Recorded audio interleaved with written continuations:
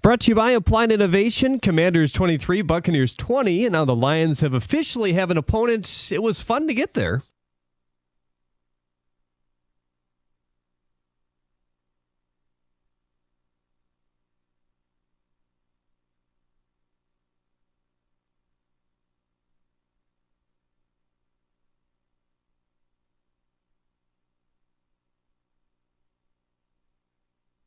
That had to have been the Commanders Radio Network, right? Yes, it was. Jayden Daniels picked up a big first down on the ground to set up that 37-yarder from Zane Gonzalez.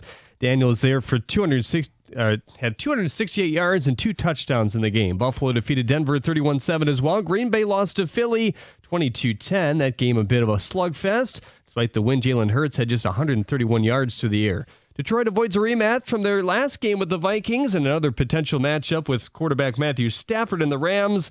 The game time and date has been set as well. Saturday at 8 at Ford Field. On the secondary market, the cheapest ticket right now, $540 before fees. Michigan basketball is now 13-3 thanks to a 91-75 win over Washington. Vlad Golden once again led the Wolverines in scoring with 19 while collecting 7 rebounds. Michigan shot 53% from the field. The Red Wings with a 6-2 defeat over the Kraken as well. They were off to a 6-0 start in that one. They've won 7 in a row. Michigan State basketball has won 9 in a row. They beat Northwestern 78-68 despite being outscored by 11 in the second half. Aikens, Fears, Richardson all scored in double figures. At the Corwell Health Sports Desk, I'm Jeremy Otto. For more, go to 97.1 The Ticket or Odyssey.com.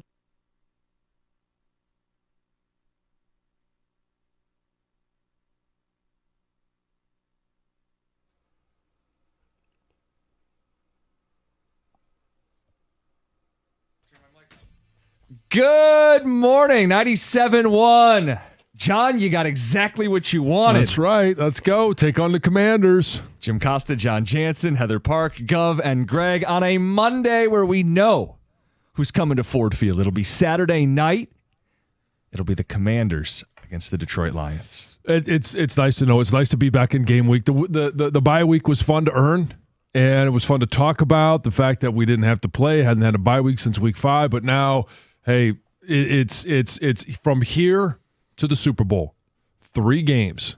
That's all it needs to be, a 3-game winning streak, and the Lions will be Super Bowl champs. We know who the first opponent's going to be. It's the Commanders, and it not just am I excited about Washington coming to town, I'm excited to have a new opponent, somebody that we haven't played, somebody we haven't talked about, and there's a lot of storylines that we're going to get into from now all the way up until game time, but this is a team, my initial reaction, outside of this is who I wanted to play, is they don't run the ball effectively, other than, yes, Jayden Daniels and his ability to be a mobile quarterback.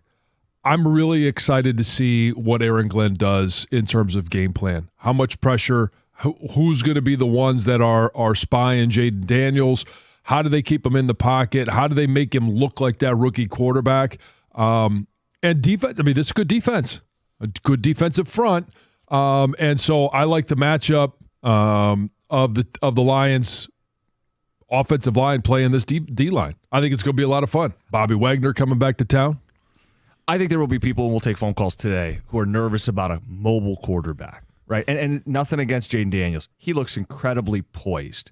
Mm-hmm. He had played 55 college games. He got dropped into a lousy situation, and he does not look like a rookie. He's been clutch. He's been dangerous. I don't want to downplay him at all. He is still a rookie quarterback who's going to be playing in a much more hostile environment.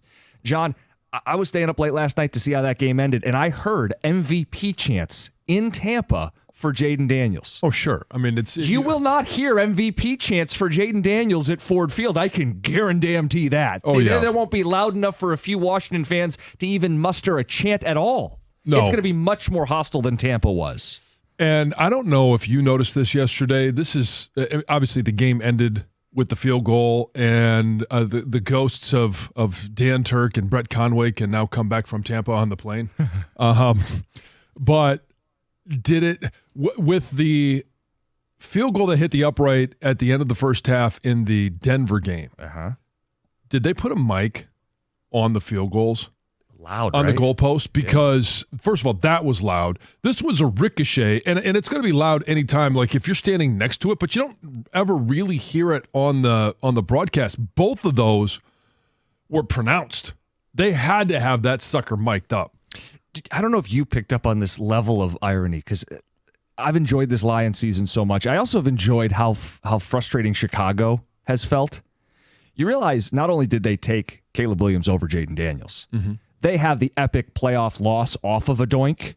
And for the Commanders, they get the bank in as opposed to the bank out. I just loved that there was a pocket of people in the city of Chicago that weren't even playing. Yeah. That had pain inflicted on them last night. It's always good to rub it in their face a little bit because I had heard that Caleb Williams was drafted into the best possible situation for a first-round quarterback. Meanwhile, they fired their head coach. They fired their offensive coordinator. He was sacked a metric ton of times this season. Yeah. Well, I mean, when people were just talking about that, it was just simply the wide receivers that he had to throw the ball to. Sure. And you look and you say, all Ryan Poles had to do, instead of listening to the Odyssey station there, should have listened to the Odyssey station here because I would have told him Jaden Daniels was the best quarterback of this bunch.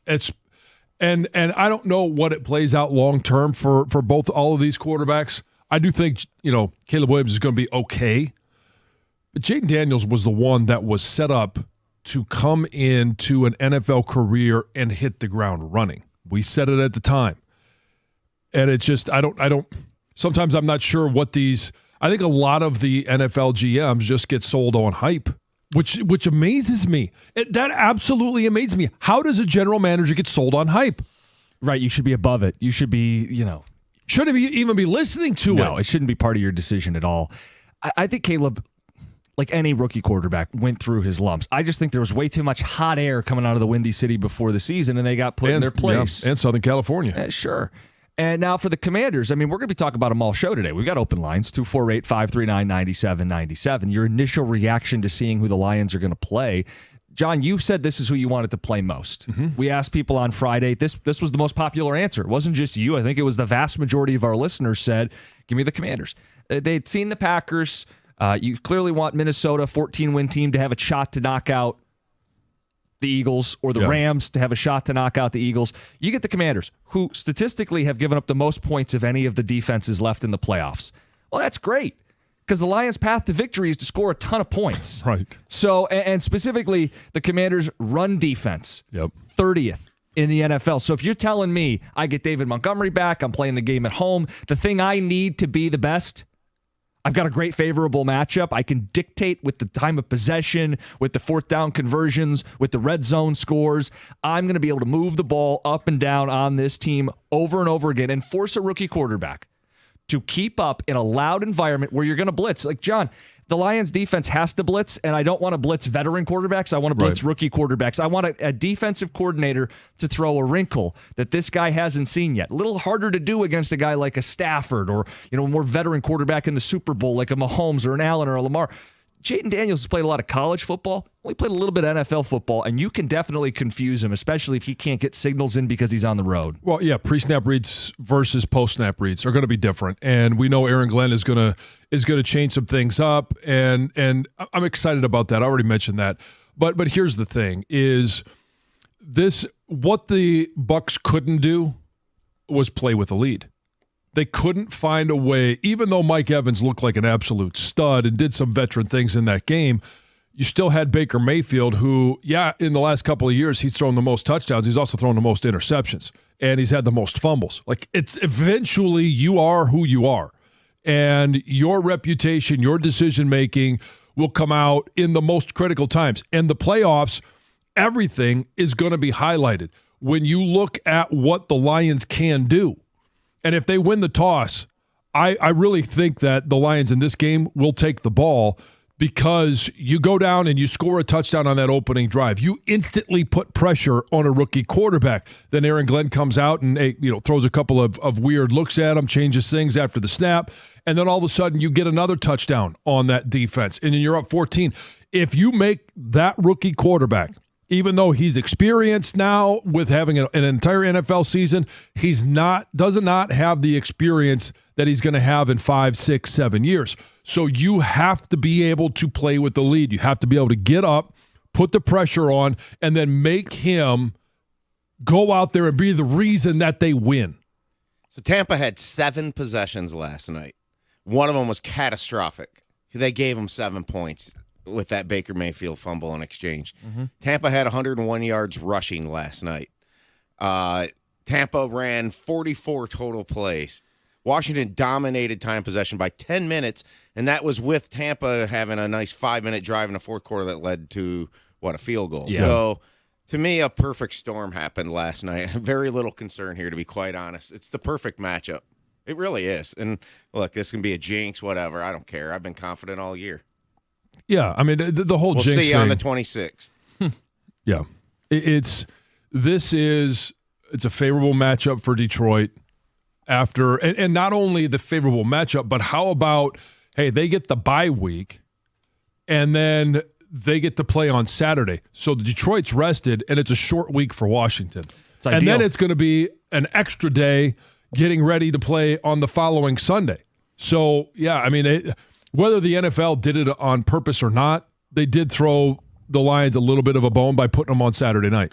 It's the advantage of being the 1 seed. I mean, this is what you play for. And to Tom's point, I mean, the Bucs had their chances in that game. I mean, it's the fumbled exchange in their own territory after they, by the way, got away with PI on that 4th down in the red zone. Yeah, the NFL So it's officiating has been bad. It's kind of a ball don't lie moment, though. Commanders get a second chance at it after the Baker fumble exchange. They also had an issue on a 3rd down in the red zone in that 4th quarter where they had to settle for a field goal. Yeah, where the snap that came before it was Before supposed anybody to. was And they ready. had 2 really boneheaded plays. Jamel Dean got hurt. The game changed, I thought, when that injury happened. Rookie Because center. instantly McCormick committed the PI in the end zone that gave the Commanders the ball at the 1. I mean, look, I even thought Dan Quinn looked like he was kind of surprised. His body language just kind of seemed to me like, wow, it's almost whatever. I mean, look, if the Lions don't play a clean game, it'll be a game. And if they play a clean game, meaning turnovers, turnovers are catastrophic in football the last 4 days. From both college football playoff games, the Sawyer thing, Penn State on Thursday night, Green Bay yesterday on the opening kickoff. Yep. Yeah. I mean, it just turnovers goes back to some of the very fundamental things. Just play a clean game, Jared Goff. 7:02, we'll get to Weekend Overreact, Jim's. Plenty to talk about from college and the NFL wildcard weekend. Dan Campbell on his thoughts on who they're playing. Sounds good. All right, we got Heather's News coming up next. The thought on our Red Wings who keep winning. It's 97-1. Hey, from big upsets to game-winning drives, I hate it that you do that. It just drives me nuts. That's why I do it. I know. The NFL playoffs are better with FanDuel. Right now, new customers can bet $5 and get $200 in bonus bets guaranteed. That's $200 in bonus bets, win or lose. The FanDuel app gives you everything you need for live bets, same-game parlays, and so much more. Plus, when you win, this might be the best part, you're going to get paid instantly. Just visit FanDuel.com/Jansen to join today and get started with $200 in bonus bets. That's FanDuel.com/Jansen. Make this playoff season unforgettable with FanDuel, an official sportsbook partner of the NFL. Must be 21 or over and present in Michigan. First online real money wager, only $5 first deposit required. Bonus issued as non-withdrawable bonus bets that expire 7 days after receipt. Restrictions do apply. See terms at sportsbook.fanduel.com. If you have a gambling problem, call 1-800-GAMBLER.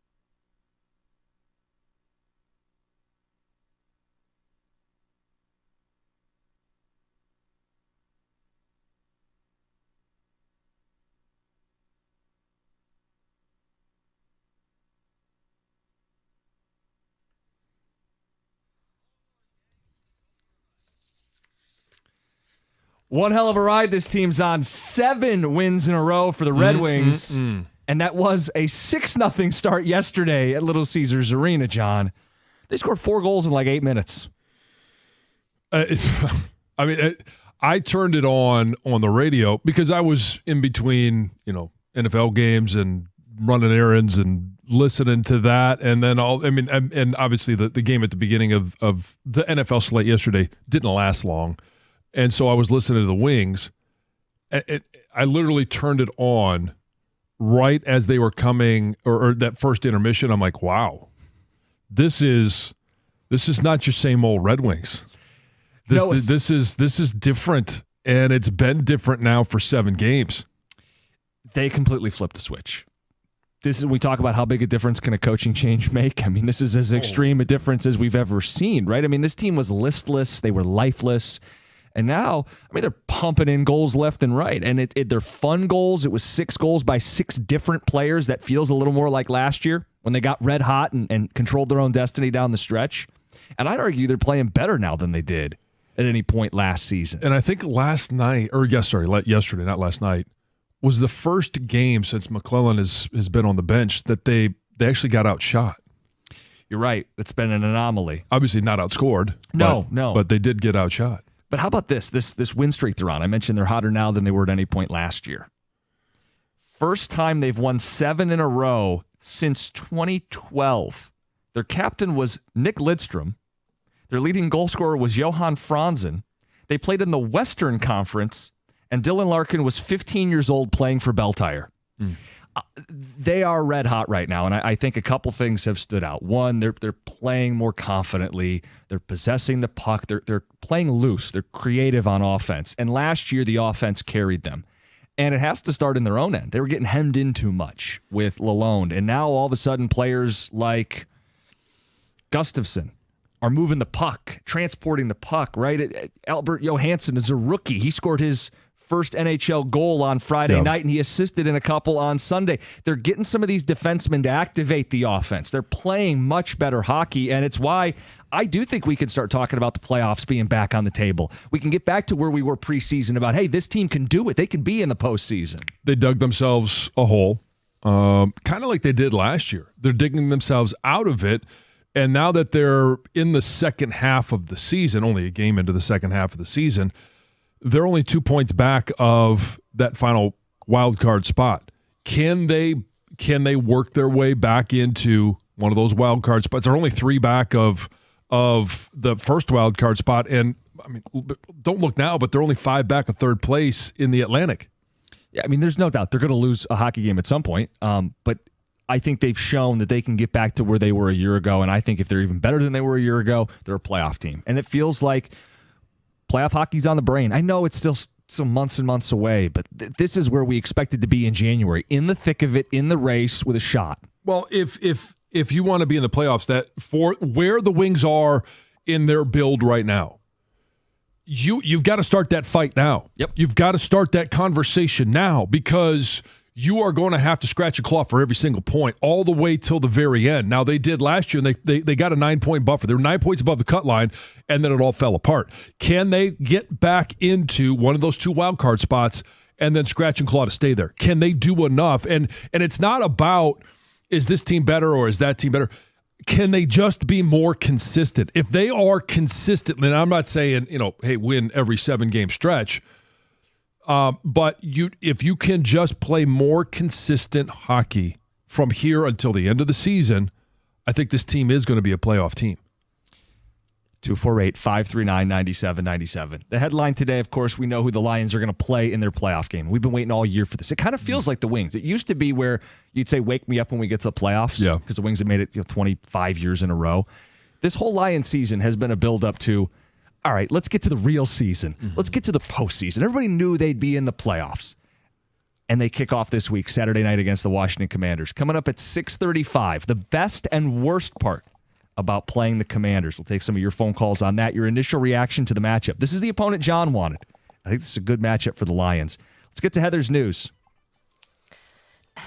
Well, guys, I hate to start with this news, but there's a major road construction project that's coming our way. Oh, no. And you need and you need to be prepared. So, starting on March 1st, a stretch of I-696 in Oakland County will close for 2 years. What?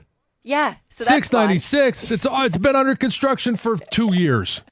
So eastbound I-696 will be completely closed to traffic from Lasser to I-75. Oh my There's gosh. there's gonna be detours and the 2 years. There's gonna be detours.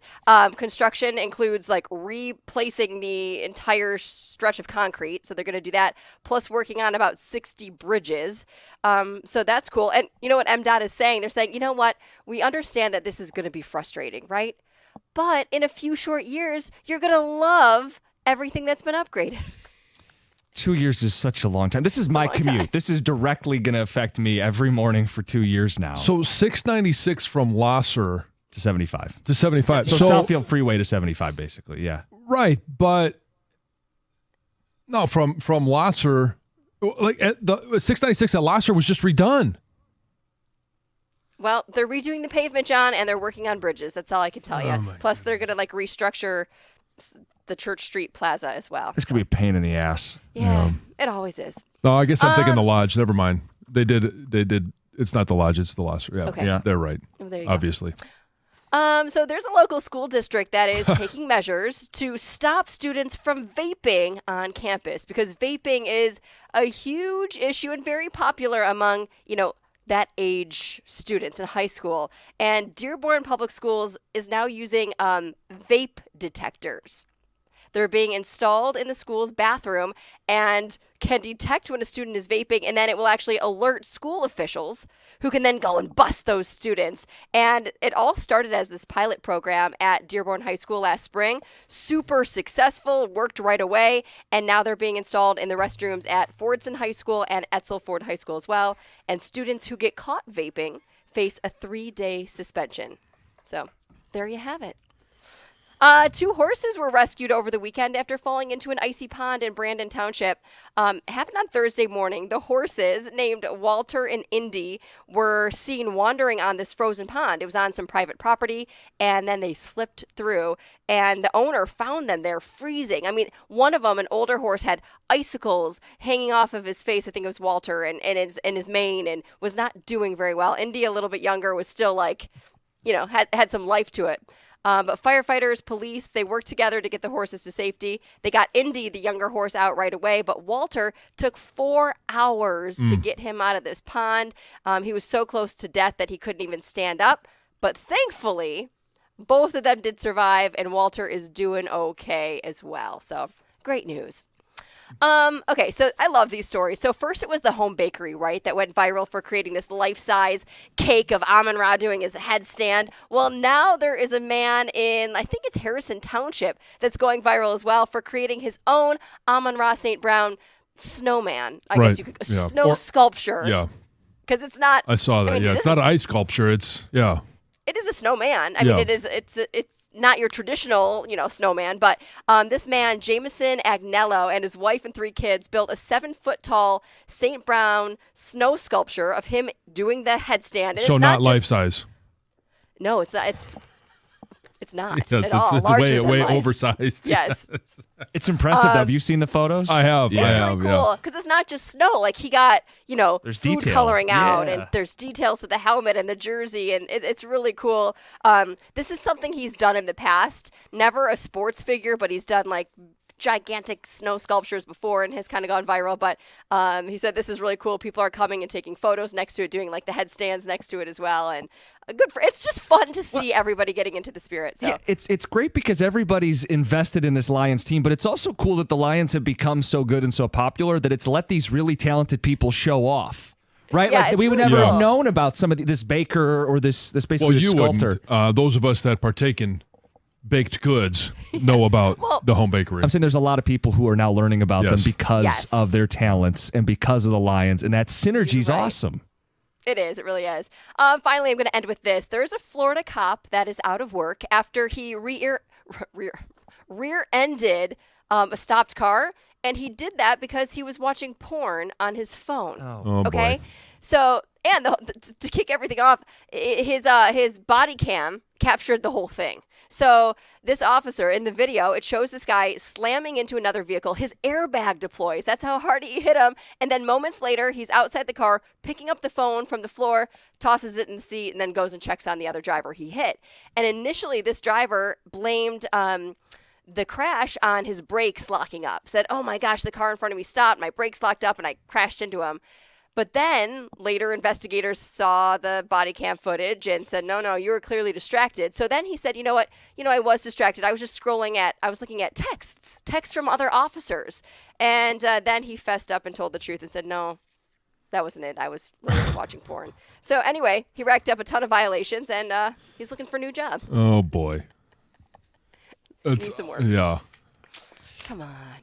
Heather with the news. Coming up next, Lions and Commanders, best and worst thing about the matchup. Your initial reaction to Washington coming to town Saturday night. It's 97.1.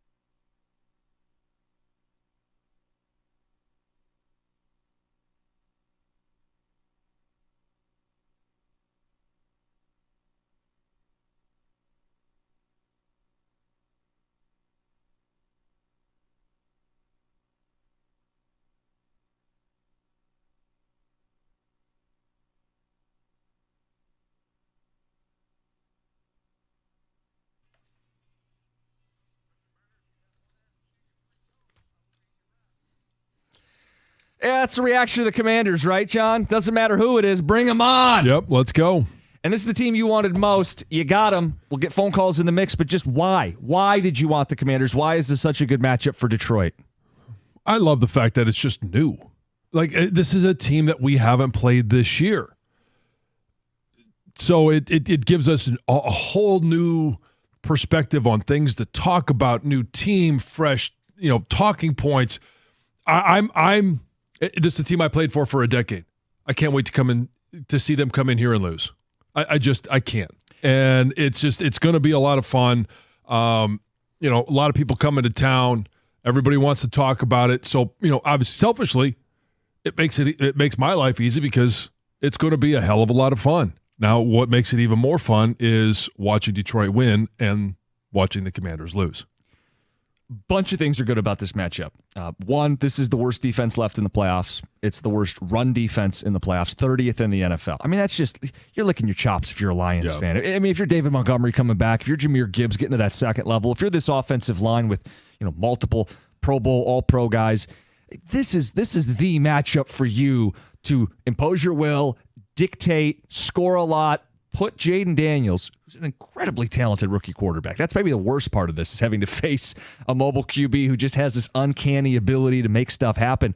But you're going to force him to play a shootout. And they'll go for it on fourth down. They're ready for the challenge. If you watched him last night, fourth down, 4th and 5, 4th and 2, 4th and 3, red zone, they're going for it. But they're going to have to keep up, and the Lions have a much better matchup. Daniels is going to be on the road in a loud place, much louder than he was in Tampa. There's not going to be a friendly section of fans trying to will him to victory. He's going to be in the Lions' den. So I think this is an ideal matchup. Would I have preferred the Packers? Yes, because it would have meant the Eagles were knocked out, but I wasn't even overly impressed with the Eagles. So you know what? This is great. You play on Saturday. Yeah. So you get an extra day, a jump start for the NFC title, and you also get an extra day on the Commanders, who have to play on a short week. Like, there's so much of this is ideal for the Lions. But you let us know, best and worst part of the matchup, 248-539-9797. Yeah, I mean, it's going to be an extra day after the Lions win to get ready for the Eagles. And, I assume it will be the Eagles. Who knows? But again, we'll see tonight. I'm just glad that I talk about the fresh storylines. Mm-hmm. All right, we don't have to wait till tonight to find out who the Lions are playing. And if it had been the team that was playing tonight, they would have bumped it to Sunday. We get the game a day early, and we don't have to sit here and talk about what it would mean to beat the Vikings 3 times, or Matthew Stafford and his wife coming to town. Like, all of those things, if they're going to happen, can wait a week. And then we're talking about an NFC Championship game in Detroit. I don't care at that point what the storylines are. The story is going to be about Detroit. And that's, I think, one of the things that we can talk about, how concerned you might be for a mobile quarterback, Jayden Daniels, and the defense is 30th that they're facing, and this should be a game that the Lions just, have their way. All of those things. It's not going to be about the Commanders. That's what the storyline.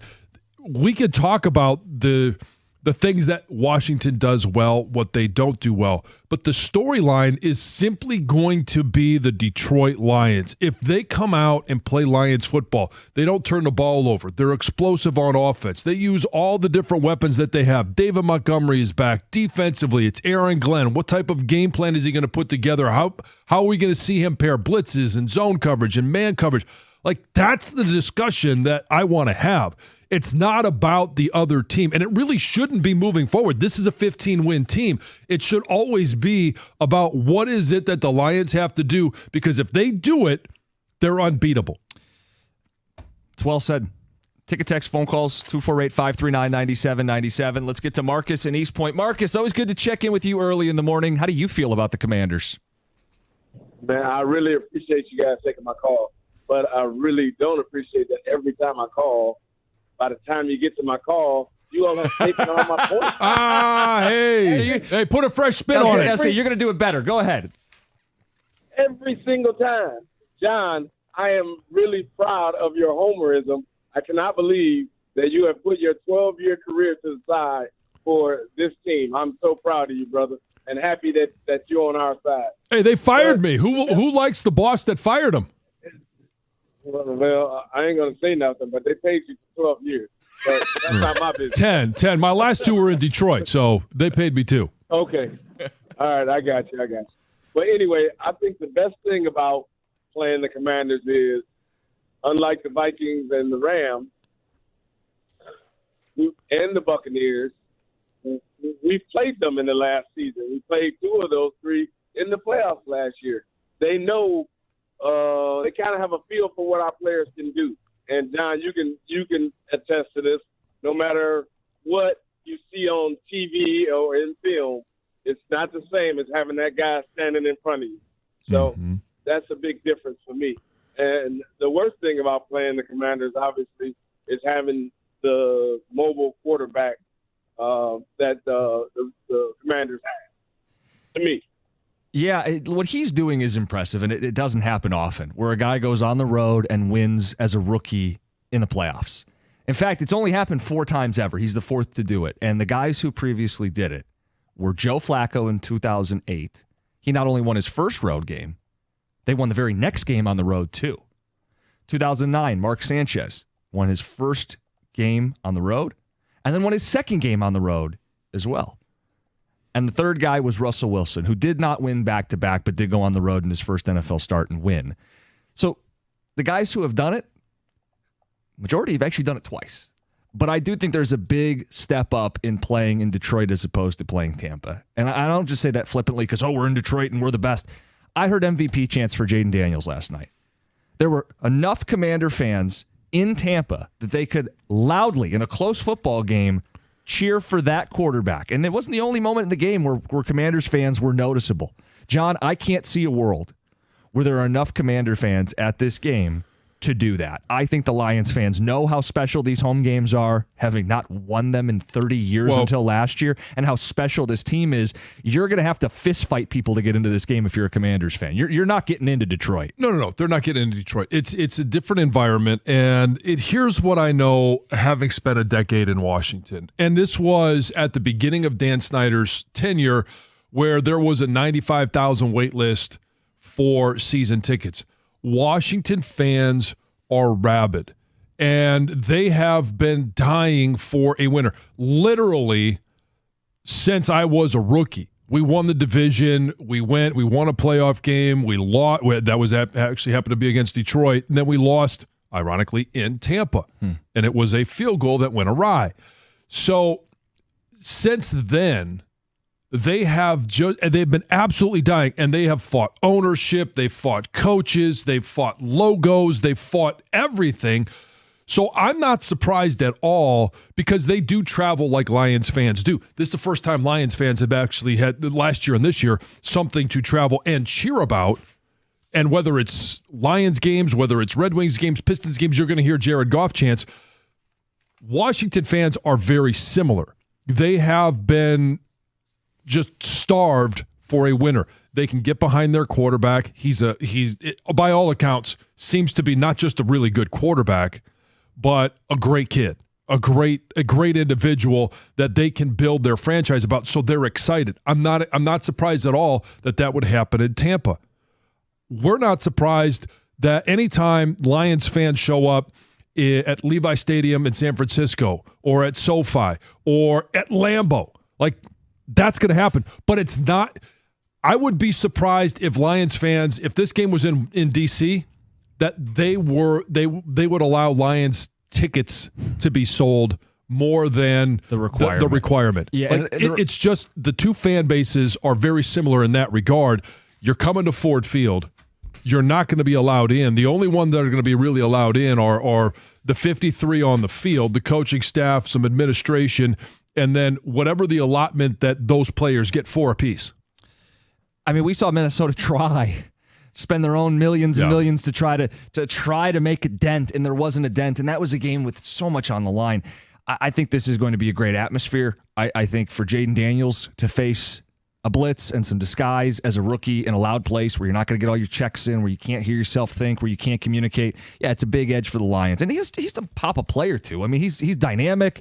McLaurin is going to have a vertical shot in the game, but the Lions are going to have the offense to just continue to put points on the board and put pressure on Jaden Daniels. And the Lions, I mean, they're 8.5-point favorites. You should feel confident about this.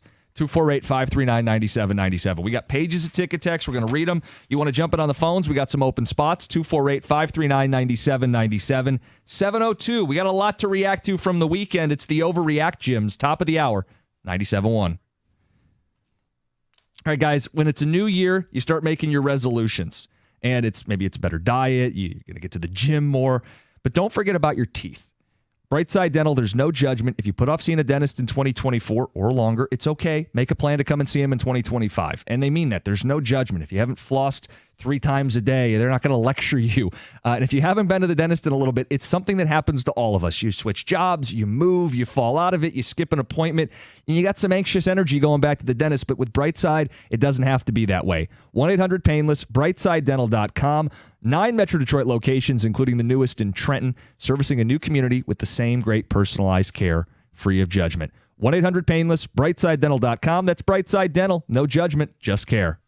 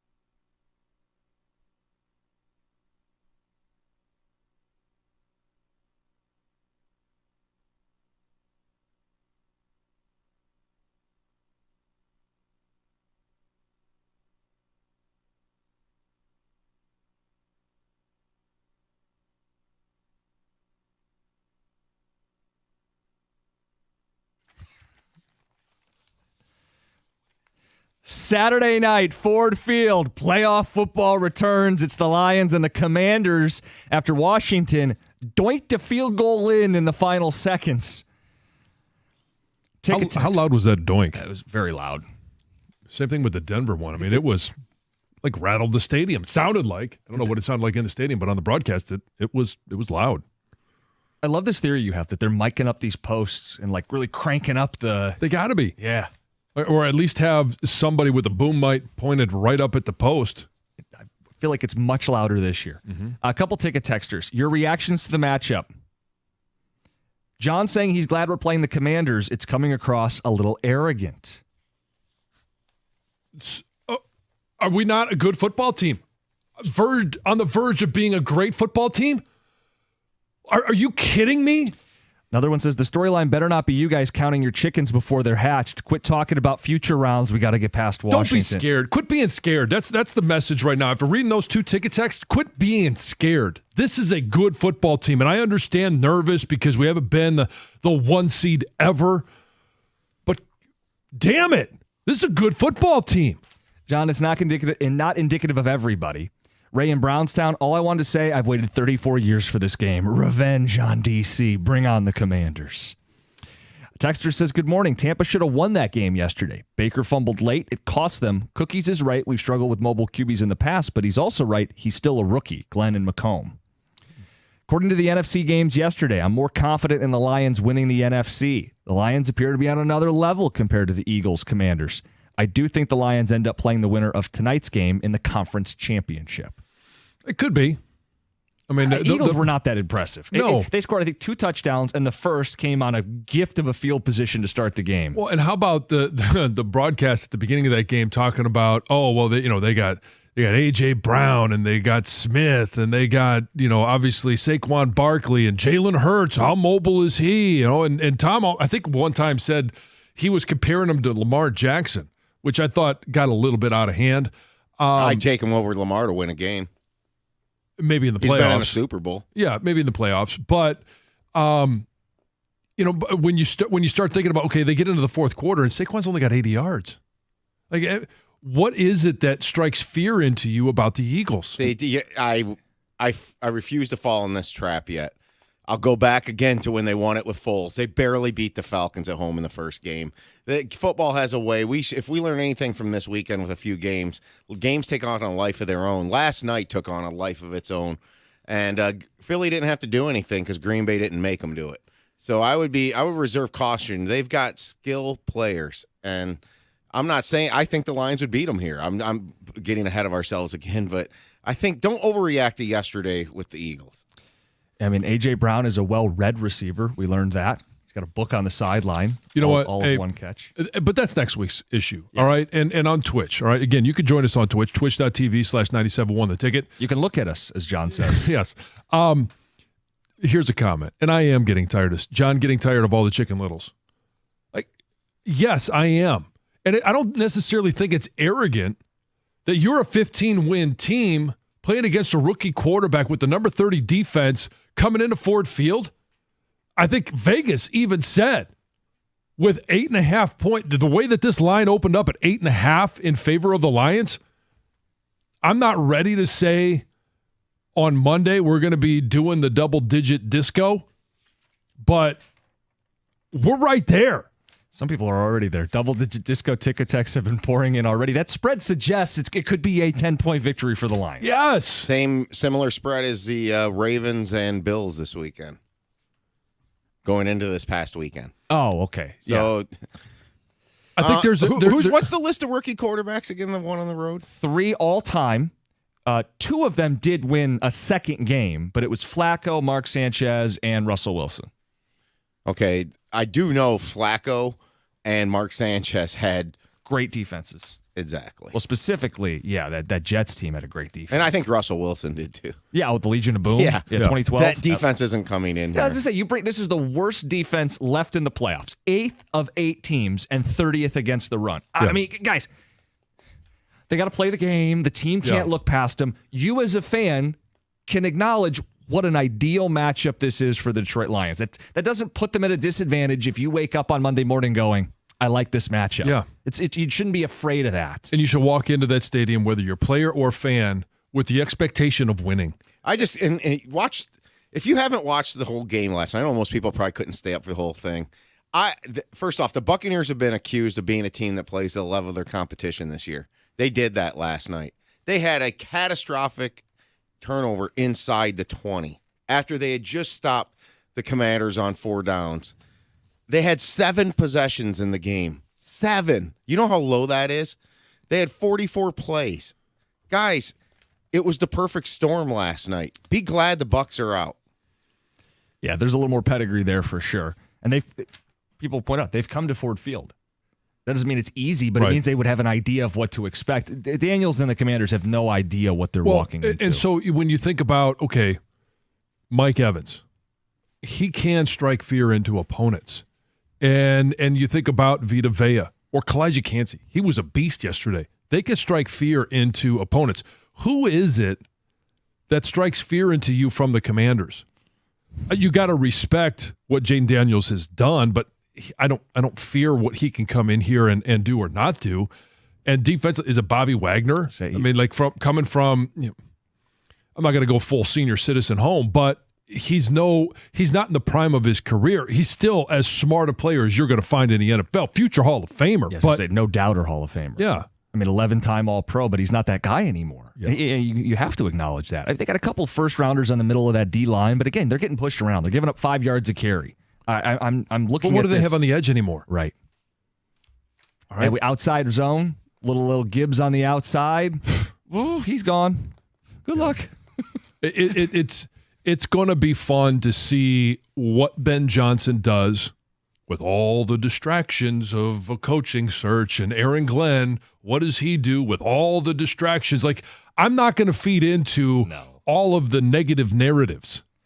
Couple ticket texts on the matchup. Your reactions. Texter says, with us having a bye week last week, the Lions may come out a little rusty, so having the Commanders, we can get away with more rust than if we had played the Vikings or the Rams.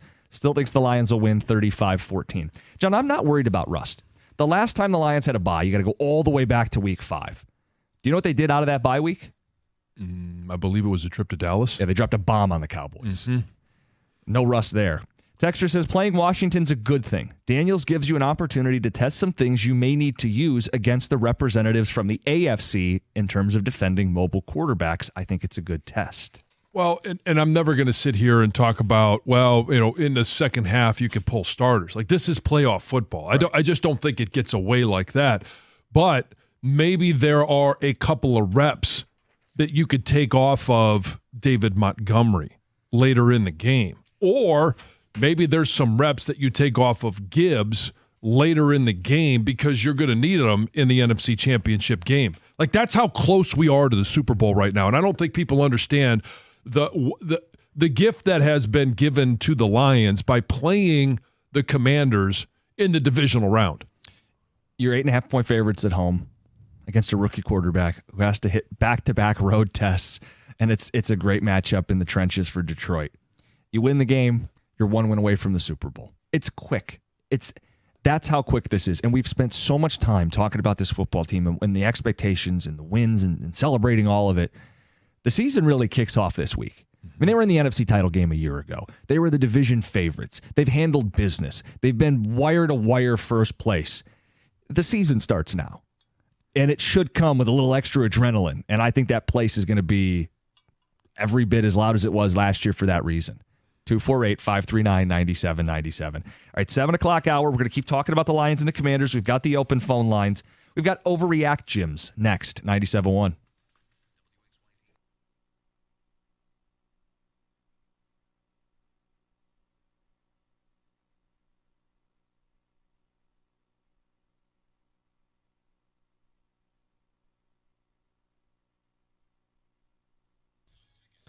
Commanders rookie quarterback Jaden Daniels was just as shocked as everyone when his kicker doinked off the upright to beat the Buccaneers 23-20 yesterday.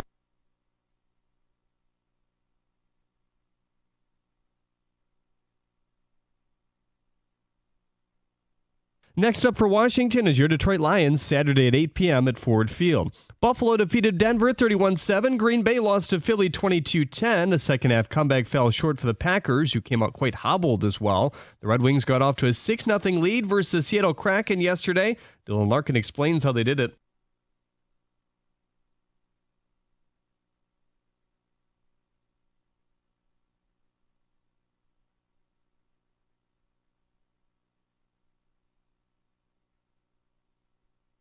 6-2 the final score, with the different players scoring each of those goals. Detroit now has won 7 in a row themselves. They'll cap off a 4-game homestand tomorrow against the Sharks. Michigan basketball won their 5th in a row as they took down Washington 91-75. MSU also beat Northwestern by 10.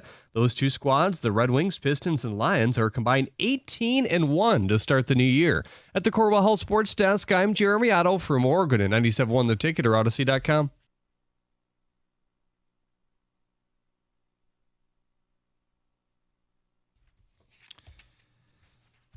John, Tom, Greg, the Red Wings will never lose another hockey game. 6 goals, 6 different players. They buried them early. Fastest to 4 goals since the 80s. They are better now than any time last year. Winners of 7 in a row. It's never going to end. I can appreciate the sentiment. I know that you are all up in your feelings when you feel like this is never going to end. I hate to break it to you. And I know that you know that they're going to lose at least a game in the remaining, 40 that they have left. Are they? Are they? Yes. Yes, overreaction.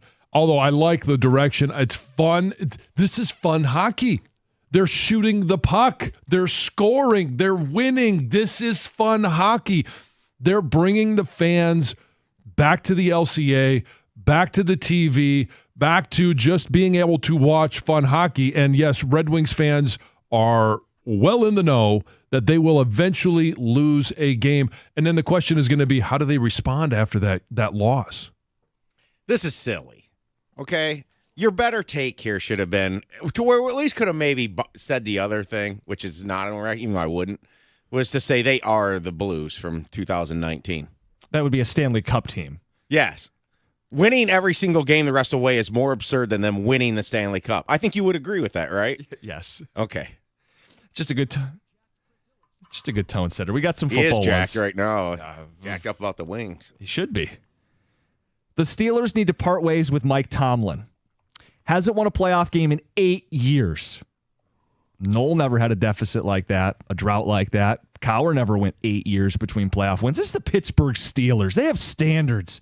And a lot of these playoff losses for Tomlin are blowout losses. They got done 21-0 against the Baltimore Ravens. He's got to go. I don't necessarily know that he's got to go, but he might want the Steelers to go. And there was discussion about somebody trading for Mike Tomlin. There was discussion about it with Kevin O'Connell with the Vikings. Like it's a rare thing. It does happen. It could happen. And I think Mike Tomlin and his agent should encourage any one of the other, I don't know 20 teams that might be interested in having Mike Tomlin coach their franchise. He needs a path to a quarterback. Pittsburgh doesn't have a path to a quarterback. And if they keep being this team that Mike Tomlin is, because he's a good coach, where they win more games than they lose every single year, and they're always picking between 15 and 20 or 21, 22, like they're never going to have a path to getting a legitimate starting quarterback that he can continue to play with. People have said Tomlin gives them stability, yet they're stably mediocre. I mean, they just can't keep going in this direction. Well, I think it's more the franchise now than it is, and they're a victim of their own success. Not enough success to obviously win playoff games or win Super Bowls, but too much success to get that quarterback. That's the key. So what, are they going to get in line for Kirk Cousins? No, I don't think Tomlin would endorse that. I think if the Pittsburgh did that, Tomlin would probably say, I'm out. The thing is Tomlin ready to have somebody younger? They did pick it. Maybe Sam Darnold. Maybe. Can he win? I'd rather have Cousins. I seriously would. I'm not buying the Darnold thing at all. No, Cousins can't figure out which color jersey he's throwing the ball to. I know. That was something he did the last 8 weeks of a season versus Sam Darnold's got 4 years of garbage and one of overrated hype in my mind. But look, I think it's time for Mike Tomlin to leave the Pittsburgh Steelers. I do. Right. I think it's That's time my for him. point, yeah. I think it's time for him to find out what he can do elsewhere because they're just a broken mess. They remind me of what the Colts were trying to do with Phillip Rivers, and then who was the other? They got Flacco, but there was another guy there. They went, Matt Ryan. Remember? It's like stop kicking it. It's time to do a full franchise reset, and I just don't know if Mike Tomlin can go through I don't know what his contract is, but if he steps away, obviously other teams would have to give Pittsburgh compensation. But imagine, and what would be the fear be if he ended up in Chicago? Yikes. Exactly. What would the fear, I mean, not obviously here, but what could he do down in Jacksonville? Yeah, at least he's not in our conference. Yeah. Justin Herbert is the most all-sizzle, no-stake athlete in sports right now. 4 interceptions as a favorite in the playoffs. 0-2 in playoff games with ugly performances. John, who's more all-sizzle, no-stake than him? I mean, it's hard to find a comparison because he really hasn't won anything. You know, I mean, I would look to where LeBron is at his career right now. There's a lot of sizzle around him, but there hasn't been steak in a while. But I don't want to throw shade on his career because he's clearly one of the top 2 all-time players of all time in the NBA. But I other than that, I don't know that there is an athlete out there that has more or could do more or is doing more, but then when it comes to winning, maybe Lamar Jackson. Yeah, I think you're right. This is not an overreaction. I can't think of somebody that compares to him. He's been horrendous in the playoffs. And for him to do that after the season he had, where I thought Jim Harbaugh had kind of dumbed things down for him a little bit, and then to go back to who you were in the playoffs before, that shocked me. He had thrown 3 interceptions all season. And then he throws 4 in that game. Yeah, just terrible. And not all interceptions are the same, but they're all on the quarterback. The Packers finally missed on a quarterback. Finally. I know Love had a couple injuries up front on the offensive line, but I think all it did was show off his sloppy mechanics. I don't know how many times he's going to throw it behind and over, off his back foot, into traffic. John, it happened. They didn't pass the baton to another Hall of Fame quarterback. Yeah, I think it's clear. I mean, I think, and people were getting on me last week about, hey, I'd be happy to play the Packers because I think Jordan Love is just going to do Jordan Love things. He turns the ball over at the worst times. That's what he's been since he's been a starter. And it's only been 2 years, but he had an internship for, 3? Right. So missing on a quarterback means they're not like a Hall of Famer like the last 2. Well, maybe not even a franchise guy. I know they paid him, but he hasn't played like it in these. Yeah, no, I'm not a fan at all. But I wouldn't bury him yet on being good enough to be a game manager and be a tier 2 or borderline 3 quarterback. I think he's better than Sam Darnold. I do, but not much. This is the year Lamar Jackson's going to the Super Bowl. And it's not even entirely because he's playing any better, although this is another MVP caliber season. Derrick Henry is the difference maker that they missed last year, and he ran for nearly 200 yards. They had nearly 300 yards. They've already beaten the Bills this year, and they nearly beat the Chiefs. This is the year Lamar gets to the Super Bowl. No, sorry, John. Sorry, Lamar. Sorry, Derrick. I just don't see it. I don't see them being able to beat the Buffalo Bills when it matters. Overreaction. He's won 1 road playoff game, I think, in his career, and that was at Tennessee against Ryan Tannehill, who was an abomination at home in the playoffs. He's going to go on the road and beat Josh Allen and then go on the road and beat Patrick Mahomes. Overreaction.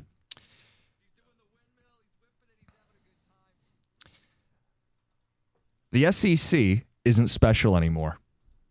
For the second year in a row, the hypothetically bigger, faster, stronger SEC will not play for the national title. Imagine that. Now that everyone's paying players and we expanded the playoff, the game's more competitive.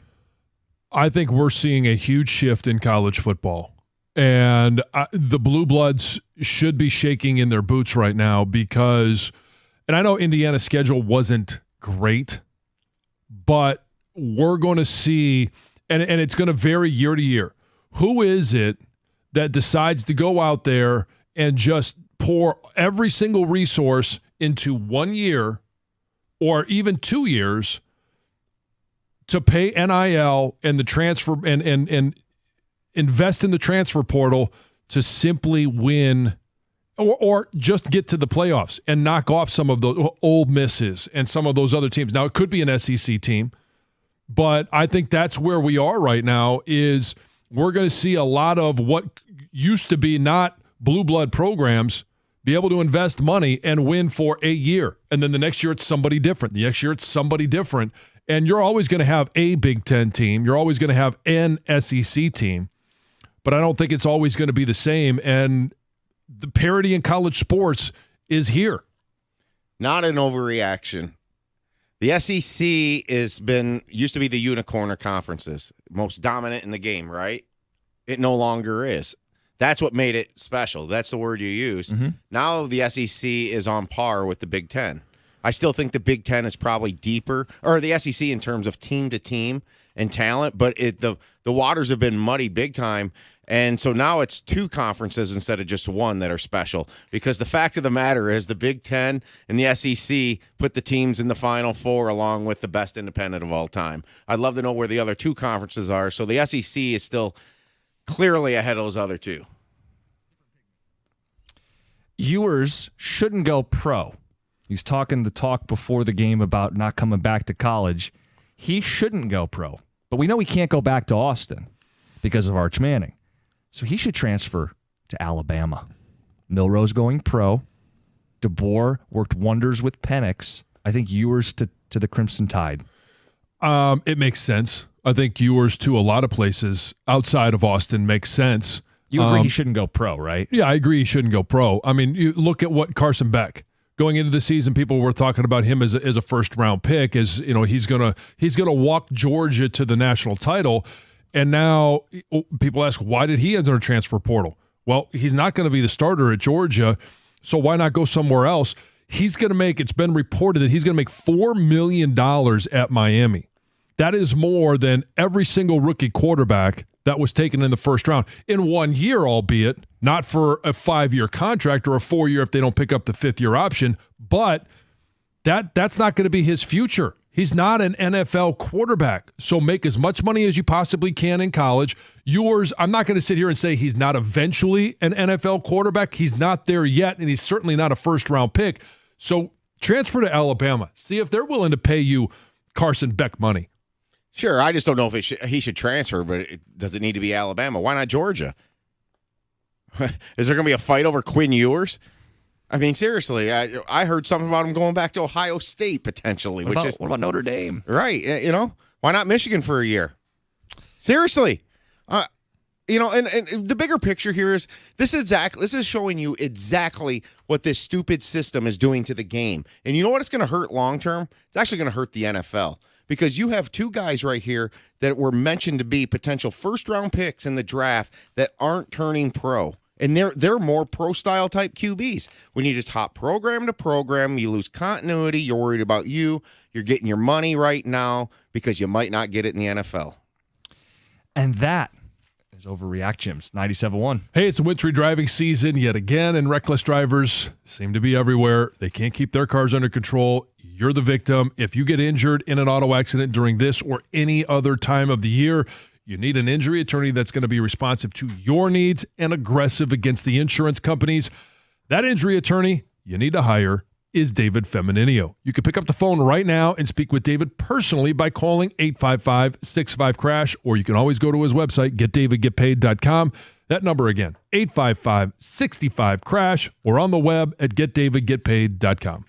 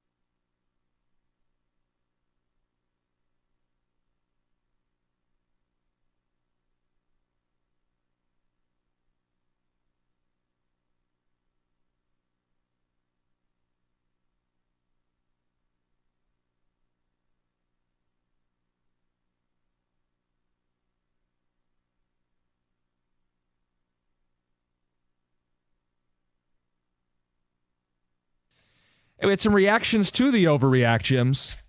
We'll get back to Lions and Commanders at 7:35, taking your phone calls all morning long. We know who the Lions are playing, and it's Washington. How do you feel about the matchup? Best and worst thing about playing the Commanders? Ticket text on the overreactions. I said that Justin Herbert is the most all sizzle, no steak athlete in sports. Ticket texter says, what about James Harden? I don't know that there's any sizzle anymore. No, but at one point, I guess that's probably. Sure. But currently, it's Herbert. Guys, he has all the physical tools and the gifts, and he throws one of the prettiest footballs in the game. And yet, in every big spot, even with a new coach and cleaning things up, he was still a disaster. Well, okay, it's Four not all on picks, him. and I know one of them was in and out of a receiver's hands. Yeah. But John, like, you're favored. You blew a 27-point lead in your first playoff game. You're favored in your second game, and you got blown out again. Yeah. It was almost comical to see it happen. Yeah. So on the Harden thing, you were talking though right now. Current right now. Yeah, because I agree. I thought Harden was a great one. If you're saying at the time of his career where everybody was talking about him, he was seriously, it was all sizzle and no steak. If you were doing that too, I think another guy that it would have applied to was Ricky Fowler. Oh my. Yeah. The hype and talk around him. Yeah. And the resume. Yeah. Ticket Texter says, Lions have not faced a quarterback as mobile as Daniels. Unfortunately, the Lions will lose to the Commanders. Maybe next year. Who sent that one? It's unnamed. It's not from, was it Jamar? No, because there wasn't a call for Hendon Hooker to play. He's already texted this morning. I didn't print it today. Did he really? I was like, that can be in the middle of the week. Yeah, you get know? to I Wednesday, can't deal with it Thursday. today. That's Come on. fine. That's fine. Texter says, I like the Commanders matchup. Detroit's run game will keep Daniels on the bench most of the game. Justin in Ann Arbor. Yeah, I do think that time of possession is going to be a big part of this game, and the Lions being able to run the ball. And even though the Commanders' defense up front, they've got two nose tackle and defensive tackle that are high-level players. Everyone else around them is not. They'll be able to run the ball, and they'll be able to possess the ball. They'll be able to dictate what they want to do when they want to do it. Texter says, all this talk of fear and scared? Really? This team has zero fear. Come on, Jeff and Petoskey. Thank you, Jeff. I hope you're as annoyed with the chicken littles, as the Twitchers put it, as I am. There should not be fear going into this. There should be a healthy respect. I'm not saying that. But it's okay to have a little swagger going into this game. You've earned that right. I don't get the, golly gee, I hope we play well. What do you mean you hope we're a 15-2 football team? You're playing at home, and the other team's on short rest with a rookie quarterback. You got the best offense in football against the worst defense in the playoff. If we can't strut a little, if we can't feel good a little bit, when can we? We got to be 17-0? We got to be playing a college football team? Like, when are we allowed to have confidence in our football team? You're Come a on, guys. 15-win team. We talked about this team before the season as being a Super Bowl team. And now all of a sudden we're supposed to be all, we're supposed to pucker up, get clenched. I don't know, John. It's playoff football. They're going to be rusty off a bye week. It's a mobile quarterback. 248-539-9797. We'll be taking phone calls all morning long on that. We'll spend a little time on the Red Wings in the 8 o'clock hour. TJ Lang will join us at 9:02. Let's get to Heather's news. Well, a Lions fan had some fun pranking Chicago Bears quarterback Caleb Williams on Friday. Oh, I saw this. Is crazy. Somehow they got a hold of his phone number, right? And they pretended to be Ben Johnson. And they texted him. They said, "Hey, Caleb, this is Ben Johnson. Just wanted to reach out to you ahead of time before it gets released to the media. I'll be taking the head coaching job. Very excited to work with you in the future. Great things. I wanted you to be the first to know. We will talk more as the season winds down." Right? Okay, so I guess Williams, was skeptical at first, right? You're getting this text message from a number probably that's not stored in your phone. And he did reply and said, "I'm definitely excited for the future. Let's get stuff going and turn it around and do what hasn't been done before in years," right? So, super excited.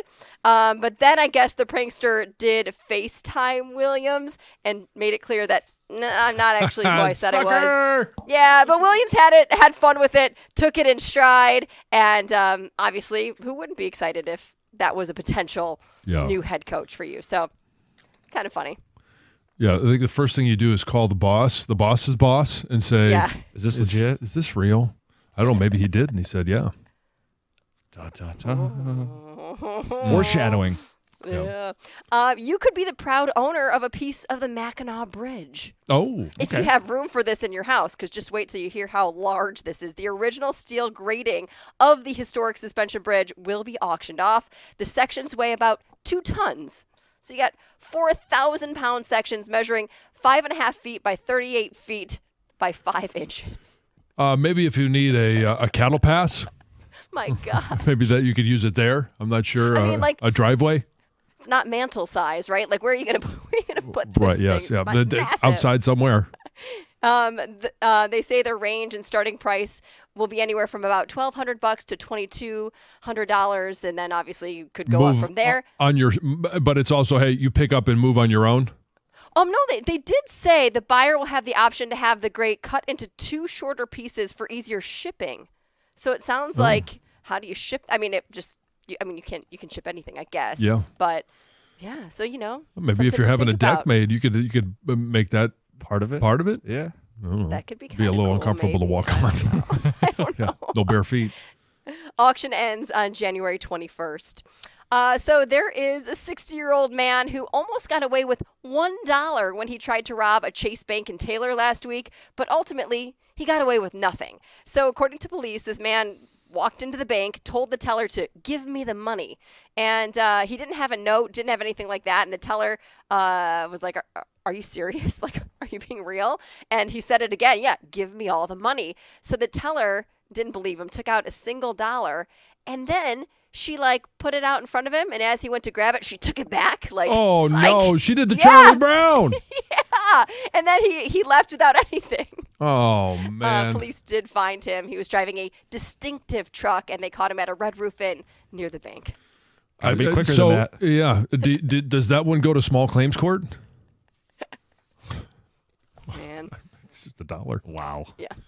A wrong-way driver was killed and multiple others were injured on a crash on I-96 Sunday morning. It was really early, right around 3:15 a.m. 911 callers started to report a vehicle driving east in the westbound lanes, and then shortly after the head-on crash occurred, the at-fault driver was pronounced dead at the scene, and 6 people in an SUV were treated for injuries. The freeway was closed for about 5 hours during the investigation, but of course, obviously, has since reopened. Listen to this. A Michigan man accused of stealing Hot Pockets from a Dollar General was caught red-handed because the guy was literally eating Hot Pockets when police found him. Did they have to take him to the ER after he burned the roof of his mouth? Yeah, probably. So this guy's name is Daniel Hudson. He went to a Dollar General in Highland Park, started stuffing these Hot Pockets into his own pocket. An employee confronted him, said, dude, what are you doing? He didn't take that well, started yelling. He pulled out a gun. Whoa. Threatened these people, and then it eventually left the store. Employees called police. They say, hey, we know this guy. He's a repeat customer. We actually know where he works. So police showed up at his workplace. They found him in the break room eating Hot Pockets. Oh boy. They also found the gun. The gun happened to be stolen. The guy told a whole long story that police didn't believe. And anyway, he was arrested, facing charges for being a felon in possession of a firearm. A Wayne County official has been suspended without pay after being charged with assault in connection with a fight that broke out at a Farmington Hills gas station. It involved not only herself, but her husband and a random man that happened to be there. And according to the police report, this Wayne County Parks Director, Alicia Bradford, and her husband, Larry, were at this BP gas station on Orchard Lake. This was New Year's Day. And Larry was buying a Mountain Dew and started arguing about the 10-cent bottle deposit fee. Thought he was being charged too much for this Mountain Dew. That's what started this whole thing. You gotta be There was a kidding man me. waiting in line behind him and was like, dude, it's a bottle return fee. That's what it is. Like, there's proof on your receipt. Well, they didn't take that very well. Started yelling. Things turned physical. Larry ran out of the store, came back with his gun, threatened this man, told the man to get on his knees and apologize. Well, Alicia then came back to the store as well with her gun, pointed at him as well. She threatened him as well before they left the store. Anyway, she and her husband were arraigned on charges, I don't know, all sorts of charges, many felonies, and she is now, I guess, still has a job, but not being paid for said job. Jeez. Yikes. I know. Heather with the news. All right, coming up next, Lions fans, your reaction to the Commanders. I think John said it's a gift. Let's accept what this is. It's a good football team that's going to take care of business against the Commanders. The best part and the worst part of the matchup next. It's 97-1.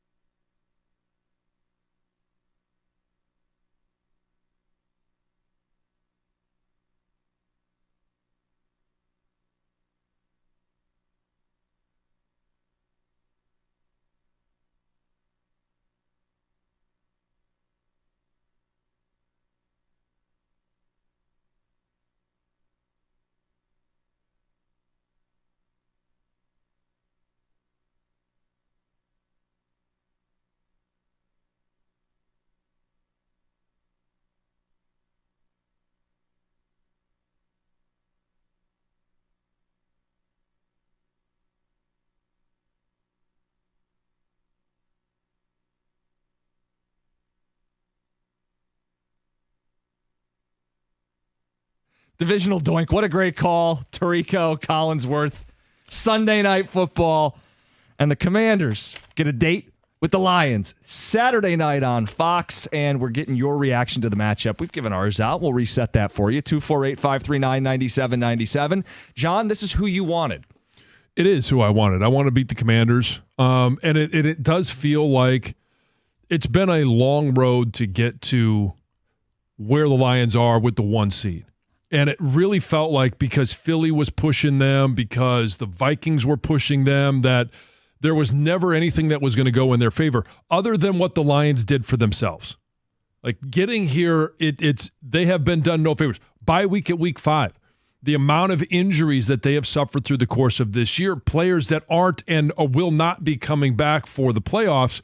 And now all of a sudden, I know that there's a fun story with the Commanders. Jaden Daniels, they haven't been in the playoffs for a while, haven't won a playoff game.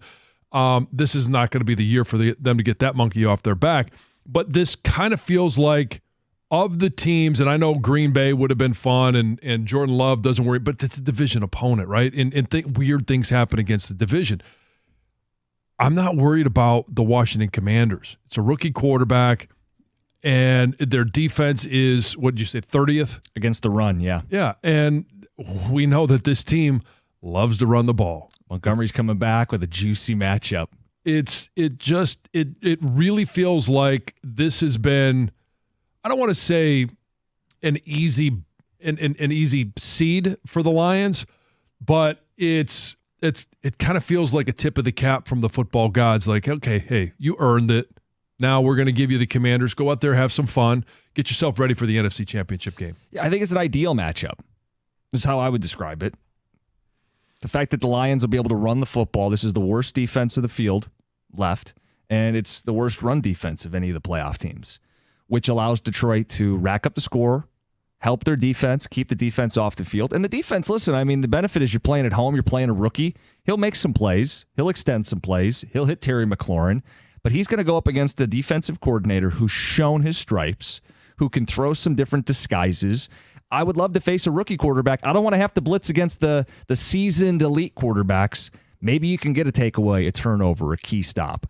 I think the worst part about playing them is that I know Dan Quinn's going to use all 4 downs, that he's going to give Daniels every chance to make those plays. But the best part is the Lions are going to be able to win a shootout, and they'll be able to possess the ball, and they'll be able to play keep away. And Commanders get a one fewer day. I'm not worried about Russ for Detroit. They came out well after they played when they played Dallas earlier in the year. Yeah. I think they'll be just fine here. The Commanders, meanwhile, have a short turnaround. They got to hit the road to a loud environment, to a savvy defensive coordinator for a rookie quarterback. Yeah, I think this was ideal for Detroit. And this is going to be about stopping Jaden Daniels. Obviously, he's their quarterback. He's the guy. He's thrown 25 touchdowns in the regular season, 9 interceptions.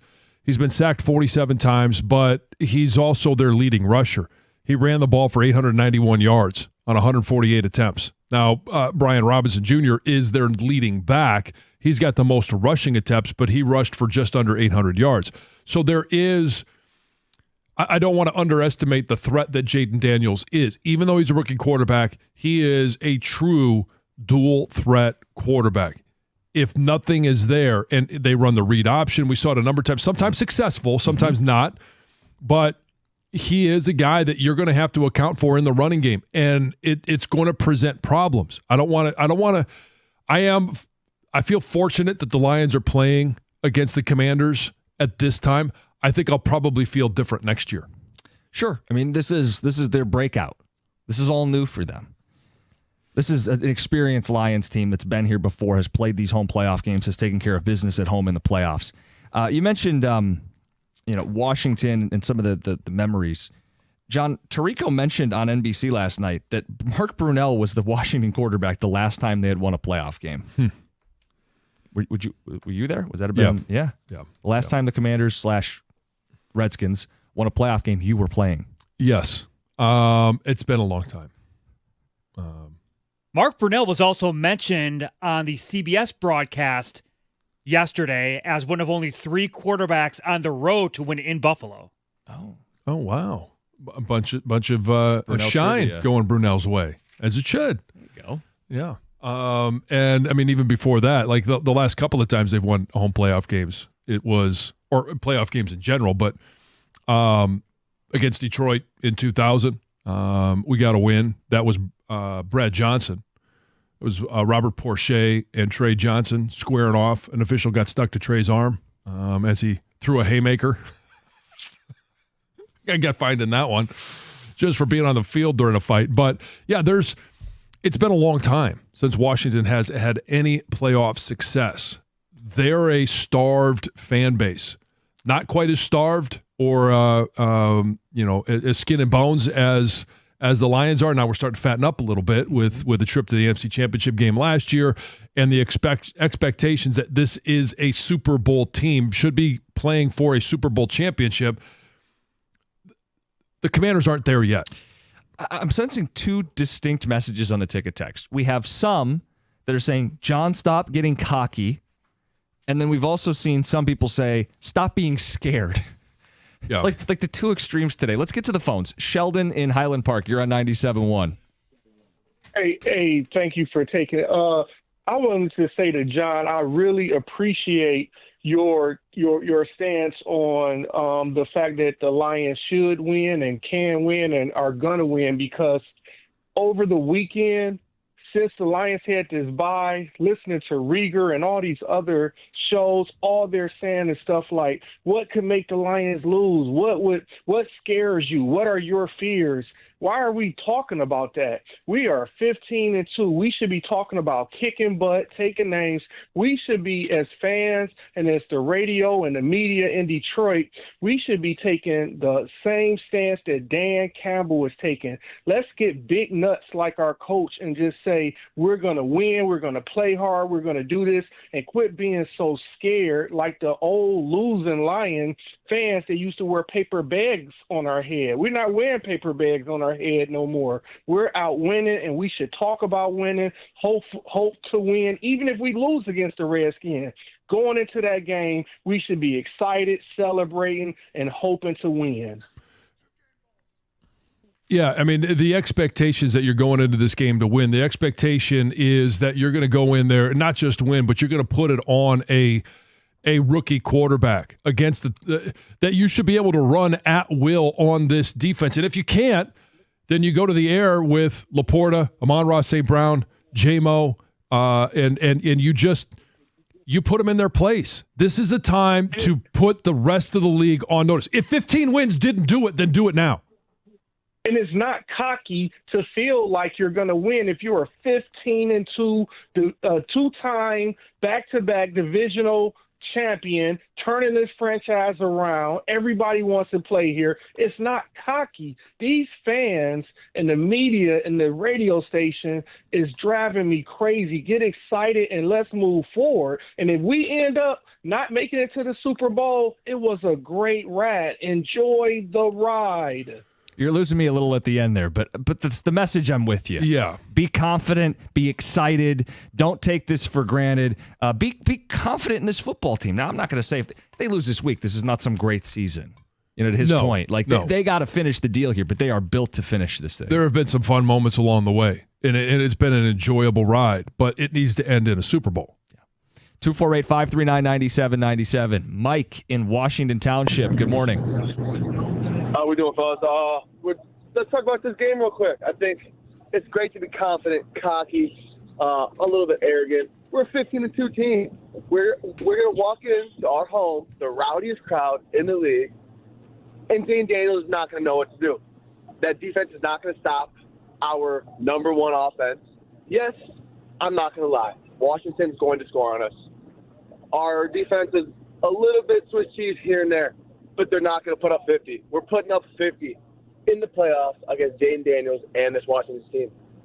I've been on this 15-2 bus since week 7. Since week 7, I called in and said, is it crazy? It's 14-3, 15-2. And y'all said, no, it's not. And we're here. Let's have ourselves a day. It's Victory Monday. Fellas, let's rest up. I know Dan Campbell's not taking nothing for granted. He's going to have these boys ready. Let's go win a divisional round, fellas. Yep. Let's do it. And I'm not saying don't have a healthy respect. You're going to have to put together a really good – Jayden Daniels is a good quarterback. Is he part of the elite yet? No. I'm not ready to say that. Will he be? I think all things are pointing in that direction. But this is if there wasn't such a premium on getting the 1 seed and getting that bye week, if all fan bases around the NFL were so worried about the bye week and then, coming out rusty, I don't think it would be so coveted by players, coaches, franchises to win that 1 seed. Cocky or scared? Apparently those are the two camps. I'm with you. Be cocky. Be confident. This is an ideal matchup for the Lions. I said this when we said the 14 games, 14-3. Don't be afraid to be great. Don't be scared about it. It's a reminder for some of you guys. It's 97.1. Hey, your New Year's resolution is to lose weight, and you can get there faster than you think with Ideal You. Go to idealu.us now, and you could lose 20 to 30 pounds in just 40 days. Whether your resolution this year is to lose 10 or 100 pounds, Ideal You works, and it works fast. I lost 10 in the first 10 days. I lost 50 when I was in the program, and I got to eat real whole foods, no shakes or bars. It's something that you could stick with. Ideal You weight loss coaches work with you every single step of the way. Your coach is going to help you lose weight, and they're going to help you keep it off. Since I've been done with the program, I'm down another 20, so I'm down 70 overall. If you want to weigh less, go to idealu.us. Ideal You is a Michigan-based weight loss company that's helped thousands of people just like me and you lose weight. In fact, over 90%, that's 9 out of 10 Ideal You customers lose at least 20 pounds in just 40 days. If you want to weigh less, go to idealu.us. You can sign up now and get a $200 Visa gift card. Start the new year off right, lose weight, and get a $200 Visa gift card. If you want to weigh less, go to idealu.us.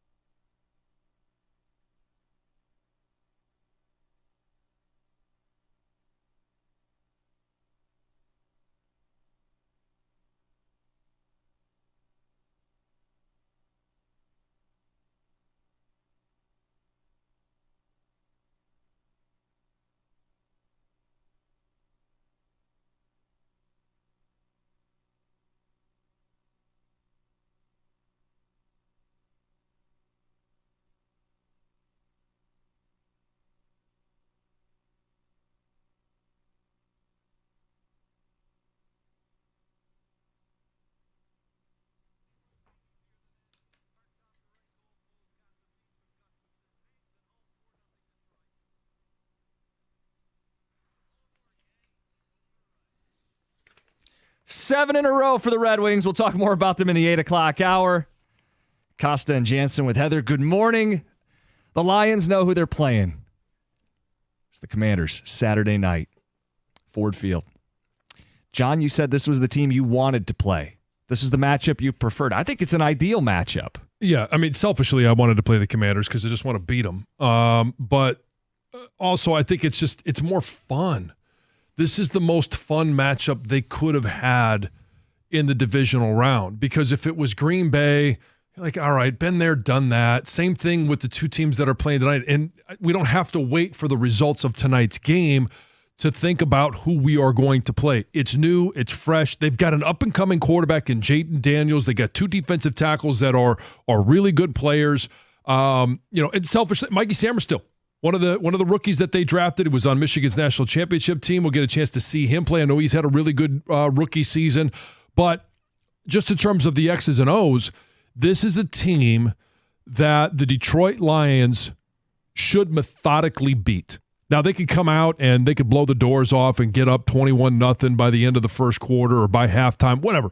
But as the game goes on and wears on, this offensive line that the Lions have should absolutely wear down that defensive front for Washington.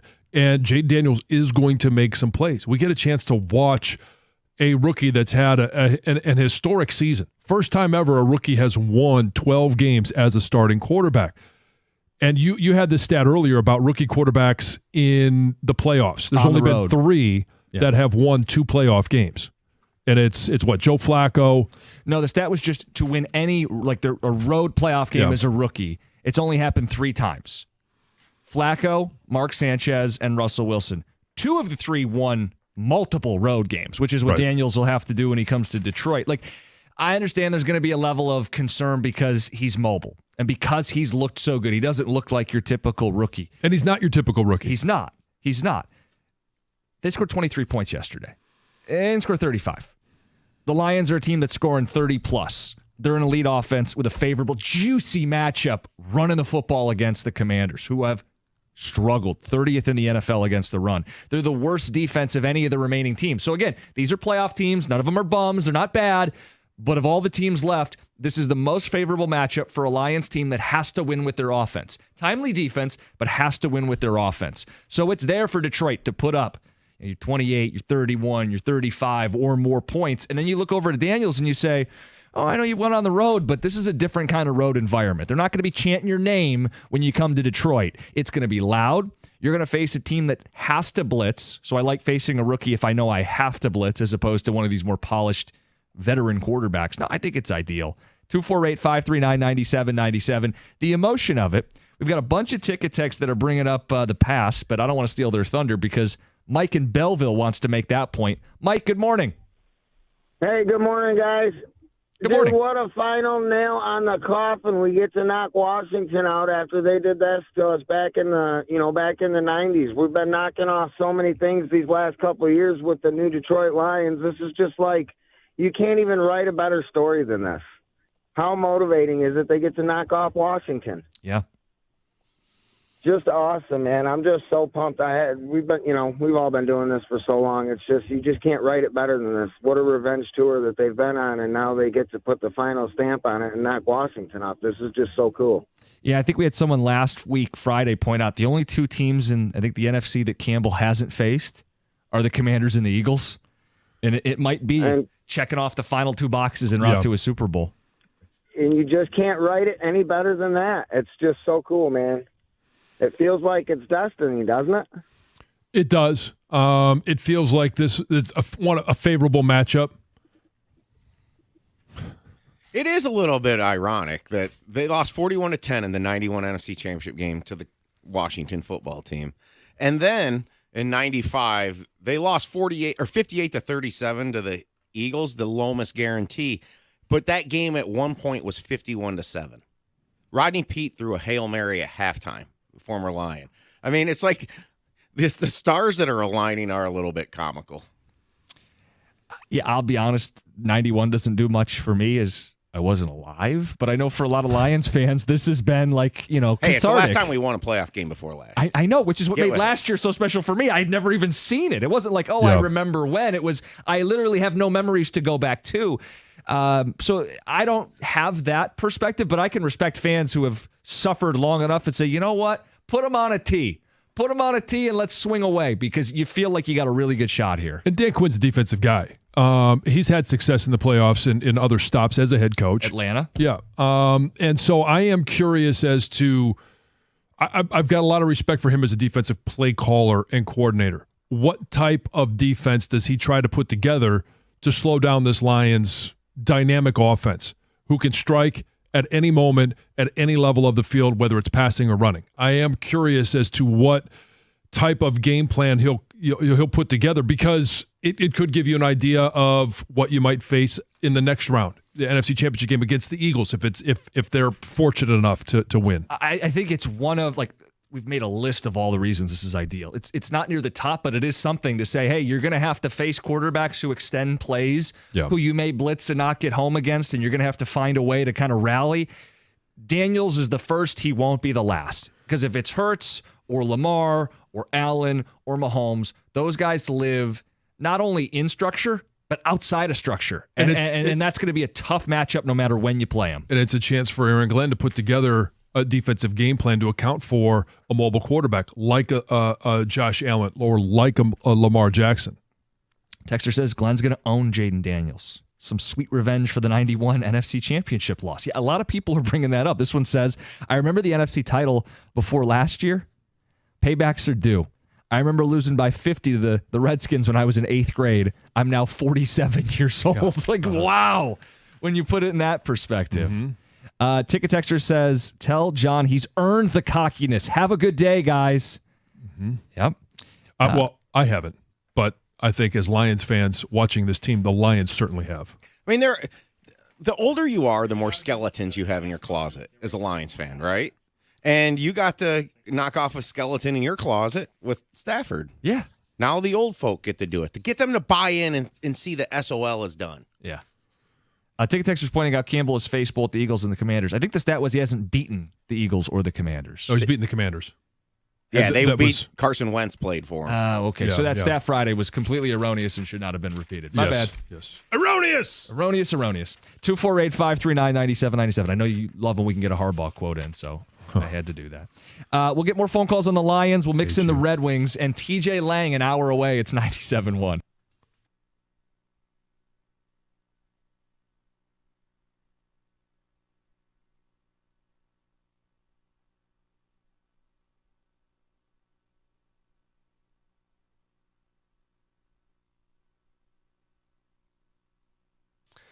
Brought to you by Northville Lumber. The Lions now have a date with Jaden Daniels and the Commanders after a 23-20 win of the higher-seeded Buccaneers. It marks the first playoff win in Washington since the 05 season, but it didn't come easy as Zane Gonzalez doinked one off the upright and in from 37 yards out to seal the victory as the clock ticked down to 0. According to Tom Pelissero, the Bears are interviewing their interim head coach Thomas Brown today. Lions coordinators Aaron Glenn and Ben Johnson both interviewed on Saturday, along with a number of other teams throughout the week. Neither will be heading to New England, however, as they hired Mike Vrabel over the weekend. The Red Wings are 7-1 since Todd McClellan took over as head coach.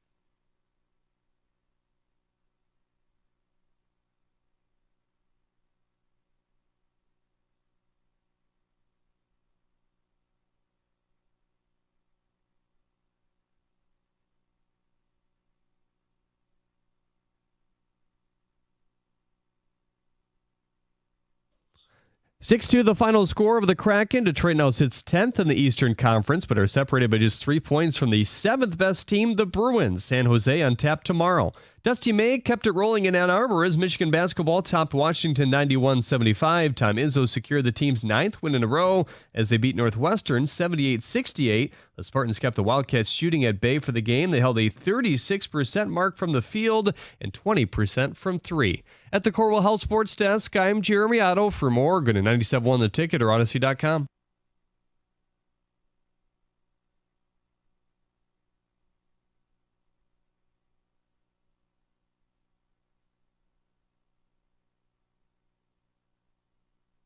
Phones and ticket text, Lions. You know who, you know when. Saturday night, the Commanders come to town.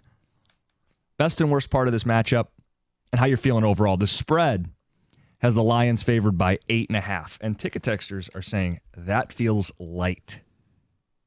Texter says, in my opinion, 8.5 is too low. I feel like we should be favored by a lot more. Doesn't it feel like we're going to end up discoing by the end of the week? Like There's the a way chance. that we're talking. Like, I mean, because 8.5 is a statement. And another person points out, Vegas suggests we should face punch this team into submission, LFG, Jeff, and Petoskey. I mean, there is a reason to feel good.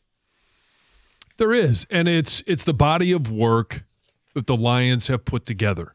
We talked about this after they, dismantled the Minnesota Vikings in the final game of the regular season. Not all 14-win teams are built the same. And yeah, okay, they may have a good defense. They may have, some receivers. I'm talking about the Vikings. They may have the best receiver in the NFL. But to get to where they were not tested and forged like this Lions team, who was playing a first-place schedule. The Vikings were playing a last-place schedule. They got to the end of the season, and they showed exactly what it looks like when you are continually pressed to play your best football. And even though you don't play your best, but you're forced to find different ways, multiple ways of winning games. That's what the Lions showed in that final week. They're a 15-2 win team. They are the number 1 seed, and you're going to play a wild card team with a rookie quarterback. Look, there's a lot of reasons to like it. Their run defense is terrible. It's a rookie quarterback going on the road second week in a row. Lisa from Redford points out another added benefit. Excited for the Commanders. I can recover from the game on Sunday. Yeah. Saturday night's going to be a lively one in the city of Detroit.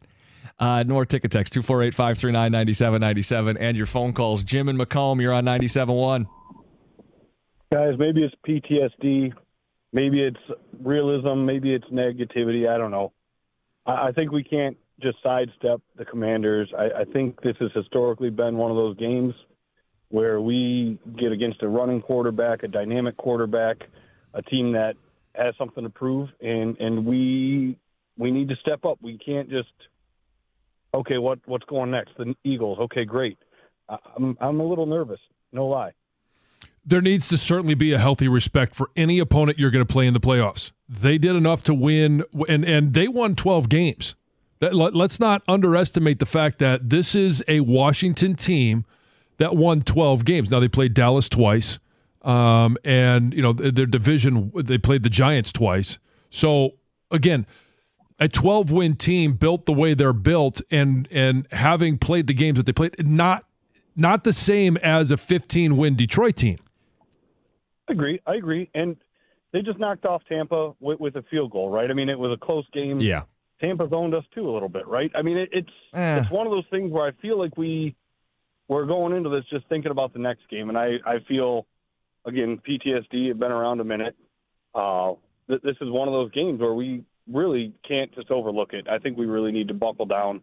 Hopefully we can get some good run stop. And again, Montgomery coming back, we'll be able to cram it down their throats. But I just don't want to overlook it, right? Yeah, listen, I mean, the team's not going to overlook it. They're going to put a full week in, an extra day compared to the Commanders in terms of head-to-head game prep. But let's be honest. You should be confident going into this game, not scared. Yeah, no, there shouldn't be any fear. I mean, respect, I think, is the word you use, John, but there Healthy shouldn't be any respect. fear. Yeah. Okay, he mentioned mobile quarterback. It's going to be a huge talking point all week long. Who have the Lions played in terms of mobile quarterbacks? Josh Allen. Josh Allen, for sure. Anthony Richardson, Mm-hmm. and I guess Kyler Murray. Those would be the 3 mobile QBs they faced this season. 2-1 in those games. They held Murray and the Cardinals to 13 points. They held Richardson and the Colts to 6. And yeah, they got their ass handed to them by Josh Allen, who scored 48 points. But this isn't Josh Allen coming to town this week. I mean, Jaden Daniels had a great rookie season. Let's not make him Josh Allen. Right. Let's not make him Josh Allen. Let's not make him Lamar Jackson. He has some of those qualities. Yeah. But he's not built like Lamar Jackson. When Lamar Jackson runs more like a running back when he gets past the line of scrimmage and can shed sacks. I mean, there was a play where, Jaden Daniels got to the sidelines and one of the Tampa defenders kind of let up and hit him. And I know, Jay Daniels was off balance, but laid him out. You're not laying out Lamar Jackson. You're not laying out Josh Allen. Right. Like, there is a difference in how those guys are made. Now, skill sets, there's some similarities. There's no question. And, he doesn't need to run for 200 yards, but when you run and you pick up key first downs, that's worrisome. Let's get to Herb on Detroit. You're on 97.1. What's going on? Good morning. What up, fellas? Listen, man, I'm starting off today in the beginning. All these naysayers, like the guy just got off the phone, oh, I'm scared, this and that. No, this is the number one seed. The Lions have proved over and over this season that no matter what adversity they face, they're going to be ready to play. No doubt they're going to lose to Minnesota because Minnesota is on the road. No, they beat Minnesota, kept Minnesota out the end zone. I don't think there's no way that Dan Campbell and this staff is going to, and these guys know how to be ready. I don't think there's no way they're going to let a rookie quarterback come in the Ford Field in that atmosphere and beat them, man. So I don't want to hear all the naysayers and all disclaimers this week. Let's be happy that we got the number one seed, and let's root for these guys to do what they're going to do. I'm not for all the naysayers and the scary people. If you're going to be scary, stay off the radio, be scared in your home, and do what you got to do. Simple as that. Check under your bed before you go to sleep. Inside your closet. Right, exactly. Let the rest of us. Closet door, right? Yeah. Right, exactly. Herb, I like the phone call and I like the mentality. Listen, you got a right to feel the way you feel today. I don't understand the people who are afraid. I don't understand the people who are nervous. I don't understand the people who have any other approach besides they're winning this football game. Well, okay, I can understand those that feel nervous. This is a new situation. All right, being the number one seed, having the bye week, and you've had a lot of time to sit there and let evil thoughts creep into your head. But all you need to do is turn on the film of both the Commanders and the Lions and watch them play. One is not like the other. This is a football game, and there's going to be a winner and a loser. It doesn't mean that the Lions are going to go out there and play perfect or that they can't make mistakes and cost themselves an opportunity. It happens. So to say that you're nervous, that's why I say a healthy respect. You got to respect your opponent at all times, even if it's the regular season. I don't care if it's the Titans or the Jags, whatever. You got to respect your opponent. So you go out there and you play to the level that you are known to be able to play to, not like the Bucs who play to the level of their opponent. I think the nerves comes from the stakes. People know how good this team is, how much that this can be the year that they cash in and win the Super Bowl. And that creates the nerves. What if it's not? What if this happens? Like, that's where this nerves is coming from. And you mentioned the stakes. You lose, you're done. All right? It's not week 2, you lose to the Bucs, and you've got 15 games to make up and get better. You lose, you're done. So the stakes do certainly add a little bit of nervous energy. I think people it's just any given Sunday.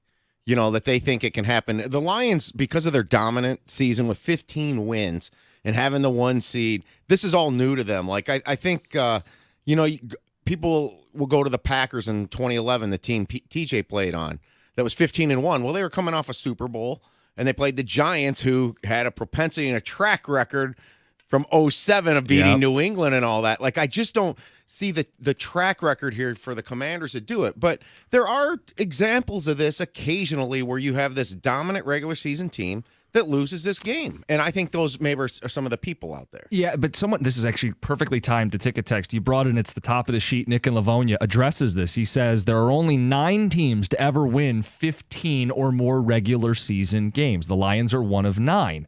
The Chiefs are another this year. So we're really working with 7 before this season. 6 of the 7 made the Super Bowl. I think the one would be the TJ Lang, Aaron Rodgers Packers. And TJ told us about a month ago, he said that team had suffered through some personal losses in their life. I know Joe Philbin, the OC, had a loss, and there was something else going on too. And the fact is they had come off a Super Bowl, and then they had a 15-1 dominant year in complacency. The Lions are not going to be complacent going into this game. No, and to wrap the stat up, I think it says the 6 that made the Super Bowl, 3 of them won it. Like, you are talking about a team that is in that conversation. You're making it. You're going to be right there to win it. I mean, the idea that the Commanders would trip them up, my brain can't comprehend that. I mean, I know it can happen, but everything about this matchup screams Lions roll. Everything about this means Lions are winning. We live in a world, S happens. Yeah. S happens in sports, and I really think that's the only way here, because there's a couple examples in my life where I know the Jags went into Denver and won in 96, I think it was. And then before the Broncos had won their 2 Super Bowls with Elway, but the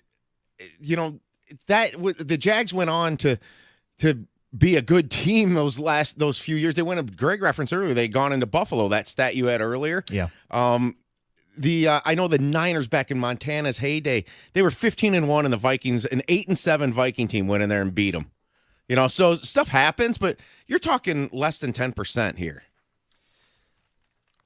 Lions phone calls, Red Wings talk. We'll mix that in coming up next. How about this team that's won 7 games in a row?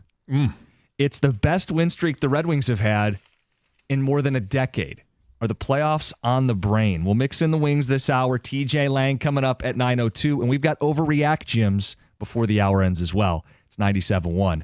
Moran Chevrolet is officially Michigan's #1 selling Chevy dealer for 2024. We're not going to tell you about anybody who's not the best. It's Moran Chevrolet, and they're celebrating with awesome deals all month long. So get off the sidelines and get into the game with Moran Chevrolet, where you can lease a 2025 Blazer, $299 a month. It's a 24-month lease, $999 down. Moran Chevrolet, where you always get the best price. Period. Score your best deal, MoranExpress.com. You can shop online or stop out in person. They're on Gratiot north of 15 Mile in Clinton Township. Chevrolet, together, let's drive.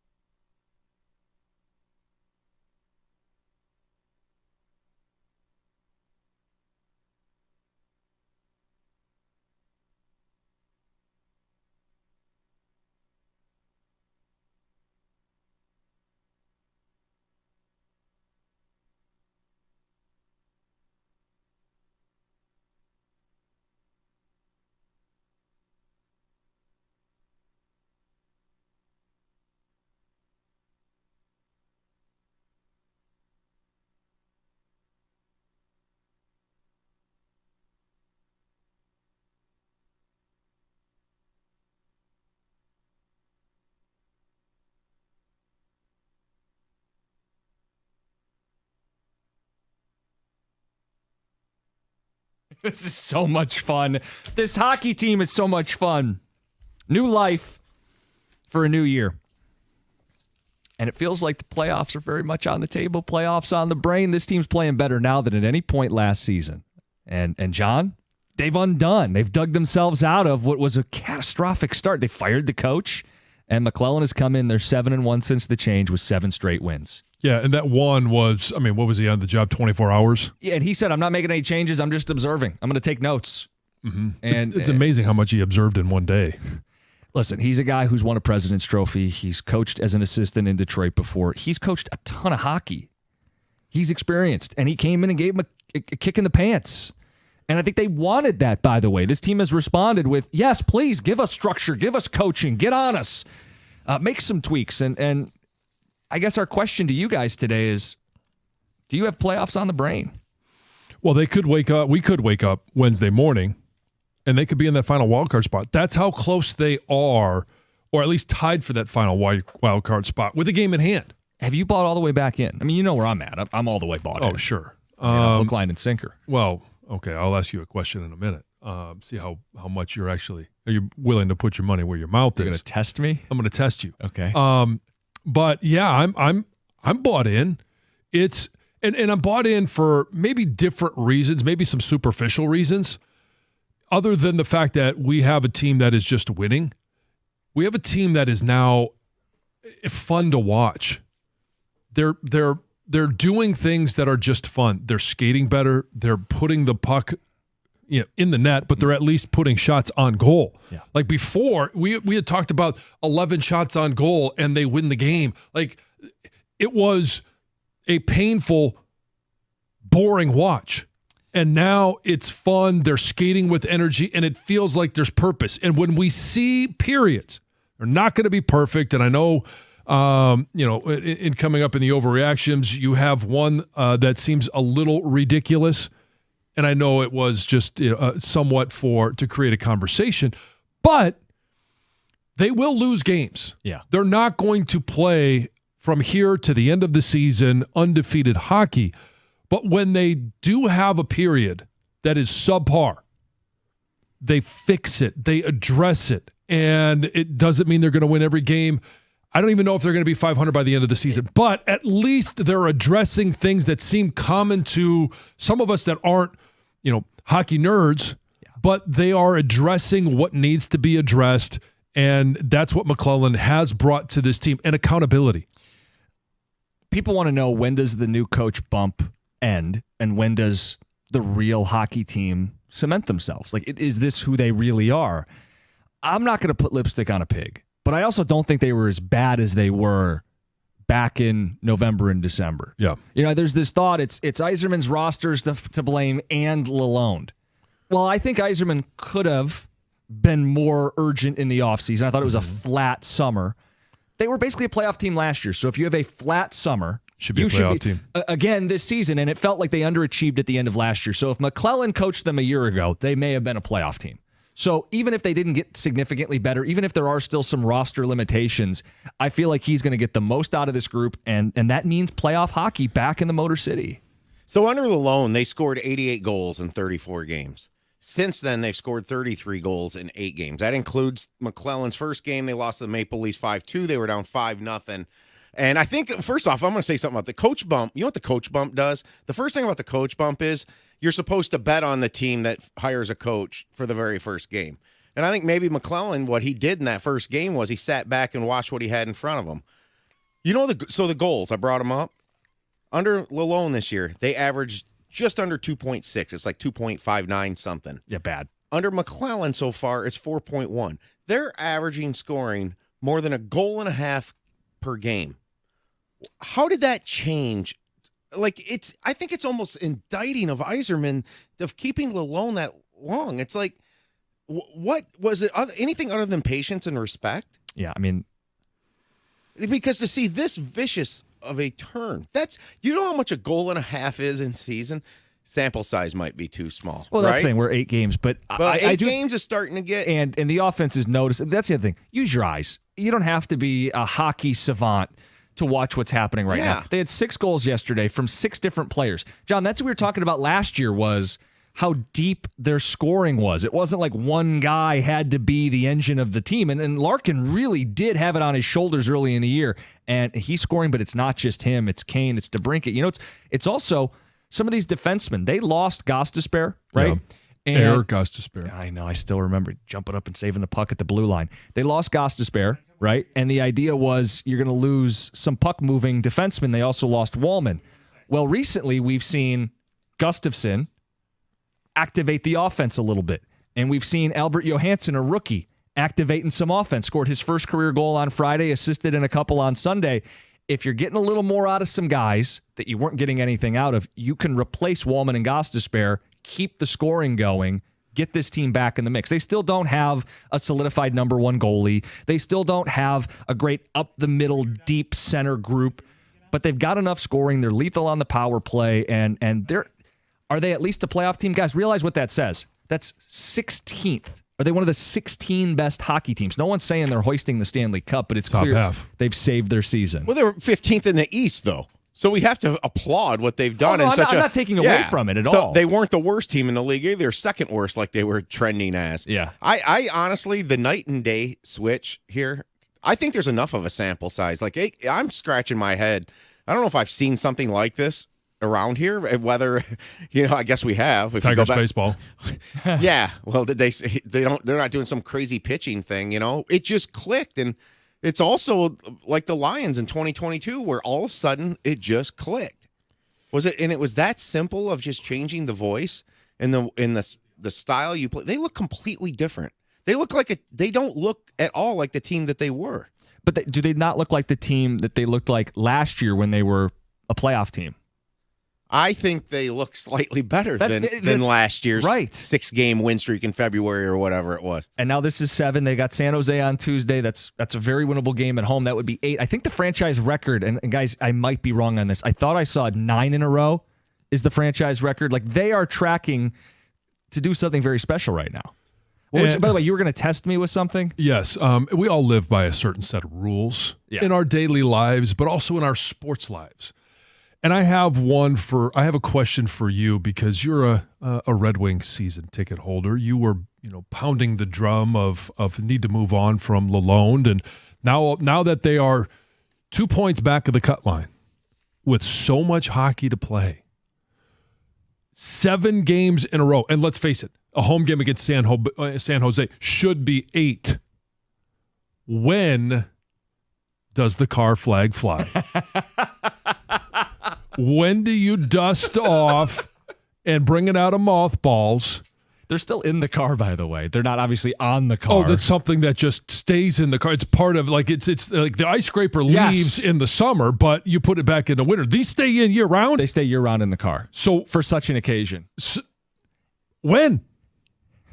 When does the car flag fly? I don't want to be a hypocrite, because I feel like they're better than last year, and I feel like they're making the playoffs. It does feel a little early to be driving around town with car flags. 7 in a row doesn't get your juices flowing enough to say, hey, I'm a Red Wings fan. Look at me. You jumped on it last year, so you believe more last year than this year? No, I guess I should be wearing them. I should be How about rocking this, them. at least? If they don't lose before Saturday night. He talks about his car. They play like Saturday night, by the way, so Saturday night won't count. If they don't lose before Saturday night, you're going to be down at Buffalo Wild Wings doing the pregame show with Rico on Friday or Saturday starting at 5 o'clock. For the Lions playoff game. Is it weird to drive them to a Lions playoff game wearing Red this is Wing where you cosplay? show it. They say they chant Jared Goff at Wings games, at Pistons games. Why can't you have a car flag for your Detroit team going down to another Detroit sport? If it makes you feel better, get a Lions one too. Have one on each side. This car might fly away. And then a CMU one too. It's going to ruin his... Well, it's not miles per gallon. Is it miles per kilowatt? Gigawatt? I don't know. 50,000 gigawatts. What's his electric shovel do? What I was going to ask you, we can get into that if you'd like. The next Red Wing game I'm going to is January 23rd. Okay. They're in the playoffs on January 23rd. Do I just rock them from there on out? 5 games between now and then. There's a good road stretch coming up. Florida, Tampa, Dallas. Really good tests for this hockey team. if they can take care of business, hold their water on the road, come back home. So beat San Jose and what? Split the difference 2-2 on the road in that road trip? They're probably right where they need to be at that point. You know what? The Tigers won 2 or 3 at Camden Yards. They swept the Royals in KC. Buy in. Didn't we learn something from the Tigers? Buy in. Car flag season. Are you guys all in with this team? Are you all the way back? You didn't answer the question. We'll get an answer when we come back. Oh, you're going to press me on this. All right, it's 97.1.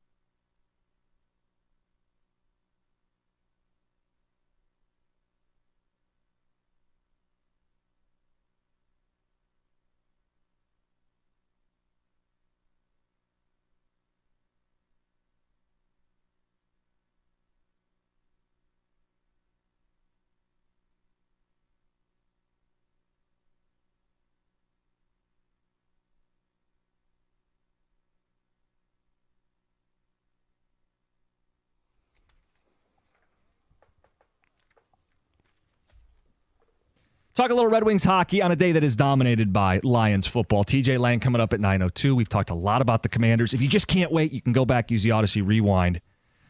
This is who John wanted, and I think it's an ideal matchup, and Get some of those phone calls in the mix. The question for the Red Wings, are you bought all the way back in? Do you have playoffs on the brain? 7 straight wins. They've undone a disastrous start. Todd McClellan, more than a coaching bump? Sure feels like it. Steve in Bloomfield Hills, you're on 97.1. Hey, good morning. Good morning. Just wanted to comment on the Red Wings. If you look before McClellan took over, when they got into the offensive zone, there's 3 lanes down the ice rink, left, center, and right. And when they got in the offensive zone, they would pass the puck from the left to maybe the center. If you look at how they're playing now, they're stretching the offensive zone, and the puck is going all the way across from the left to the early part of the right zone, which forces the goalie to go left and right. And when you do that, it creates obviously a larger opportunity for easier goals. Yeah, I think you're right. I think they're using the full sheet of ice. There was too much one-and-done hockey. Like, I think back to Lalonde's last game. It was so painful against the Blues. Dump and chase, just, hey, we get it in and then send it around the boards. Nobody's in the zone. Now they're getting 2 and 3 guys in the O zone, and the defense is helping with the breakout passes, and they're entering the zone as a unit, and then they can use the full sheet of ice. And all of a sudden, you're setting up shop in the other team's zone, and you're creating not just chances, but lots of chances and high-quality chances, and you're putting pucks on the net, and you're finding your teammates, and then it becomes infectious. You're playing effing hockey. Like, before you know it, all of a sudden, this team that was down in the dumps and was sulking, and all of a sudden they have life and juice. And they were never as bad as their record indicated. I mean, they were at one point 15th in the Eastern Conference. Even if you didn't like Yzerman's offseason, I thought they at least held serve and would be a team on the playoff bubble. And our thing is, hey, get over the hump. I think McClellan, if he was coaching them a year ago, they would have been in the playoffs a year ago. So they're back from the brink. Yep. What's your rule? Got to have a rule. What do you live by? When playoffs are on the brain, you put the car flags on. Are they on the brain? I think I have to put the car flags on. Now I feel like what's happening here. I want to get out in front of this. You are setting me up, and a ticket texter I'm is not already setting you up. A ticket texter has already pointed this out. They're not going to go. I'm just asking you to, instead of plant your flag, fly your flag. They're going to lose at some point, and this is going to get pinned on me. We all understand that. And texter you says are that, not priority waste. Thank you. I think you meant that as a compliment, and I'm going to take that as a compliment. But people are pointing out, as soon as Costa does this, it's going to undo all the mojo. But, guys, it's a true test. If they are actually a playoff team. Better do it against San Jose. Better do it now. If they are actually a playoff team, then this isn't just a mirage of a coaching bump, and a couple car flags on a radio host vehicle isn't going to do them in either. So, yeah, John, you know what? As stupid as it'll feel to be flying these flags, which are synonymous with April and May in playoff hockey, I'm feeling it right now. You flying the flag has no impact on the team. Just like you tell people that, because that's not how it's if people want to say I'm arrogant about the Lions playing the Commanders, has no impact on the team or the game. This is what fans do. We want to be able to celebrate these great moments. We also can look and say a team is dominant. I'm not talking about the Wings. I'm talking about the Lions. So it's the same thing. It's not going to have any impact on the team. So fly your flag. Show your fandom. Live by a set of rules. Yeah, and again, people. I'm seeing some ticket text. Oh, you're a fair weather fan now. You're going to fly the flag. I think if you're celebrating a lousy team, yeah, there was no reason to fly it. No, okay, it would have been in bad taste. Now it's in good taste. Yeah, we'll take some more of those phone calls. Lions are going to be a huge part of the show the rest of the way. TJ Lang at 9:02. Let's get to Heather with the news. Well, you guys, the future of a popular downriver Greek restaurant is uncertain after a fire ripped through it and destroyed the inside. Happened on Friday evening. Nearly 100 customers were inside the Auburn Cafe when this fire broke out. Thankfully, everyone got out safely, right? Nobody was injured. But, of course, complete damage to the restaurant. The owner is calling it a temporary setback and does plan to rebuild and reopen, trying to raise some money from the community. It sounds like a lot of people love this restaurant. It's been there for 44 years in Ecorse, so a very, very popular restaurant. The cause of the fire is unknown yet at this time. So hopefully they're able to reopen and, get their life back in order and the restaurant back open for everyone to go enjoy. Yeah. This is a funny story. Caleb Williams got pranked by a Lions fan and a fake Ben Johnson. So somehow a Lions fan or a couple of them got his number, okay? And they pretended to be Ben Johnson. And first they texted him and just said, hey, it's Ben Johnson, wanted to reach out ahead of time before it's released to the media, but I'm going to be taking the new head coaching job, and just saying how excited he was to work with him. And Williams, it sounds like, was skeptical at first, did respond, but then there was a FaceTime call where the whole prank unfolded.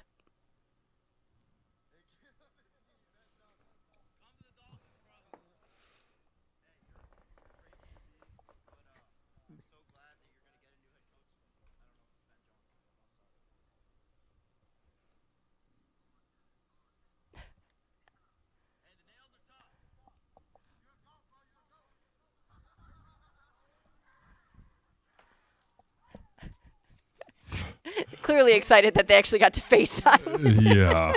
John, is it a red flag that he fell for this? Should your franchise quarterback be falling for this? Well, I mean, you would think that he would have called the boss's boss first and said, hey, did we make a decision? And maybe he did, and he said, yeah. And so he was willing to fall for it. I don't know. Who knows? Maybe he wants it to be true. Yeah. Why not? For sure. Yeah, it sounds like yeah, he does, based on the text response back, for sure. But kind of. Well, he was respectful, as you would hope he would be. He sure was. Tyler Perry, he has recently jumped on social media. This was on Sunday, to call out insurance companies for canceling millions of policies in LA for these homeowners ahead of this disastrous wildfires, right? So in this lengthy statement, he wrote that, he says, quote, does anyone else find it appalling that insurance companies can take billions of dollars out of the communities for years and then all of a sudden be allowed to cancel millions of policies for the very people they became rich on? People who have paid premiums all of their lives are left with nothing because of pure greed. And there's a lot of insurance companies, State Farm, Allstate, numerous other insurance companies that have either halted their policies or stopped providing policies in California altogether. Perry did say that he is trying to figure out ways that he can help as many people as he can as well. I like that. know. And with tonight's game got moved to State Farm Stadium. Okay, whatever. It's such a joke. Yeah, you pay in, and then when you finally need to use it. Mm-hmm. Yep. And now most of the news coming out of California and the Los Angeles area is obviously just pure destruction, right, and just devastation. But there is a little bit of good news, at least for one Pacific Palisades man. He got some good news when he was reunited with his dog nearly a week after being forced to evacuate. So a lot of people, right? I mean, you think of the people first, right? You want everyone to get out safely, but there's a lot of people who have animals, and not all these animals are getting out as well. Well, this man was reunited with his dog, Oreo, after the dog was spotted walking in the rubble. Apparently, this dog had been sleeping in the rubble of a neighbor's home for 5 days. And it was found alive and well, and they were reunited. The video is really heartwarming. The guy's in tears, holding his little dog. So it's kind of a miracle that this dog survived. So a little bit of good news, at least for this one man, for sure. Now, speaking of the fires, firefighters in LA did make some progress over the weekend. The fact that the wind kind of cooperated was a really big help for them. So that's good. However, as of last night, neither of the two biggest fires were anywhere close to being fully contained. That's the Palisades fire near Malibu and the Eaton fire near Pasadena. Thousands of homes are still at risk, but the flames did kind of at least move further away from the most populated areas. Yeah. So that is a little bit of good news. Unfortunately, the death toll has risen to 24. 16 of those people were killed in the Eaton fire, 8 others in the Palisades fire. It's so sad. It's so sad. Heather with the news. You got one more quick one? No. You know what? No, I'm good. We'll end there. Okay, then. I was confused on the time. Sorry, guys. You're all right. We got a lot to do today. TJ Lang at 9:02. Want to make sure we're ready for him. Coming up next, the Overreact Gyms from the Wild Card Weekend. It's 97.1. Hey, if your New Year's resolution is to lose weight, you could get there a lot faster than you think with Ideal U. Go to idealu.us now, and you could lose 20 to 30 pounds in just 40 days. Whether your resolution is to lose 10 or 100 in the new year, Ideal U works. and it works fast. I lost 10 in the first 10 days. I lost 50 overall while I was on the program, and I've lost another 20 since then. So here's why I was able to stay with it, and here's why I was able to lose some more weight. It's real whole food. It's not shakes and bars, so you could stay with it even when you finish the program. Ideal Use weight loss coaches are going to be with you every step of the way. They're going to help you lose weight. They're going to help you keep it off. They want you to attain your goals. If you want to weigh less, go to idealu.us. Ideal U is a Michigan-based weight loss company that has helped thousands of people just like me and you lose weight. In fact, over 90% of Ideal U customers, that's over 9 out of 10, have lost at least 20 pounds in just 40 days. If you want to weigh less, go to idealu.us. You can sign up now, and you're going to get a $200 Visa gift card. Start the new year off right, lose weight, and get a $200 Visa gift card. If you want to weigh less, go to idealu.us.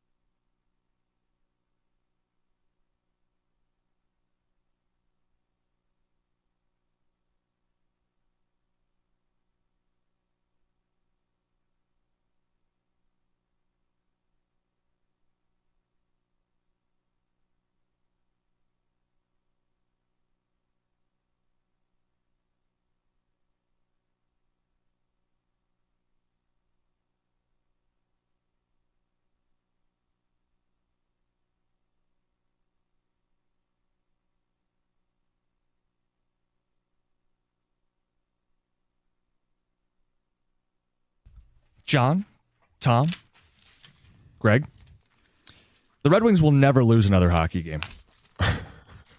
6 goals, 6 different players. They buried them early. Fastest to 4 goals since the 80s. They are better now than any time last year. Winners of 7 in a row. It's never going to end. I can appreciate the sentiment. I know that you are all up in your feelings when you feel like this is never going to end. I hate to break it to you.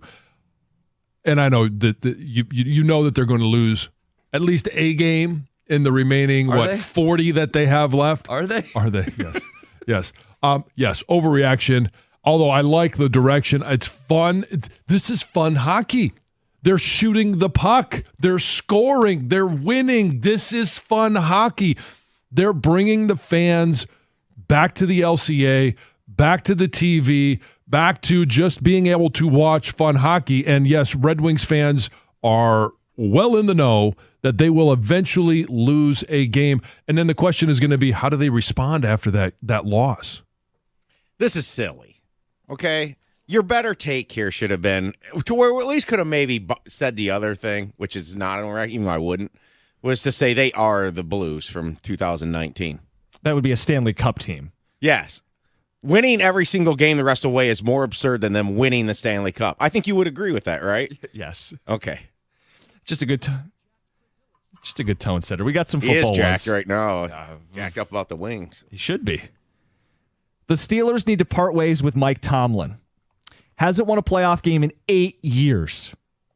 Noel never had a deficit like that, a drought like that. Cowher never went 8 years between playoff wins. This is the Pittsburgh Steelers. They have standards. And a lot of these playoff losses for Tomlin are blowout losses. They got done 21-0 against the Baltimore Ravens. He's got to go.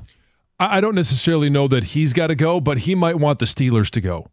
And there was discussion about somebody trading for Mike Tomlin. There was discussion about it with Kevin O'Connell with the Vikings. Like it's a rare thing. It does happen. It could happen.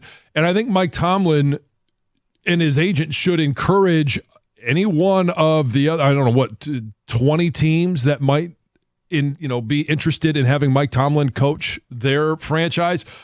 He needs a path to a quarterback.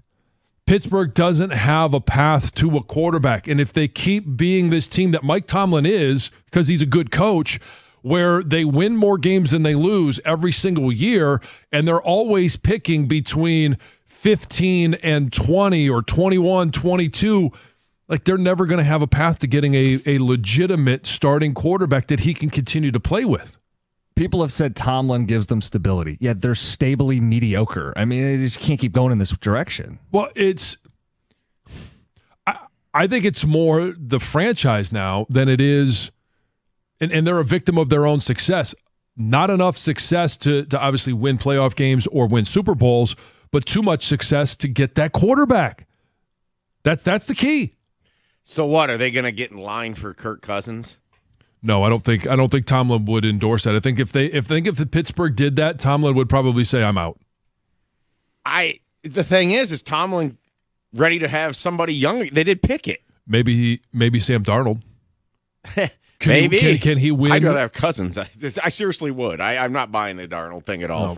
Cousins can't figure out which color jersey he's throwing the ball to. I know that was something he did the last 8 weeks of a season versus Sam Darnold's got 4 years of garbage and one of overrated hype in my mind. But look, I think it's time for Mike Tomlin to lead the Pittsburgh Steelers.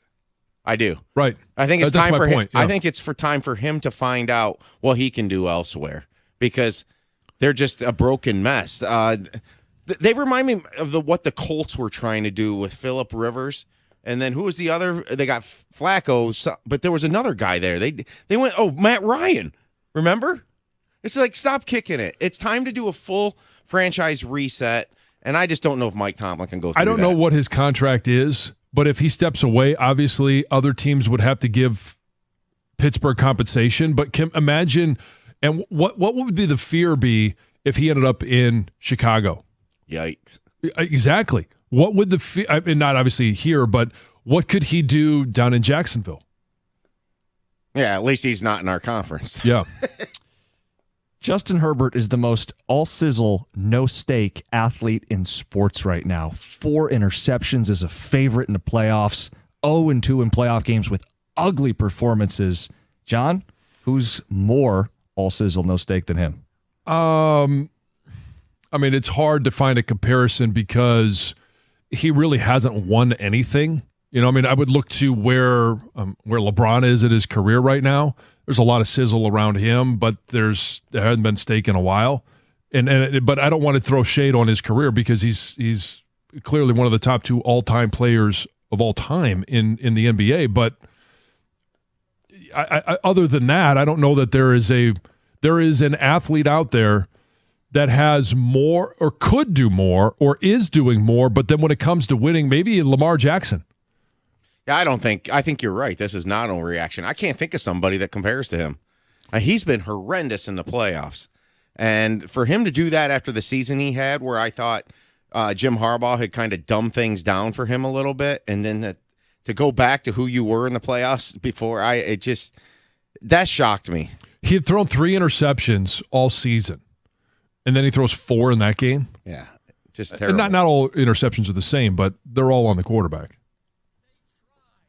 The Packers finally missed on a quarterback. Finally. I know Love had a couple injuries up front on the offensive line, but I think all it did was show off his sloppy mechanics. I don't know how many times he's going to throw it behind and over, off his back foot, into traffic. John, it happened. They didn't pass the baton to another Hall of Fame quarterback. Yeah, I think it's clear. I mean, I think, and people were getting on me last week about, hey, I'd be happy to play the Packers because I think Jordan Love is just going to do Jordan Love things. He turns the ball over at the worst times. That's what he's been since he's been a starter. And it's only been 2 years, but he had an internship for, 3? Right. So missing on a quarterback means they're not like a Hall of Famer like the last 2. Well, maybe not even a franchise guy. I know they paid him, but he hasn't played like it in these. Yeah, no, I'm not a fan at all. But I wouldn't bury him yet on being good enough to be a game manager and be a tier 2 or borderline 3 quarterback. I think he's better than Sam Darnold. I do, but not much. This is the year Lamar Jackson's going to the Super Bowl. And it's not even entirely because he's playing any better, although this is another MVP caliber season. Derrick Henry is the difference maker that they missed last year, and he ran for nearly 200 yards. They had nearly 300 yards. They've already beaten the Bills this year, and they nearly beat the Chiefs. This is the year Lamar gets to the Super Bowl. No, sorry, John. Sorry, Lamar. Sorry, Derrick. I just don't see it. I don't see them being able to beat the Buffalo Bills when it matters. Overreaction. He's won 1 road playoff game, I think. Brought to you by National Benefit Tennessee Plans. Commanders 23, Buccaneers 20, and now the Lions officially have an opponent. In the playoffs. He's going to go on the road and beat Josh Allen and then go on the road and beat Patrick Mahomes. Overreaction.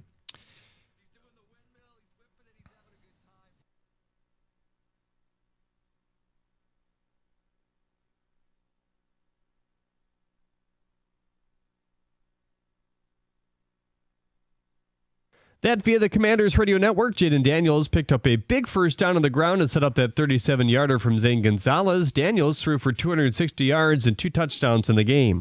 So at the 8 p.m. start on Saturday, Washington, Detroit avoids a rematch from their last game with the Vikings and another potential matchup with former quarterback Matthew Stafford and the Rams on the secondary market, the cheapest ticket, around $530 before fees right now.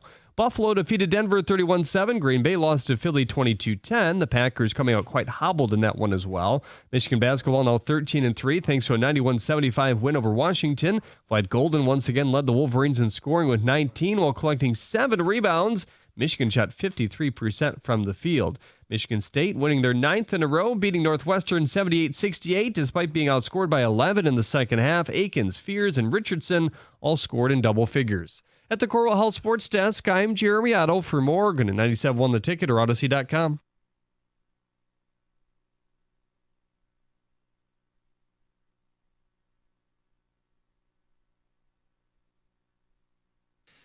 You heard in the update, we've been talking about it all morning. We know when and we know who. Saturday night, the Lions host the Commanders, divisional round of the playoffs. John, it's who you said you wanted. Yep, the Commanders. Bring them on. And I don't like the matchup. I love the matchup.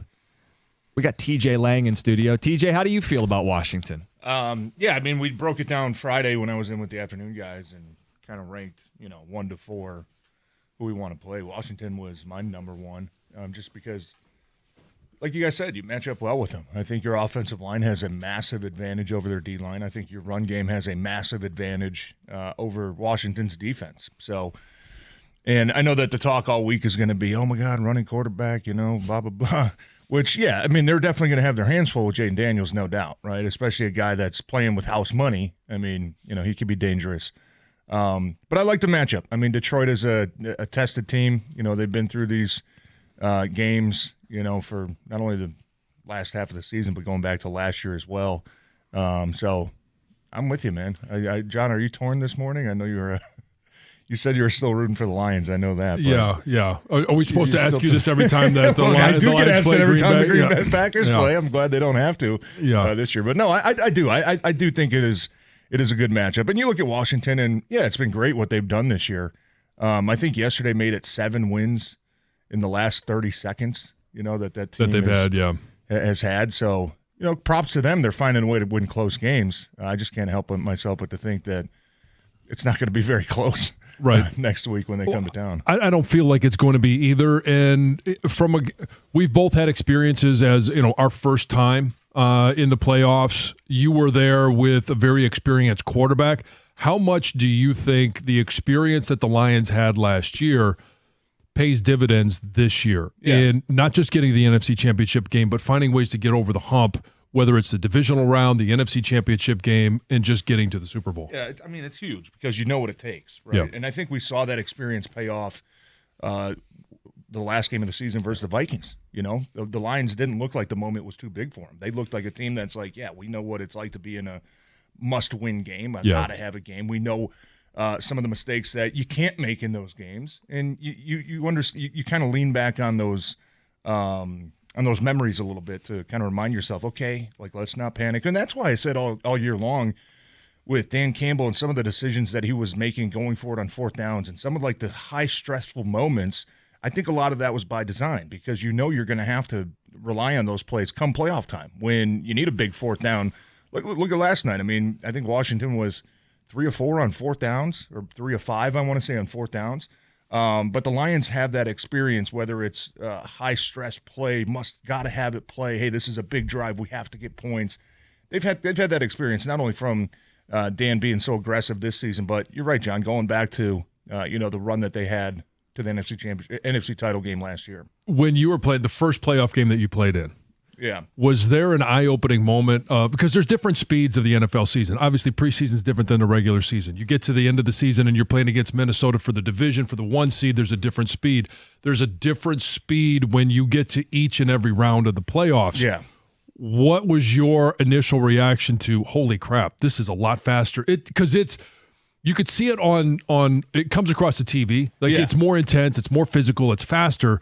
But what was your personal response or reaction to, holy crap, how fast is this game going to get? I think, the speed definitely, but I think more so the pressure, man, if I have a bad play, normally in the regular season, now if I get beat, okay, let's fix it, right? I'm not happy about it, but it's going to suck watching on film Monday, but let's learn from it. Yeah. Playoff game, it's like, did I just cost the team the season? You just cost the team your season, right, if you're having bad play. So I think the pressure can get to a lot of young guys because there is no coming in Monday and fixing it. You're going in Monday and packing your locker and getting out of there. Yeah. And there's a lot of guys looking around like, man, kind of let us down a little bit. So I think the pressure gets to you more when you think that, hey, one negative player, oh, man, I didn't do my job.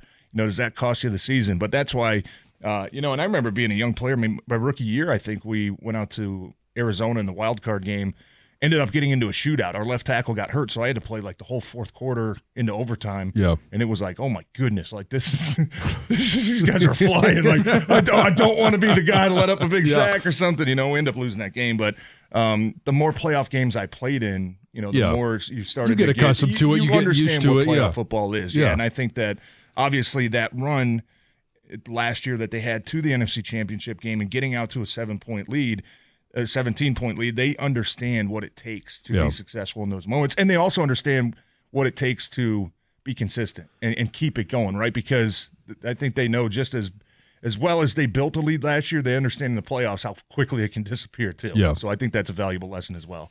We want your reactions. 248-539-9797. It's the Commanders. It's Saturday night. It's Ford Field. And again, all the credit in the world to Jaden Daniels for going on the road and picking up a win as a rookie in the NFL playoffs, right? It hasn't happened often. He's just the fourth quarterback to do it. It was Flacco, Mark Sanchez, and Russell Wilson, the other three. Now, Flacco and Mark Sanchez won a second road game after it. But, guys, I think there's a big jump from playing at Tampa to playing in the Lions' Den in Detroit. Oh, yeah. Last night, there were MVP chants Yeah. for Jaden Daniels. You heard Washington fans. Washington fans were loud.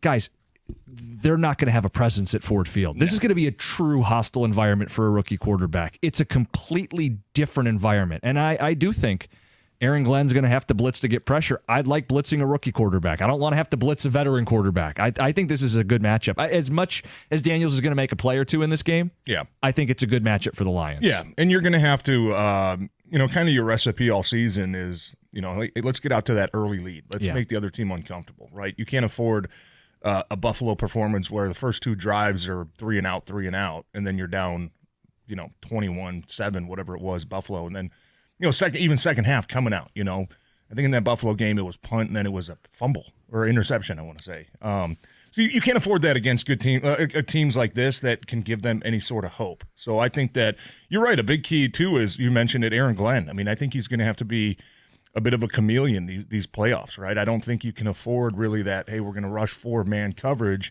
He did a great job against Minnesota, mixing up a lot of pressures and mixing up a lot of zone blitzes and dropping guys into coverage and bringing extra guys off the edge. I mean, I know we kind of dogged on Sam Darnold and his performance, but you go back and watch that game. I mean, they were throwing him off a little bit with some of the pressures. Even that one play where I think it was a 4th down, he threw a quick fade to Jefferson and he overthrew it. Well, people don't, you watch that play, Brian Branch is flying off the edge and he gets a piece of Sam Darnold's.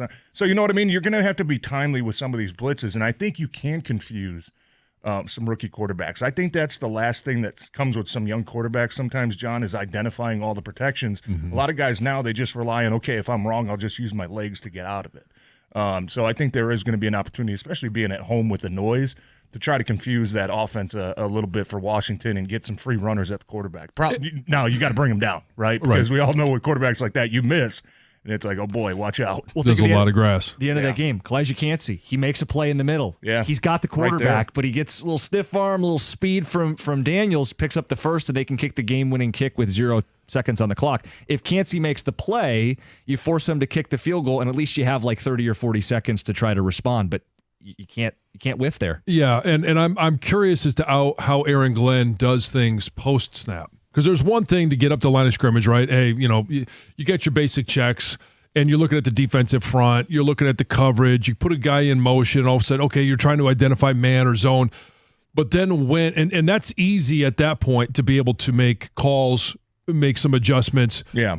When things change post-snap, which in the NFL they're going to, and they should, that's where you're really starting to test a young quarterback and how much does he trust what he sees? How much does he trust what he knows, his reaction? Because some of those things you can't think about. There's not time to think about it after the snap. Yeah. And now all of a sudden, how can you force some errors with a young quarterback? And I think the answer should be yes. Yeah. Yeah, because so many young quarterbacks are taught, hey, versus man coverage, we're doing this, right? So if you show man coverage and then all of a sudden, oh, no, they dropped into cover 4, right? It kind of stalls you for that split second. So no doubt it's going to be interesting what they do on defense. I think it's also going to be interesting to see what they do with the return of David Montgomery. Yeah. I mean, Jahmyr Gibbs, what he did the last 3 games and getting better every game, averaging 160 all-purpose yards, a couple touchdowns a game.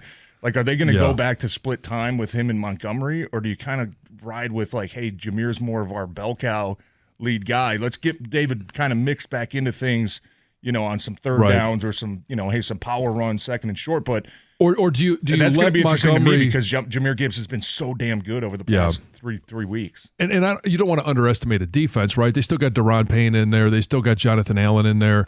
But do you somewhat, hey, let's let David Montgomery get comfortable again.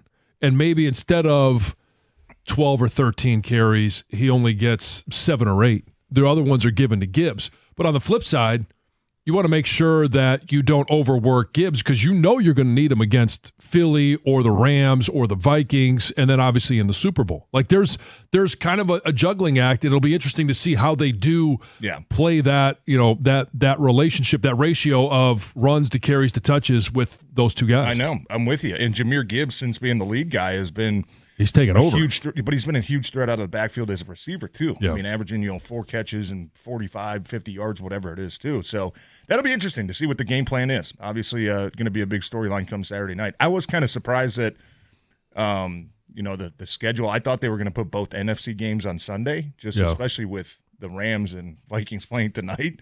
A little bit of a bone. Especially with all the AFC teams playing early this weekend. I was thinking Lions were going to be that afternoon Sunday game, but hey, let's get it kicked off Saturday night, man. Ford Field is going to be, man, that place is going to be rocking. Bonkers. Oh, it's going to be bonkers. I'm so glad, fun. we get a chance to watch it Saturday night, and then you'll have to get up early on Sunday morning. Yeah. No kidding. It'll be a nice mix-up. Exactly. All right, guys, you know the deal now. You know who it is. You know when it's going to be. How do you feel about it? The best and worst parts of this matchup. It's 97.1. America's favorite place to watch football is Stadium Swim, and it's located at Circa Resort and Casino. You can catch all the biggest games at a viewing experience absolutely built for us, the sports fan. And boy, do we have some big moments coming up. Chill in one of the 6 pools on 3 different levels for a perfect view of the massive screen. Located at Circa Resort and Casino. It's in downtown Las Vegas on Fremont Street at Stadium Swim. Book your spot today at circalasvegas.com.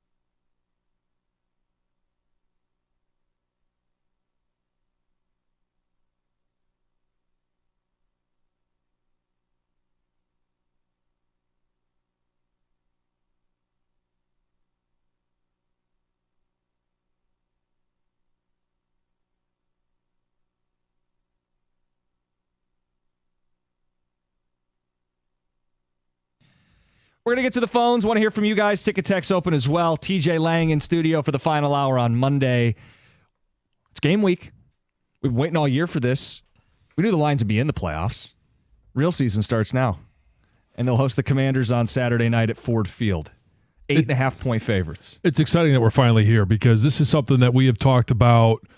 I mean, we started way back at the draft schedule, honestly, right after the season was over. And it was painful to lose in the NFC Championship game, especially after you had a 17-point lead. It was out in San Francisco, blah, blah, blah. And this is all built up to this week. The season, free agency, the draft, everything has led up to this week. And it's so exciting that we're finally here. And we want to see, can the Lions fulfill all the expectations we've heaped on them? Brad Holmes, Dan Campbell, they've all talked about it. I mean, it's all right here. The matchup, it's the Commanders, okay? It's the team John wanted to play most. It's the team TJ wanted to play most. I preferred the Packers, but it's the same thing here. You're getting a matchup that you can exploit. We know the Lions have to win with offense, and they're going to face the worst defense remaining in the playoffs. They're going to face one of the worst run defenses in the NFL. This is for the Lions. So dictate tempo, to dictate time of possession, to keep their defense off the field. And they can't hide. They are going to have to make some plays, but they get a rookie quarterback. Hey, he's going to roll to his right.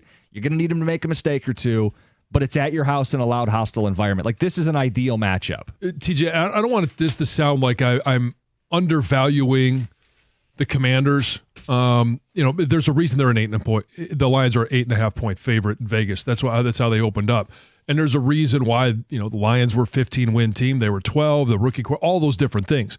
But is this a game where Aaron Glenn, as we talk about the defense a little bit more, can test some things out against a player like Jaden Daniels, who's not Lamar Jackson, he's not Josh Allen, he's not Patrick Mahomes, he's not Jalen Hurts, but he has some of those traits. And is this an opportunity for Aaron Glenn to be able to test out a couple of concepts that maybe he has that he wants to use on some of those big dogs, but that he could see a little bit if they work or not against a mobile quarterback like Jaden Daniels?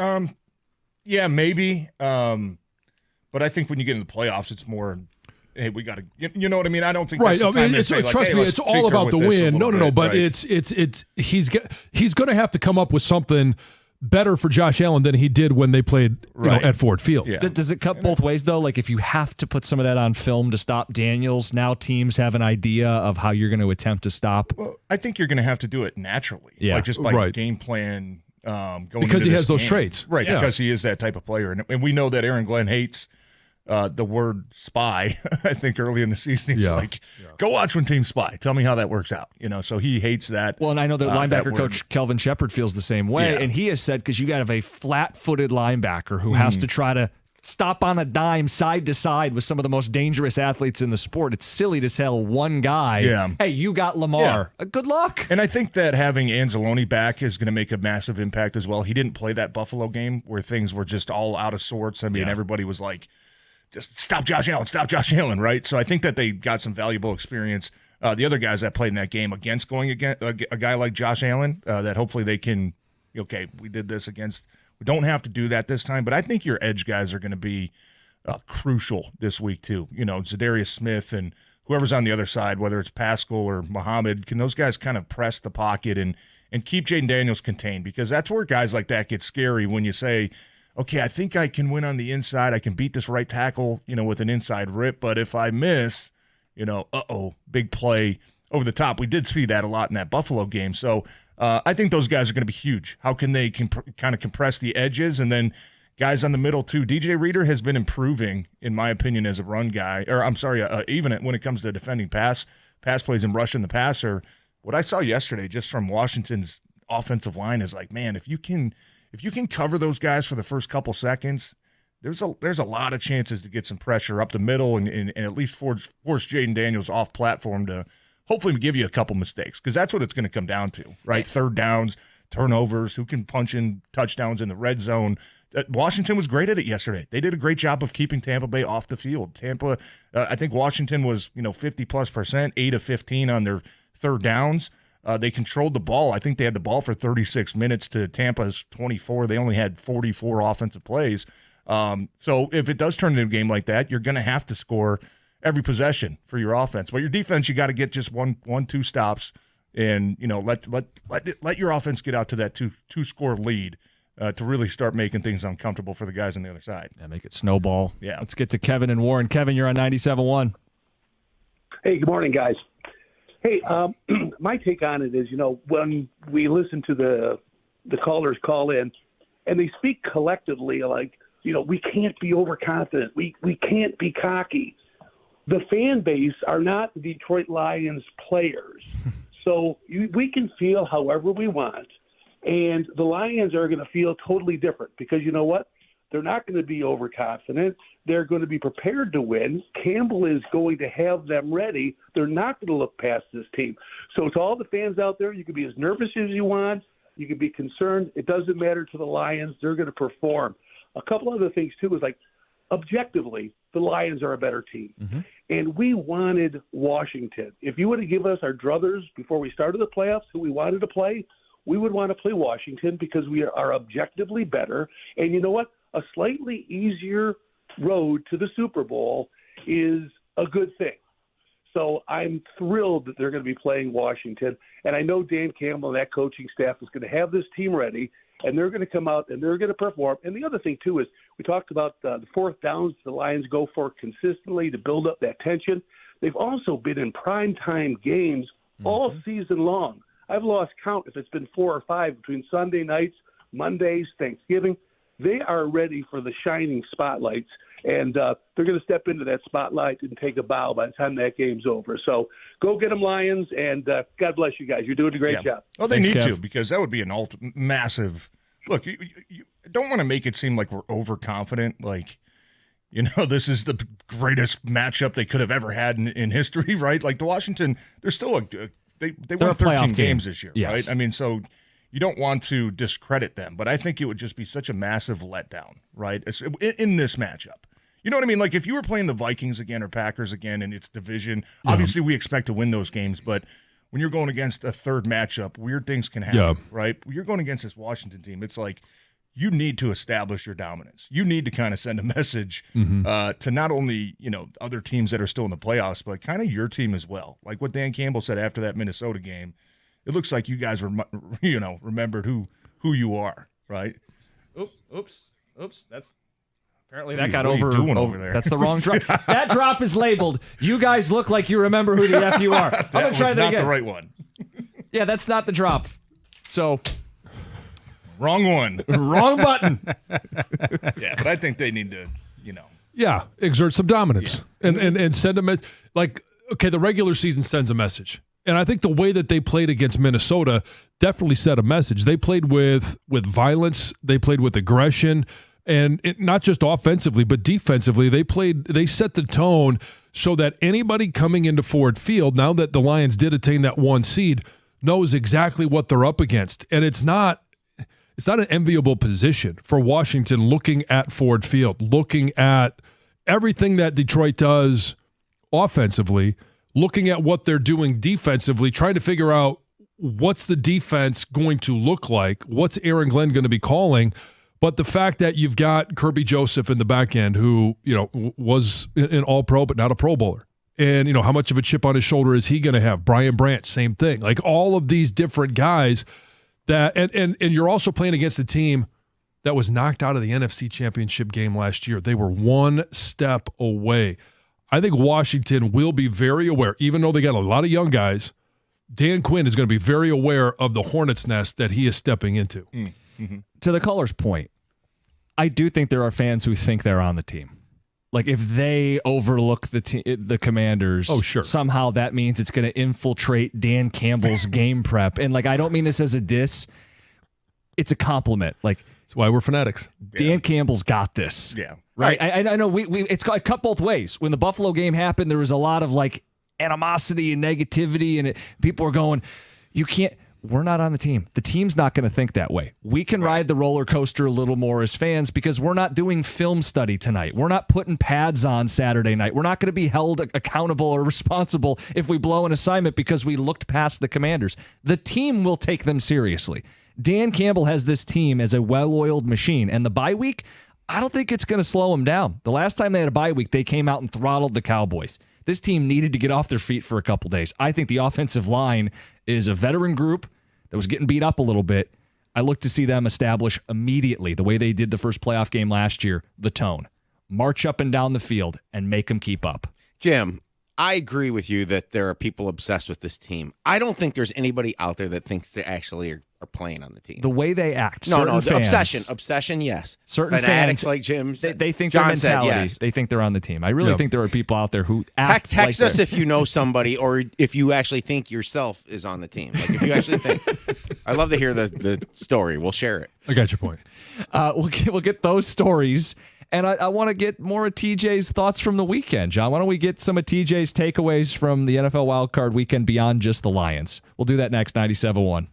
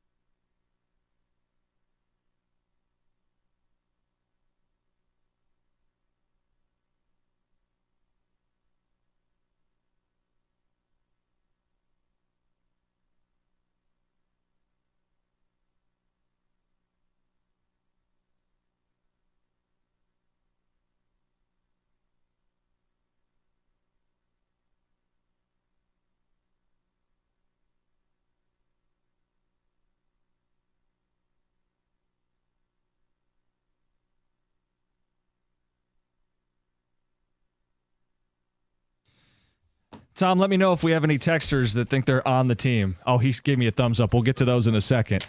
Just, we've been confident. And people are like, oh, no, they're going to over.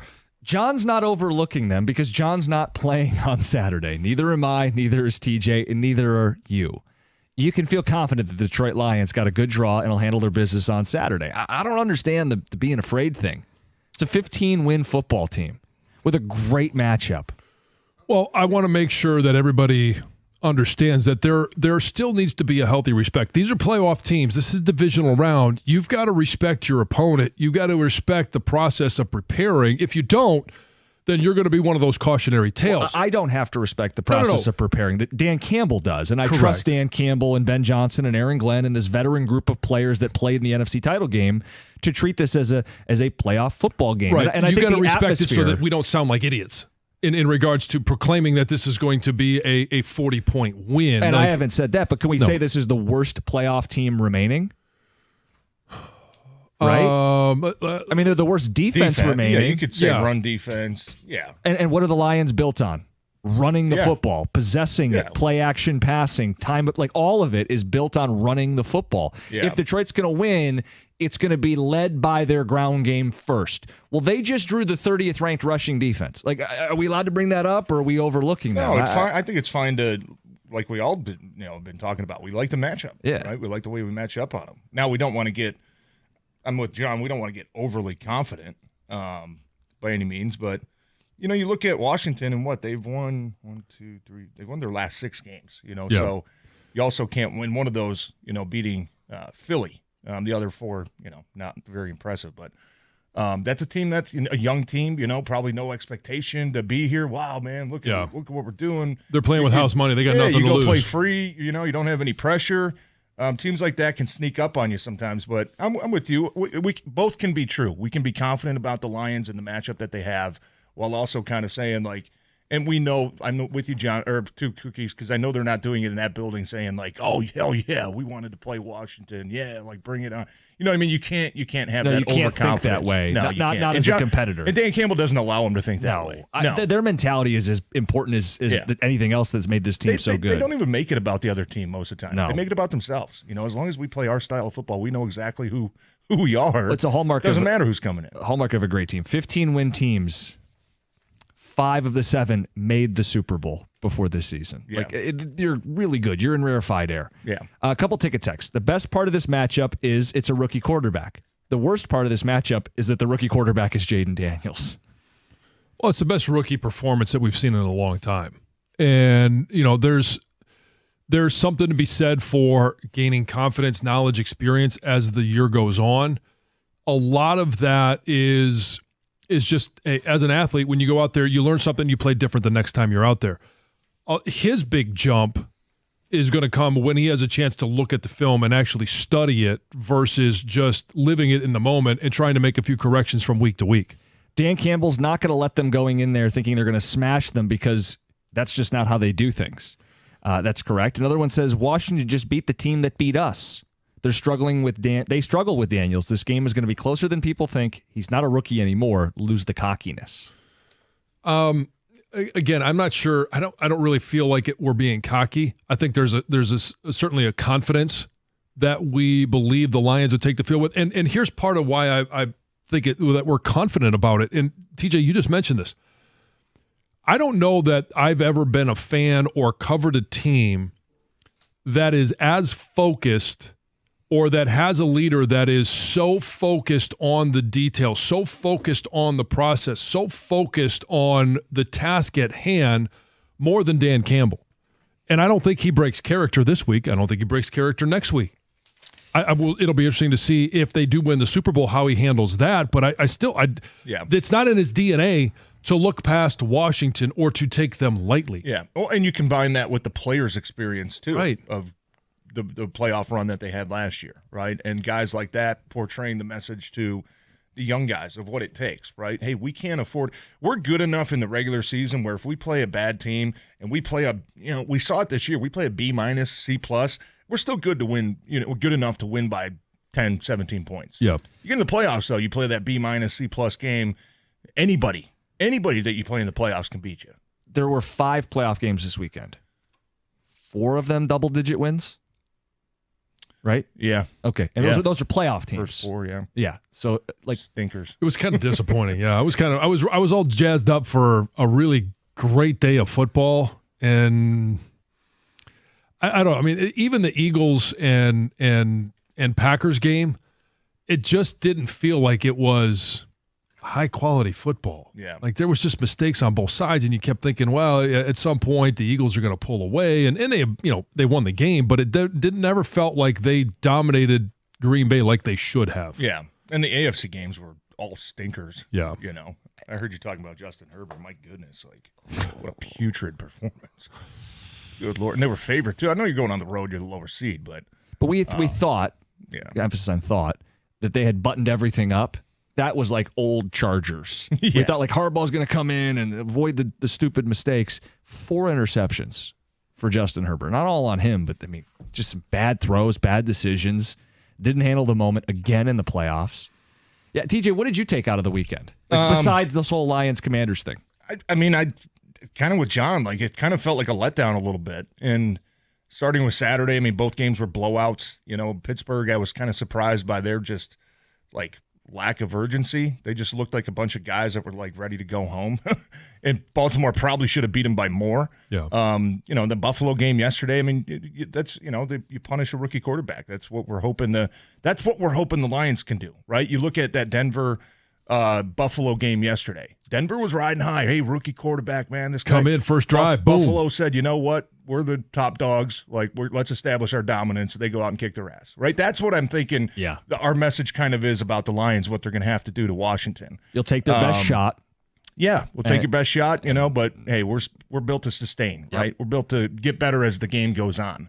Clearly, last night's game was the most entertaining of the weekend. Oh, sure. I mean, it was the only one that wasn't double digits, like you said. Yeah, it came down to a field goal. Yeah, but I honestly, looking at it, really, were there any real surprises?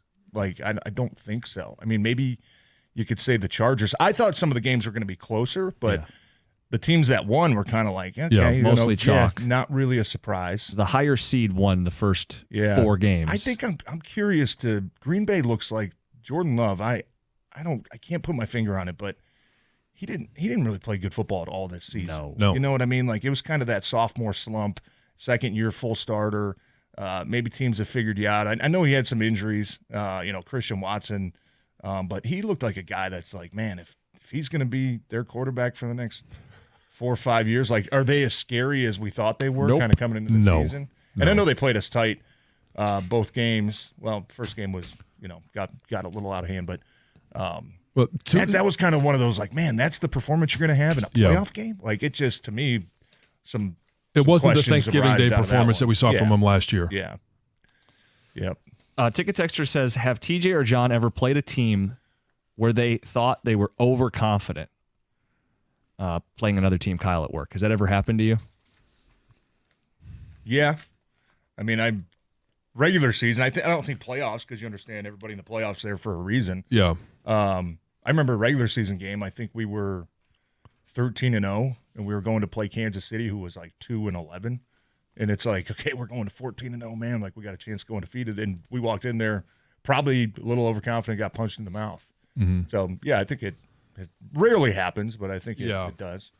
I'm trying to think. I mean, during the regular season, sure, there's times where you're looking at a team, especially if they've got injuries or if they've got, one of their key players is down. All of a sudden you go in and you think, well, let's put this one to bed and move on the next week. And then all of a sudden you find out that, hey, those guys are really good over there too.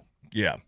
And players don't think that way, but if you're a player, you have plenty of games where you'll lose and you'll just be like, we lost to that team. Like, how did we lose that game? Well, yeah, you look back at the Tampa game and you're like, okay, well, yeah, Tampa's a good team. They're a playoff team, but you had 5 trips in the red zone. How did they lose that game? Right, yeah. Buffalo, you look at that one and you go, okay, you got your ass kicked. Yeah. I know how you lost that game. The text from people It happens. It does. Text from people who think they're on the team. I'm on the team. I have the exact same ritual every game day: hat, jeans, coffee, house clean. And if I'm not prepared and I don't have everything in place, we will lose. I have to be ready to go. That's a lot of pressure, man. I know, it's the house clean.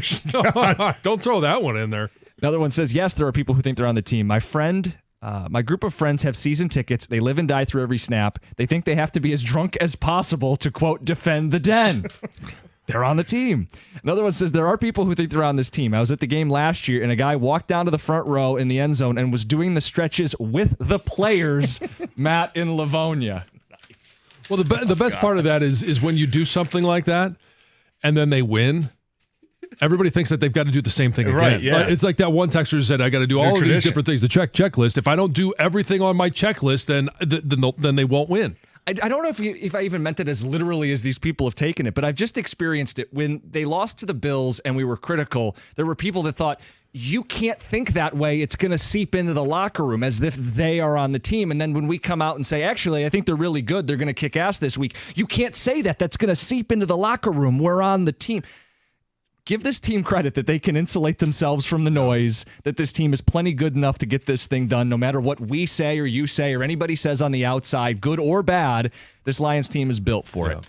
We'll get more of your thoughts next, 97.1. When it comes to managing your finances, you need a bank that gets you and is genuinely interested in your success. That's why I bank with First Merchants Bank. Whether it's your business banking or day-to-day personal banking, First Merchants Bank is 100% interested in helping you prosper. And I am a beneficiary of that mindset because they have adjusted their plan for me, and they have done it on a continual basis, and they continue to do that.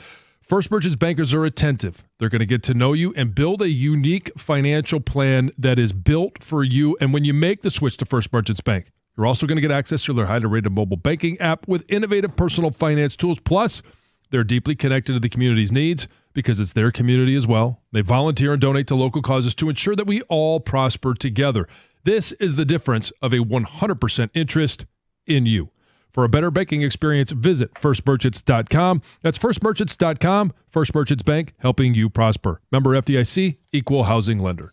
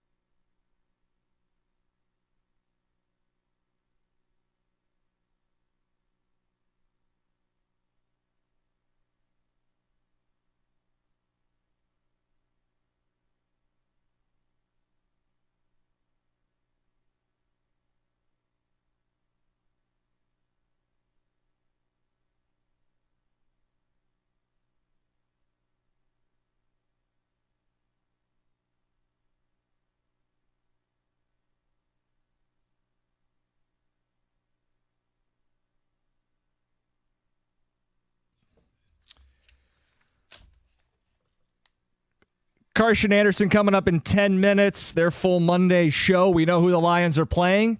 It's the Commanders. We know when the game will be. Saturday night, Ford Field.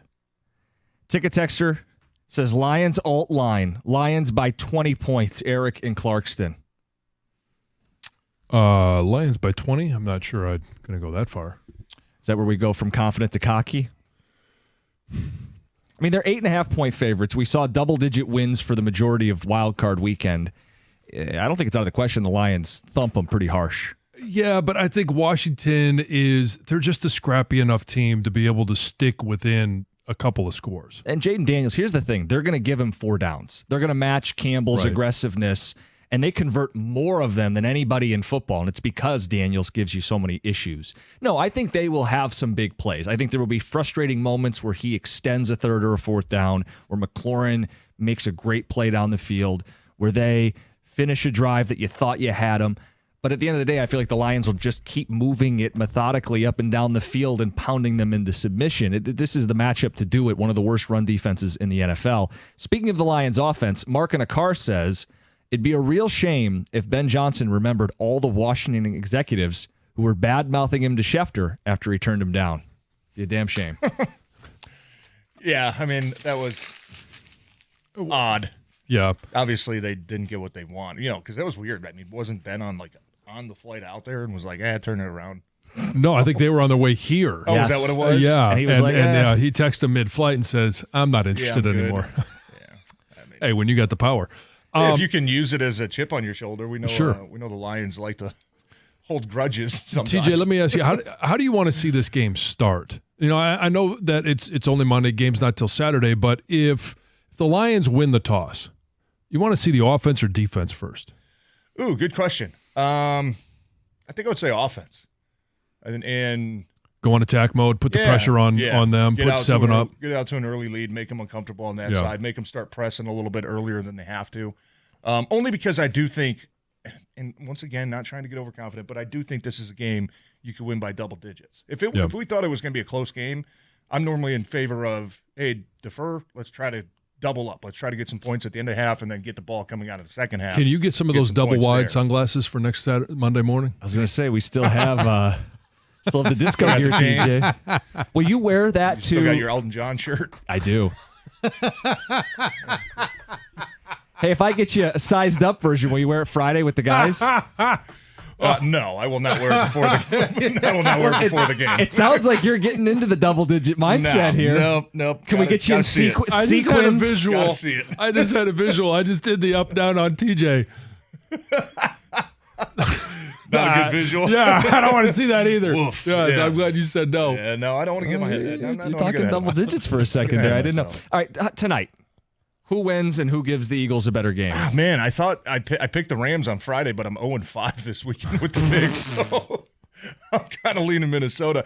And look, I think I did kind of change. I think Minnesota has a better shot to go and beat Philly. I think that with their defense, they I know against the Lions they weren't great, but they were pretty good at stopping the run. And I think that with Jalen Hurts and some of the blitz packages that Minnesota likes to run, you can confuse him a little bit. He's one of those quarterbacks that really doesn't seem to see the pressure all that great. So I'm starting to think that maybe Minnesota has a better chance than the Rams do of flying all the way Arizona, flying all the way back to LA, flying all the way out to the East Coast. If they win tonight, going next week to knock off the Eagles. So I think I've changed my mind to Minnesota. I think Minnesota probably gives the Eagles a tougher matchup. I don't think Minnesota gets the opportunity. I'm with you too. A part of me thinks that the Rams match up really well with Minnesota, and a lot of young guys on that defense. I mean, Jared Verse and Fisk and some other guys, Kobe Turner. Like, they got some young guys up front that are dudes, man. Like, and they're young. They don't know any better. They're just out there flying around having fun. And we know their offense. Yep. And Darnold too. I mean, if he's holding the ball, those young guys get to him. He's got that hangover from last week. I mean, because it is kind of deja vu for him. Early in the season when they came to Detroit, they lost. Next week had to go to L.A. Lost. So maybe they've got a little deja vu there, a little Lions hangover. And maybe did they lose a little confidence? Hey, that was the biggest game we played all season in Detroit, a must-have it, 1 seed, bye week, and we got our ass kicked. The Honolulu there's flu. part of you that, like, okay, maybe we're not as good as we thought we were, but, you try to spin it, a couple plays here or there. But you're right. I mean, Sam Darnold, is he going to bounce back to where he has played most of the season, which is playing good football, or is this kind of the new thing where panicky Sam Darnold, big moments, isn't the guy that's going to make you plays? Put the ball on the money. Yeah, I can see it. I can see it either way, to be honest with you. Yeah, it's very interesting, too, because Philly did not look invincible against Green Bay. I mean, 2 touchdowns in the first came from ideal field position on the opening fumble, kickoff. Which I don't even know if they recovered, to be honest. I don't know if they did I either. Green Bay recovered that. Yeah. But it's not like the Eagles looked You're just a homer. No, I mean, I'm just watching it. I was like, I think Green Bay jumped out. Oh, well, okay. Yeah. Hey, perks when you don't play. You don't look bad. Lions can sit on the couch. Everybody else got to go out there and put tape out there. That's the other thing. So, hey, we got all week to preview it. But yeah, I think we're all three of us, very happy with the draw. Yeah, and should be confident. And I think there's a lot of people that are nervous, and some of it is history. Some of it's the stakes, because everything from here on out. You got 2 games to get to the Super Bowl, and if you stumble at any step along the way, it's a long road to get back to the same spot next year. It's all for nothing. Yeah, right. I mean, that's the deal here. So yes, there's always going to be that level of tension because of what's at stake. But you're 8.5-point favorites. You're at home. They got a short week. You've had 2 weeks to prepare. Their run defense is no good. Yeah, it's a rookie quarterback, and I don't want to take anything away from Jaden Daniels, but the environment's going to ratchet up from what he just played in, and Aaron Glenn's going to blitz him, and you're hoping to get a rookie mistake. I don't know. I like it. You like it. Gator, what do you think? Are you getting into disco territory? We were flirting with it earlier. Close, yeah, you're trying to get TJ to dress up. If he wants to. He wanted me to do it on Friday, though. I said I'm not doing it before. Come in with those guys in the afternoon? That's bad juju. That is bad juju. Yeah, before the game. I'd like the matchup. I really do. And I think my number one reason why I like the matchup is it helps to come off that Minnesota game to see how they defended one of the better offenses in the league in a playoff atmosphere type thing. But I really like a defense, and this happens because of an injury, but they can put Kirby Joseph, Brian Branch, and Ife Melifonwu on the field at the same time. And I think against a quarterback like this, that's going to help.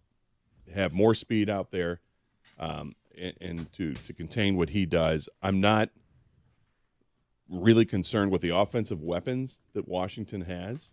I'm not discounting. I think McLaurin's outstanding. Mm-hmm. And Zach Ertz has resurrected his career there. But beyond that, they have a very average running attack at best outside of their quarterback. Right. I mean, the running back isn't anything special. He's fine. The leading rusher is Jaden Daniels.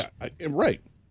I don't want to take anything away from Robinson. He's fine, but it's not like, I mean, if you had to rank the running backs that the Lions have faced this year, that guy would be near the bottom of the list. The Lions have been tested. Right. So I like this matchup. I'm not afraid. I love Jaden Daniels as a quarterback, and I know that Lions fans are going to be, running quarterback. Can they handle the running? Yeah, they can handle it. And, I mean, let Aaron Glenn cook. And he's had time to work on this. Mm-hmm. Yeah, I'm fine with this. What do you guys got coming up on the show? Well, we're going to talk some football for sure. We're in the final stretch of the Pigskin Pentamonium, the 5 days of football. Yes. One more tonight. Yep. We got one more game tonight. Hopefully it's better than, I mean, the only really good game was the one last night. Well, the college games are good. Look, the games are good. Go back it's to just 4 teams. Yeah. What are you looking for? When I didn't have a problem with any of the games. I know they weren't close. Yeah. But that being close doesn't necessarily have to make that's a prerequisite for a good game, though. And Champ and Chump. Do it every Monday. Carson Anderson next. Spoiler, they're doing Champ and Chump today. It's 97.1.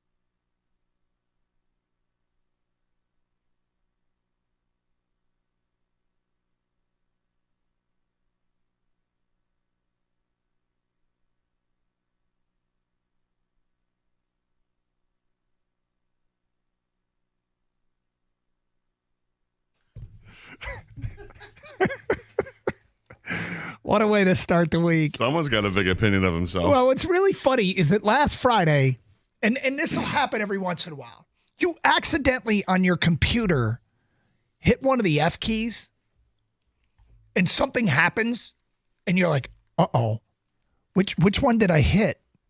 How do I get out of this? So this was near the end of the show Friday. I hit one of the F keys or I hit, control something. And my screen zoomed in.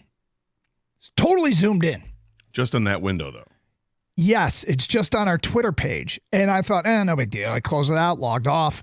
I get back, log onto the computer, and I go to our Twitter page, and it's zoomed in again. And I have no idea what key I hit, how I did this.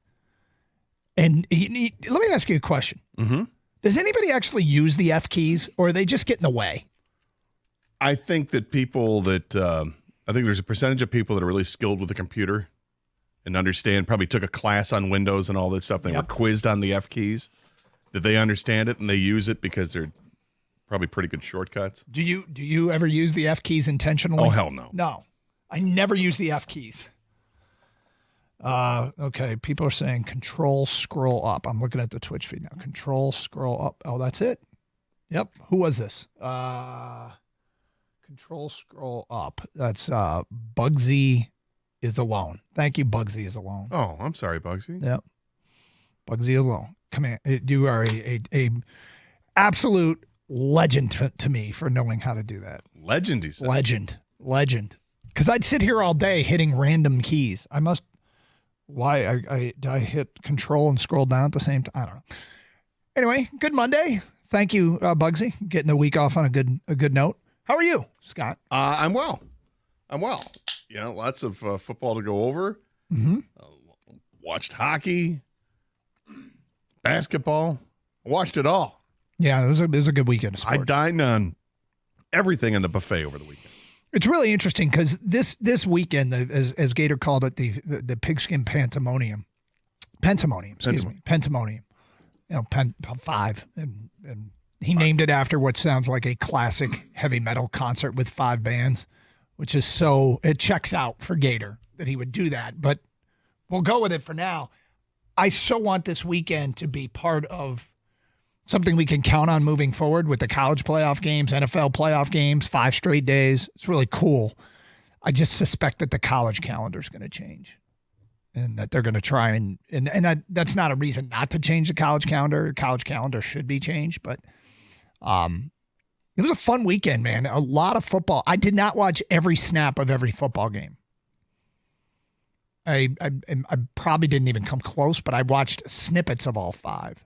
Real life got in the way. Did you watch every snap of every... Call yourself a fan? Yeah, right. Did you watch every snap of every game? I came close to it. I would say I was over 90%. Okay. Kang, did you watch every snap of every game? Yeah, I'm with Gator. I was definitely over 90%.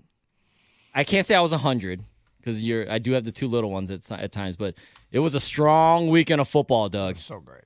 Strong to quite strong. I missed a few of the first snaps in the game Saturday night because I didn't realize it was on Prime.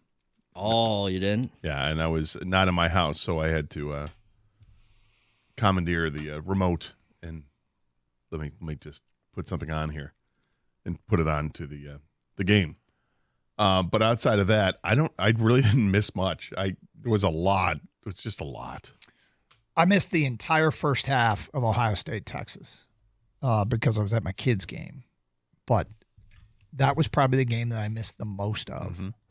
And then it was close in the second half. We saw what happened, and that will be part of my Champ and Chump votes. And we will have our Champ and Chump votes today at 10:35.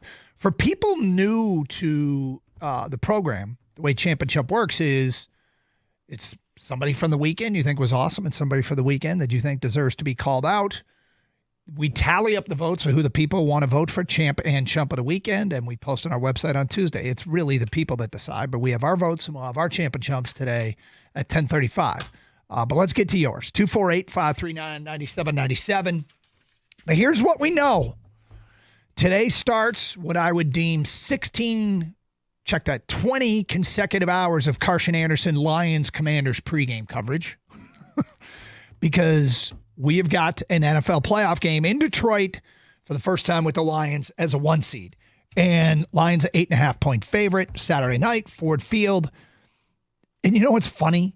If you sit back and you think about what we just did is what we pretty much have always done, more often than not. So it was completely the same and totally different all at the same time. Here's what was completely the same. We watched the first weekend of the NFL playoffs without the Lions in it.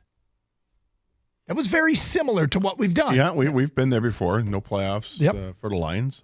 Sure, we've been there. And what was completely different is that we were in it. Right.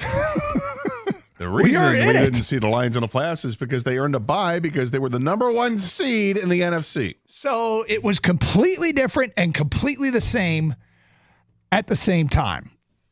I felt a vested interest in every game, even if it was an AFC game.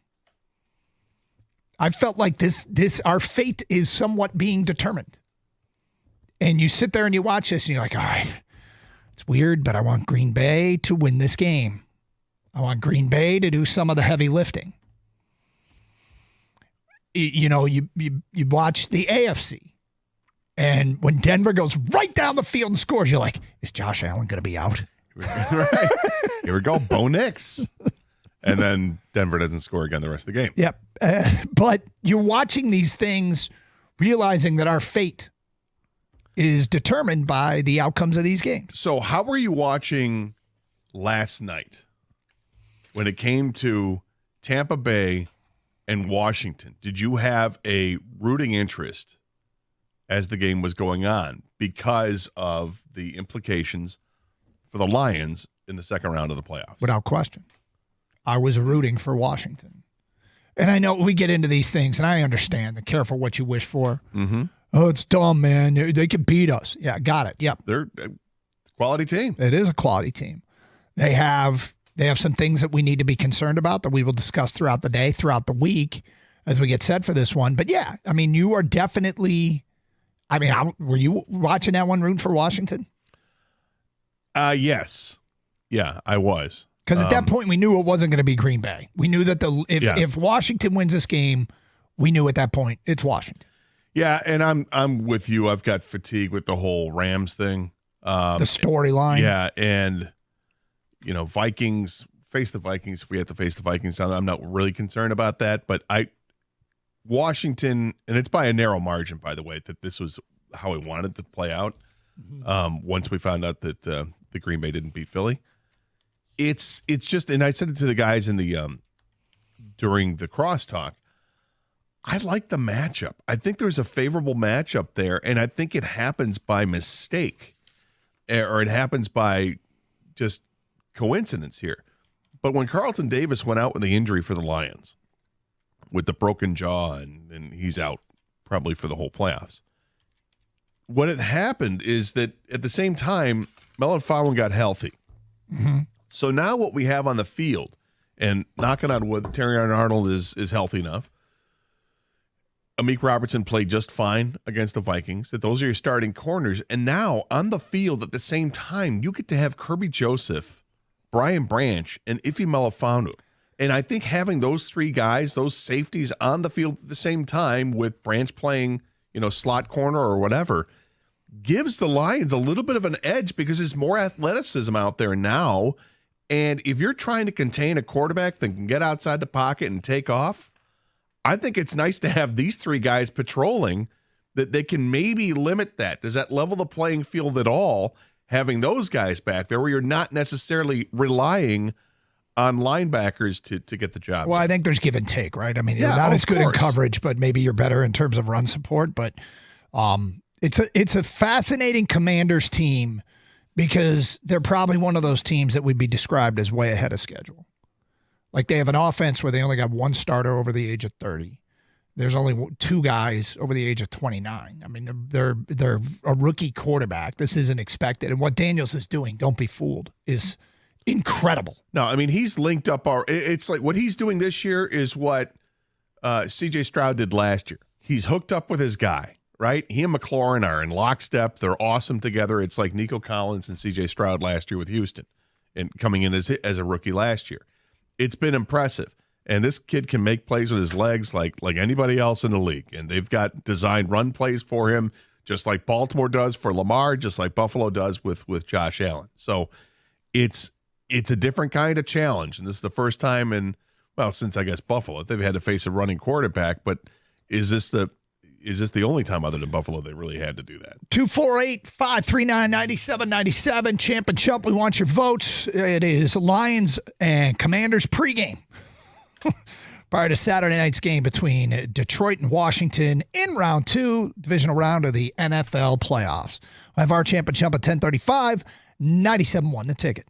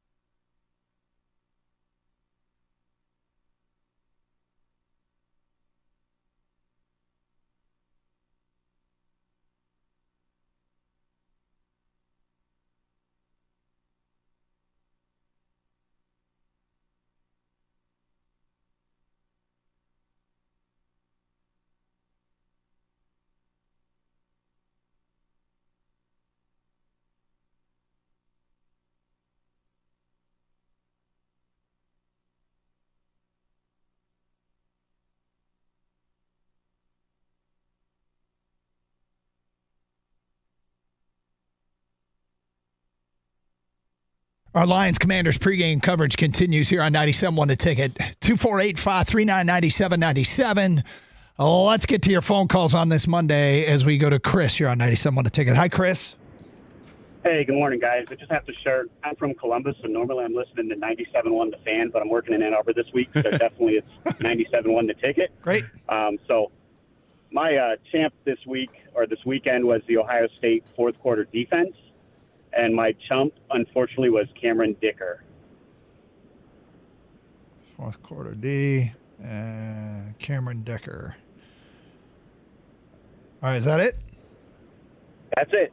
Thanks for the contribution. We go to Jeff next on 97.1 The Ticket. Hi, Jeff. It's just cold. Yeah, kind of was. Hi, Jeff. Hey, guys. Good morning. Long-time listener, first-time caller. Thank you. My champ is definitely the Lions for having a bye week. My buddy and I have been going to games for years, and we're like, we never thought we'd see a time in our lifetime when they're 15-2, and you realize how important the first seed is. My chump is myself. And I'll tell you what happened, and it rang a bell when Gator said he didn't realize the game was on Amazon Prime. I'm sitting there going to the second game, and I'm going through all the channels, and I get to the NFL Network, and it's got Green Bay Philly, and I'm like, oh, here's a game. I turn it on. I'm literally sitting there watching the game for a full quarter, and I'm like, wow, Green Bay's looking pretty good. And I heard him mention something about Brazil, and so my daughter called me, and I'm like, why is this Philly playoff game in Brazil? And she's like, what are you talking about? My son-in-law was there, who's a big sports guy, and Awesome. he's like, what do you mean the game's at home, going to be at home? And I'm like, oh, whatever. So I'm still sitting there watching the game, and they're talking about Brazil again, and I was completely confused, and I'm like, what is going on? And then I realized the stinking game was the Steelers-Ravens that was on Prime Video, and finally flipped over to the game. That's but funny. I thought Green Bay was looking pretty good against Philly. Thought it was a playoff game. That's hysterical. That is absolutely whoops. Ridiculous. Yep. Well, look, I mean, we're all sort of morphing into a world where streaming is the norm, and it is what it is. And one thing I love about the Amazon Prime and the Peacock feed is the 4K quality. It is really, really good. Right. Yeah. But not when you're watching an old game.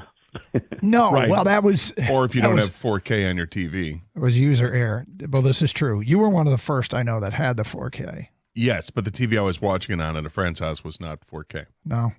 So at one point she's like, "Why is this picture bad?" I'm like, "It's not bad. It's just in 4K, and you don't have 4K." It's a little different. It looked almost like movie quality. It was just a little darker and slightly choppy. It looks kind of washed out. Yeah, I didn't mind it. I mean, I could deal with it. It wasn't a deal breaker for me, but she was having an issue with it. The problem, as always, though, is the damn lag time if you want to start changing channels and going back and watching something else. And then it takes a while, depending on your Wi-Fi, it takes a while to get in and out of it. I've gotten pretty good at it, where instead of one click, I do 2 clicks. Yeah, it's not the clicks doesn't bother me. It's the waiting for the Amazon to fire back up with the spinning and spinning and spinning and spinning, and finally it shows up. And da-da-da. Ned is in Oxford and next. Hi, Ned. Hey, Doug Gator King. What's up? I Doug's got there, a too. champ for you. He said Doug Gator Champ King. is Todd McClellan. What a turn! Well, I don't want to say a full turnaround, but he has whatever he has brought to this team. Keep it up, because I like seeing the Red Wings win. And my chump is kind of has to do with like parity in the NFL. I think the Steelers just rolled over and died. They're my chump of the week, but the parity between, at least in the AFC, even in the NFC, is between those top seeds 1, 2, and 3 versus the lower seeds. I don't know why it was so drastic this year, but if you look at the statistics, like there was more like 13, 14 win teams, and more like I think there was 10 of them. And then I think there was like 12 or 13 teams in the bottom end with like at least 10 losses, which is I think it's crazy this year that the Lions can go 15-2 and we were sweating in week 18 sweating the Vikings game because the top and the bottom there's so much difference between them. Yeah, and it's crazy to think, like, even in the AFC, like, their top seed is Kansas City because they went 15-2, and yet I think they're probably the third best team in the AFC behind Baltimore and Buffalo. But it's a hell of a competition. Well, and I was going to say, speaking of Baltimore and Buffalo, that's going to be a hell of a game. But appreciate it, boys. Have a good week. Thank you for the phone call, 248-539-9797. Yeah, I mean, so what he described is the league top-heavy. Is the league top-heavy where there's a lot of really, really good teams, and then there's a lot of bad teams and fewer in the middle class, I guess, if you will. I don't know if that's the case. Well, I don't know I'd if have it's to the compare case it to either, previous seasons. But boy, people sure did complain about parity in the NFL, and now they're going to. I'm not saying he's complaining; it's just pointing something out that there might be a little top heavy. I think it's all cyclical. Things happen. Yep. Different teams get good for periods of time, depending on circumstances. Everything is dependent on injuries. There was a story over the weekend that one of the reporters for CBS had that the NFL is going to consider revamping their playoff format because of what was going on with Minnesota having 14 wins, and yet they have they have to play in the first round on the road, and that maybe they would consider going to a winning percentage for the top 4 teams in each conference, that those are the teams get the home games, that there'd be a discussion. So we'll see if that happens. I guess, I always worry, and I haven't really done the research on this, but I always worry about overreacting to one season. Like, it's got to be a repetitive trend before you revamp everything. This playoff format has been, I think this is the 5th year that we've had this playoff format with only because remember, it used to be the 1 and 2 seed. Yeah, but we've gone to 7 seeds, 7 teams making the playoffs. This is the fifth year of this. And maybe if they've determined that over the 5 years this has happened too much, I haven't gone back and looked. My gut's telling me that's an overreaction to just this year. Now, it did lead to a great regular season finale. And it's easy for us not to worry about it because we won the game. Mm-hmm. It's probably format's probably a much bigger topic in Minneapolis than St. Paul. Sure it is, but it was also a bit of a topic right before that game. Is this one of these teams is going to end up with 14 and not play home? We talked about it quite a bit, and then it was a lot easier to move on when you win the game. Our Champ and Chump nomination is coming up at 10:35. 248-539-9797. It's Carson Anderson, 97.1.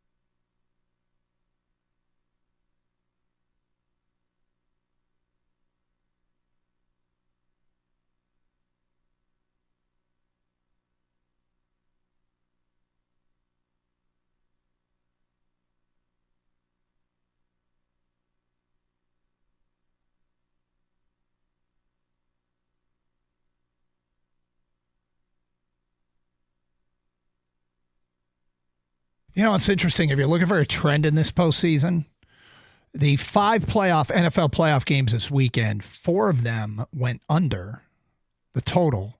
The one that went over had a pick 6 and a blocked extra point returned for 2 points. That's crazy. It was a scoregami too, wasn't it? Yeah. Oh, was it? I didn't know that. I believe so.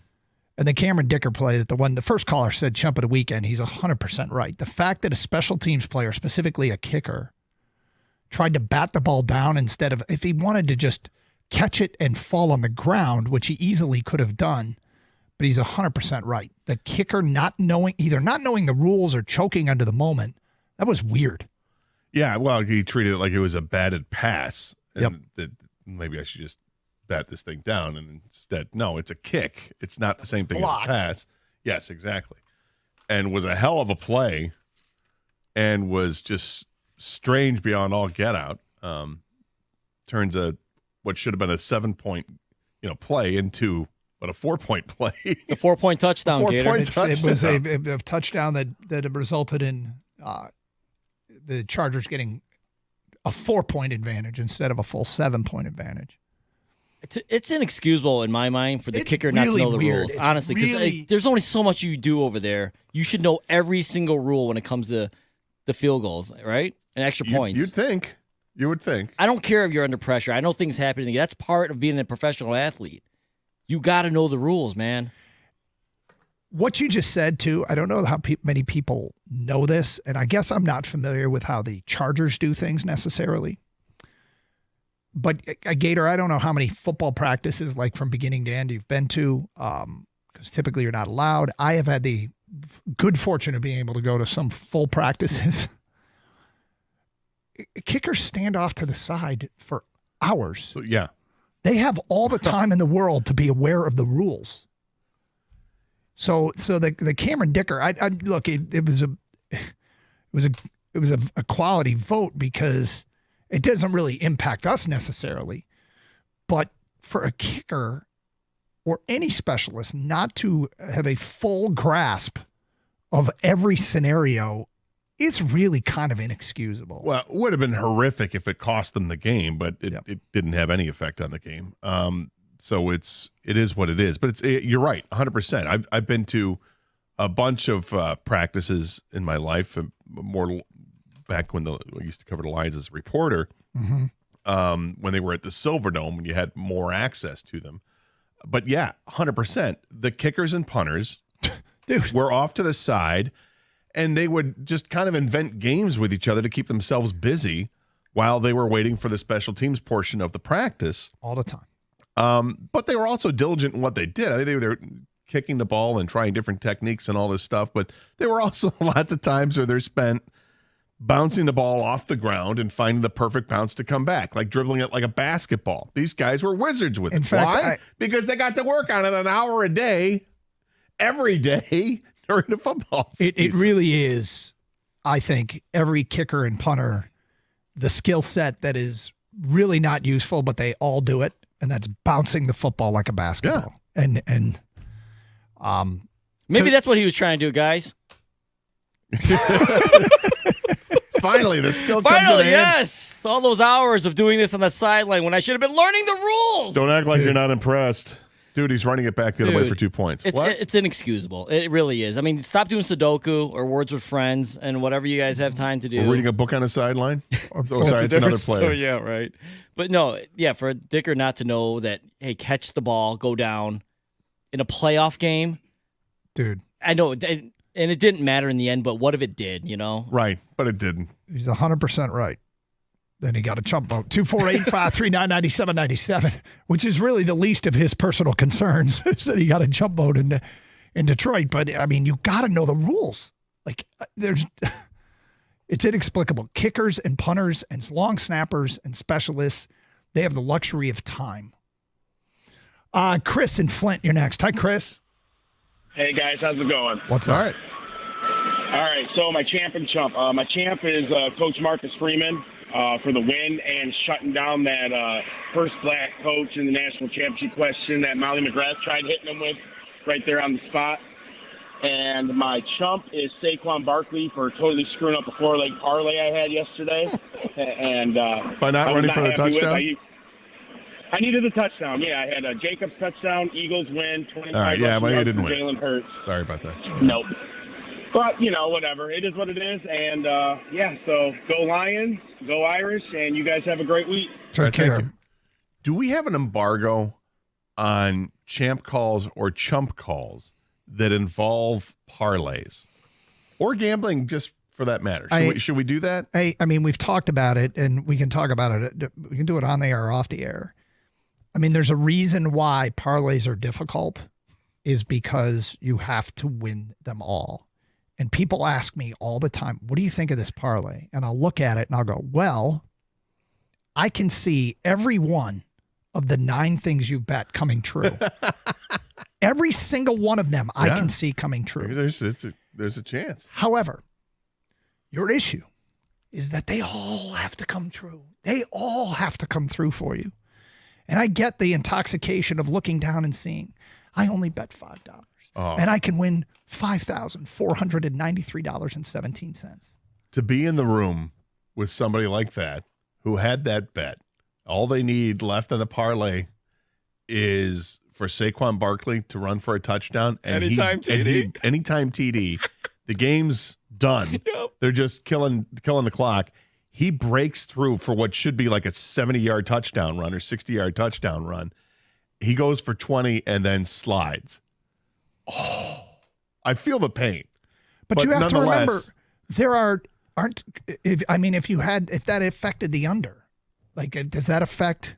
I think that affected the under, which means there are people who won because of it, right? Sure. So for every winner, for every loser, for some strange anomaly, isn't there possibly also a winner? So you know what this is becoming? This is becoming Squares guy all the time.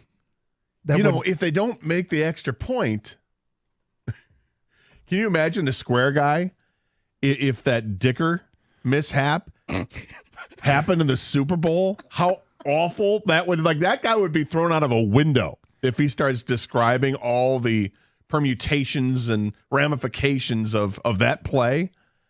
Dude, there would be a gang of people going up and just saying, "You're gone." The idea, shut up. It's actually kind of amusing. And it wouldn't be if it were you, but there's probably, if that were a Squares guy in a Super Bowl who was rooting for a blocked extra point, their celebration when the kick got blocked, I can't believe it.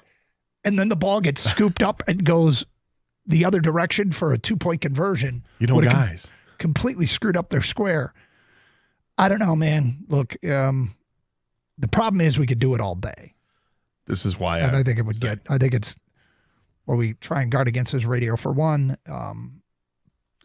So Kenny, maybe we should just consider an embargo on the. You guys talk about it behind the glass. Yeah. Well, Ken, you've got executive. Yeah. Just tell us how your fantasy team did instead. No.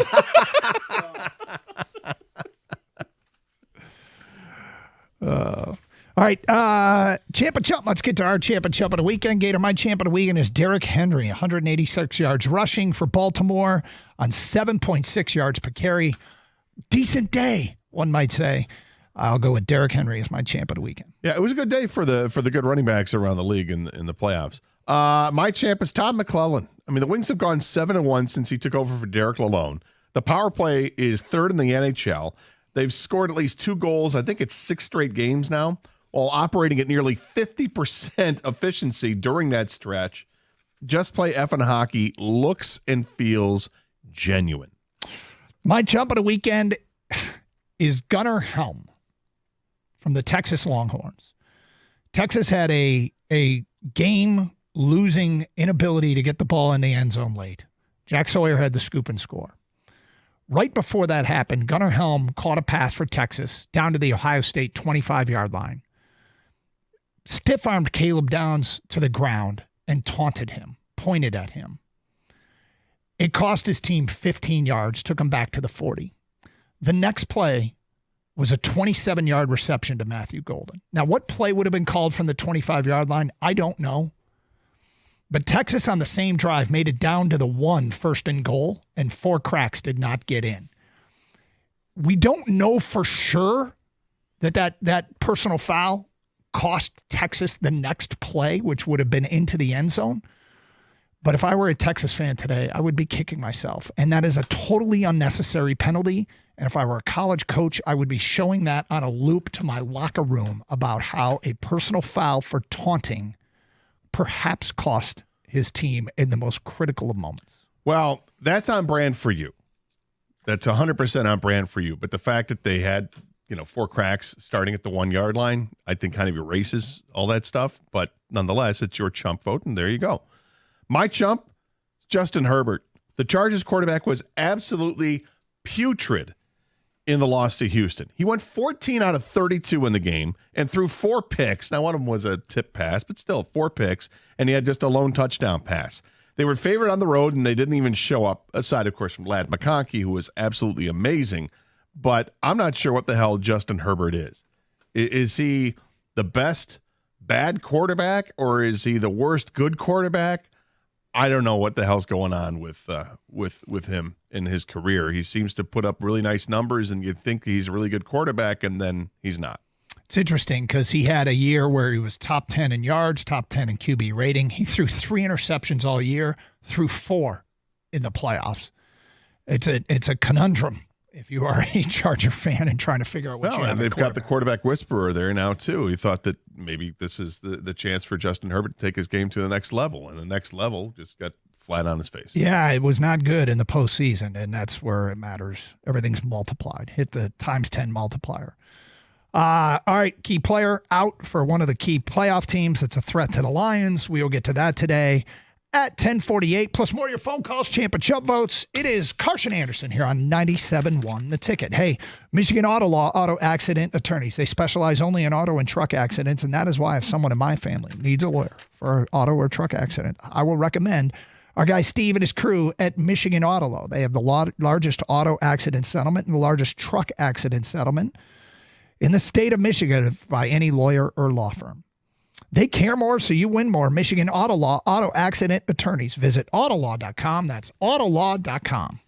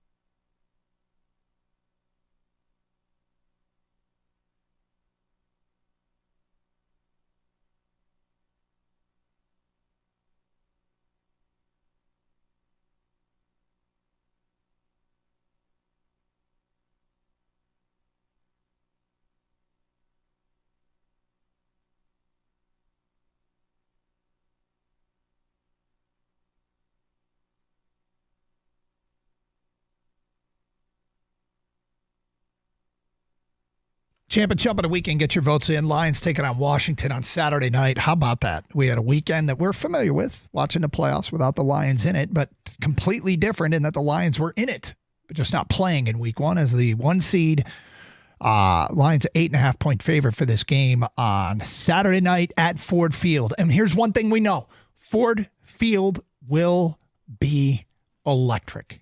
It will be, I got to say, as the Lions have gotten more and more popular and Lions tickets have become more and more coveted, so far, my impression is it has not turned into a wine and cheese Olympia Room crowd. And I guess we all kind of know what happened with the Red Wings in the Joe Louis days. And that is, as the games became the biggest games and the playoff games and the Stanley Cup games became less and less affordable, corporations chewed up the lower bowl seats and would entertain clients in the Olympia Room, which you had access to, a bar underneath. And it felt like at the beginning of periods, the lower bowl would be half empty, if not more. And it kind of watered down Joe Louis in terms of a home ice advantage. I have not seen that yet at Ford Field. The fans have been fantastic. And in fairness to some of those Joe crowds too, it was still loud, but it was definitely a different crowd. You could absolutely 100% say it was a different crowd. We saw that a little bit at Comerica Park too, when the Tigers were being really successful, and it was tough to get tickets for that. And people always want to complain when you have the boisterous fan that wants to get people going, and then some of the crowd just doesn't feel like standing up and doing the wave or whatever it is that you're trying to get them to go, and then they get a bad rap on it. But yeah, it definitely got outpriced. And has that happened with the Lions to this point? No. That game Sunday night against the Vikings was all it's supposed to be with how loud it was. Yep. And the game Saturday night, it's Saturday night. I'm so glad it's a Saturday night game. This is going to be fun because that crowd is going to be primed and ready for a Saturday night playoff game to see if you advance to the NFC Championship, which would be the following week in Detroit if they win that game. Yep. It's fun. This is going to be a lot of fun. It is fun, and that Ford Field energy is a definite advantage for our Detroit Lions. Champ and Chump, get your votes in. We do it every Monday. Champ and Chump of the weekend. Who should be singled out for having a great weekend? Who should be called out for having a weekend that was less than great? And feedback coming in to the Carson Anderson inbox.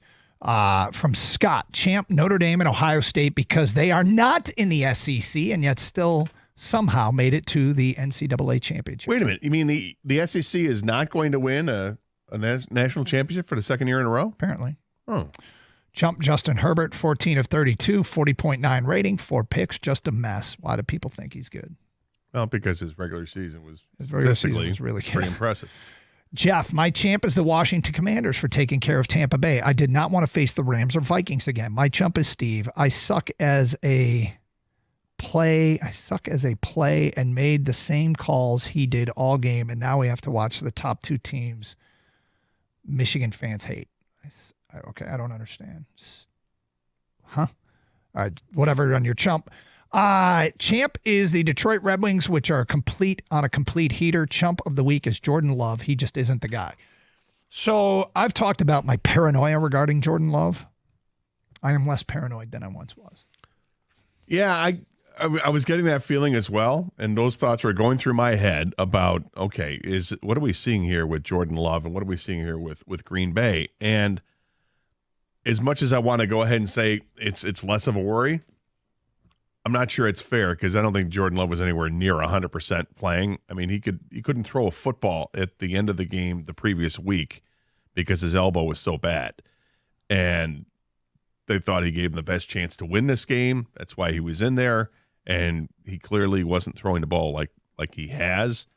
So I don't know if I'm ready to say that he's not that guy. But we anointed him so quickly to being that guy. The next great quarterback at Green Bay. Maybe that's unfair too. Right now, it's still TBD. I tell you when I think I'm overreacting. And at the end, after the Thanksgiving Day game last year, I said, this might be a total overreaction. But I can't shake this fear in the deep recesses of my mind that Green Bay has done it again and handed the mantle to the next great quarterback. This year, did not back up that initial hunch, and I'm very happy for that. Society's so quick to crown and tear down people. Like last year, he took a number 7 seed on the road and upset the Cowboys, and he was crowned the next. Smoked the Cowboys. This year, he takes a 7 seed team on the road to Philly, and they lose, and he's done. You know, like I just feel like I'm with you, Gator. Like, let the man breathe. He was hurt. I don't know if Jordan Love's going to be great or not, or even good or not, but I think they got a decent quarterback there, and he's shown that he can do it. He was hurt this year. I mean, I hope he's not great for the Lions' sake, but and I mean, but it's way too early to determine this stuff. We don't need to dissect the game too much, but playing without Christian Watson, Jaden Reed got hurt. There were some injuries in that game. Yeah. I mean, that's it was unfortunate. They lost for them. like they were down like the third left guard or something. I think too. Right. And Elton Jenkins is out, and then the next guy comes in, picks up 3 penalties in the first half, and like, you're gone. Yeah. And then they put in another guy, and it's just it was a disaster for them. And we care a little bit more about that game because we wanted to see if Philadelphia can get knocked off, and if Green Bay could do some heavy lifting for the second year in a row. They could not. All the NFL guys are reporting this morning that Eagles starting linebacker Nakobe Dean is believed to have suffered a serious injury and is done for the postseason. It looked like it. I mean, that knee did not look good when the player went into it, which is too bad for Philadelphia because he was having a really good season, finally stepping into his own there. But you know, those are the breaks, man. It's really unfortunate. I like Nakobe Dean a lot, and he was finally getting his opportunity to kind of start this year and show what he can do. And he had, I think, 128 tackles on the season, a few sacks, a bunch of pressures, and tackles for losses. He had a really nice season this year, and unfortunately, it's done for him. 248-539-9797. Champ and Chump votes get him in. Let's go to Tim in Detroit. You're next on 97.1. Hello, Tim. Hey, good morning, guys. How's it going? It's going great, Tim. So I got Green Bay as my chump, of course. But my champ will be Frank Ragnow because he came to the Ultimate Fishing Show, come over to my booth, hung out, and we got a Jared Goff chant going. Nice. How was Frank? He was very nice. His publicist was with them. They made him like they didn't want a crowd, so when we started chanting, they kind of like swept them away. But he was awesome. I yelled, "Grizzly Man Outdoors," and he come over and got right with us, and he was a really nice guy. It was awesome. That's really cool. It was really, really cool. I've heard nothing but great things. Yeah. Heard nothing but great things about Frank Ragnow. Oh my gosh, what a great gentleman! He took a picture with my niece too. It was awesome. And so on brand for him to be. What was the show? It was the Ultimate Fishing Show at the Novi Expo Center. Yeah. If we were to do a poll of like what is the who's the most likely lion? Oh, it would be Frank. To be at the Ultimate Fishing Show. I mean, this guy's all about the outdoor life and particularly fishing life. Yeah. Yeah, I'm surprised Jansen wasn't. Was Jansen there? No. Lomas was supposed to be there, but we didn't see him. Yeah, Ragnow's awesome. Off the field and on the field, I don't know if there's a tougher player in the NFL. This guy's amazing. I'm so glad he's a Detroit Lion. Yes, he personifies exactly what the Lions look for in a player. Character on and off the field. Thank you, guys. Thank you for the phone call, 248-539-9797. Tyler in Waterford says, "Gentlemen, good morning. My champ, the Commanders, for beating the Buccaneers might sound crazy to some regarding the mobility of Jaden Daniels, but I like the matchup better. Chump the Tigers ownership for not getting a long-term deal done with Skubal. I bet he is either traded or onto a new team next year." Well, I read something over the weekend that indicated that this is all Scott Boras' plan. He doesn't want to sign him to a long-term deal right now because he knows he can get more money down the road with this. So he gets the money in arbitration, gets a massive raise and that he deserves without question. I would love for them to be able to lock him up. Is it a massive raise? Well, it went from a few million to $10 million. Right. So you're doubling or tripling what he was getting. I guess if you double or triple your salary, it's a massive raise. I guess it feels like it is. It's a bargain. It's a bargain for the Tigers. Mm-hmm. And I think it's a risky move. If this is Boris's plan, it's a risky move given Skubal's injury history, right? I mean, he is taking a chance with the client because the client right now could have signed a longer-term deal with the Tigers. And the Tigers apparently made an offer. It's been characterized as maybe not what less Boris, than market value. Yeah, or, that's what I mean. I feel almost assured that came from Boris's camp, but there is a risk to it. Well, they haven't lost him. He's still theirs for this year, Still there. for the upcoming 25 season and the 26 And next season. year. So the guy, I mean, I hope he's not done. I don't think he'll be with a new team next year. I wouldn't imagine so. If they have to trade him because they know that they can't sign him, that would suck. But it's a guy who's got high value. That's something to worry about a year or two down the line. Yep. I'm more concerned about what they do next, which is let's get Alex Bregman done. I'd like to see that happen, and I have it. Just a hunch, Doug. It's just a hunch. I think by Wednesday night, Alex Bregman's a Detroit Tiger. It's just a hunch. Just a hunch. I mean, I'm always we've got rules on the show. The hunch means you really don't have to back it up. We've talked about our rules on this program is hunch is just a feeling. It's a feeling I got. What I find most interesting about this hunch is you're specific to Wednesday night. Yeah. I want to distance it far enough away from football because I think baseball wants to have it. They like to have their moments when they can, if they can announce signings of big time players. When there isn't this game tonight, which of course is all the nation will be watching, and hearts go out to everybody in the Los Angeles area dealing with what they're dealing with. Awful. And this is going to be, this has a feel to it like New Orleans coming back from the hurricane team, and it's brutal. So that'll get a lot of discussion tomorrow, and then maybe they can hammer out a deal. That's why I say Wednesday night. But I think a deal is going to get done. It makes too much sense. There is lots of chatter of, trade talk with Arenado perhaps going to Boston, and that would eliminate them from the mix. And it seems to me, reading the tea leaves, it seems to me that the Tigers have probably made an offer, and it's a better offer than what he's gotten from anybody else. And it's kind of like Boris is like, anybody else? I feel like he's waiting for a better offer, and it may not be coming. That's sort of the business. Of the game is because it looks like Santander. That he's a guy that's going to get a shorter term deal right now because the market just isn't there to hand out longer term contracts for players that show a downside and that show some frightening trends in terms of strikeouts and stuff like that. So we'll see. I think they can get it done. Just real quick, is it a concern at all if Bregman is, we're assuming, we don't know, if he's waiting for a bigger contract for somewhere else, that he actually doesn't want to be here? You know what I mean? Like, I want guys that want to be here. Like, hey, I don't remember what Scott Harris said, but we want players that want to be here. Like, hey, we're winning. We're building something great here. Be a part of it or not. Or AJ Hinch said it. I think this is just the cost of doing business with a Scott Boras client. I think the player, this is one of those things where the agent tells the player, just sit tight. I'll handle everything. I'm going to handle all this stuff. I'll take the heat and everything. Just trust me. I'll get you the best deal. And that's why they hire a guy like Scott Boras. It's in the back of my mind. When I don't want to hold it against the player for necessarily doing the best, whatever's in their mind, whatever's in their best interest financially. It's a business to them, and we have to remember that. It truly is in the back of my mind that, does he want to be here? Like, is he settling for this offer? Or, we'll see how it plays itself out. But there truly is nothing wrong for a player that still has time to negotiate to continue to negotiate. Yeah. I mean, Scott Harris talked a lot about, guys wait till after February to get a deal done. And a lot of players had done that.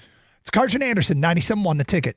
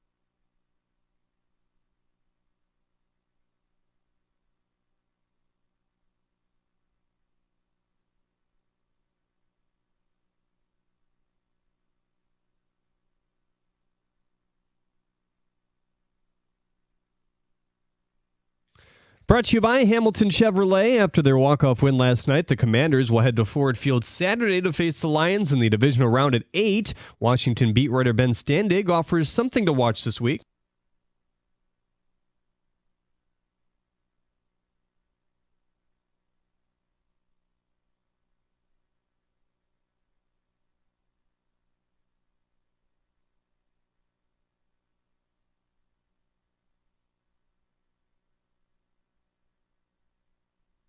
The Pistons are back on the hardwood tonight in New York. The Knicks have lost 4 of their last 6. You can hear the game right here on 97.1 The Ticket. Tip-off at 7:30. Our coverage at 7:05. Injury report pretty clean right now for both squads. Michigan State secured their 9th straight victory yesterday with a 10-point win over Northwestern. The NCAA March Madness X account lists their game with Illinois Saturday as their top game of the week to tune in. For that game, the Spartans will also face Indiana on Wednesday. Tom Pelissero reporting that several NFL practice squad deals expired today, including Dalvin Cook. After 4 straight seasons of over 1,000-plus rushing yards, Cook has struggled to get back in the lineup with 2 different teams the last 2 seasons. At the Corwell Health Sports Desk, I'm Jeremy Otto. For more, go to 97.1 The Ticket or Odyssey.com.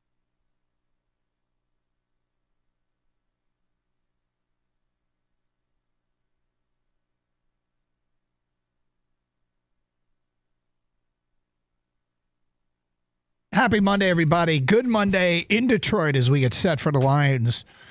First, we hope, of 3 postseason games. They got the Washington Commanders coming to town on Saturday night. Champ and Chump, get your votes in for Champ and Chump on a weekend. Who should be singled out for having a great weekend? Who should be called out for having a weekend that stinks? Red Wings 7 wins in a row. Todd McClellan getting some love here in Champ of the weekend. The Pistons continue to play well, and they are a team that deserves some recognition. But, of course, the big story in Detroit is one of the biggest stories in sports, and that is our football team is the 1 seed. And after watching all the games this weekend, it's been determined, yes, Detroit and the Commanders on Saturday night. And, look, it is a careful what you wish for kind of game. I think there's nothing wrong with not wanting to play Minnesota again, given how their offense can be a huge problem. Just because it wasn't last time doesn't mean it won't be the next time, if there is a next time. We all do this, and we're all susceptible to it, just to different degrees, and that is fall victim to just thinking what your eyes showed you last is what is reality. If that's the case, then my preview of Detroit and the Commanders is going to be 2 great defenses. If we are victims of what our eyes showed us last, this game Saturday will be a matchup of 2 great defenses. And that's why we don't fall victim to that, is because they both have their challenges. Yes, Detroit was great last time out. Yes, in this game against Tampa, Tampa ran 44 offensive plays. Was it? 24 minutes of time of possession. They only had the football 7 times. And one time was quick because they fumbled it. Yes. There are a lot of lessons to be pulled out of watching Washington play this year. At this point, I would say the biggest lesson I took from last night's game, do not help them beat you. You mentioned that fumble. That fumble, here's Tampa with the football in the 4th quarter and a 4-point lead. And there's like 11, 12 minutes left in the game. They have a chance to go on one of those long, time-consuming, game-sealing drives. And that had to be what they were thinking about. And Baker Mayfield and Jalen McMullen botch a faked jet sweep handoff. And that's one of those things where Washington fell on the football. Right? They fell on the football. They didn't cause the fumble. Yeah. No, it was no big hit. And you have to be opportunistic and you have to take advantage of those. There was another mistake that is something to keep in mind that Tampa had. It wasn't really a mistake. It was a missed opportunity. It's 3rd quarter.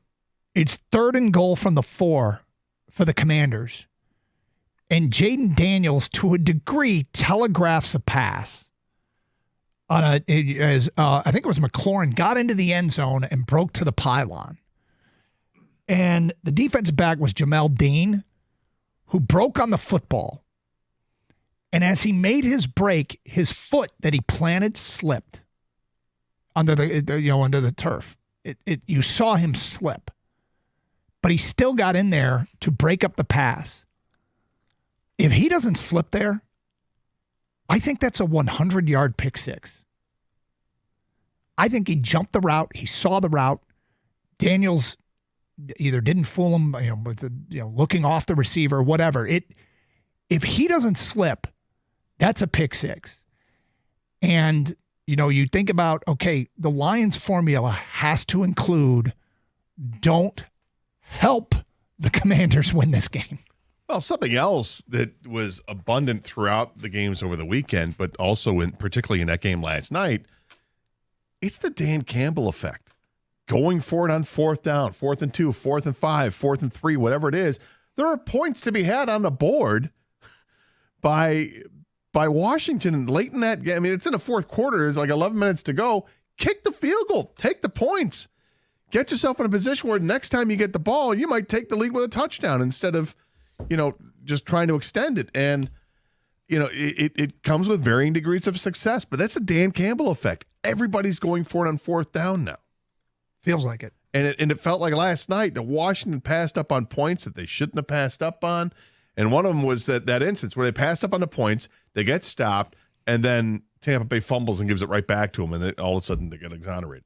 Yeah, they got lucky to get the ball back, and they eventually did score a touchdown. But I was with you, Gator. I thought they should have kicked the field goal, got to within one, and that way when you get the ball back, you could maybe possibly win it with the field goal. But there's a difference between – I agree with the Dan Campbell effect you're bringing up. I think a lot of the league is starting to go for it on 4th down and be more aggressive. But that's part of the Lions' DNA. That's who they are. Yeah. And I think when your teams aren't – that's not who they are. It's not analytics for the Lions. No. This is what this is their plan. This is what we do. Exactly. So when a team like the Commanders or any other team starts going for it when they normally don't, the Vikings did it, right? When they were just here at Ford Field. It's not going to be as successful because that's just not who they are. Don't be somebody you're not, right? I think the Lions, they're aggressive, so they do stuff like that. Yeah, and the trendsetters. They also have that offense, right? That offense where they are extraordinarily efficient. They've got a quarterback that is as good as anybody at dissecting a defense. They have a receiver in Amon-Ra that's as reliable as they are. They have a great offensive line. They have all these things that really help when it comes to 4th down, right? These are all super helpful. And yet the quarterback isn't mobile. But I mean, You don't say. I say that, half joking because the Lions are so successful at it, despite the clear impediment they have with their offense is the quarterback just can't run. Right. Such a joke. I mean, it's and yet other teams, they have to rely on the fact that their quarterback can run because they don't have the other stuff, right? Jaden Daniels has to be able to run to make that offense successful. Josh Allen has to run to make that offense successful. Lamar Jackson has to do it as well. And they're great attributes for those quarterbacks, but here in Detroit, we don't need it because they have not one, but 2 or 3 wide receiver options. They've got the tight end. They've got 2 tight ends they can throw to. They got 2 running backs that can get the job done. And they've got an offensive tackle that can do whatever you want him to do. If you want him to catch it, throw it, run it, whatever. They've got all types of weapons with this offense. There's a million different ways you can attack things, and the Lions have just about every one of them. Do the other teams have those? Nope. 248-539-9797. We'll get a little bit more into what's going to make this Commanders game so difficult, and it's not going to be easy. We'll get to that today at 11:18. Plus more of your Champ and Chump calls. Let's hear from you. 248-539-9797. It's Carson Anderson, 97.1. Hey, temperatures are dropping. It's getting really cold outside. Make sure your furnace is running properly. If it's not, you got to call the expert technicians over at Birmingham Plumbing, Heating, and Cooling. They're going to get your 2025 started with some peace of mind. But don't just take my word for it. I mean, I can tell you things like, yeah, they've come to my house on a couple of occasions like that and solved problems I've had because it's true. They have. I'm amazed at what they're able to do. But they've got an A+ rating from the Better Business Bureau. They've also got a ton of 5-star reviews on Google. So whether it's your furnace or your water heater or a boiler or water filtration, whatever it is, schedule an appointment online at BirminghamPlumbingCo.com. Birmingham Plumbing, Heating, and Cooling, your Metro Detroit boiler experts.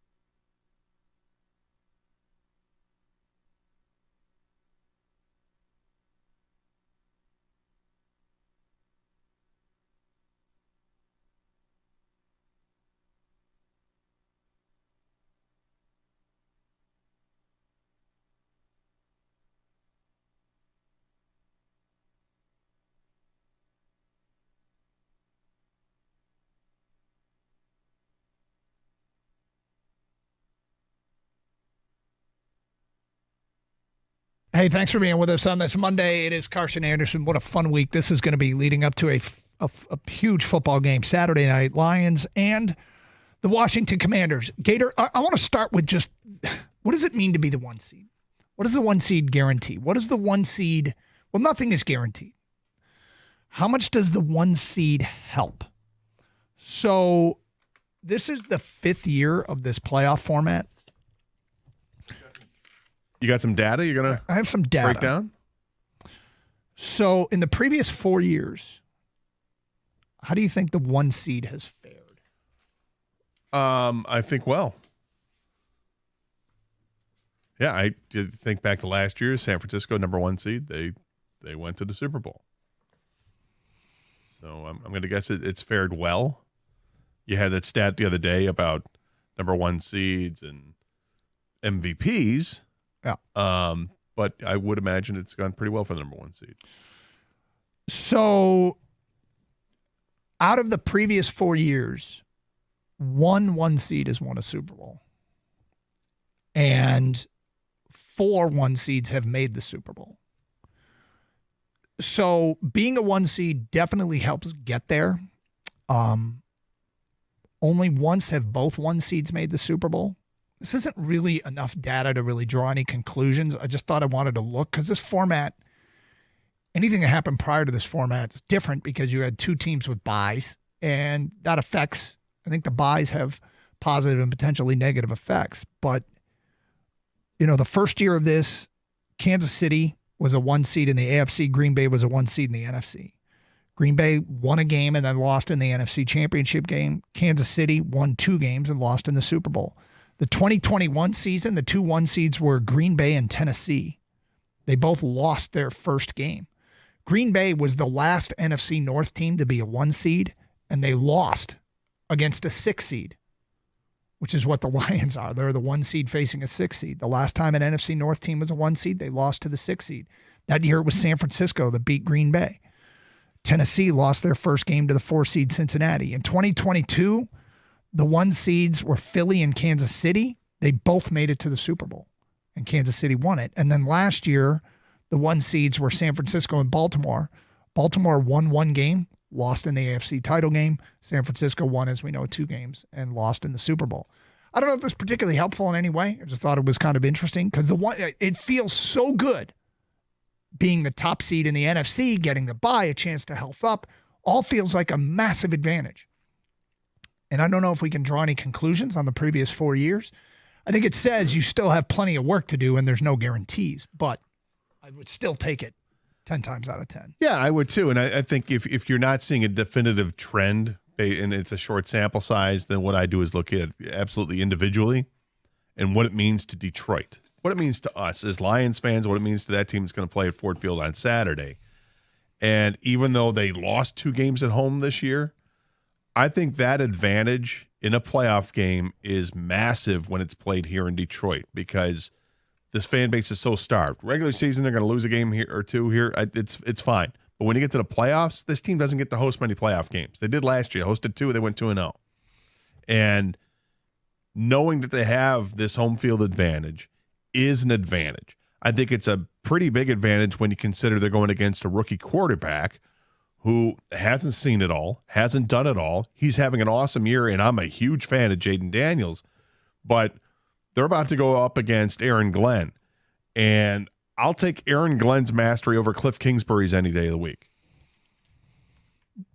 Yeah, I think so. I'm loving what we've seen. I mean, that Lions defensive performance as time goes by, what they did to Minnesota was just incredible.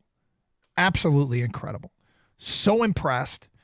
And they, if that's who they're going to be, Lions are going to, I mean, dare we say, their chances to win the Super Bowl are incredibly good if Aaron Glenn has really unlocked something with the Lions defense. And if this collection of players that they are able to put on the field, let's face it, they got a Fatu Melifonwu back.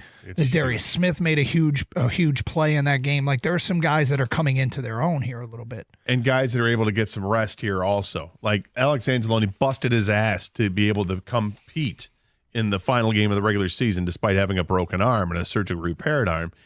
He comes back, plays through it, and played amazing throughout the game. Afterwards, he was asked about it. He's like, "Oh, it's sore. I'm good, but it's definitely sore." Well, he's going to have almost a full 2 weeks of recovery time here, as will the rest of this team. And I think that matters. It matters that David Montgomery can't wait. He's going to play. Okay.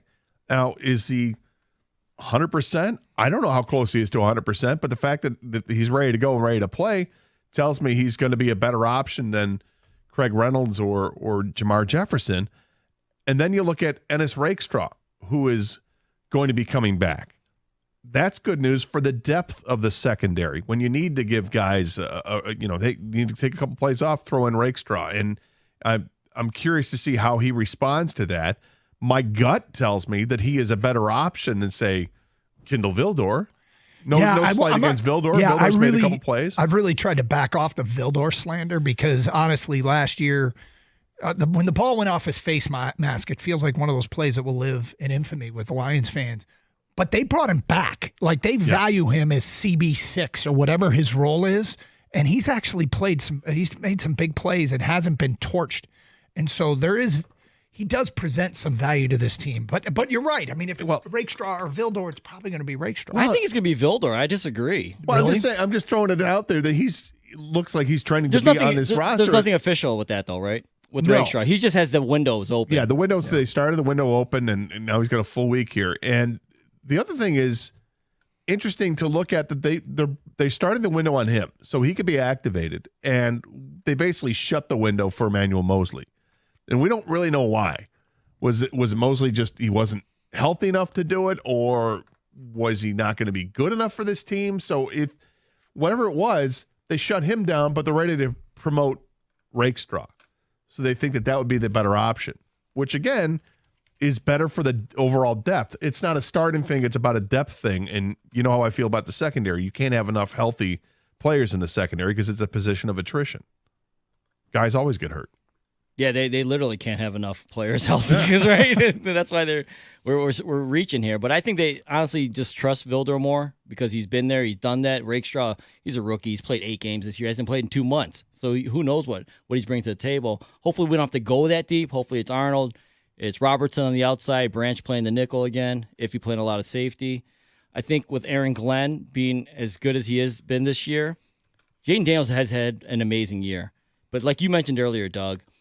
He's a rookie still, and he's prone to make mistakes. And he's thrown some balls in some tight windows and gotten away with it this year. The Commanders have come from behind in a lot of games. And because Jaden Daniels been able to make that play, what you got to do is you got to capitalize on those mistakes because he will make mistakes. The Jamel Dean play in the end. Like, am I wrong? Was that if his back foot doesn't slip when he plants, I think that's a pick six, 100-yard pick six. There's a bunch of those throws, actually, he's gotten away with. There's an Austin Eckler throw that he threw, like the defender, he had his back turned to the ball. Yeah.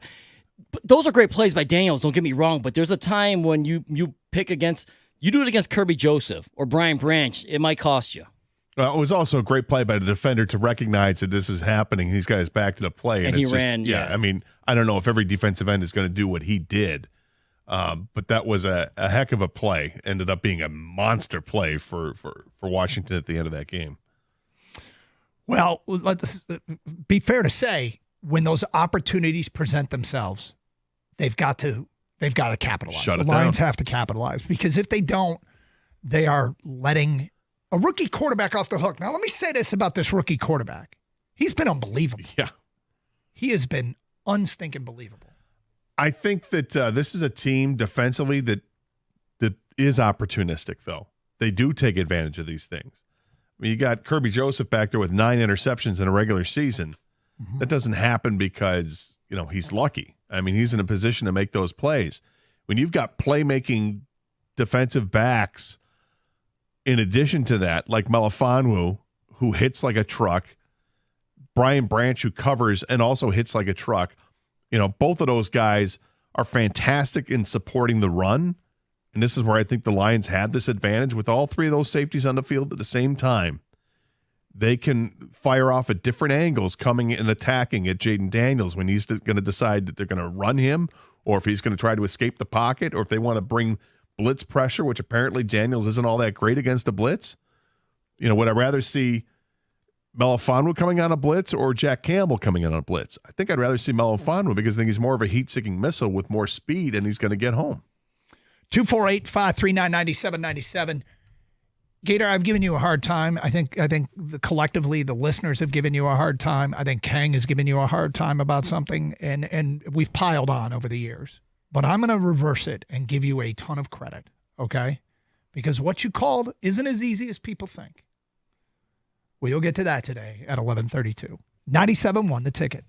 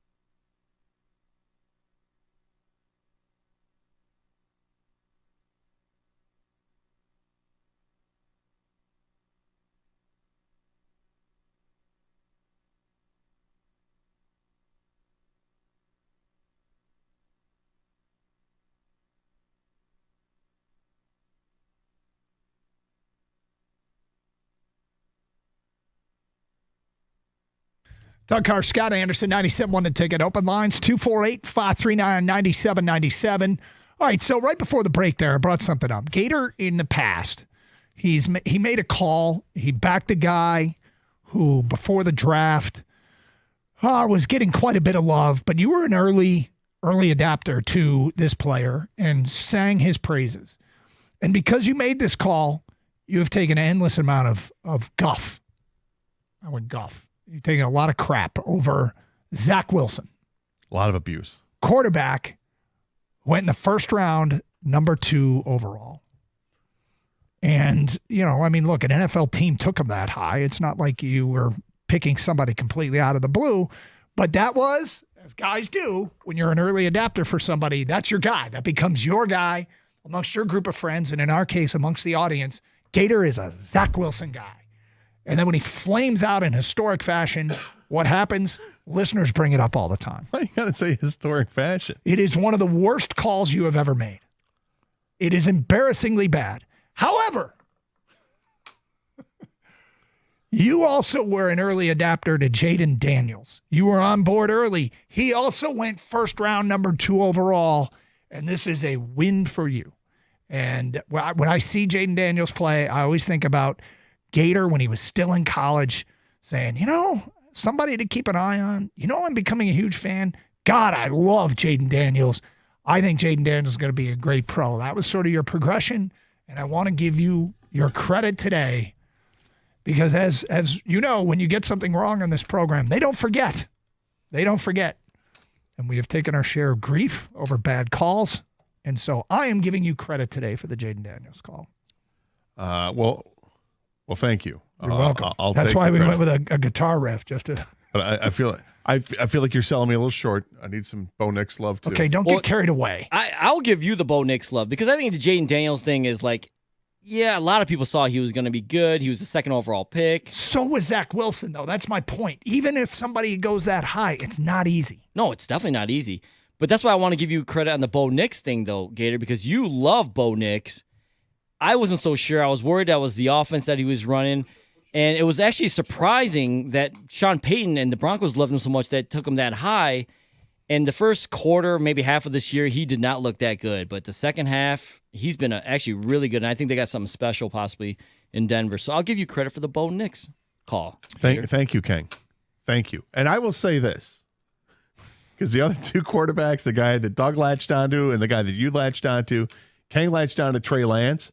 I'm with you, Kang. We talked about it off the air, I think, a while last week. I'm not sure why the hell Dallas didn't give him time at the end of the season to start instead of hitching their wagon to Cooper Rush, which made no sense in the world to me. Like, you've got time to play, and let's see how this guy works out. Throw him to the Wolves, and they didn't. It was stupid because I think Trey Lance has talent, may not get a chance. He's buried. And Doug's guy, Malik Willis, with Green Bay, which all he did was step in and win when Jordan Love was hurt earlier in the season. I think Malik Willis has a ton of talent, and some team is going to reap the benefits of that if they have the offense that's ready-made for him to step in and succeed. I think Green Bay and Minnesota are 2 teams that quarterbacks can go in and do well at right away because of the way their offense is set up. And I was thinking about it a little bit yesterday. At what point do you say Jordan Love isn't going to be the guy and let Malik Willis run with it? Well, look, it's probably a far away from happening. But I just meant in the game. Yeah, I mean, I wouldn't give up on Jordan Love. I thought in that game it seemed to make sense. The Jaden Daniels thing I always will think of as your guy. So, and you weren't the only one. But as I wanted to point out the Zach Wilson because they went the same place in the draft, number 2 overall. And I just even if the guy goes high, it's not easy to call that shot. Let's go to Sean in Westland. Hi, Sean. Hey, how you doing, guys? First time caller. Thank you. I got a lot of comments going for you guys here. Champs and chumps was the first one here. The chumps are all the receivers who didn't know where the first down marker was all weekend. I saw so many 4th and 1s and reaching out. And then the champ would be Mike Evans. I don't know if you saw that play where he knew exactly where he had to be. That was an awesome play. Unbelievable. He kind of leaned back with the one arm because he knew he had to get an extra yard, and he got that extra yard. Yep. Yeah. The other comment here is the number 1 seed is definitely a benefit. Not only do you have the home field advantage, you only have to play either the 2 or the 3. So you get the pleasure of either playing Buffalo or Baltimore, not both of them, to get to the Super Bowl. Well, the Lions don't have to play either of them. No, I'm not worried about the Lions. I'm just saying as a number 1 seed. So now when you talk about the Lions, only time we're going to see Philadelphia, if we see Philly, would be in the championship game. Yes, that's how it's definitely a benefit. That's the benefit. Yeah, look, Kansas City benefits because, as he was pointing out, they don't have to play both Baltimore or Buffalo. They have to play the winner of that. It's just, I mean, like I said, I take it 10 times out of 10.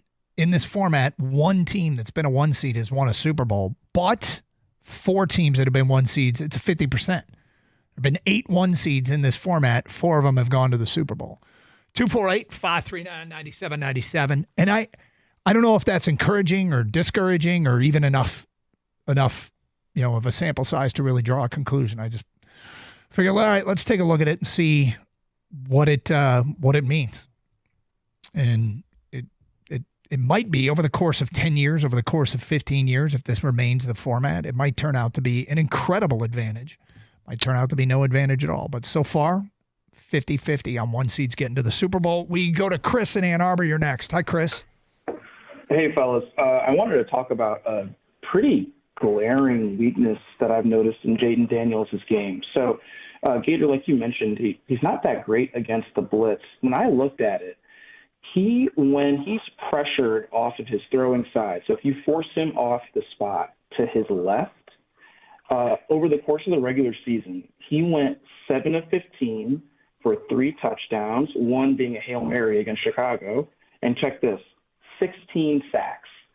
So I said, man, is it a mechanical issue? So I looked at his pro day. Did you guys notice that during his pro day, he never actually had a rollout left throw? He never rolled out to his left and threw the ball. And in fact, over the course of the whole season, Washington only, I think, schemed up one design rollout to the left. He's also not that great against man coverage. So I think, like, if the D-line and Anzalone bringing pressure up the middle can force him off the spot to his left specifically, he's a lot more dangerous going to his right, his throwing side. But if you move him to his left, he's got, like, real issues. He takes a lot of sacks. He throws a lot of incomplete passes. He bails on plays really quickly. Was that something that the coach for Tampa was trying to articulate yesterday and couldn't get it done? If it was, well, we need to force him to his left and our left, or his left, our right, his left. Where couldn't spit it out correctly, but that's what it is. He throwing to his left, he's just not nearly as good. Although what you described, 7 out of 15, but 3 of them are touchdown passes. That's 20% of the time he threw it where it went for touchdowns. It's pretty impressive. Yeah, but the 16 part of sacks the issue, is though, another. is like he just doesn't do it, right? Like those numbers are like 7 to 15 attempts total over the course of the entire. Yeah, no, regular that's a season. lot. It's a lot. It It means a lot, I should doesn't say, do because it. it's not many. And 2 of those touchdowns, one is a Hail Mary, which should never have happened. The other one was a game against New Orleans, which honestly was just like a broken play. Well, suffice to say, Chris, I think you pointed out something here, and no, I don't think Doug or I had paid attention to the pro day. I appreciate the deep dive, Chris. I love this going back to his pro day. Yeah, look, he is a rookie. The thing about him being a rookie, though, is I believe it's now 6 game-winning fourth-quarter drives he's responsible for. Now, given one of them's the Hail Mary against the Bears. But there are so many challenges of being a rookie quarterback in the NFL. And all we need to do is go back to the Thanksgiving Day game, which we all remember. And Caleb Williams, the coach there made a mistake, okay, in Eberflus for the Bears. But he trusted Caleb Williams to get his team to the line of scrimmage, get into a play quickly, and not use the timeout. And he basically burned, the last 34 seconds taking too much time, making rookie mistakes. And it's understandable. Caleb Williams is very talented, but making the jump to the NFL is incredibly difficult. And here on the other side, you've got a quarterback in Jayden Daniels who has it's 4 regular season and 1 postseason fourth quarter game-winning drives where you've got to handle all of the different looks, having to go hurry up, having to be aware of clock, having to be aware of down, distance, time, timeouts, when to spike the ball, when not to spike the ball. And he has executed in those situations in incredible form for a rookie. And in fact, they won in week 15 and week 16 with fourth quarter or overtime drives. Now, the overtime drive, they got the ball on the kickoff, went down the field and scored. I don't know how much of that was managing the pressure or the clock or anything like that because it was overtime and it was the beginning of overtime. But it's still awfully damn impressive for a rookie, isn't it? It is. He's awfully damn impressive. He's accurate, 69% completion percentage as a rookie. He led the team in rushing and averaged 6 yards a carry. And there are things to be concerned about with this Washington team. As a team, they run very well. They had 2,600 yards rushing this year as a team for a 5 yards per carry average. That's actually, they ran the ball for more yards than the Lions did this season. They score points. They scored 28.5 points per game. The Lions are scoring at 33.2 points per game. These are 2 pretty good offenses, and it's a pretty equitable distribution when you look at what Washington does. They like to run the ball, and they throw the ball, too. Daniels had 3,900 yards passing on the season. And you have to keep telling yourself, he's a rookie. This is incredible what he's done. But rookies are prone to make some mistakes. And you pointed out some of those mistakes in the game yesterday that they got away with. Is he going to get away with doing that same stuff against the Lions' opportunistic defense?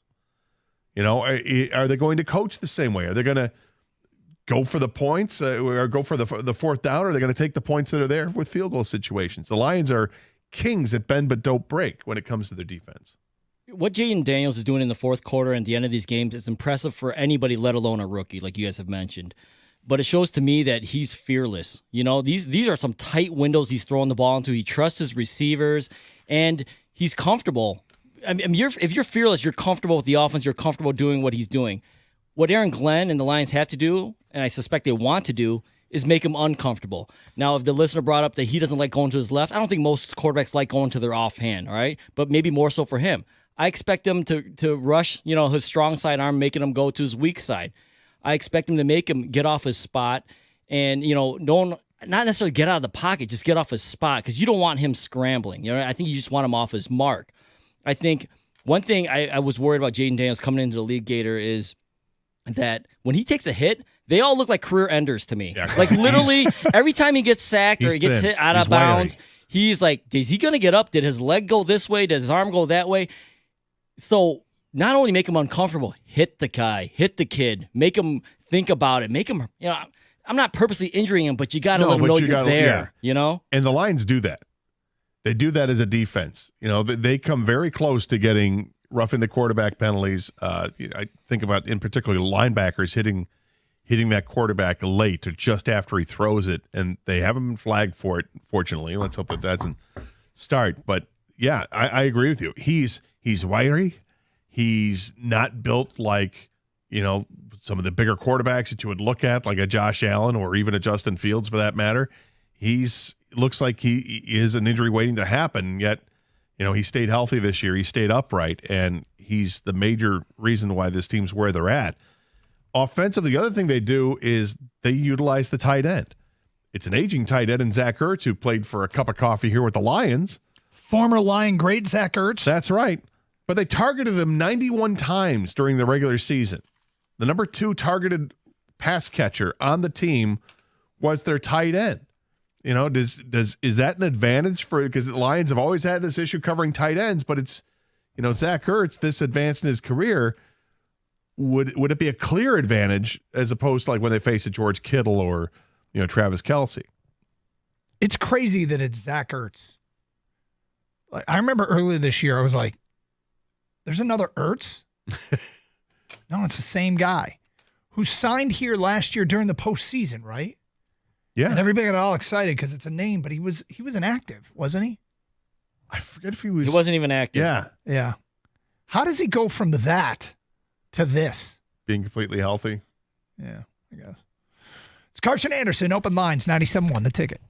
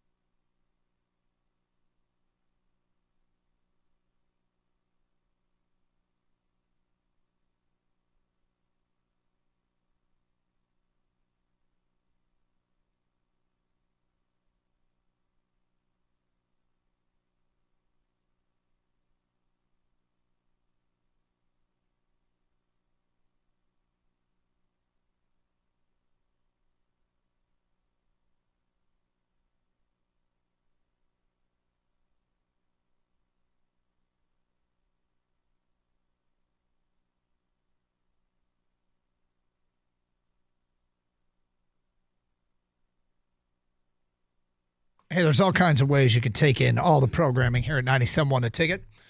There is the Odyssey app. Download it for your mobile device today. We get calls from all over the country, which is really, really cool.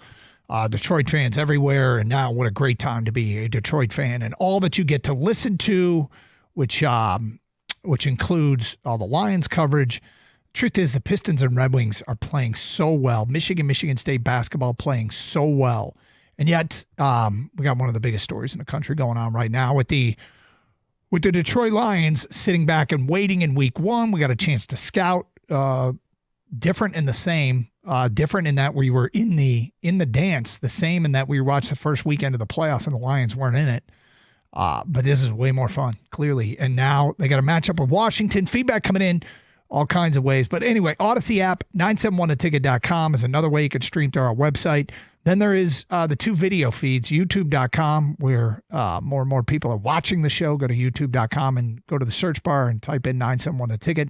Same thing with twitch.tv, where we read your feedback, and there's the streaming chat that you can participate in. Here's some of the comments from YouTube, from Jesus Justice League. The Lions are looking at the most poised running quarterback. This is going to be a good game for them. David Chapman says, I like the fact that Washington does not know what AG will bring.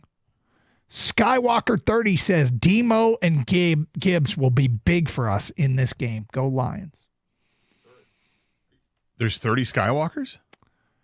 I don't They're know. movies for years. I'm not sure. I imagine the lineage of the Skywalker name, there's probably quite a few, but we have only been made privy to, what is it? I don't even want to go through the family tree. There's Luke and Leia are Skywalkers. Right? Mm-hmm. Yeah. Anakin. Anakin? Yeah. Yeah, sure. Is there another one? Is there Anakin, a kid? actually, not Anakin. Who's the dad, though? What's Darth Vader's real name? Anakin Skywalker. Who's the kid? The that was Anakin. The kid was That was Anakin. Anakin, right. Okay. Thank you. It was Anakin at the beginning. Then it grows up. He goes from that cute little kid to that evil bastard. That's Anyway, right. Long story short, we've got... He's literally an evil bastard. Yeah. Anyway, yes. And the cat's in the cradle. We'll get together then, dear. You had a rough upbringing, man. Yeah. We'll kill together then, dear. So here we sit. Anyway, thanks for your feedback on YouTube, and thank you for watching. 248-539-9797. Coming up today at 12:05. I don't know if this is a bold-ass prediction from Kang. He made a prediction in the office today, and I'm like, oh, is that bold? I don't know if it's bold, but it's a prediction regarding Ben Johnson. We'll get to that today at 12:05. 248-539-9797. Tony in South Lyon says, my champs, the Red Wings, 7-game win streak. They look like a completely different team under McClellan. Good for them. Chumps, the Packers. A few games this year where they did not show up to play. Yesterday was one of them. Pretenders. Jason in Chicago, champ, the Red Wings, 7 in a row. Hockey is fun again. Yep. Chump, the NFL playoffs, because all but one game was boring. I guess are people expecting too much? These are sports. These aren't movies. These are games. These aren't scripts. Like we did this with the college playoff. Now Doug, it's the NFL. There's a script. Don't feed into the conspiracy, please. No, I do not. I mean, how about this? Is Buffalo a good team? Yeah. Did you think they were going to have problems with Denver? So now it's a bad game because they did what maybe you thought was going to happen. The point spread was, 9.5 or whatever. And Baltimore winning their game against Pittsburgh when they were favored by more than a touchdown. I mean, Baltimore did what you thought they were going to do. You know what's going to be great? Baltimore and Buffalo next week is going to be great. Yeah, I mean, I guess I just look at this and I go, okay, our expectations, too high, or is it just one of those years where there's some games in the postseason with everything on the line that aren't as close as maybe in years past? I don't know. I mean, the one thing we pointed out, everybody was complaining after the first round of the 12-team college football playoff, but the first round of the 14 playoff had, over the course of time, had wider margin of victories than the first round of the new playoff. Yeah, I go back to what Troy Aikman said about this, and he says you're not giving enough credit to the teams that are really good, for doing what they do. Like, why discredit what Baltimore or Buffalo has done by saying, "Oh, it was a bad game"? It wasn't a bad game. Those teams played really well. They executed. What's wrong with saying that? Well, again, I guess I watch these games and I understand that there's a chance that they won't be close games. There's always that chance. And the Red Wings. Red Wings deserve the praise they're getting. 4 goals in the first, I think, 7.5 minutes of the game last night. Mm-hmm. And then they get the first 6 goals and then gave up a couple and end up winning it. The Wings are on a roll. They are fun to watch right now. It does feel like hockey is back. And when this Lions season eventually does come to an end and they get center stage, and quite frankly, the Pistons are making their case Pistons as are playing well. so well right now. 2 college basketball teams are both dominant, look like the best 2 teams in the Big Ten, especially with Illinois losing at home to USC. Mm-hmm. Cade Cunningham had his 7th triple-double of the season already. I think he's 3rd in the NBA in triple-doubles this year. Had 17 assists in that game. Feedback coming in. Champ of the week is Dusty May, and we need to start talking more about Michigan basketball. Well, feel free to call. Champ of the week is Steve Sarkisian for his play calling at the end of the game. Well, Ohio State has this year proven to be extraordinarily tough inside the 5. The play, when they ran that running play in the pistol formation that people were complaining about because it ended up losing a few yards, that gets blown up. I think is it Ransom or Downs that came in initially? I think it was Ransom. Just shot through, doesn't make the tackle, but he tangles up the legs of the running back enough to slow him down first. And then secondly, he's got to take an even wider route to get where he thinks he needs to go. And then I think it was the other player, Downs, that cleaned it up and made the tackle to set up the Jack Sawyer play. It was just that was a masterclass in goal line defense, which is what Ohio State has done all season long. They've been so good at preventing teams from scoring touchdowns when they get in that situation. And it happened again. And that Sawyer play was unbelievable. Chump is Todd Bowles. Horrid clock management last night hasn't been great for Tampa this year. Champ Trajan Langdon's done a great job flipping the Pistons around from last year. Yes, he has. I mean, to do what they've done without Jaden Ivey, it's just next man up, and they have the rotation that works for them, and guys are contributing that we said at the time, okay, who's going to step up, and they have. It's impressive. They're all. This is the buy-in. When we talked with J.B. Bickerstaff and Trajan Langdon right before the season began, a lot of the talk was about getting the buy-in, and we talked about that with Dan Campbell and Brad Holmes. It was all about the buy-in. When you get the buy-in, good things can happen, and this is what's happened. They're seeing dividends right away with this team. We're already better than 500, and they're almost exactly halfway through the season here. Got some feedback on the Tigers we'll get to next hour. Also, Kang with, I don't know if this is a bold-ass prediction, however you want to characterize it. He did make a prediction today in the office regarding Ben Johnson. We'll get to that at 12:05. Here on Carson Anderson on 97.1 The Ticket.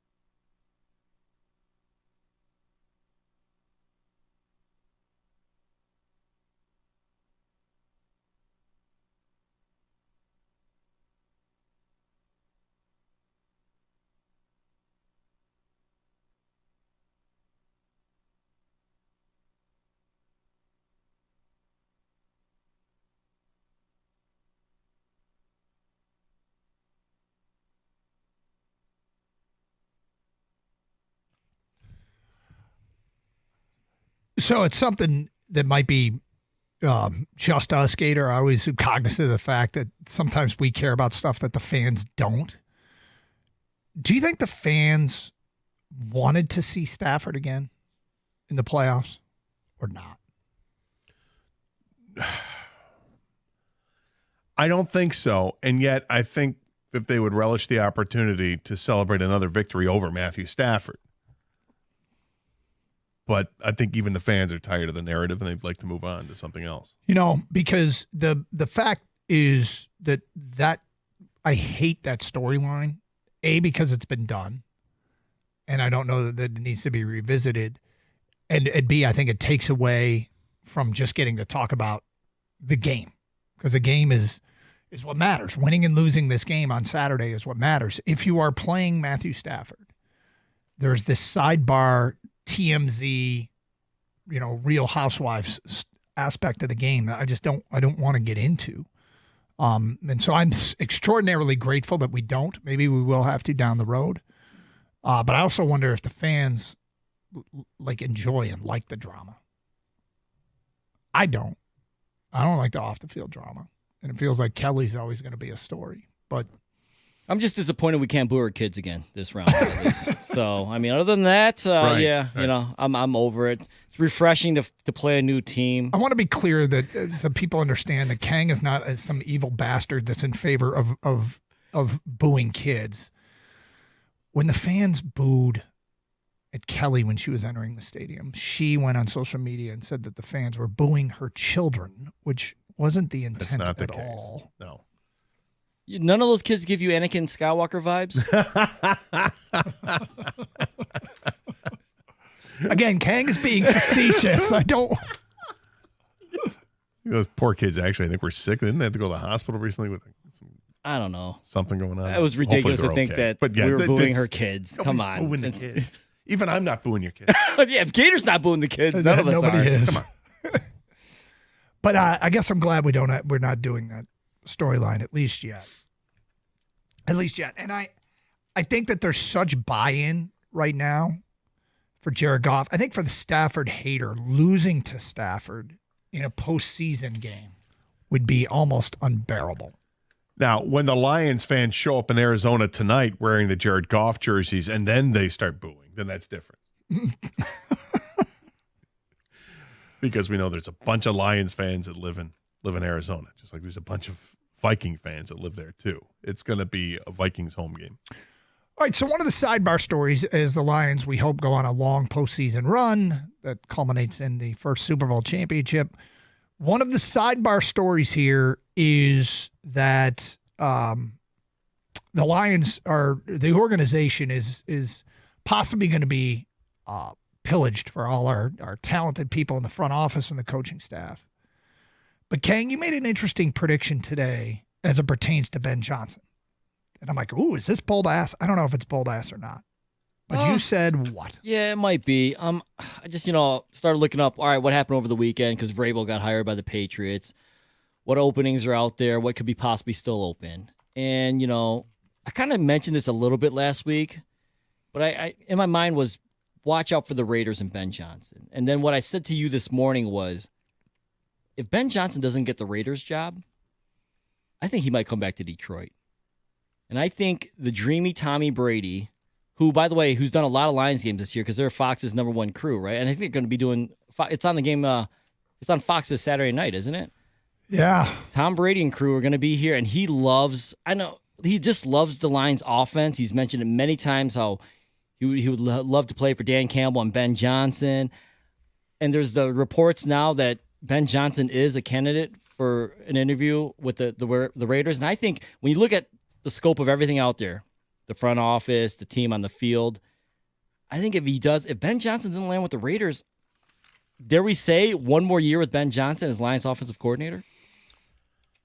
Yeah, I saw something over the weekend too, that the reports that he would be the number one candidate for the Raiders and that he's interested and that Tom Brady has done a great job of recruiting Ben Johnson to get him interested in the job. At this point, Kang, I think it's vitally important that the Detroit Lions hire someone to monitor the situation this week to make sure that any contact with the Fox crew is limited to just talking with the head coach, that they have no access to Ben Johnson, that Tom Brady and Ben Johnson are not allowed to talk this week. Is that tampering? I mean, this is where we get into in honesty. This is where we get into some funky territory with Tom Brady being allowed to be broadcaster / part owner of a team, right? Really shouldn't be. But it's Tom Brady, and the league loves to have Tom Brady in the league here in all capacities, apparently. But I think it is a conflict of interest. I think it is a problem, particularly this week, and stay away from our guy. I think this is 100% tampering. If Tom Brady sits down with Ben Johnson, and it's not unusual for broadcasters to speak to the coordinators. It's usually they have either face-to-face meetings or Zoom calls. If Tom Brady is a part owner in this league, is he allowed to come into the Detroit Lions facility and openly covet and recruit our offensive coordinator? I don't have NFL rules right in front of me, but if that's not tampering, what is? Am I wrong? No, I don't think you're wrong. It was, in fact, I'm piggybacking on your idea. It's not that I'm wrong. It's that you would be wrong, but I think it was Kang's idea actually. I think he's 100% right. How can that not be tampering? I think it would depend on what he's asking him and how he's talking to him, right? I mean, because he still has a job as a broadcaster, but right, what if you can't talk to him as like Raiders owner. You can't talk to him like that. Yeah. So what would you do in a situation where you may not know who your quarterback is? Let's say and you're looking to if you're looking at some quarterbacks in the draft, maybe you had the 6th overall pick. Yeah, maybe, would you be in favor of trading up for Shedeur Sanders or? Do you like Aiden O'Connell? right. How can you make a comparison with what the growth is with Jared Goff with this team under your tutelage, and maybe where you could see, I don't know, Aiden O'Connell going or Gardner Minshew? What do you see there? Or, would you start? Do you like having a guy like Goff, or do you relish the opportunity to start fresh with a brand new quarterback? I'll tell you what, you don't have to ask me again. I'll volunteer to go monitor this interview and make sure that Tom. How about we just say no? You can't. Tom and I go way back. Yeah, I know. Yeah, I'm sure Tom would love to have you as a chaperone. How about we just say no? You can't. You have no access to the offensive coordinator prior to game week, with game week here on the line, because it is a conflict.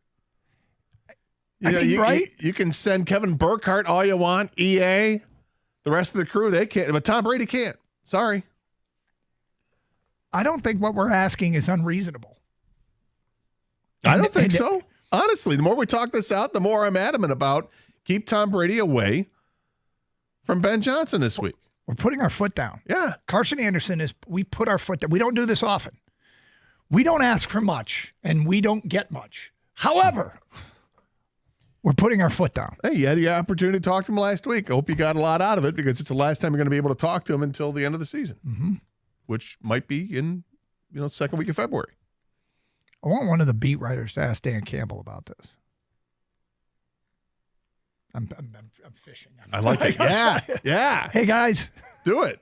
You guys do a great job. Could one of you ask Dan Campbell about this? Is there rules about what Tom Brady can ask and speak to Ben Johnson? I did notice something else this weekend, because I'm like, I have a real problem, Gator, as I've admitted to on the air. A real problem. But you can't get high when there's no supply. I'll explain today at 12:20. It is Carson Anderson. We'll get to your phone calls. Champ and Chump votes on this Monday. We'll tell you who ours are coming up as well. 97.1 The Ticket. Hey, you're looking for a new or used car? You've got to check out Sarah Chevrolet of Southfield. They've got one of the largest inventories in the area, and you're going to find exactly what you're looking for, whether it's a sleek new model or how about a reliable pre-owned vehicle. And here's the best part. Guaranteed credit approval. No matter your credit situation, they've got your back. Sarah Chevrolet of Southfield is the perfect spot. They're right there in 696 and Telegraph, making it easy for you to swing by and drive off with your dream car. And if you're short on time, no worries. They'll even bring your new ride right to your doorstep with at-home delivery. And if you're into the latest tech, you're going to be glad to know that Sarah Chevrolet of Southfield is one of the top EV dealers in the country, offering cutting-edge electric vehicles that are setting the standard for the future of driving. Best of all, they're open on Saturdays because they know that weekends are the best time to shop for your next car. So come see why Sarah Chevrolet Southfield is the place to go for your next vehicle. Together, let's drive.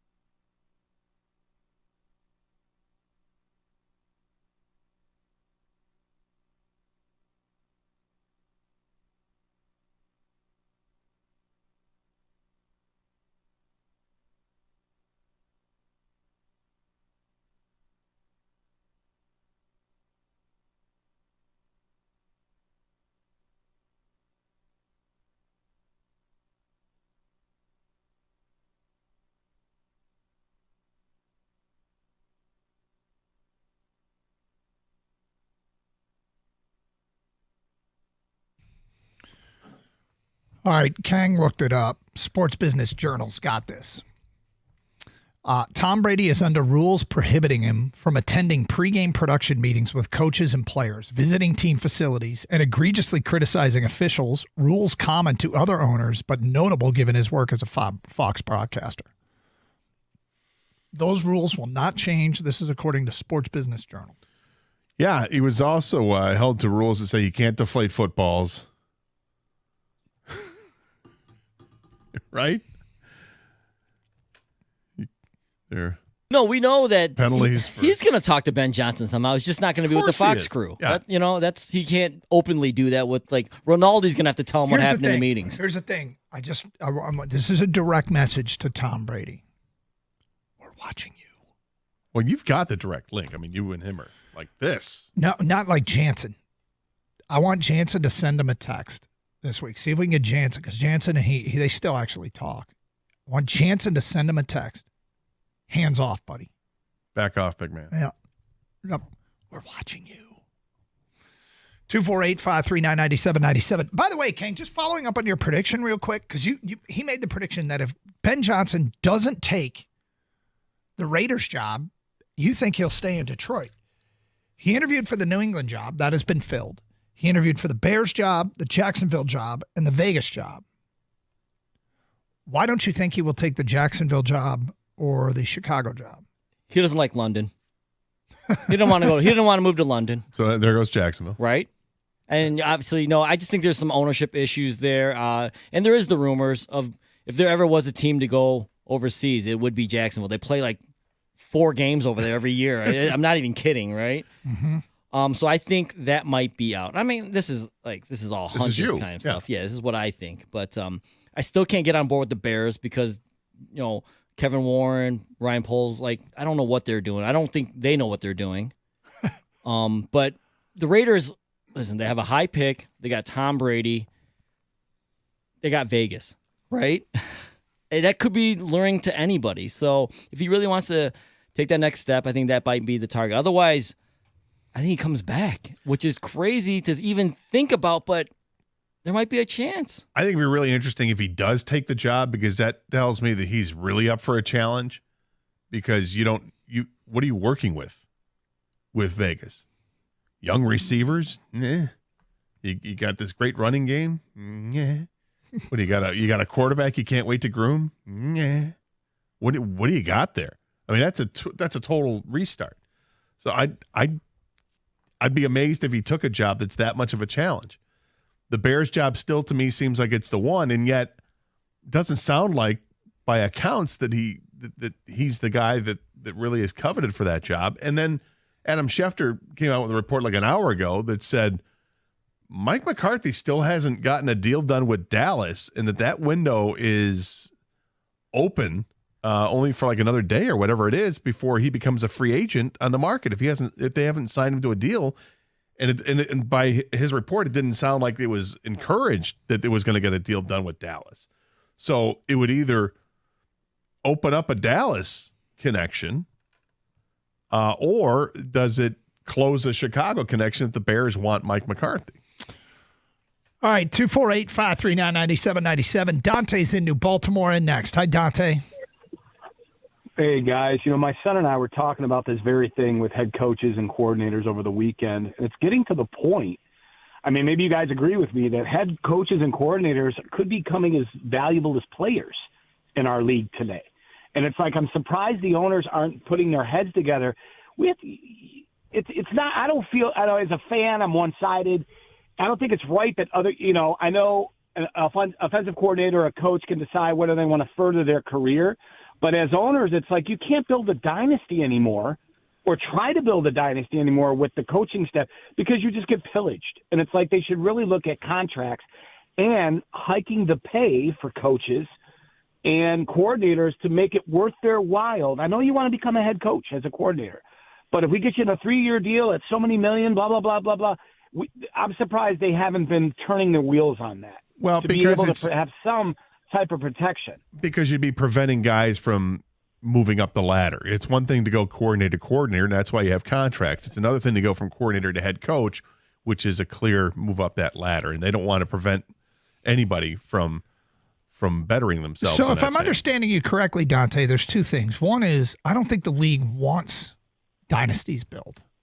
I think the league enjoys the parody, and 2 we missed that window. We missed that window.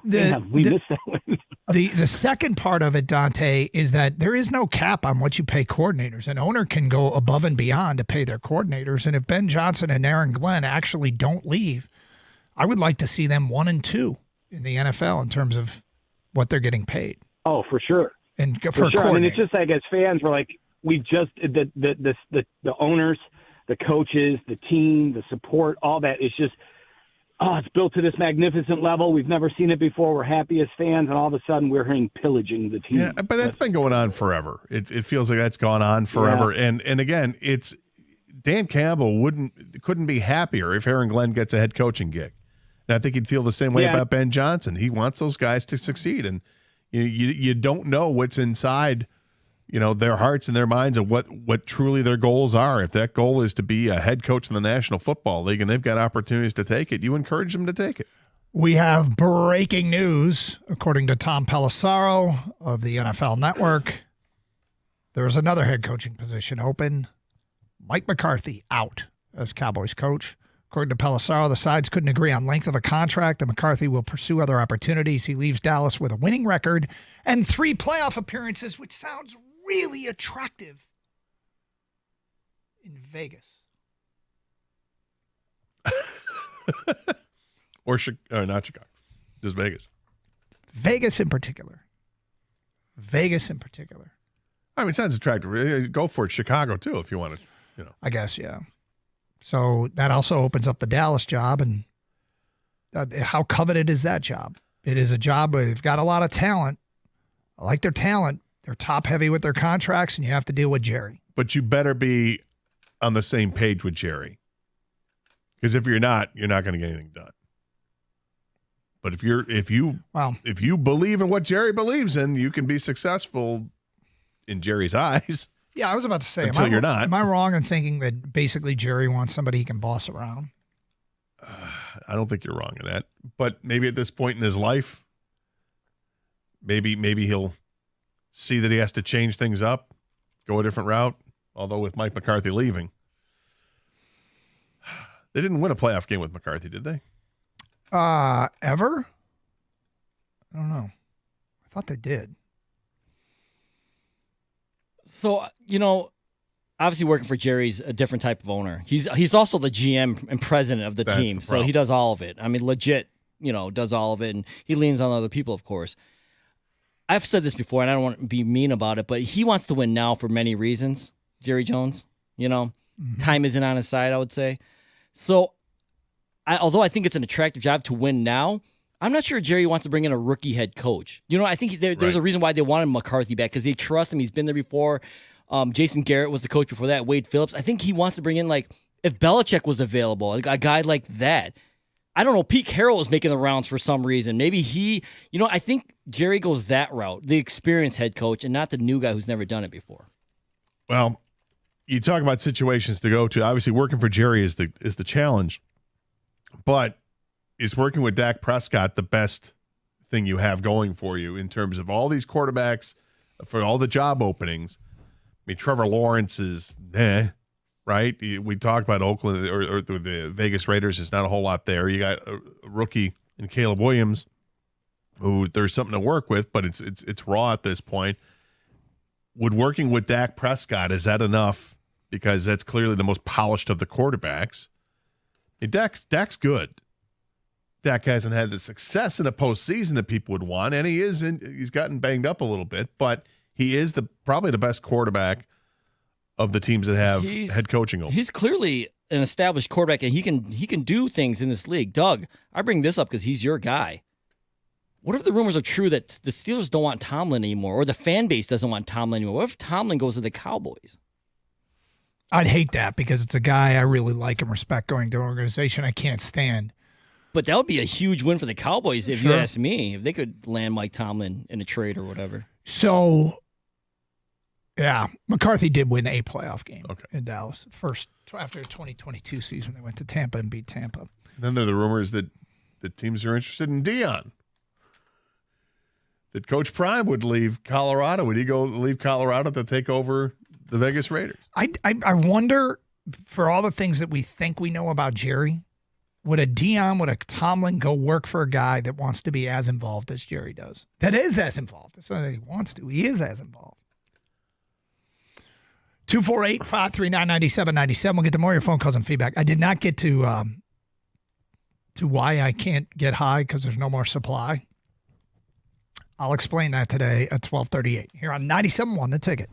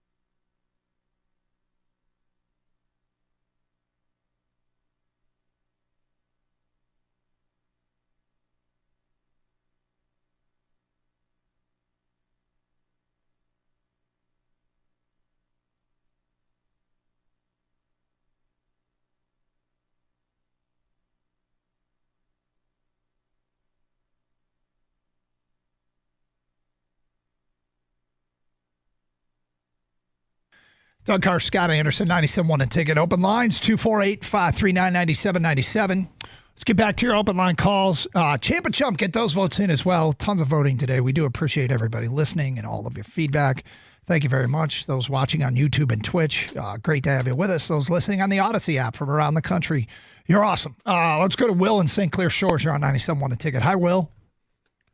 Good morning. What's up? So, Ben Johnson leaving the Lions, I'm really thinking that it's not guaranteed that he's going to be a successful coach in the NFL because it's so hard.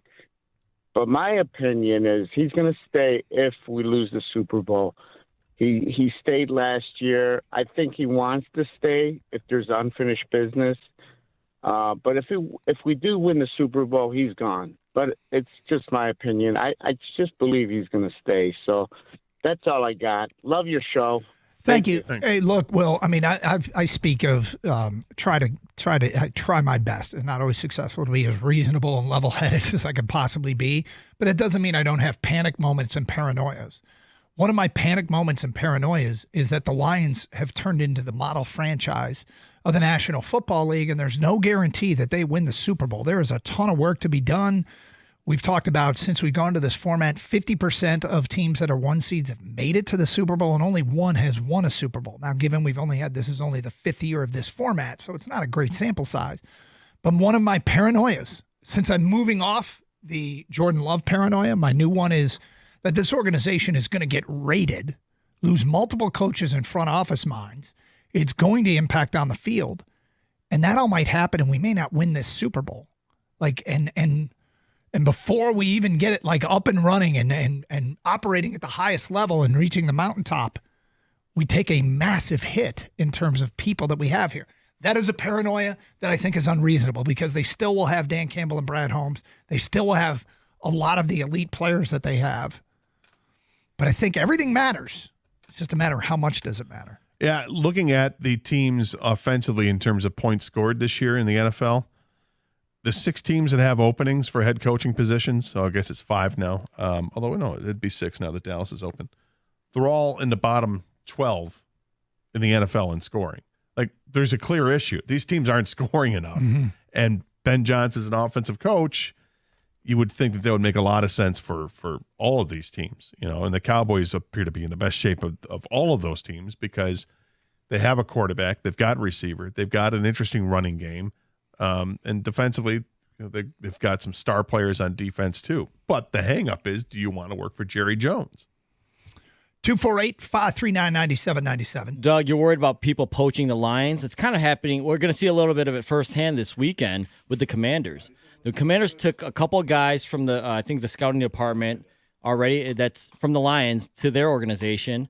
They also have David Blau, assistant quarterback coach. They also have Anthony Lynn, who was, obviously the offensive coordinator here, and didn't work out, of course, but he's on their staff as well. So I think you're going to see a lot of former Lions everywhere in the league eventually if this thing keeps rolling, because that's what this league does. Well, Hank Fraley was interviewing with Seattle for the the offensive coordinator job. So you're talking about the Lions' offensive line coach, who's very well respected. Could they lose him? They could. Hopefully, Seattle looks elsewhere. You don't want to lose. I agree. You don't want to lose more assistant coaches, particularly guys that might have upside. If you lose your coordinators, you don't want to see that. And Townsend, one of the defensive assistants, has also been interviewed for a defensive coordinator job, and we'll see where it all goes. But this is the time, right? Although it's also a time where they can't talk to Lions coaches because now the Lions are in game week prep. Kang brought it up that he thinks if Ben Johnson doesn't take the Raiders job, he'll stay. Although that was before the Cowboy job opened up. Does that impact your prediction a little bit? I'll stick with my prediction because I think the Cowboys ultimately go with someone with experience. But I have said all along, that is the most ready-to-win team now if they end up looking for a coach. And we find out today they're looking for a new coach. Let's go to Ron in Southgate. You're next. Hi, Ron. Hey, guys. First of all, thanks for taking my call. Our pleasure. I got a comment on why he's going to take the Raiders job, and then I got to shoot the boot for you. Oh, boy. Number one, he's going to take the Raiders job because you already got 2 really good tight ends there, okay? And that right there, with their salary cap, they're going to turn around and take that wide receiver T. Higgins from Cincinnati in a free agency. And they're going to draft the guy for Boise State for his running back. Kind of sounds familiar, right, with the Lions there? And then my shoot to boot is he's taking Ray Agnew with him to be his general manager. What do you think?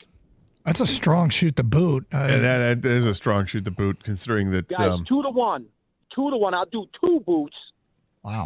Ray Agnew goes with Ben Johnson. Why are you so adamantly sure that that's going to happen?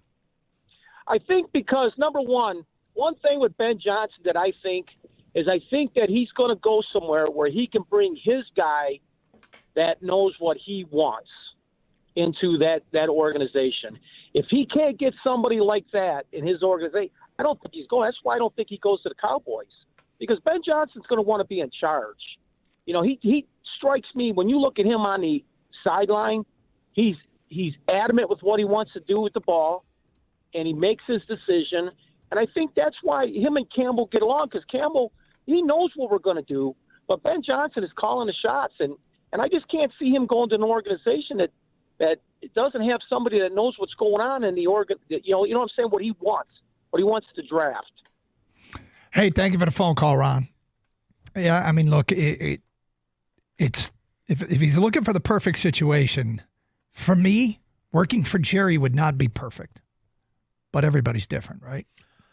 Everybody is different. I just went and did a Google search on general manager, Raider job or whatever, and there's an article comes up in Sports Illustrated, so take it for what it's worth, because SI is not what it used to be. But they said 7 general manager candidates for the Raiders, and nobody from this organization is among those names. An interesting name that's on there is Scott Pioli, who, of course, was with the Patriots, and knowing that Tom Brady had such influence here, that's a possibility. Okay. So I mentioned you can't get high when there's no supply. That's right. I've talked about it on the air. I'll ask you this. I have a bit of an addiction, something I'm trying to fight against all the time. Oh, Doug. Yeah. There's a number to call. Well, I've talked about it. I buy too many hats. Right. Yep. And I'll be on vacation. I'll see a hat. I got to get that. And I've been eyeing some Lions hats. And I'm like, ooh, I really like this on the New Era website. I really think this Lions 940 A-frame trucker snapback is cool. Sold out. And I really like the white 5950 fitted Lions cap. Sold out. I really, really like the sideline gray 5950 fitted. It's probably my favorite. Sold out. The 5950 hat. They've got it in Honolulu blue. Sold out. They've got a low profile version. Sold out. They've got a historic sideline 920 adjustable Lions hat. Sold out. They got the olive 950 snapback. Sold out. All the hats I want, Gator, are sold out. So it's helping from me. New Era. You could find other hats. I know, but these are the ones that I really like. I cannot get any of these hats. It is helping me handle my addiction. I can't. There's no more supply. There's no supply there. Because our football team is so damn popular. All the hats I like. So is one of the you were listing them Fast and Furious series. One of the historic sideline 5950 fitted. Is that one you like? Yes. It doesn't appear to be sold out. It doesn't? Well, then it wasn't one of the ones I mentioned. My depends favorite. on what size we talking about. You got a giant head, don't you? Well, it's not giant, but it's 7.5. Is that giant? No, that's not giant. No, and it's they have that. Doug, do you only wear like baseball style hats? Pretty much. Okay, because I'm looking at the Lions website in the shop, area, and just filtered it down to hats.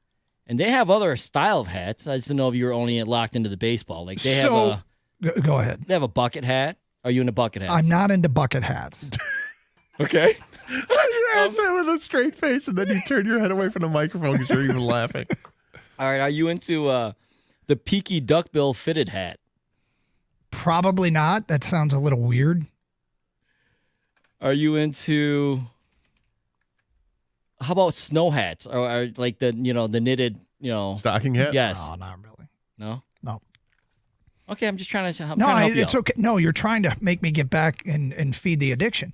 Well, the one I really wanted, you've got the New Era page up. Yeah, and I've got the 2024 Historic Sideline 5950 fitted hat, 7.5. I can add it to the bag.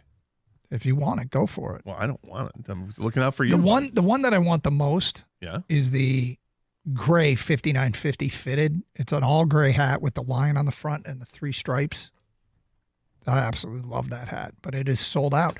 And I'm happy that they are sold out because I do not need more hats. I don't. But Lions gear, like for Christmas, one of my kids wanted a Jahmyr Gibbs black jersey. Couldn't find it. Sold out everywhere we went. So it's a good thing. I did find one online on like December 23rd that would have been there by January 4th. So we passed on it. 248-539-9797. More of your phone calls and feedback coming up. Hey, this new year, be the best you can be by starting out with the best water for your family. This month, CGC Water will save you $1,000 off on a K5 drinking water system when you bundle it with a Kinetico Premier softener. We've got one. We love it. Water tastes great. You can tell the difference. Call 855-339-4242 or visit cgcwater.com. Remember this, if you're not filtering your water, you are the filter. Don't be the filter in 2025. CGC Water Treatment and Plumbing can also take care of all your plumbing needs. Save 10% off a Navien tankless water heater from CGC Water, your authorized independent Kinetico dealer. Call 855-339-4242.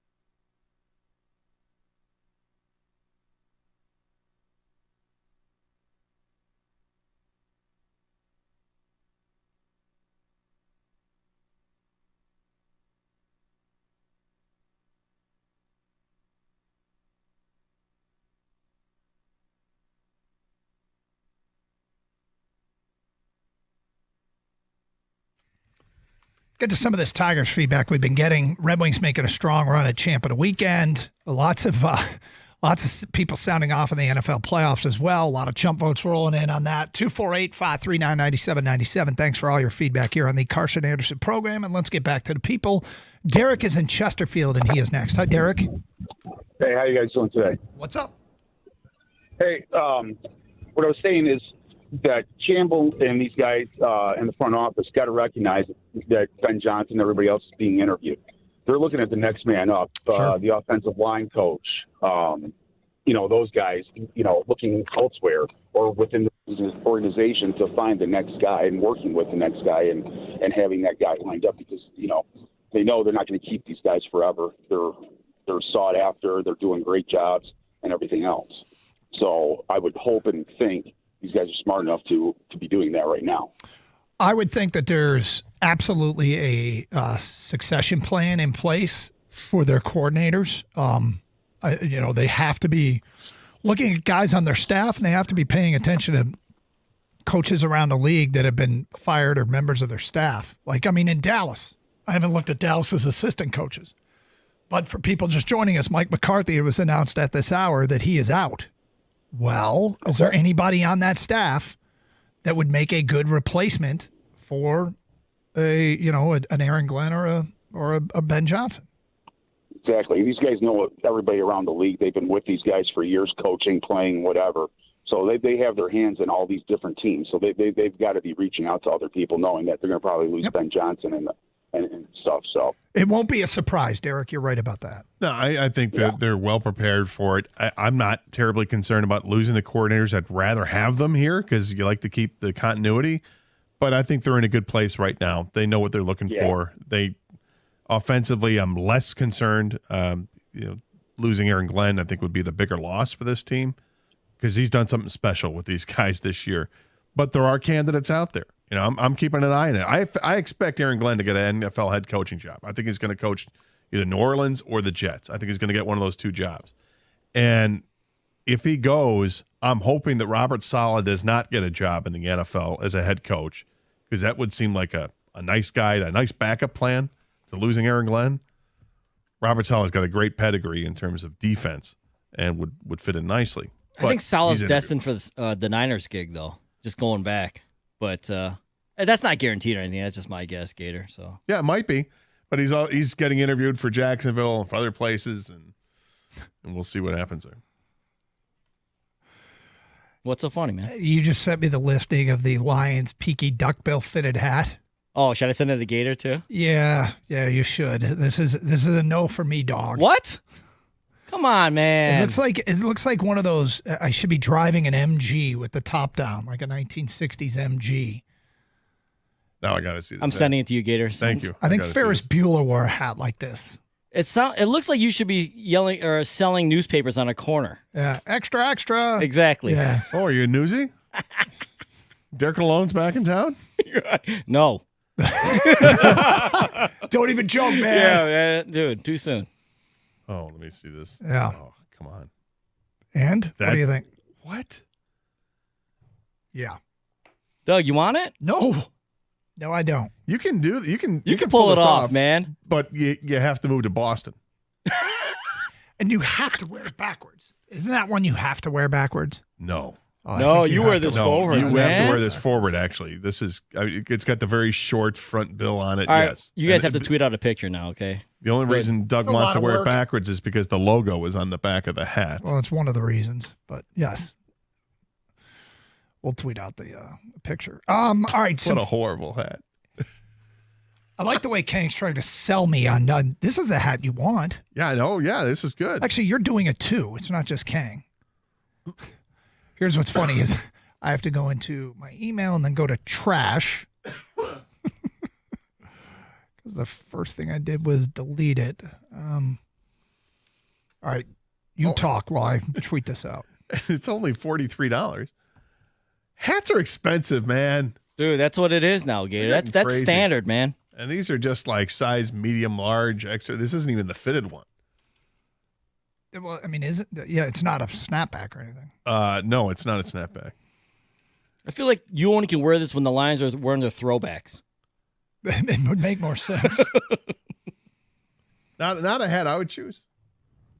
Well, not many guys can pull off this look, but I think not Doug many. can. What about the NFC North Division champions? That seems weak, right? We're North Division, yeah, but number 1 seed. I feel like all that needs to be in there. I don't know if this is going to work. I cut and pasted it. No, it didn't. All right, well, let me try again. You do have in all seriousness, you have an addiction to hats. I do, and I'm glad that every Lions hat that I like is sold out. And this duckbill one is available. We'll get it tweeted out so people can see what we're talking about. All right, Gator. I mentioned we've gotten some Detroit Tigers feedback, and we do appreciate the Tiger love that's coming in today. Or the Tiger angst maybe is better. It sounds like Alex Bregman prefers to play for Boston because his numbers are way better in Fenway. That's from an unnamed texter. Where does it sound like that? Well, I think the implication is what sounds like is a pretty safe assumption the Tigers have an offer on the table for Bregman. I think so. But he hasn't taken it. So why not?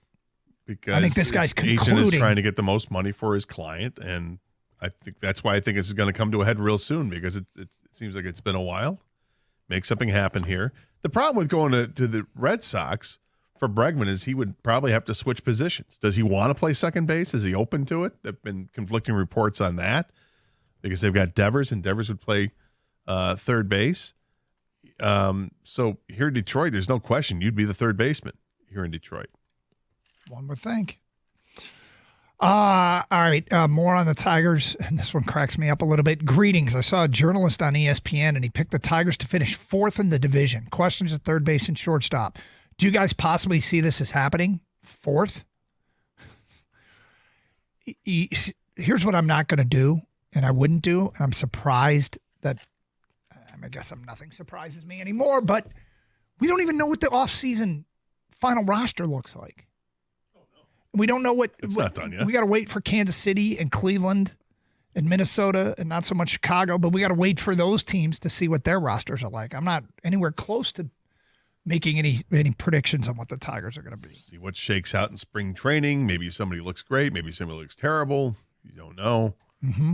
Yeah, this is still to be formed. I mentioned earlier about Santander that looks like he's going to end up getting a much shorter term contract and that he's open to it. Jack Flaherty's the other one that's open to it. It was linked with that.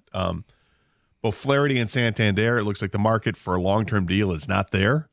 So they'd have to go to a shorter-term deal that might yield them more money per season, but only on, say, a 1, 2, or 3 year deal. And the Tigers have been linked to both of those in some respects. So they're still going to add to this roster. I'm excited to see what it is going to be. I happen to think it's going to be Alex Bregman. And will they add more to it? I think they've got maybe some more pitching they need. We'll see where it goes. Yeah. Look, I don't mind giving an opinion. I don't think they'll finish 4th.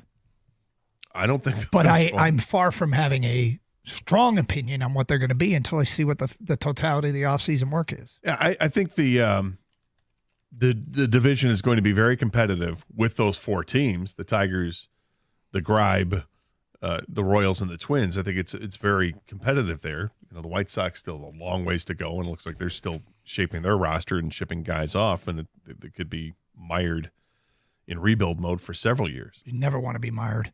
You don't want to be mired. All right, the hat that Kang is trying to convince me to buy has been tweeted out at DunGator971. You know, you always say about making decisions that get you closer to. Yeah. What if the wife likes it? Will you buy it and wear it then? Different story. Okay. I got to work on the wife. Do you want me to show her this hat today and Yes. say, do you think this is hot? Don't say that. Just say, hey, what do you think about this hat?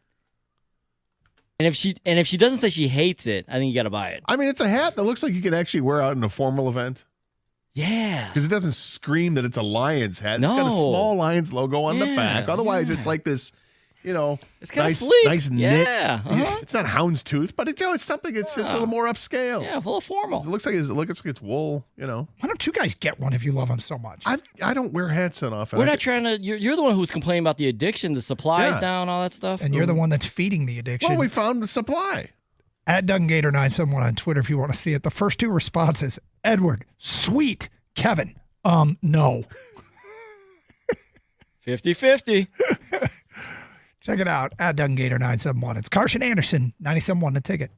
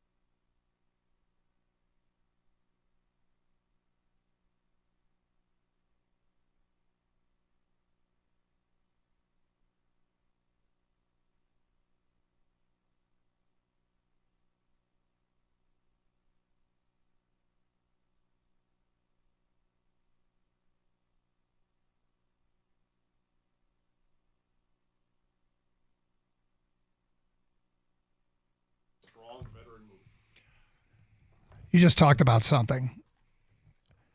And it's funny you bring it up because I was watching. I'm like, did he? It's Darius Slay's interception in the game against Green Bay, former Lion Darius Slay. It was a go route down the sideline. And Gator, you were responding to a post from who? Brian Baldinger. And actually, it's funny because Darius Slay reposted it. This is how we see it. Interesting. And it's a slowed up video of the play. And it says Slay using his right arm to pull himself into phase and get his head around to locate the ball while maintaining possession. A strong veteran move. Lots and lots of one-on-ones in the offseason and practice and games to make this play. It's a play. It's also clearly hooking a receiver so that you can pull yourself into that position or pull him back to you and you meet in the middle and you're right there to make the play. It's a fantastic play by Slay. And like he said, it's a veteran move. Of course it is. Is it interference?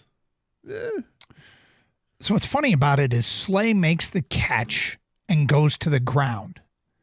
And he hops up to celebrate. When he hopped up to celebrate, he continued to run down the field and into his own end zone. Yeah. Where he got into the end zone, slowed to a walk, held the football in one hand, and slowly walked out of the back of the end zone.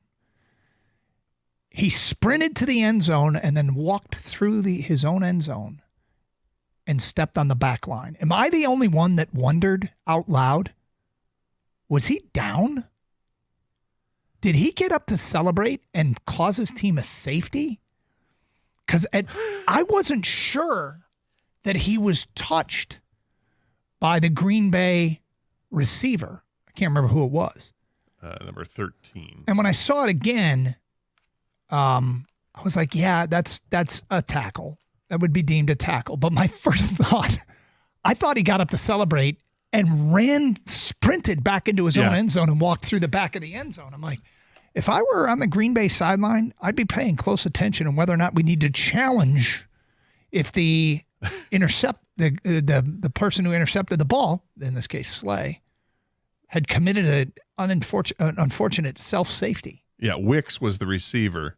My thought as it happened, I'm like, wow, he got up quickly and he's celebrating awfully quick. And then I said, he must be doing it because he knows he was down. And then sure enough, you watch the replay and there's no question he's down. Mm-hmm. The aforementioned hook of the arms and all this, and then falling on top of the receiver, he's definitely down. Hell of a play. Hell of a play by him. Is it, savvy and veteran and, skirting the rules a bit? Of course it is. But it's a great play. And there were lots of great plays over the weekend. There were also some plays that I think people look back at and go, oh, come on, how do you allow that to happen? That's interference, or this is holding, or this is whatever. It's like every other game. It happens. We have gotten a ton of feedback regarding the hat that Kang is trying to convince me to buy. It is an old-timey... It's like a Scully cap, or Scully hat, I should say. You can see it at Doug and Gator 971. I'm going to read some of the better responses on Twitter. Ghost Malone says, LL Cool Doug. Pat says, does that company make men's hats? From Scott in the D, Doug would start saying match instead of game if he bought that hat. Yeah, that's true. You wear some knickers. High socks or whatever. I probably would.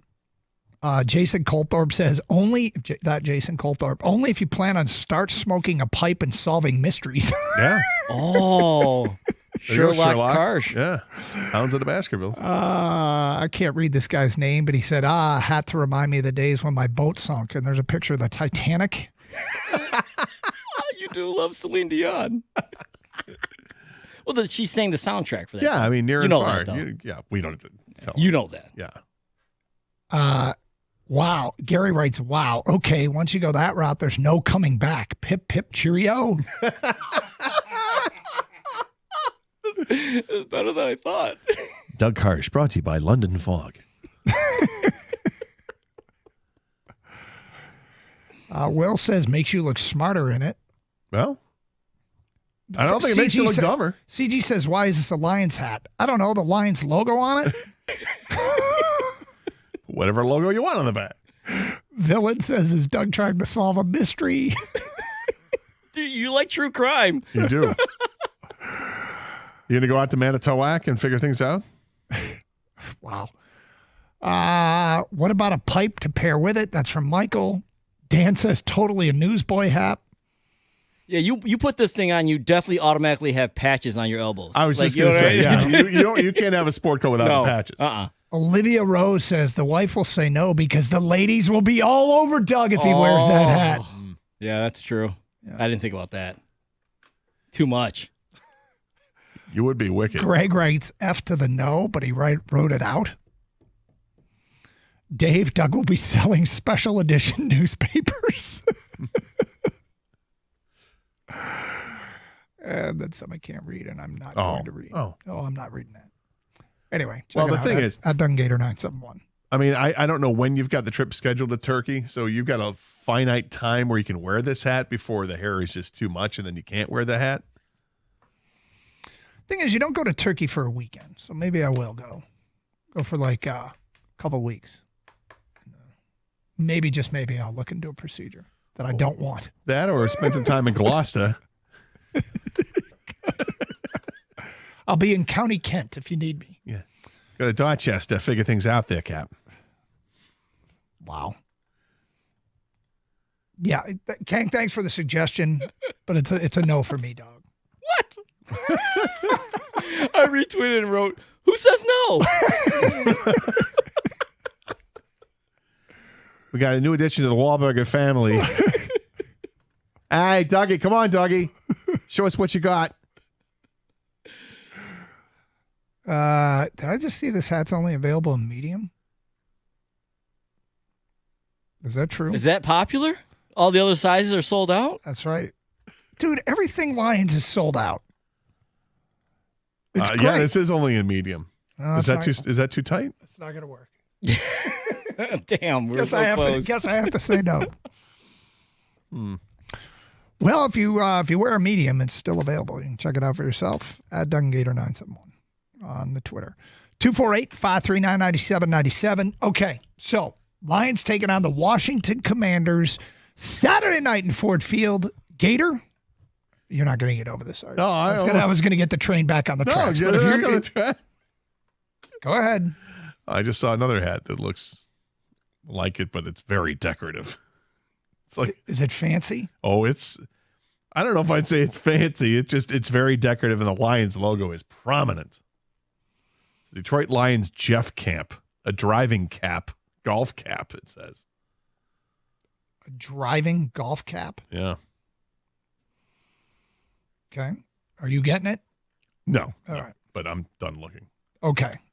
So let's set the table for this weekend. Lions and Washington Commanders, divisional round of the playoffs. The Lions are an early 8.5-point favorite. You know, watching the games this weekend, one thing that feels like a bit of a trend is 4 of the 5 games played so far have hit the under. I think it's a pretty big number tonight, too. I would shade towards the under in this Rams-Vikings game. But do we expect this to be a knockdown, drag-out affair with the Commanders? I mean, neither of these teams are built on elite defenses, although if we go with what our eyes showed us last, they're both coming off great defensive performances. Detroit holding Minnesota to 9 points was great. Washington held Tampa to 44 offensive plays. Now, part of that is you have to possess the football, too. Yeah. They did a great job moving the chains and possessing the football. Tampa had the ball for just 24 minutes and 34 seconds, and they only had 7 possessions. That's pretty crazy. Is there reason to believe that this is a definable trend in the postseason? The games are going to be lower scoring and a little bit tighter, even though some of these scores weren't, but they were lower scoring than expected? Or does really the context of the season prevail here, and this is the shootout that people expect with 2 teams that have made their names as great offensive teams? The more I think about this game, the more confident I get, the more chesty I get about the Lions in a margin of victory in this one. I just think their offense really kind of is unstoppable. They're playing at home. They're playing inside. They know everything, every angle on that field. And I just think they're set up for success here. Washington, as much as I like Jaden Daniels, I think that there is still question marks about him, about the overall offensive threat that they possess. Is it really just the quarterback? Do they have anything outside of McLaurin, the receiver, who's outstanding? McLaurin might be the most underrated receiver in football, and he's probably a top 5 guy that nobody talks about. He's great. He is really good. And you watch historically as he goes, they go. Yeah. I like the matchup. I like the speed of the secondary the Lions have that they can put on the field now. It just happens to to be because of injuries, but I like having those three safeties out there effectively that can make plays. And the Lions have had time to heal up even more. So I would expect Anzalone to be even better and DJ Reader to be more fresh and all this. I think that they've got guys that time off should have benefited greatly.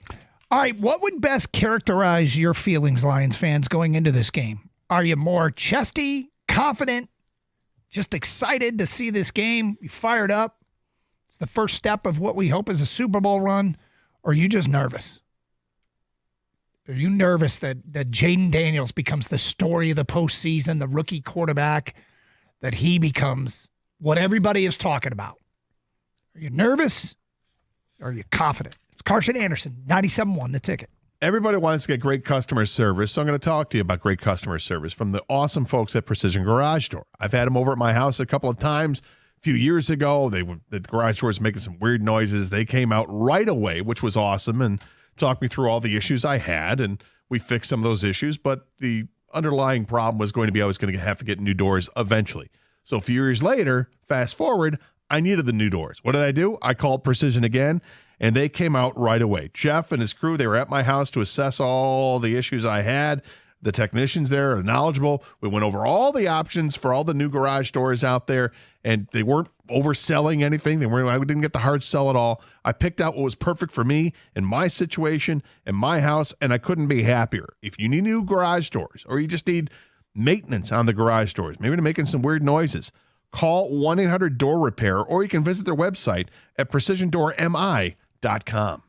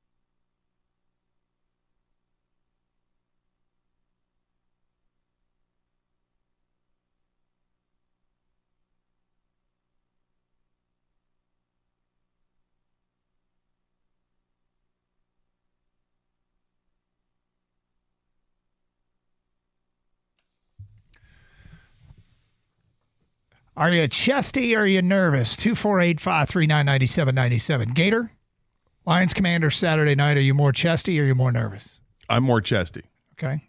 I think yesterday there were some nerves, but as time has gone on, I am chesty about this. I like the Lions playing at home on Saturday night. I think that's what sealed it for me. When I heard the game was Saturday night, love it. Love it. That crowd, don't have to worry about work the next day for the most part. And it's a Saturday night game. People are going to get after it all day.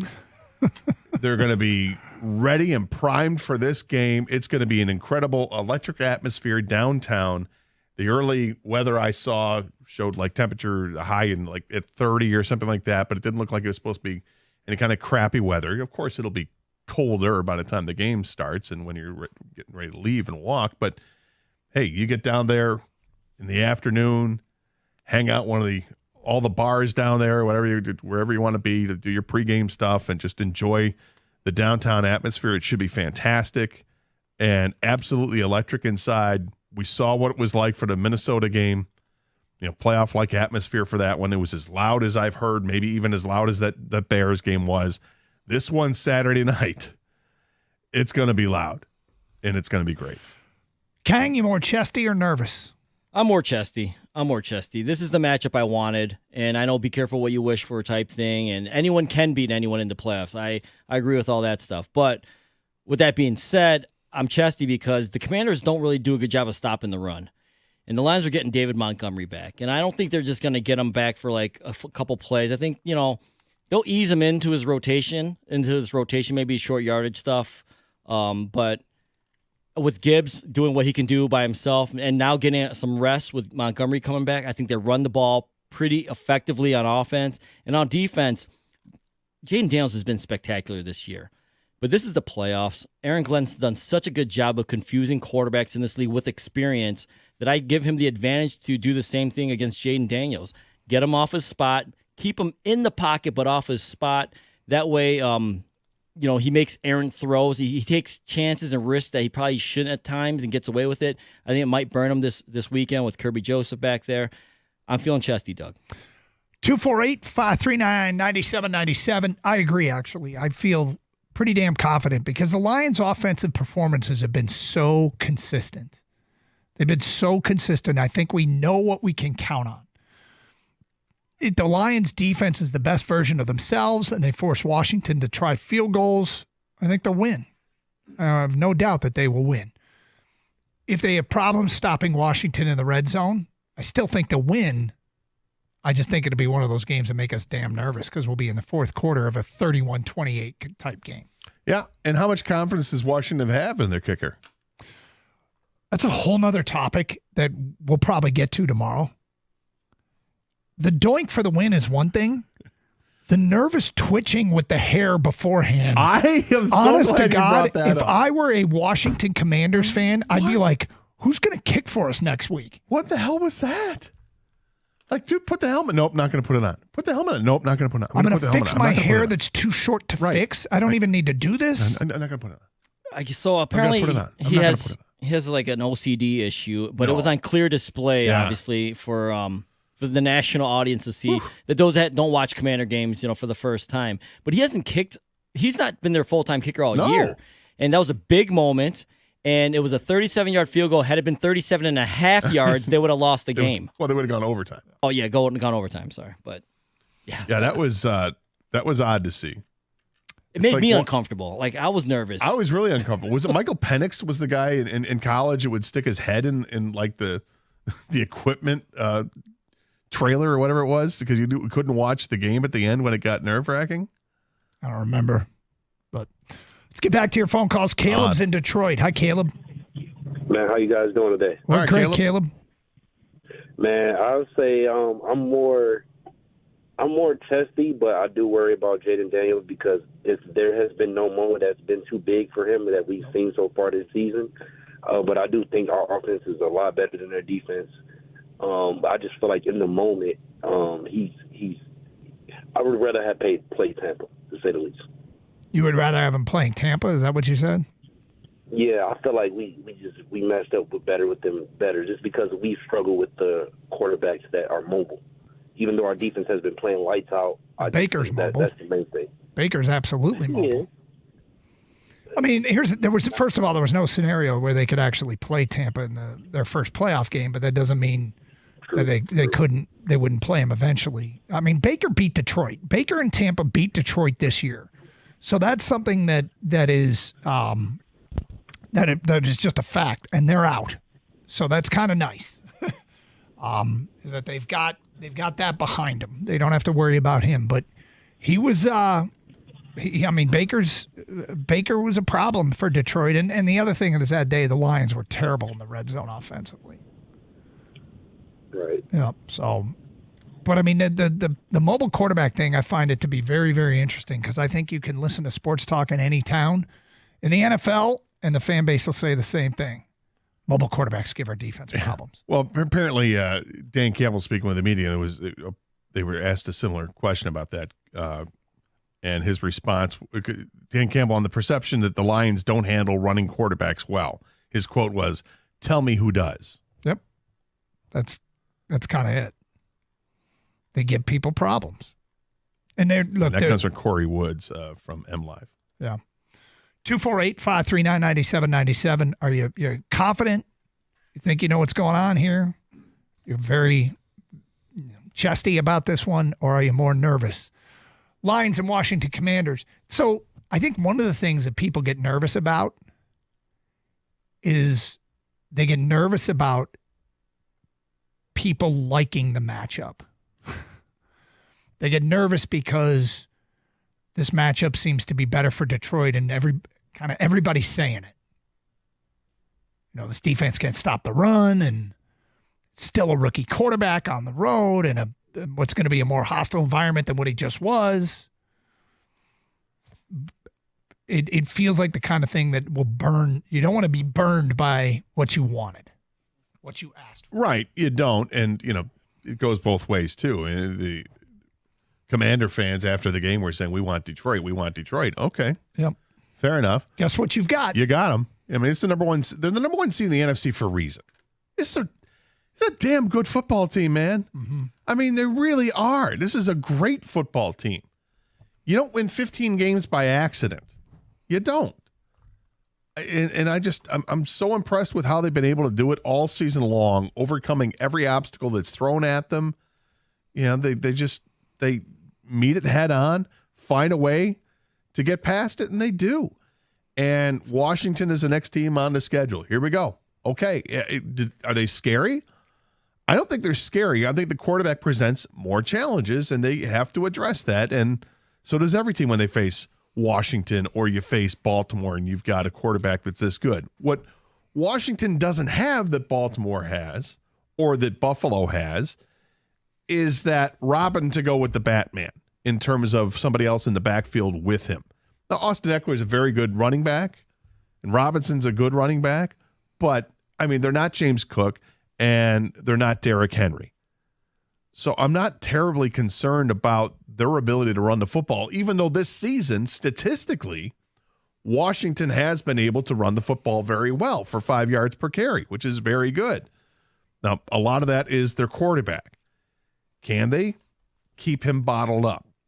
I mean, nobody's going to tell Aaron Glenn how to do his job. He knows exactly what he's going to do, and I can't wait to see what his methodology is in stopping or containing Jayden Daniels. But I think suffice it to say, he'll come up with a plan. People sent us links to Commander fans chanting, "We want Detroit."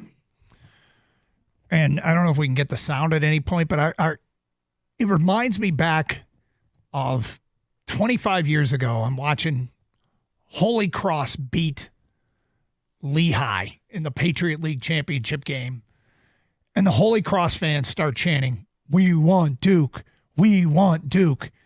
And the game ends and they go back to the studio and John Saunders says to Dick Vitale, and the fans are chanting, "We want Duke." And Dickie V says, "Let me tell you something. You don't want Duke." And that's what I think of when I hear Commanders fans chanting, "We want Detroit." Okay.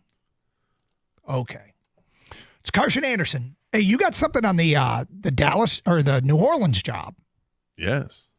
that could be really interesting, and it might impact us here in Detroit. We'll get to that at 1:35 here on 97.1 The Ticket.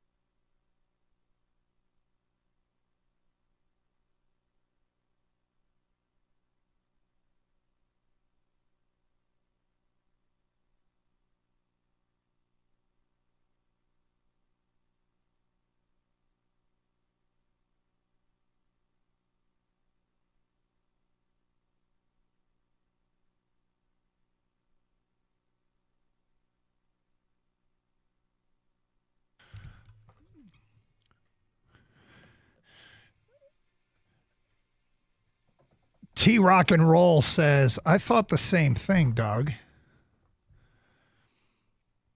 on Twitch. Eric says, I was yelling the same thing, safety.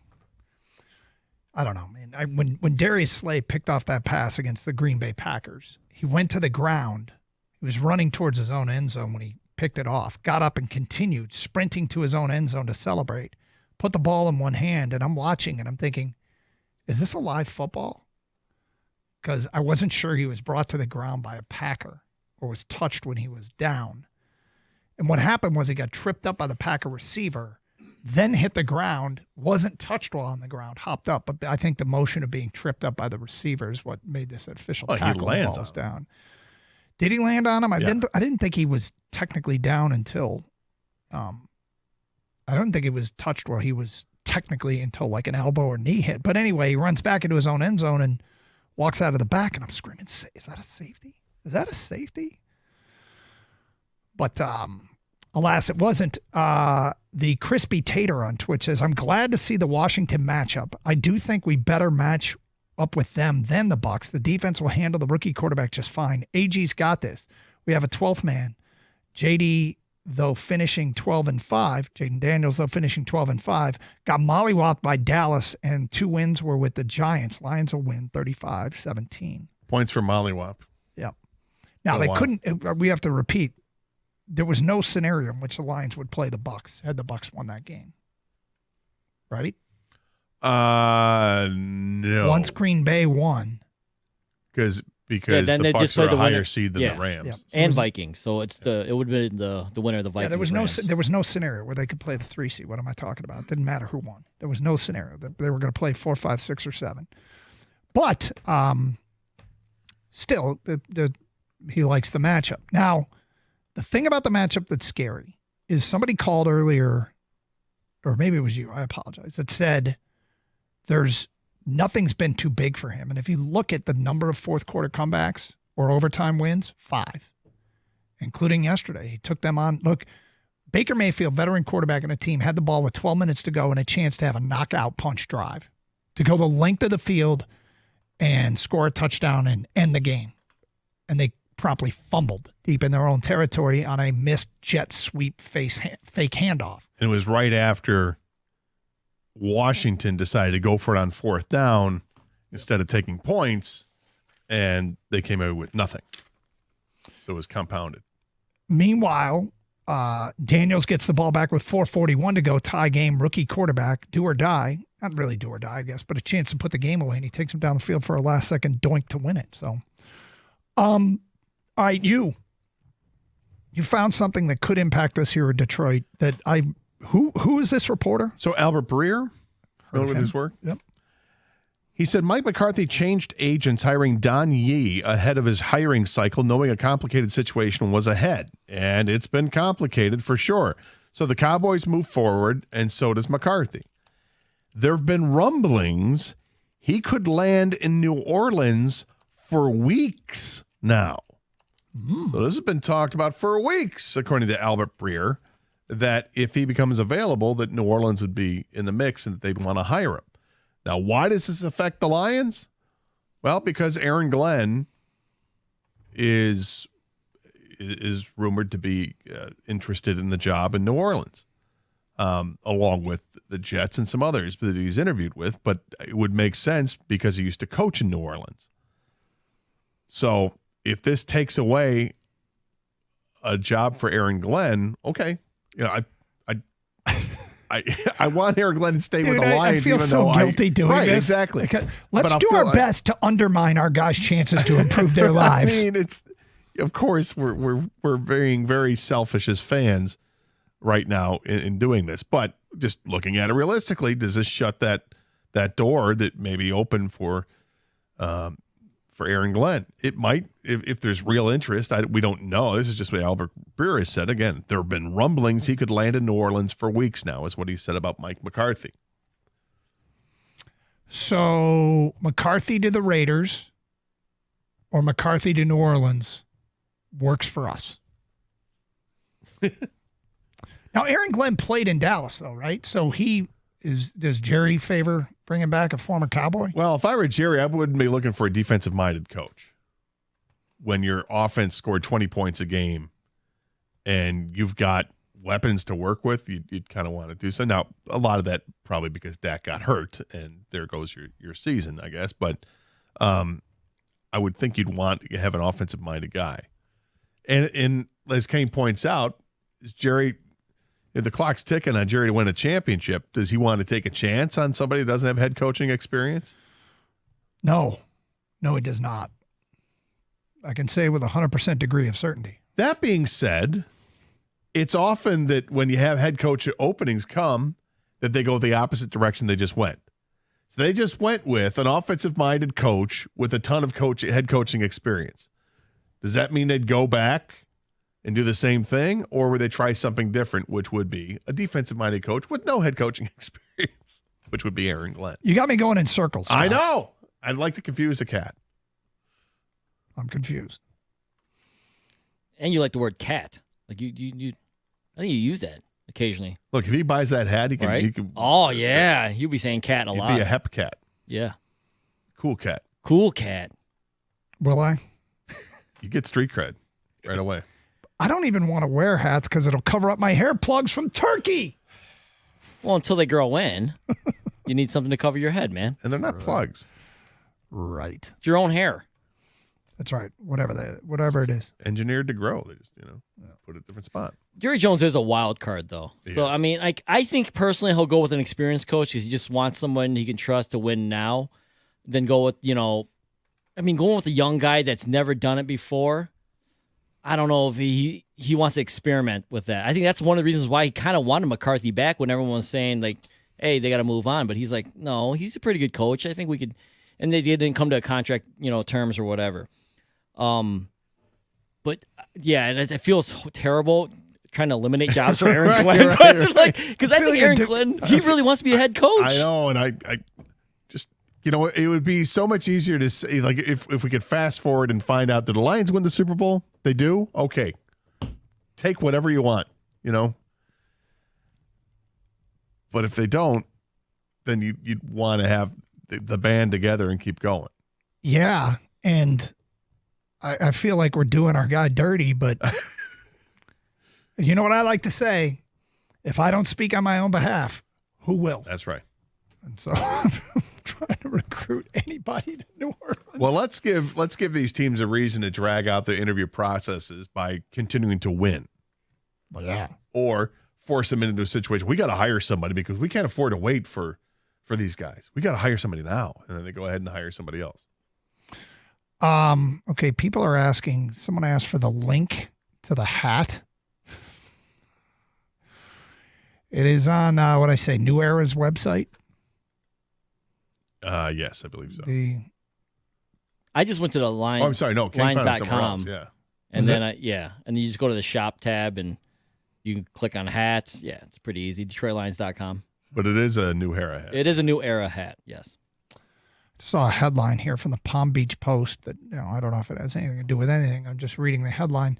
Miami Dolphins need a backup quarterback. Here are 5 NFL draft prospects they should target. I guess a backup quarterback, huh? You say backup. 248-539-9797. Phone calls, feedback. Carson Anderson, 97.1. Lions fans, are you chesty or are you nervous going into this game on Sunday night? Lions installed as an 8.5-point favorite for this game with the Washington Commanders, team that was pretty damn impressive in that win. To go on the road with a rookie quarterback, he is scary. And quite frankly, it would take a very special performance from him to beat Detroit. But right now, he has shown over and over that no stage appears to be too big for Jaden Daniels. We'll find out. Lions fans can impact this game by doing what they do, which is making this one of the toughest places to play in the NFL. I wonder how long we take that until we take that from Seattle. Doesn't it feel like Seattle gets all the fan love, 12th man stuff? They are out of it. But yes, can we possibly take that? Yeah, can. Gotta be allowed. You gotta earn it, killer. That'll be Saturday night at Ford Field. We'll preview it all week long. It's Carson Anderson, 97.1 The Ticket. Hey, from big upsets to game-winning drives, the NFL playoffs are better with FanDuel because right now new customers can bet $5 and get $200 in bonus bets guaranteed.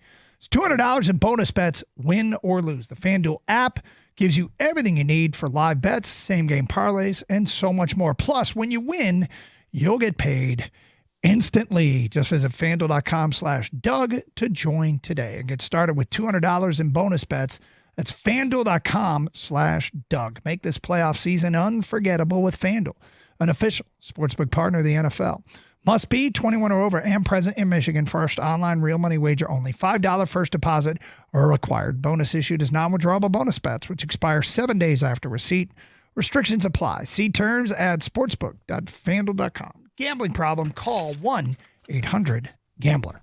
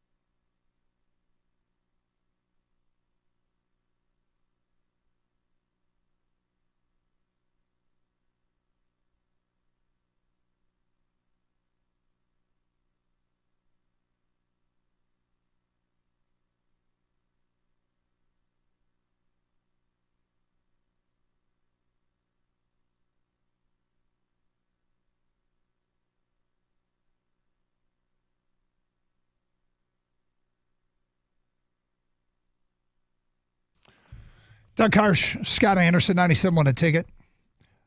All right, hey, look. Lions aren't the only team playing. Of course, there's one more wild card round game. What do you think of tonight? Vikings Rams.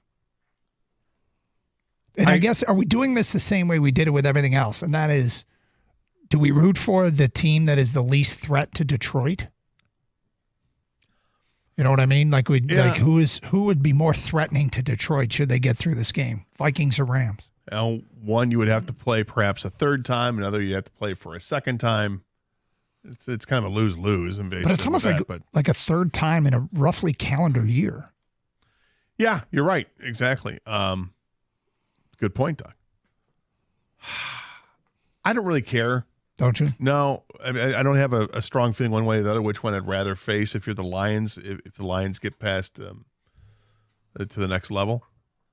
Because, frankly, I don't know if it matters. So I guess you're looking at who's going to pose a bigger problem for Philadelphia, because I think Philadelphia is a real threat.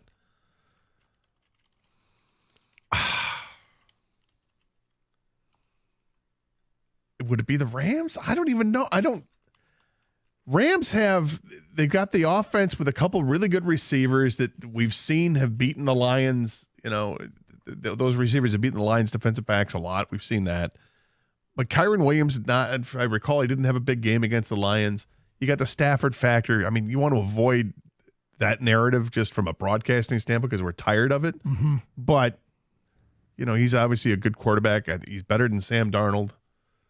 Well, you just said it, Gator. For me personally, I'd rather see the Vikings. Yeah. Because in playoff football, often comes down to the quarterback. And Matthew Stafford is just more dangerous than Sam Darnold. Like, he's been there and done that.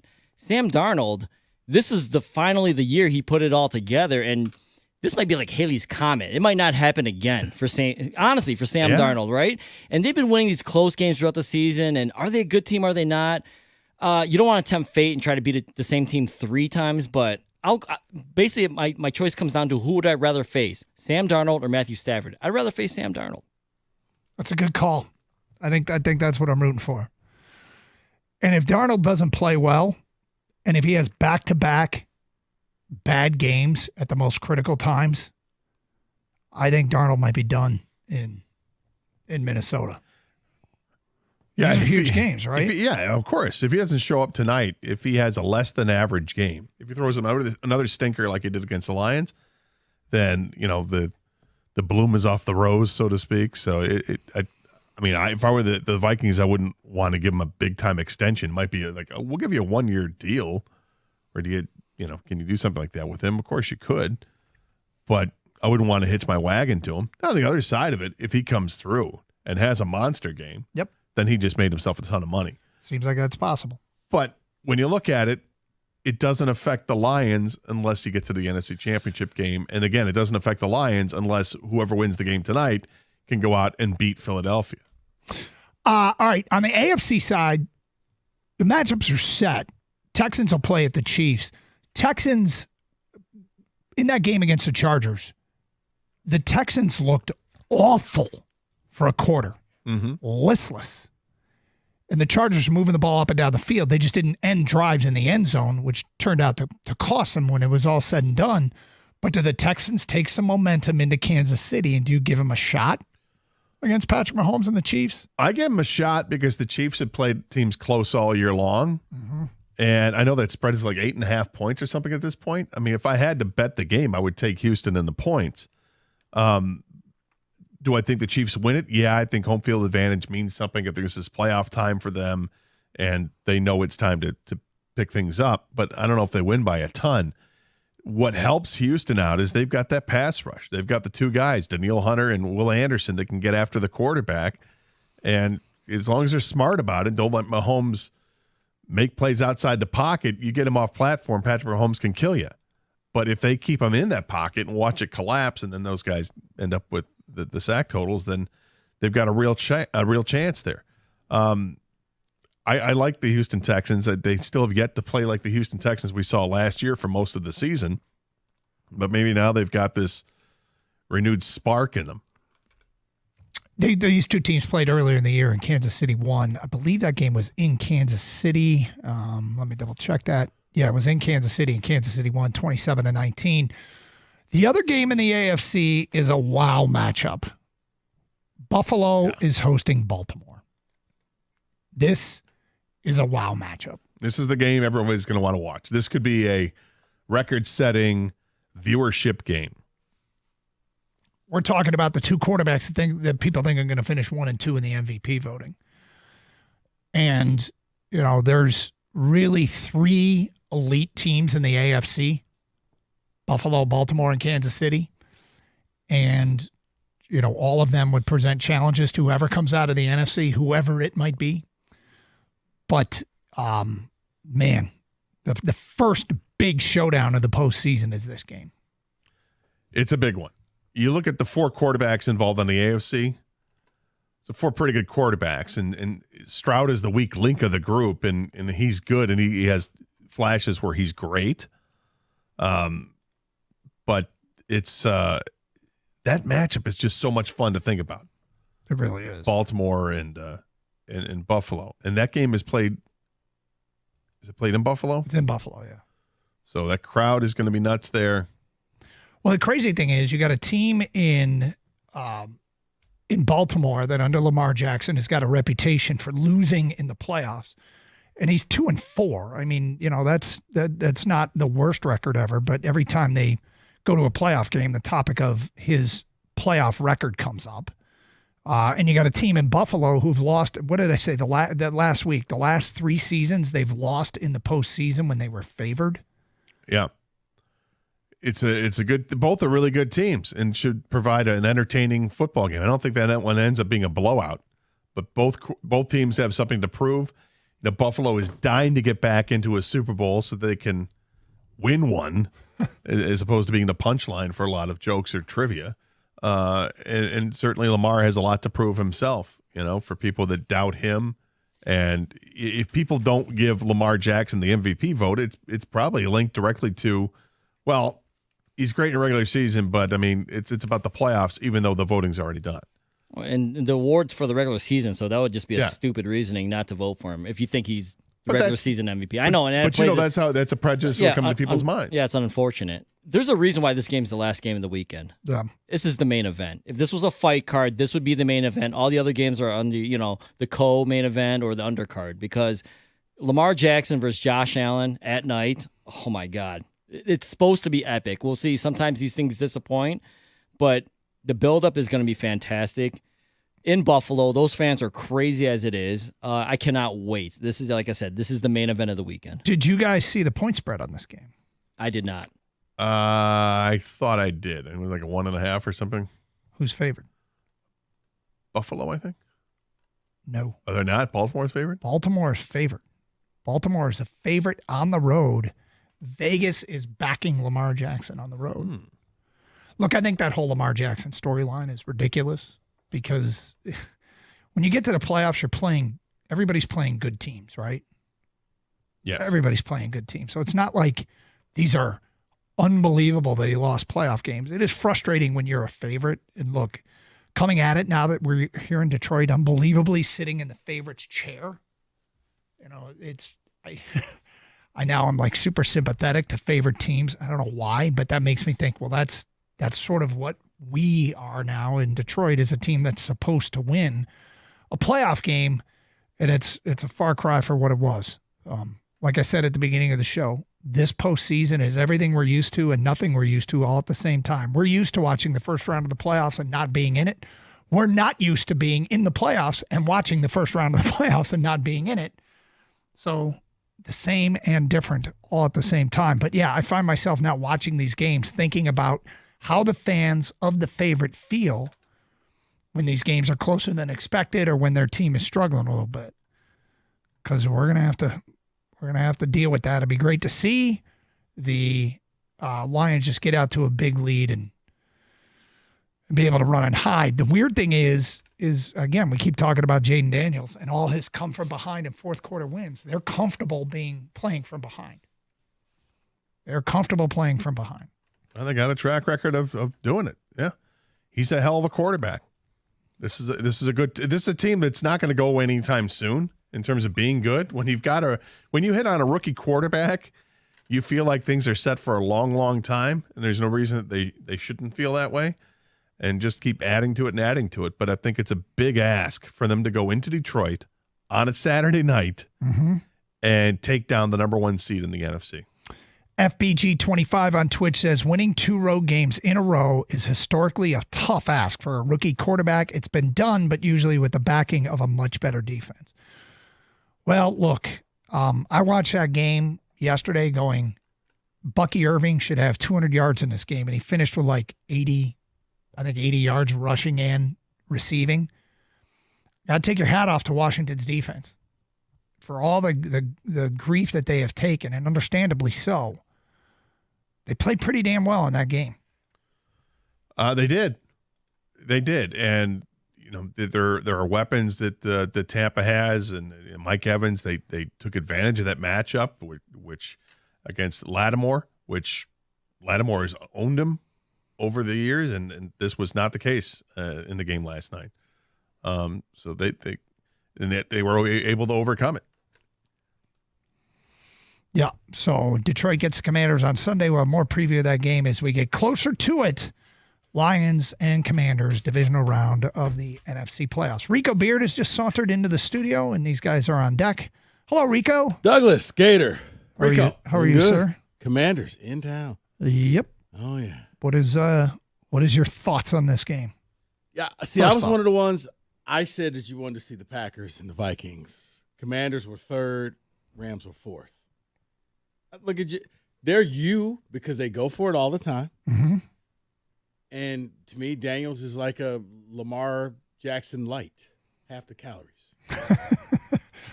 Is that the tenor of your discussion next? Yeah, well, we're going to talk about that along with some other things that went on the college football weekend and the big weekend. That what did you call it? It's the Pigskin Pentamonium. There we go. So we'll have that all next. Continues tonight, Monday night game. Have a great show. Stay safe, everyone, and treat each other with respect. 97.1.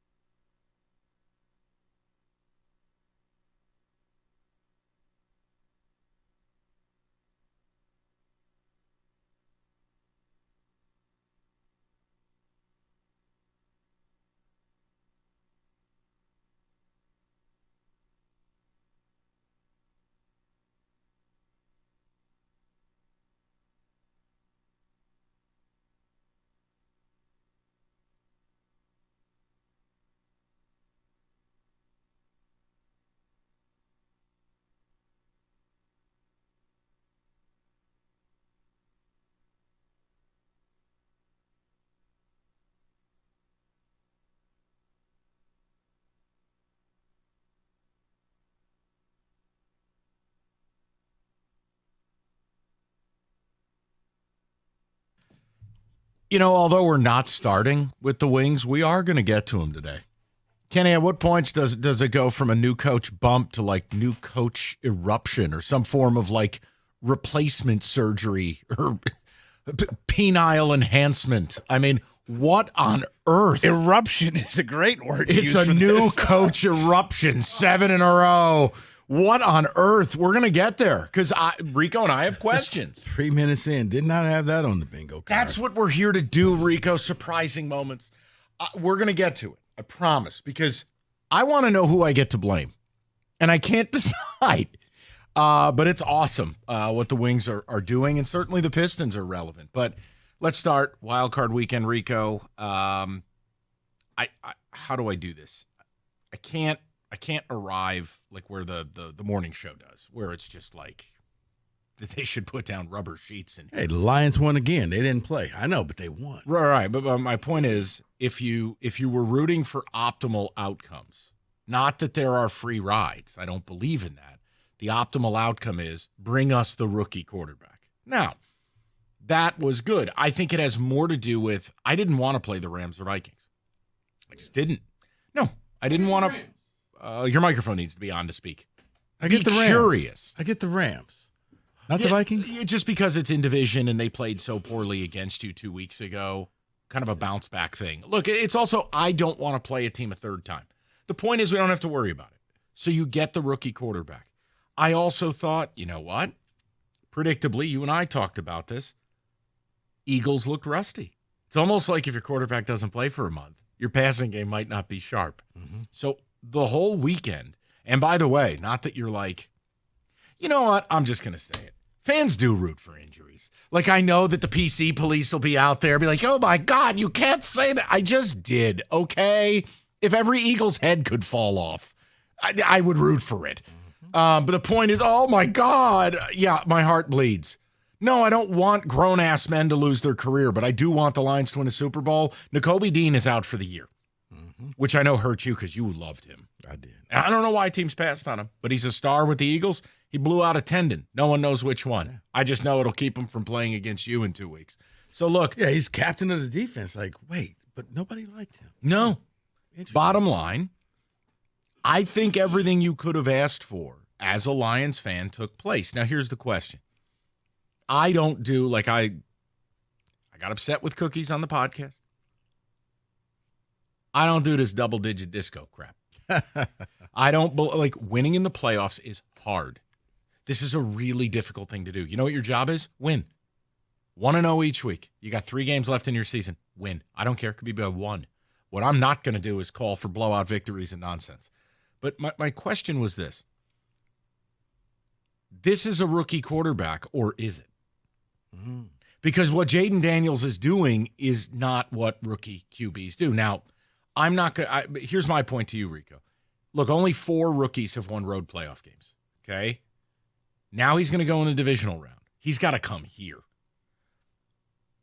Is he the outlier in this where it shouldn't just be viewed as an auto W? Because he breaks defenses. And I know I don't have a lot of respect for Todd Bowles, who I swear is a wax figurine. But he breaks the best made plans. We're going to spy you. No, you're not. We're going to play zone. I'm going to thread the needle. We're going to go man. I'm out the back door. We're going to double spy you. Last night when they dropped 8? Why would you do that? I hate spying quarterbacks. Yeah. But what is your take on it? Did it seemed like it came up aces for the Lions here? I feel good going into this week. It did, but I don't think that the double-digit disco, no. I don't think that Lions fans should be as overly confident as they are. Because, yes, well, he's a rookie quarterback. And we're going to hear that for the next 5 days. We're going up against a rookie quarterback. Okay, guys, that just tells me you haven't taken a look at what this guy has done. He's actually beat the team that you're, air quote, afraid of, the Eagles. He's done that. Last-second stuff, no problem to him. Just when you think you have him down, he'll scramble. The Bucs thought they had him a couple times. He found a way out of it, extended a play, or just picked up a first down. He is different, and we talked about it. It reminds me, in order for the Commanders, and look, I think the Lions will win the game, But you say that for the people in the back before Ticket Text explodes with Rico hates us. I think the Lions will win the game, but I can't jump aboard this whole, well, he's a rookie quarterback and it's going to be so easy. And look what Vegas has to say. No, So you don't want to put on a sequin shirt and look like a bleep hole? No, Okay, I got do it. not. I do not. Because you know what he is? He's a rookie, but he's not. He plays, as you said, well above his game. It's almost like the Lions this year, how they were any given Sunday proof. They should have lost a lot of games, and it made no sense, but they just kept winning. No defensive players? Don't worry about it. Quarterback throws 5 picks? Don't worry about it. They kept finding ways to win. Daniels finds ways to win. Now, there is a way that he could walk in here. He would have to come in here and rush, in my opinion, for over 80 yards and throw for over 200 yards and just give the Lions fits. The Lions defense, let's face it, it's not great. Okay? Your job is to maintain and corral him. You shut him down, you shut that team down. But then once you get him down, it's like a cockroach. You got to kill it. Can't just let it go because he'll scamper away and come back to bite you. I look at this team. I look at what Jaden Daniels is. He's Lamar light. He's very Lamar Jackson-esque.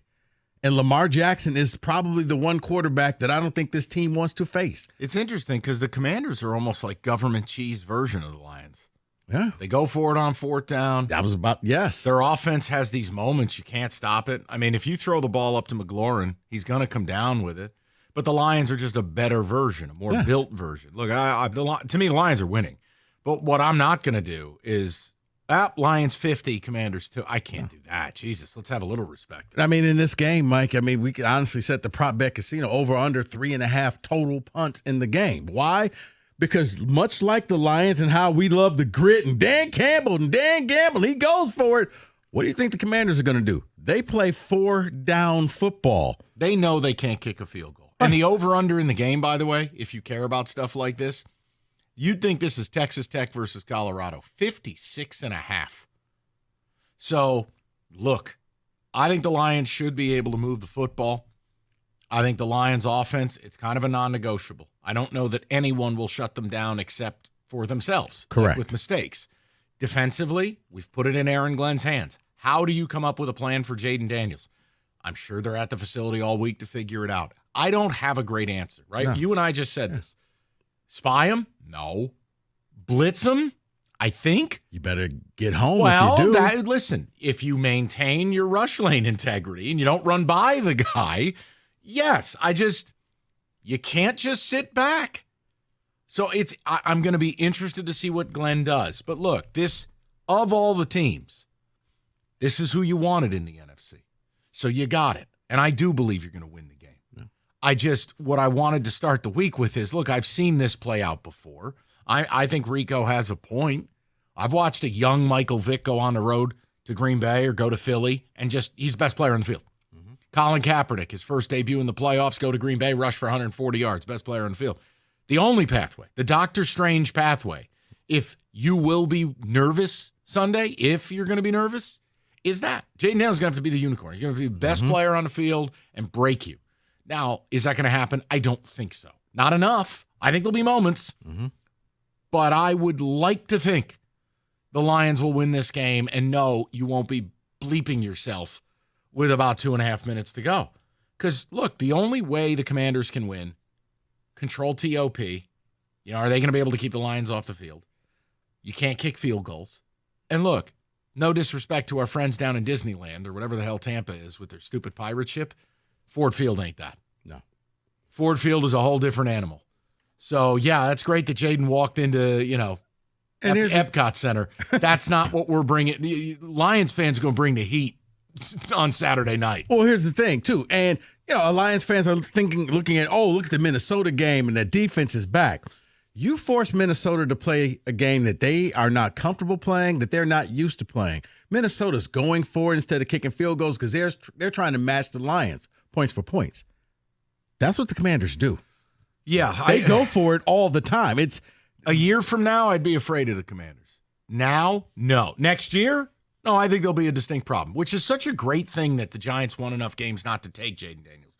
What a blessing. That's okay. You got a quarterback this year. Uh-huh. But I'd love to hear from the people on this. Look, this happened the way I think you would have wished for it to happen. On Friday, a lot of people said that the Commanders were number one on their list of teams that they wanted to play. I had them at number 3 because I thought you wanted the Vikings back. The blood was still fresh. The wounds hadn't healed. Stitches were still there. I'm glad this didn't happen because I didn't want to have to fight you all week. I couldn't disagree more. But guess what? It doesn't matter because now they have to go to Philly and deal with those animals. Green Bay's on crutches. Our Eagle fans, this is what I mean. Everything wrong with humanity. Everything wrong with NFL. Packers, Eagles, pretty nondescript game. Videos of an Eagle fan husband berating his Packer fan wife. Fans attacking Packer fans. What are we doing here? This is why nobody likes them. They're animals. Yeah, the fan who attacked the other guy's wife was so defiant. Like, what do you mean I can't call her that? She is that. Like, wow. He's just, what are you going to fight about it? Wow. I hate We it. are tripling down on this. He's the and kid. then he's an old guy. Like, I'm quite sure he could probably take you out with one punch, but nah, Philly. Right. I can't with that fan base. Look, you guys tell me where you're at. I think it's good vibes this week. I think, obviously, it's fun to talk about the game a little bit, break it down. Is there one way out for the opponent to get you? Yeah. But to me, as long as the Lions play their B-plus game, they should be fine. Now, whether that covers 8-9 points, that's not the conversation. Do you win? It's just go 1-0, man. Win the game. And this is the beauty of being the 1 seed. You've earned this. Don't let anybody bleep talk you and say that you haven't earned playing the easiest team. No, it's exactly what you did over the last 18 weeks. Yeah, Just like the Chiefs. I hate their guts, but they deserve to play the Texans. Why? Because somehow, whatever blood oath Mahomes has with Satan, they won every game.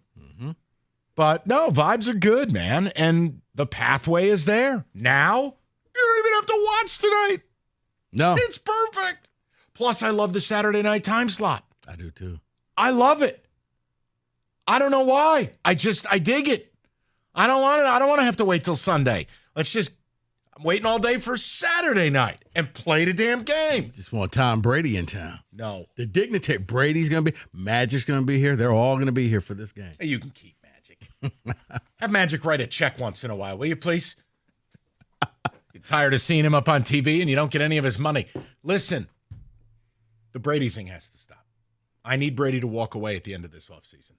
I need him to go run the Raiders. I think He's he is. awful. He's more heavily invested in the Raiders. I don't think that this broadcasting thing is going to be much longer. He's going to do it as long as the NFL is going to pay him, as long as the networks are going to pay him, but I don't think this is his passion. This crazy, really? Yeah, this Neither was his marriage. This is just so pizza money here we for go. him. Let's get to it. I don't like him. This is okay.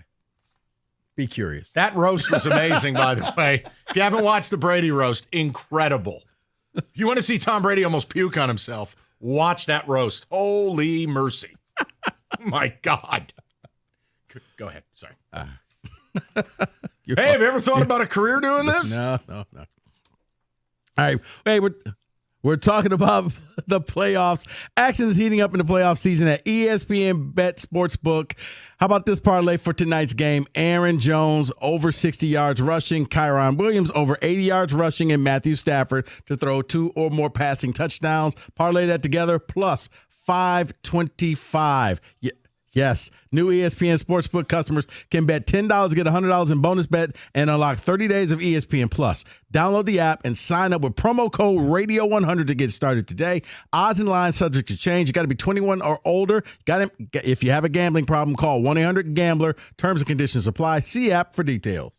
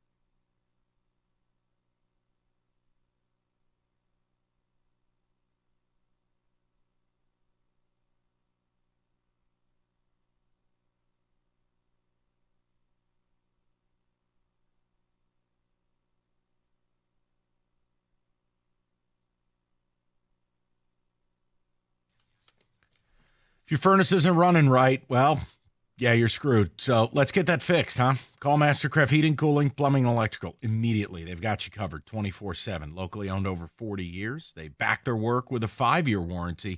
And Mastercraft, your one-stop shop, heating, AC, plumbing, and electrical. Generators, too. And if Mastercraft can't get to you same day, they're going to knock $50 off the next day service call. Ask about that winter bundle-up discount as well. It's mastercraftheating.com.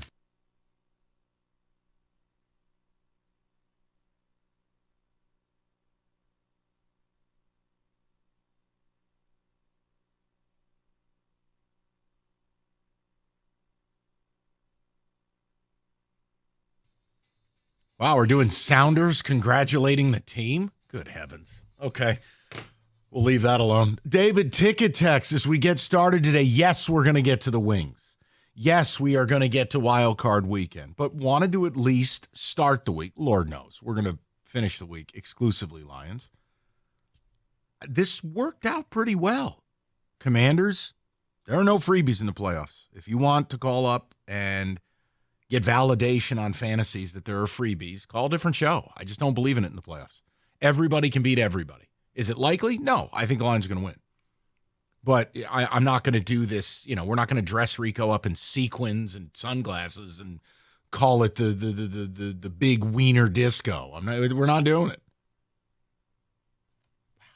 I mean, it's the truth. We're not doing it. Because unlike other people at this place, we've seen our teams win Super Bowls, and it's really difficult to do. So I'm going to have some respect for the process. Let's just go 1-0. Win the damn game. David, ticket text. I've got good vibes. Detroit just needs to play their normal game, run, win third downs, and score early and often. Daniels, though, is a huge concern if he's allowed to run. Here, let me ask you a question, David, because I know Rico and I took up all the oxygen. Do you still consider him a rookie at this point in the year? No, it's January 13th. The game will be on January 18th. He's not a rookie anymore. He's played every game so far. Not a rookie. He does seem unflappable. Although I do think, look, Saturday night, where the hangover day is built in for Lion fans, whoa, buddy. If any crowd is going to shake this kid, it's this one. But Rico said it. This kid's been money in clutch downs, late game. I don't know, man. He stopped being a rookie for me when he came back and he beat the Eagles. I was like, okay, you know what? That was impressive. That's when I'm like, he may have put the league on notice. I'm going to be here for a while and I can do special things. Don't give me the ball with 4 minutes left in the game because you're never going to get it back. Either I'm going to score a touchdown or we're going to kick the game-winning walk-off field goal. And that's exactly what they did last night. They had the ball for like almost damn near 6 minutes. Bucks, they lose it, and, you're not going to get it back. And it looks like a couple plays they have him, and it just didn't work out. He was just too elusive. That's the thing is he reminds me a lot of Lamar, where and that with the Lions defense and the over-aggression that they show, man, you better tackle him. If he escapes the pocket, I'm looking at about 20 yards of pick, and he's fast too, so he's going to outrun most of your defenders. So that's the other thing. It's not like, he's Sam Darnold where he escapes the pocket and runs for a couple yards. He's Brock Purdy. He escapes the pocket and runs for 8 or 9 yards. He escapes that pocket, he may take it to the house. Or Anzalone breaks him in half. I mean, there is that option. Yeah, that's true, too. David, go ahead. Derek in the car says, let's be honest, between the Lions and Commanders, it's 1st to 24. If the Lions control the time of possession, we'll be just fine. I think it's similar to Bills-Broncos. The Bills' game plan was we don't want to deal with the Broncos. We want to keep them off the field.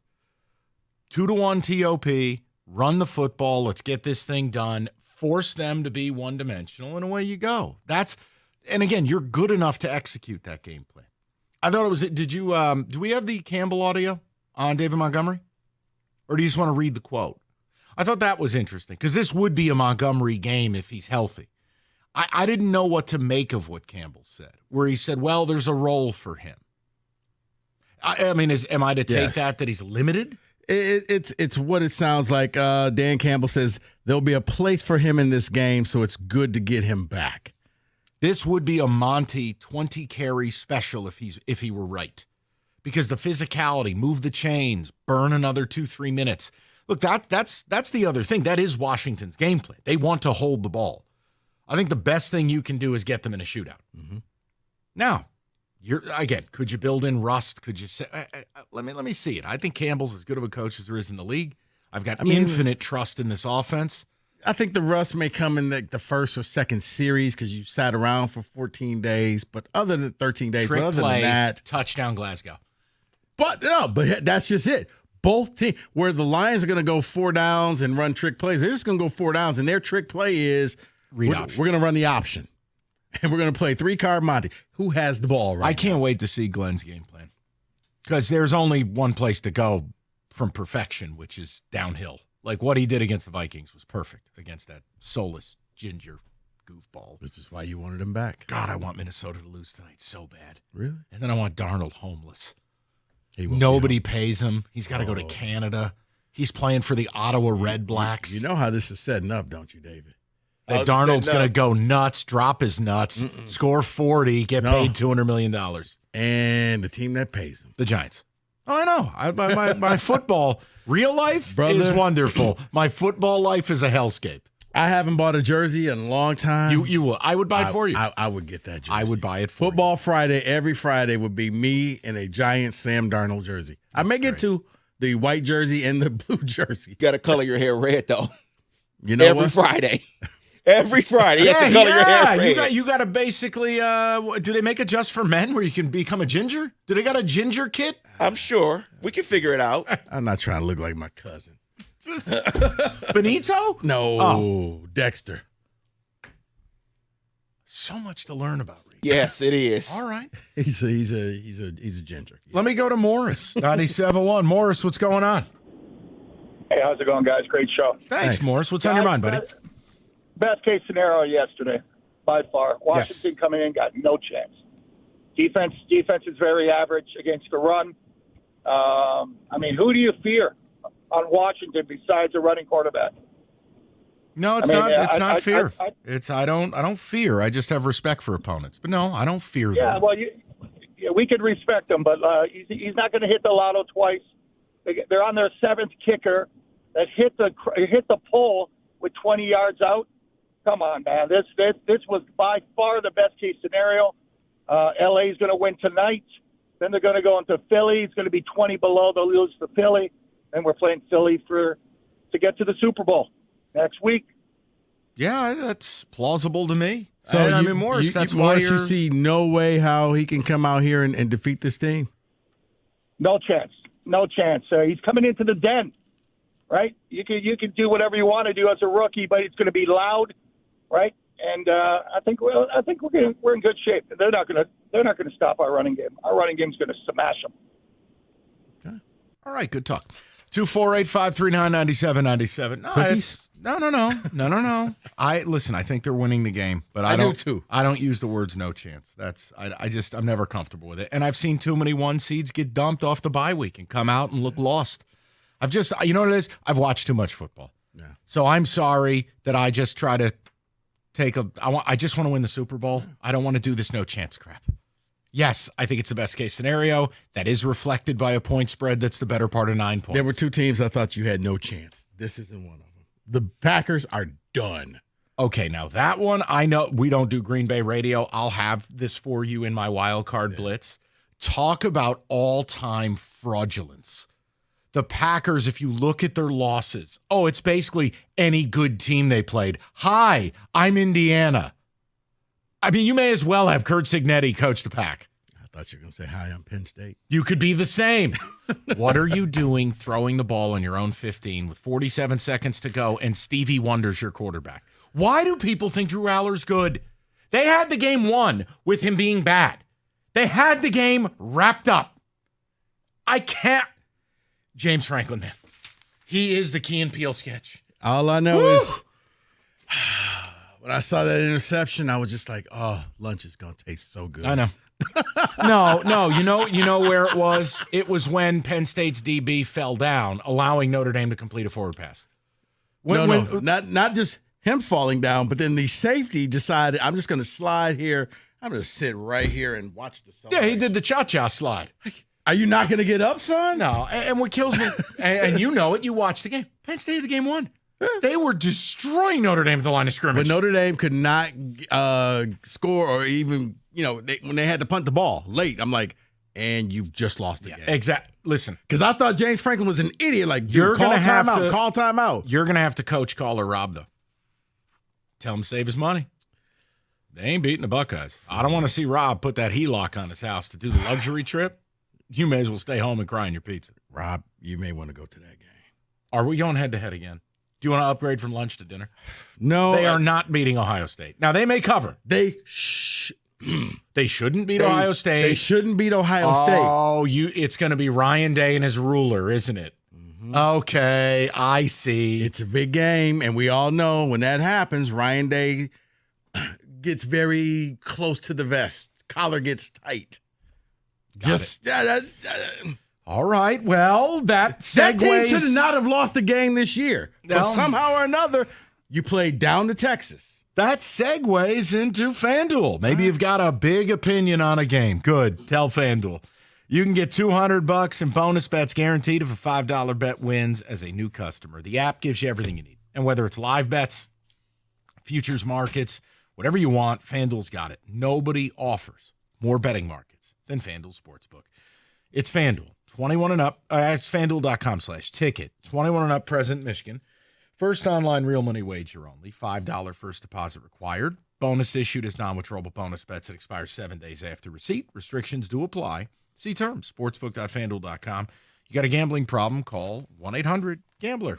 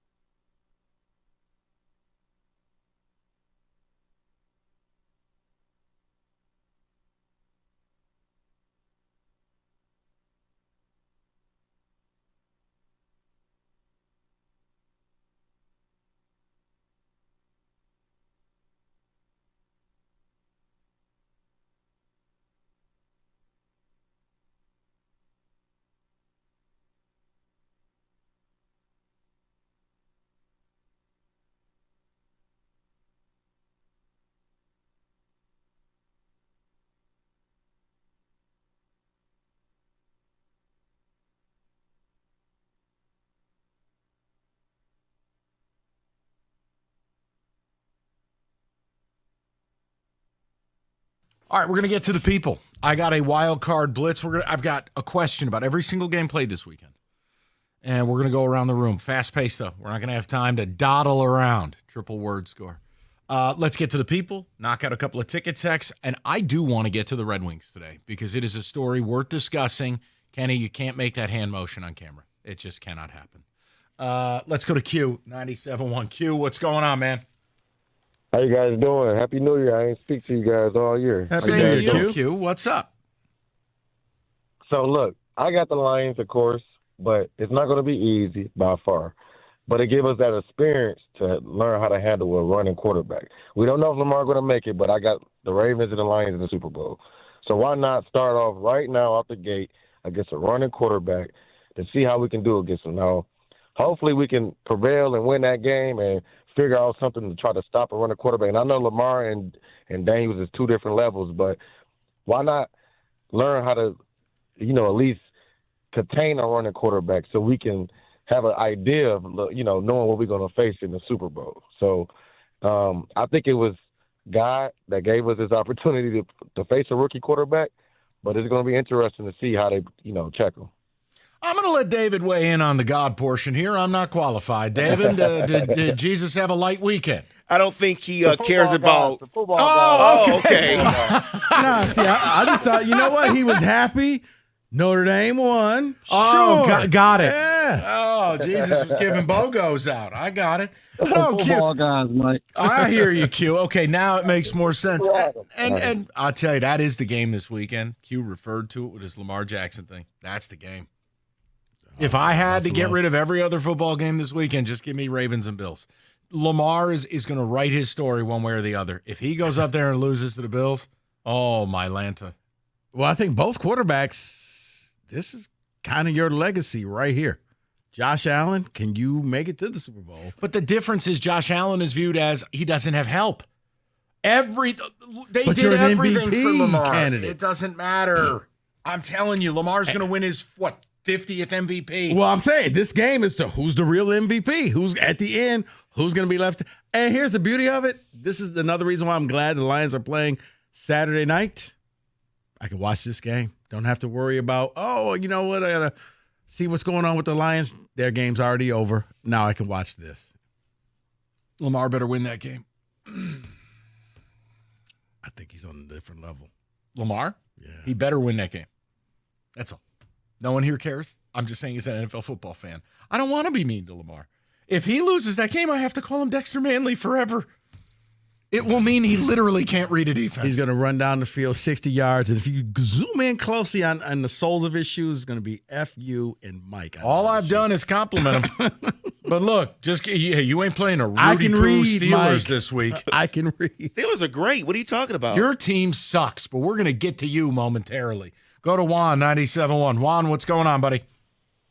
Hey, what's up, fellas? How are you? I'm doing great, man. Happy New Year. That's the last Same to you. guy said. But yeah. Now, I think this game is going to be tougher than what people think. And, I got Lions like 31-17. I do got Lions to win. But the guy, Daniel's composure is, man, if you think about it, he reminds me of young Patrick Mahomes as far as composure. The play of the game last night, the end of the game, when Clancy got in there, a lot of NFL quarterbacks would have just fell to the ground, took the sack. Okay, We got 3. They got to come down and do. That was so amazing to me for him to just knock Clancy off with that left hand and just keep running. Because I know so many quarterbacks, when Clancy got in there, when they would have seen that big, almost 300-pound guy get in there, they would have automatically just dropped to the ground.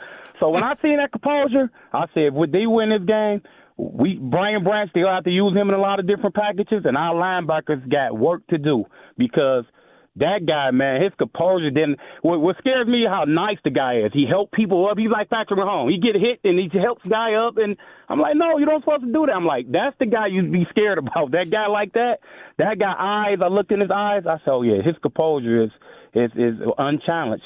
That young kid, man, we got to be aware. But I got Lions 31-17, guys. I appreciate the phone call, Juan. Because it's like this, Mike. What if I told you that you saw his composure, as Juan liked to say, years ago as a freshman on a 4th down play in Spartan Stadium? It was 4th and 19. Get it right. Still 4th down play? Yeah, I know. And Mike Tressel had some god-awful slow linebacker spying him. I quit. Look. Was it Riley Bulla? I don't care. Take all the bullets. I don't care. I did last night. Can't see. Yeah. You know what he came up with? Towel. He thought he had him. Towel. That works in flag football.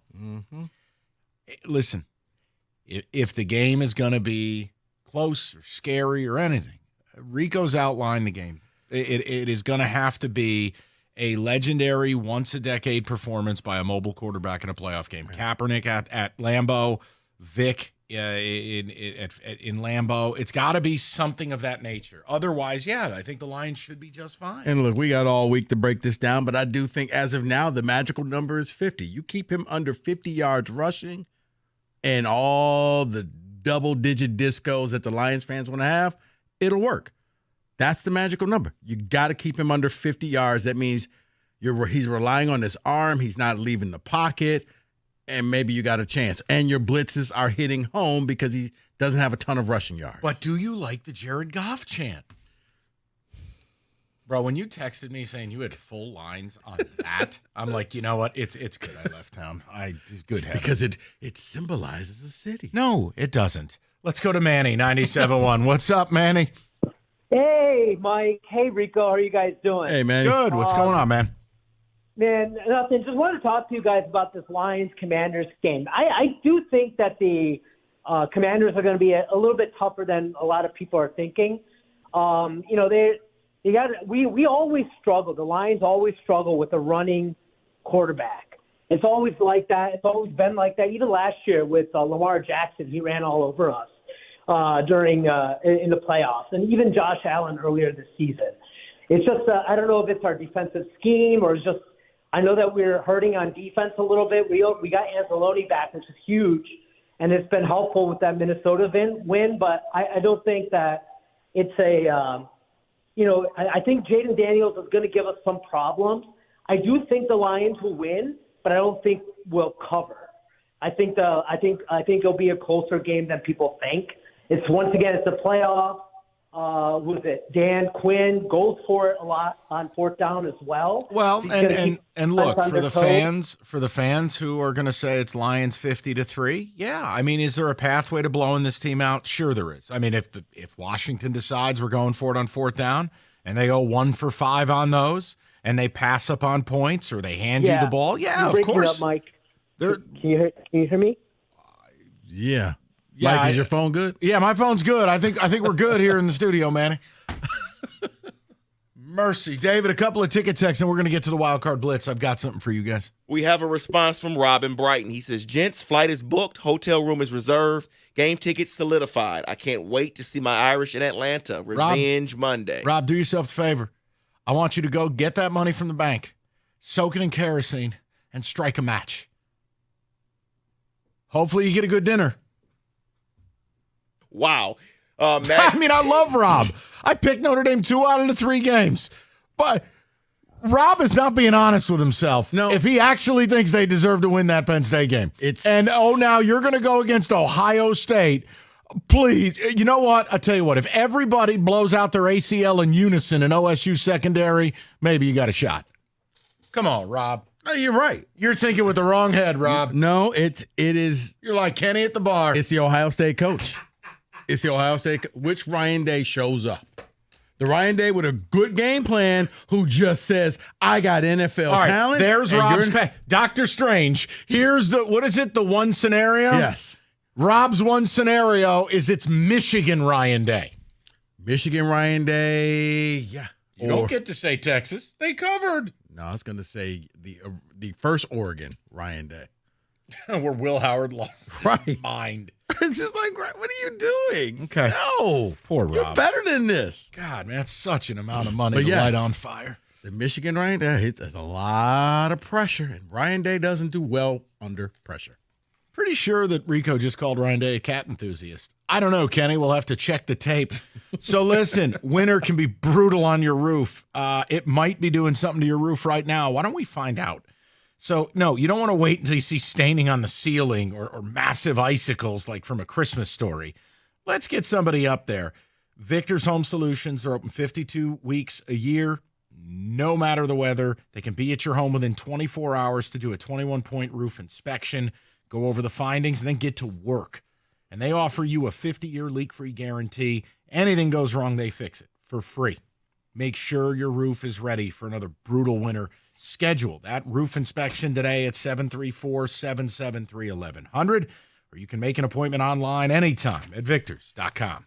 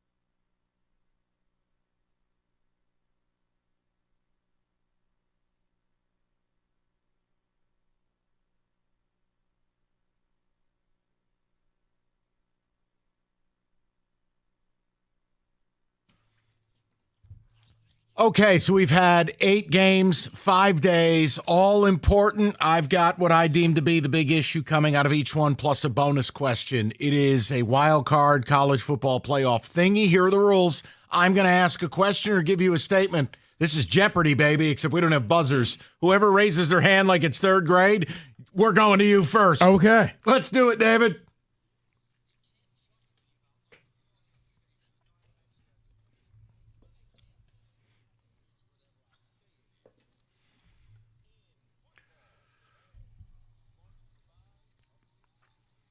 Okay, let's start out. Penn State. Me. Notre Dame. Okay, test it. that's good. I like that. Go ahead. What's the answer? Texas with a $. James Franklin.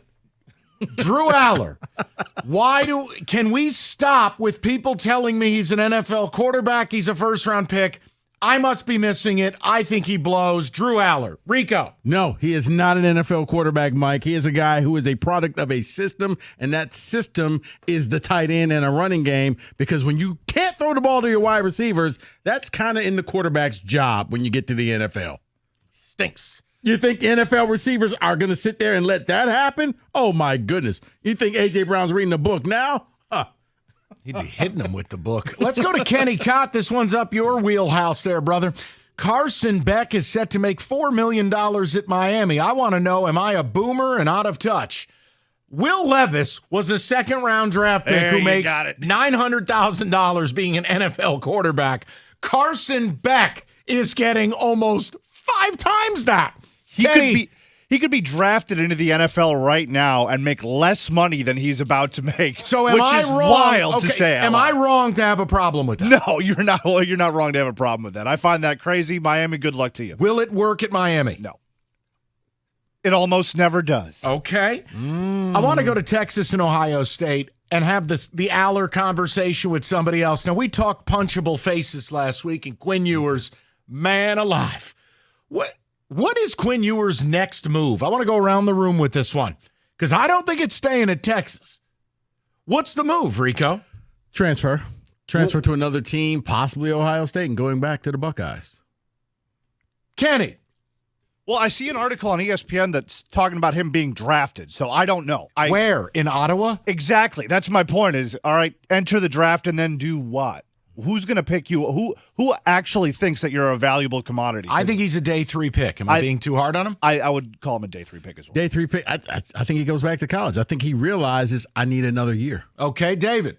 He should go back to college. There was a report before that game, that's why ESPN has it, that he was going to declare for the draft, but they lost. Yes, he's going back to Ohio State. All right, let's go to the early game on Saturday. What do we do with Justin Herbert? You could say nothing. You could say I don't react to it, but that was an egregious performance. It was. He threw more interceptions in that one game than the entire season. He had 3 the entire season. I'm going to say nothing. I'm going to let Harbaugh work his magic for another year. Kenny. I'm going to also say nothing because I feel like that's an outlier performance, right? You don't want to see too many of those from him, but I also don't think that's who he is as a quarterback. I agree with Rico, Harbaugh magic. Yeah, imagine if we saw Matthew Stafford's 5-interception game in the play. Oh, he stinks. See, I knew it. I'm just saying, guy gets a lot of shine for never winning a GD thing. David? Yeah, I put the Chargers and the Broncos in the same category when it comes to cap issues, and they have an off season to get better behind their quarterbacks. That's what happens. 2 words for you. Here's what you do with Justin Herbert. T. Higgins. Yeah. They need a number one. I'm not blasting Ladd McConkey, but he can't be your number one. They don't have a running game. The issues are still there. Harbaugh did a wonderful job. But I think you start to realize how limited that offense is around Herbert. And that's why I said I'm going to give Harbaugh another year because I think he sees what we see. All right, hot take or just hot truth? Here we go. Mike Tomlin should be fired. That's hot truth. I'm sorry, guys. I'm going to filibuster here for a quick second. Because he just okay. Because here's the problem. We cannot continue to rely and say every year, well, he just makes the playoffs. And that's good. Every year he just makes the playoffs. At some point, you got to be better than that. You got to be more than that. You got to win the Super Bowl and be a threat to win the Super Bowl, and there's constant problems. The offense looks bad. Well, that's your offense. New offensive coordinator, doesn't matter. That's your offense. The defense, they even look bad towards the end of the year. T.J. Watt didn't even have a stat in this game. Yes, he should be fired. And again, hasn't won a playoff game since 2016. He's lost 6 straight, and they're not winning a Super Bowl. Nah. I think they should part ways. Rico. I think so as well. I told David this a long time ago, Mike, and I know you'll agree with this, but what the Steelers do in making that streak of making the playoffs and how it went from winning Super Bowls to making it's Tom Izzo in Michigan State. It went from national championship to Final Fours to keeping that streak alive. And, hey, can we make it out the first weekend? No, we can't. Hey, Pittsburgh, we made the streak alive. Can we make it out the first weekend? No, we can't. Kenny. No, David said something behind the glass here just a moment ago. He said it's like the Wings winning playoff streak. It's great. You're there. It's boring. But for what? Yeah. You're good for nothing. Let's stay with Kenny for a moment. Biggest thing the Broncos must address this offseason. Ooh. Geez, I would say some more weapons for Bo Nix. That would be my answer. Okay, and you know what? I'll tell you who would look good in that offense. Go ahead and laugh. Ashton Genty. Oh, yes. That's the type of thing. Same colors, too. They need a hitter. I didn't think Bo Nix looked all that bad. I know people they just couldn't get the football. Right. People assign a lot of blame to Bo Nix, which I think is a mistake. Well, if you can't get Genty, maybe you get Scatterboo. No. Wow, that's your boy. He's a nice college player. All right. Oh, wow. Rico. What do we do with Jordan Love? Is he a franchise QB? He is, Mike. He's a franchise QB. Now, here's the thing. Man, they took a lot of injuries on that offense. Like, he was missing. His wide receivers start falling left and right. So did his linemen. I do think he's a franchise QB, but he's going to be judged based off that he can't win playoff games, and that's going to hurt him. But yes, he is a franchise QB. Here's what I would say, too. Uneven year injury-wise. Started the year hurt, blew out the MCL. Comes back, blows out his groin. Comes back, plays good football for 6 weeks, 9 touchdowns, no picks. Oh, wait, he can't feel his fingertips. He blows his elbow out. Yeah. I'll chalk it up. Next year's a bleeper get off the pot year. Let's go to David. Scale of 1 to 5. You're concerned with the Philadelphia Eagles passing game. I'm going to go right in the middle at 3. Jalen Hurts didn't play for the last, it felt 4 or 5 weeks. It felt like that. So I'm going to take a rust as a factor there for the passing game. Kenny, scale 1 to 5, concern, Eagles passing game. I'm with David. I'm about 2.5, 3-ish. Similar reasons. Over to Rico. I'm not that concerned at all. All right. I think dismissive arrogance from the Rico Beard camp. No, because they have the receivers, they have the quarterback. You just see they're out of sync. Let them get some time. They'll be okay. I want to offer you an opinion, which is true or false, and then a caper. Are you ready? Yes. The opinion. Todd Bowles is actually a wax statue from Madame Tussauds in Vegas. That's fact. Okay. Now the caper. Why would I keep Todd Bowles when he's a nothing burger and everybody wants to interview the OC Liam Cohen, who Baker Mayfield has said I love? Here's an idea. Bowles into the pirate ship cannons. Whee! Liam Cohen's head coach. Because Bowles is a lot like Mike Tomlin. He gets you far. He wins you enough games that you can't just justify firing him. Because it's not like you're the Patriots where you have this long history of Super Bowl titles. He's good enough. Rico hates my caper. Kenny. No, I'm all about your caper. I love it. The pirate ship part or Liam Cohen? Both. Why not both? Done. Over to David.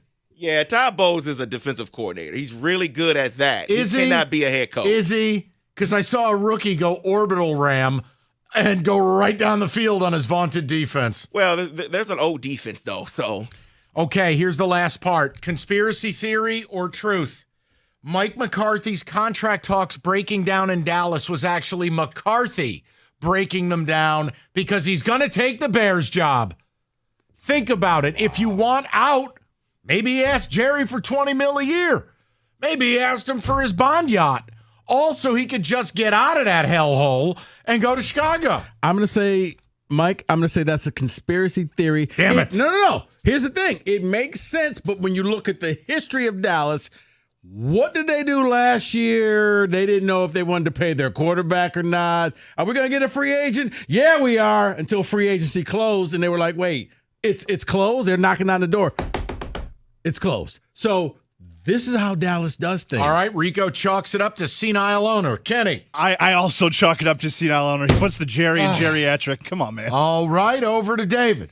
It's 3 for 3 here. Yeah, Damn he's just old, man. Jerry has no clue what he's doing. I was so excited about my theory. No, your theory makes sense until you look at everything that happened to them last offseason, and it's just par for the course now.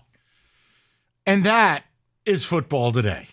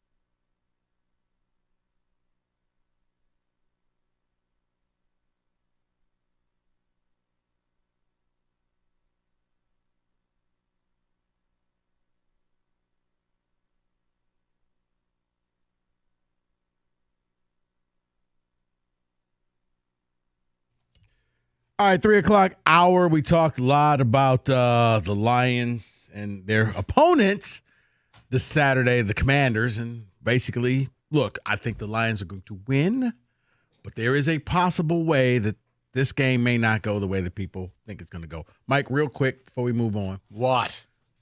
A little bit of, actually 2 bits of news. One, from Penn State, we just finished talking about the James Franklin's fired. No. Damn it.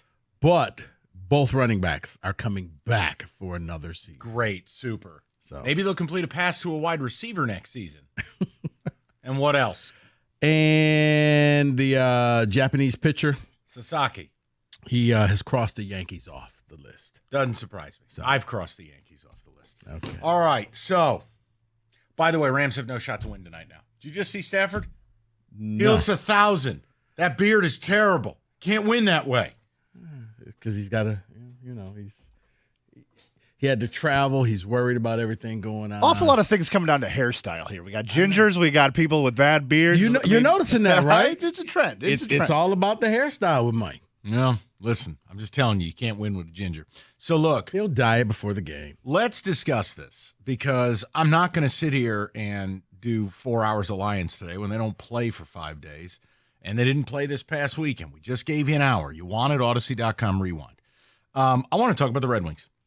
And at what point, Kenny, once again, with the suggestive hand motions, please. At what point does a new coach bump become a new coach eruption? 7 in a row. They blast the Kraken. Now, here's your problem. They're still not in the playoffs. They still have a long road to go. They are still a long shot to do it. But 7 in a row, and you go, okay, wait a minute. Who do I get to blame here? And you go, whoa, wait a minute, funny man.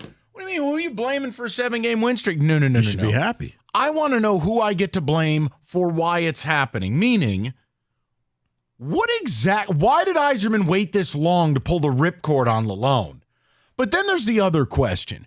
Am I supposed to believe Lalone is that bad of a coach and the players get off scot-free? Or do I get to blame the players a little bit? Think about this. How could you be that bad? And now all of a sudden you're like you ate the magic mushroom in Super Mario Brothers, or what is it, the star. The Red Wings have been playing like they got the magic star. So you start to go, well, wait a minute. Did they just kind of like quiet quit on Lalone? So yes. I wanted to bring in our Perry Mason and have him weigh in. You know what, Kenny, before, if I may, I'm just taking classes to be in the hockey elite. So first year. So Kenny's my professor. Be curious. But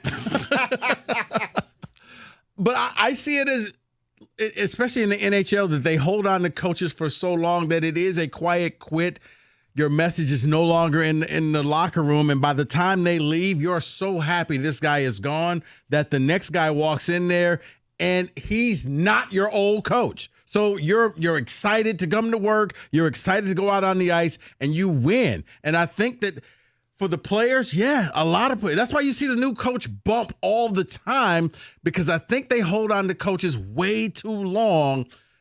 So then I get to blame Yzerman. And that's where I think the blame goes. Kenny's nodding his head. Okay, hold on. Now we're getting somewhere. Kenneth. No, I think it was, I think it can be a little bit of column A, column B. But when I look at it, I'm like, all right, Steve Yzerman could have fired him in the offseason. We could have started fresh with a McClellan or anybody else that you wanted to hire. And I think what happens in the NHL specifically is GMs become very bullish on their guy. I picked this guy, and if I fire this guy, that means I was wrong. And a lot of GMs are very hesitant to do something like that because it's an admission of guilt. And I think that may have been a part of it. I also think that the players deserve a lot of this blame because, holy Christmas, have you seen the difference between what they were and what they are now? That's why I said what I said. Why are the players getting off scot-free? Up until the Kraken game, they have outshot everybody since McClellan came into power. Meaning, for 6 straight games, they were not outshot by anybody. So how much of it is systemic? I think a lot of it comes back to the head coach, though. I think a lot of it does, because with Lalone, the effort wasn't there. The offensive, the get to the front of the net wasn't there. It simply was not. But that's where I blame the players. You are paid to play a children's game. Right, and that's why I say column A, column B, because A, column A, Steve, buddy, do this during the offseason, we would be in a playoff spot right now had they done half of what they're doing now. Yeah. Which is not what I said. So here's my question. What is the live update on FanDuel, odds-wise, Wings to make the playoffs? Now, last week, this was like plus 600. Right now, it is Change. plus 520. So all of the winning. Yep. Look where they still got you. And again, that's based on the Eastern Conference being very deep, very difficult, and unlike the NBA, which is a complete joke of a league, players actually try generally. And they're only 2 points out of the last wild card spot, which tells you exactly what Vegas thinks of the Red Wings. And the problem is, a team like the Rangers that's 1 point behind you, the thought process is they're too talented to end up like this. I don't know, man, but I wondered if the Hockey Elite wanted to participate. It's simple to me. 7-game win streak. I mean, they got a long road to go, but it leaves you the question of, why did Yzerman wait so long? And how much blame does he incur? And honestly, is it okay to be upset at the players? I mean, give me a break, Rico. Like openly saying, not you, I'm saying, oh, we don't love our coach, so wah. And it's like now they're killing people. Like, look at Patrick Kane, for example. This is a guy, a veteran presence in the locker room, a guy who's won everything there is to win in the NHL, right? This is a guy who you would think maybe the effort would be there for a guy like this. And then you look at a guy like Dylan Larkin, who's supposed to be your captain, your emotional leader, and that just hasn't been around. And you change the head coach, you change the message, you change the voice. That's fine. I just don't see why it's so night and day from what it was before. And I wanted to ask why. Could anyone in the hockey community tell us why? Why is it so different? Yeah, I just think that it's the players tune out the coach and they just don't listen. And yes, I do think that it is. You just described them like they're third graders. They tuned out the substitute teacher and they don't listen no more. Are you serious? And you think hardworking people are supposed to accept that? Mike, you see it. It's not just hockey. You see it across the board where all of a sudden the interim coach comes in and the players just start playing better because. But this 7 in a row, essentially 10% of your schedule? Rico. Winning's contagious, man. And once you start winning, you start seeing, like, you know what? We're not that bad. We're not what we – you know what? We can do this thing. And, yeah, I think Yzerman waited so long because you had to – the second he fired Lalonde, it was going to start the clock because you don't get to hire 3 coaches. Well, he can hire 7. Okay. Man, you notice he ain't going nowhere. General managers and athletic directors don't get to hire 3 coaches. Yeah, you do when everybody had your pajamas as a kid. You know how this town works. Bro, you know this. No. You have grown-ass men who wear onesies of this guy. He'll get to hire 17 coaches. Don't worry. I don't think so. I think this is it. Over, under 11.5. 11.5 coach? Oh, 11.5. I'm going to take the under. 248-539-9797. Let's get the Hockey Elite involved. And again, I'm not asking people who don't pay attention to all of a sudden pay attention. This isn't us getting on a bully pulpit saying you need to be watching this team. Hey, if you like the Red Wings and you got an opinion, I'd love to hear it. Because what we're not going to do is put on sequin shirts and talk Lions by 50 for 4 straight hours. No? No, I'd just rather go play in traffic. They don't play till Saturday, Rico. What do you want from me? Got you. We just did an hour of football. Christ. David, hi. What do you got for me? Talk to me. A lot of people are saying the Red Wings players did Yzerman's job for him, dogging it for the loan, so he would get fired. But 7 wins in a row. You have to blame the players then. You don't get to not give effort. You don't get to say we don't like the new teacher, therefore I'm not going to do the homework. That wouldn't have worked in my household. My parents would have launched me out of a cannon. These guys are millionaires. Do your effing job. You mean to tell me? I mean, I'm sorry. I must have missed where Lalonde had everybody in a labor camp. It's hockey practice. The practices were 45 minutes. No, but I don't think it's that they just tune them out. It's just you stop believing in your coach. So therefore, the effort is not there. Is that it is with a new coach. And you're like, okay, you know what? I'm going to try a little harder. Mike, yes, it sounds bad, but it's human nature. When it's somebody that you like, you work a little harder than you do somebody that you really don't care for. The jokes you do write your themselves. job. I could make such a good joke, but it's Monday, and it's too early in the week to get in trouble. That's just me. No, it's off the air. I got something good for you. Oh, it was about another show. So listen, let's yes, but when you no, I mean you see it in sports all the time. It's a you know what? The backup QB comes in, and all of a sudden the receivers work a little harder. the Why? O-line starts blocking. Right. I can't stand it. It drives me insane. But it's human nature, and I think that's what you're seeing with this team is, yeah, you know what? We liked him, but wow, we like this guy. The sad part is they're still up against it because they waited so long. They waited, 36 games to pull the plug? Think about if they had just done this 5 games sooner, 7 games sooner. They waited so long. Or just at the end of the season last year. No, that's a dream state. I'm with you. But I'm trying to be fair.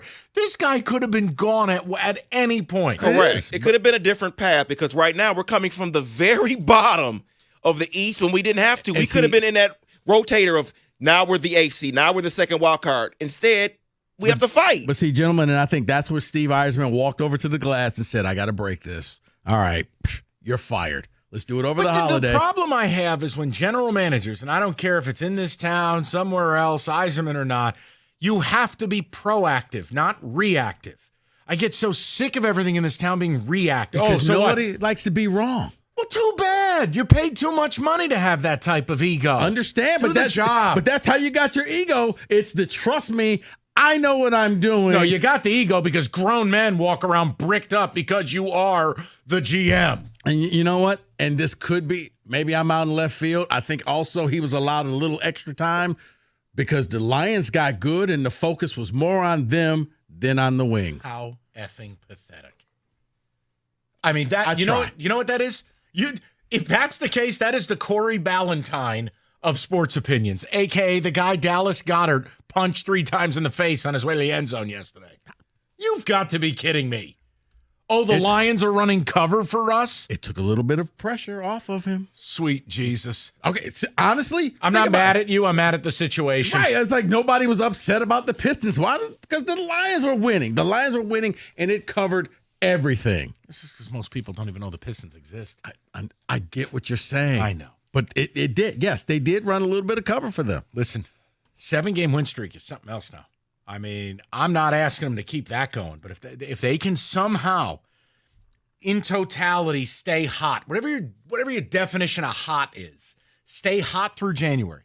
Give us 2 more weeks of just being hot as a firecracker. You're going to lose a game. That's a winning record. Yeah. But just keep it going because then you get a little bit of a reset where you're like, all right, we got a 12-game stretch. We went 10-2. We got a 15-game stretch. We went 12-3. All of a sudden now you're outpacing you vomiting all over yourself the first 3 months of the year. But I couldn't help it. You check the scores and you're like, wow, they did it again. Wow, 4 goals on 6 shots. Why did they wait so long? The hockey elite have assembled. Look at this. I'm proud of these people. See? This is exciting. Come on. It's also proof different works. Take them to church. Sit here talking about a game that's not till Saturday. Jaden Daniels. Right, and fall asleep. We'll get to it. 248-539-9797. Moran Chevrolet, #1 Chevy dealer in the state. So get involved. Best pricing of the year. The 25 Blazer at Moran, $299 a month, 24 months. The 25 Trax, $249 a month, 39 months. New stock arriving daily, and you know the drill. MoranExpress.com for all your certified service. They have got you covered. You get the free loaner vehicle. You go about your day. You do what you got to do when you got to do it. It's Moran Chevrolet, where you always get the best price, period. Best deal in town. It's on Gratiot, north of 15 Mile in Clinton Township. Chevrolet, together, let's drive.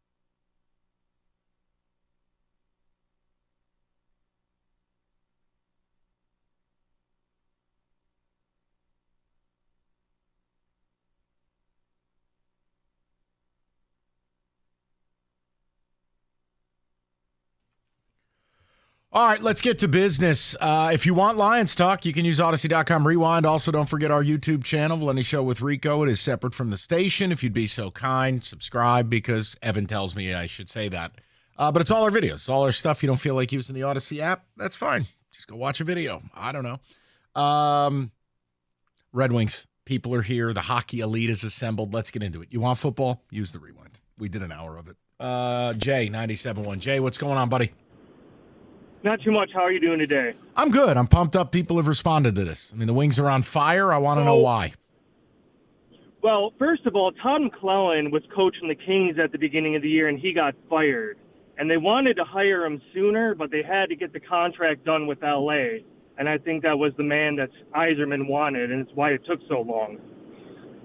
But the thing I like most watching all the games is all these young players, Bergeron, Johansson, they look like they want to play. When Lalonde was there, every play they were scared they were going to lose their job. This guy, they're confident, they're scoring, and I just think it's great.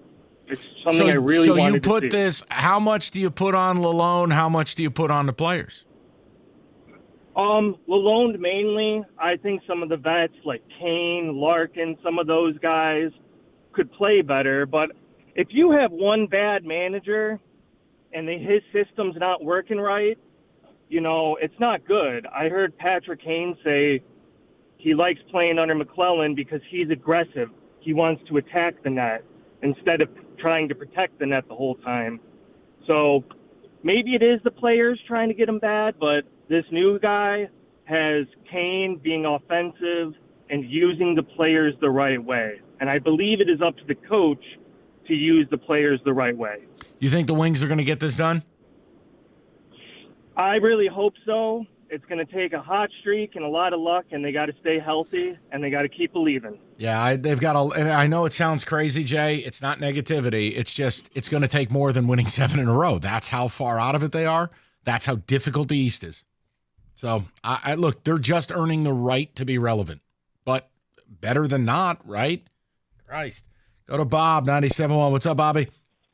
Hey, how's it going, guys? Good, Bob. What's up? Yeah, so I called in a while back. You guys called me a Steve Bot, and I didn't get all butthurt about it. But my thoughts are, right now, what's going on is clearly system. If you watch the games, the guys are getting out of the zone, the way that they play in the zone, the breakouts. Everything Lalonde was saying in every press conference was, we're sticking to the system. Sticking to the system. We're not changing. We're going to get there. They clearly were not getting there. The system was broken. Now you watch, they're breaking out real easy. That creates all the offense that we're getting right now. So let me ask you a Lalonde question. was just too tight in their zone. And you're not wrong about anything you're saying. You're completely right. So my question is, how the hell did Yzerman sit there and watch it for the better part of half a season when we should have fired the guy at the end of last year? Well, why at the end of last year, though? They were hot. We missed by half a point. Because they collapsed down the stretch. I mean, what was it, a 17-game stretch, and they basically didn't show up, Bob? Well, you're talking a little bit further away from the end of the season. At the end, they were running everybody. The last 7 or 8 games, they went on a cruise. Don't get me wrong.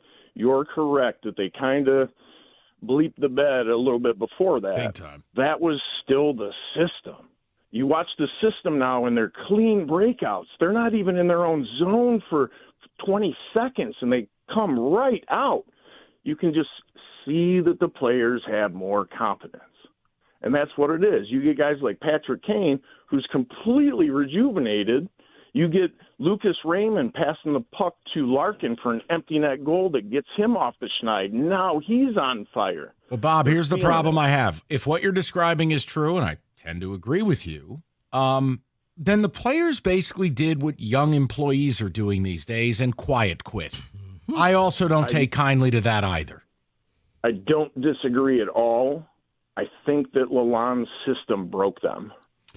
Yeah, I think it was not a quiet quit, guys. I think it was just they're now more motivated to go out there and do what they have to do. What kind of word salad is that? It's a quiet quit. No, quiet quit means you're walking out the door. This just means Quiet, it means I'm going to do my job. Now they want to do their job and a little bit more. They're fired up. You want me to come in on the weekend? Sure. Stay an hour later? Sure.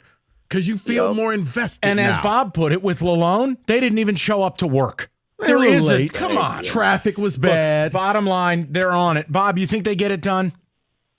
I still don't think so. I think it's the building block for next season, but as long as they can keep going, you see how many teams are so close. I think it's like 6 teams within 4 points. It's a logjam. And again, even if I dismiss Montreal with their hot start or Columbus in shocking fashion, well, then you fire away with, well, the Senators are probably pretty legit. The Rangers will turn it around. The Islanders are dead just because everyone got hurt.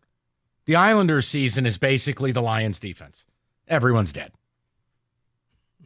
You want to talk about quiet quit? That's the Rangers. I don't think they're coming back. You think they're done? I think they're done. Okay.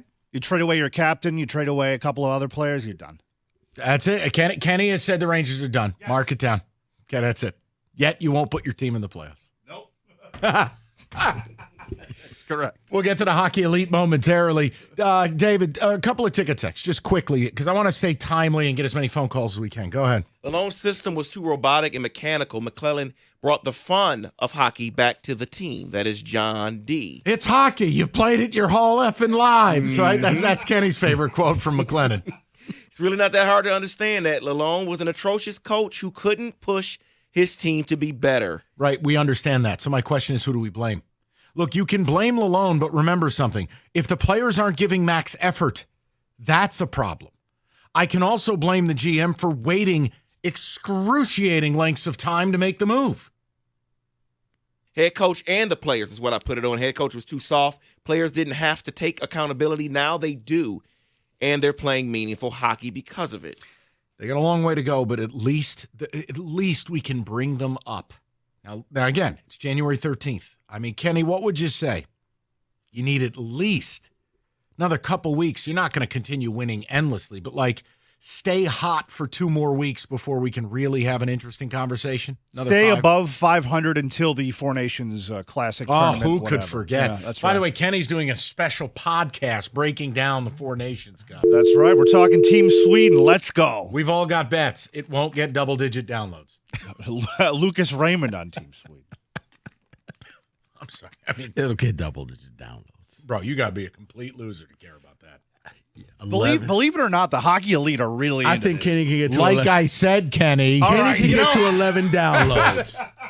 Kenny, I believe you can get to 11 downloads. Rico's going to call his redheaded cousin and get him to download it. Yeah, I'm going to download it from 10 different devices. That'll get me to 11. That's your only shot, bro. You got to go to a cemetery and hope some iPhones are on. The Four Nations preview by Kenny. I mean, come on, dude. We're talking Sweden. We're talking Finland. We're talking America. It could be Canada. big internationally. You never know. Right. Canada is not happy about the way they've arranged their team, by the way, in case you were wondering. Stop. Okay. Before you just hemorrhage audience, we get to the Finland. Great. We get back to the people momentarily. 97. Jesus. All right, IRS collection or audit. You need a law firm that specializes in tax problems. You need Maurice and Jerry. You need Abraham and Rose. These guys are real attorneys, brick and mortar. It's not some phone service. And again, they're going to craft a plan. They're going to get on the offensive for you. They're advocates, and they will fight for you and hopefully save your time and money. Just go to abrahamandrose.com today or call 248-539-5040, and you will never have to deal with the IRS again.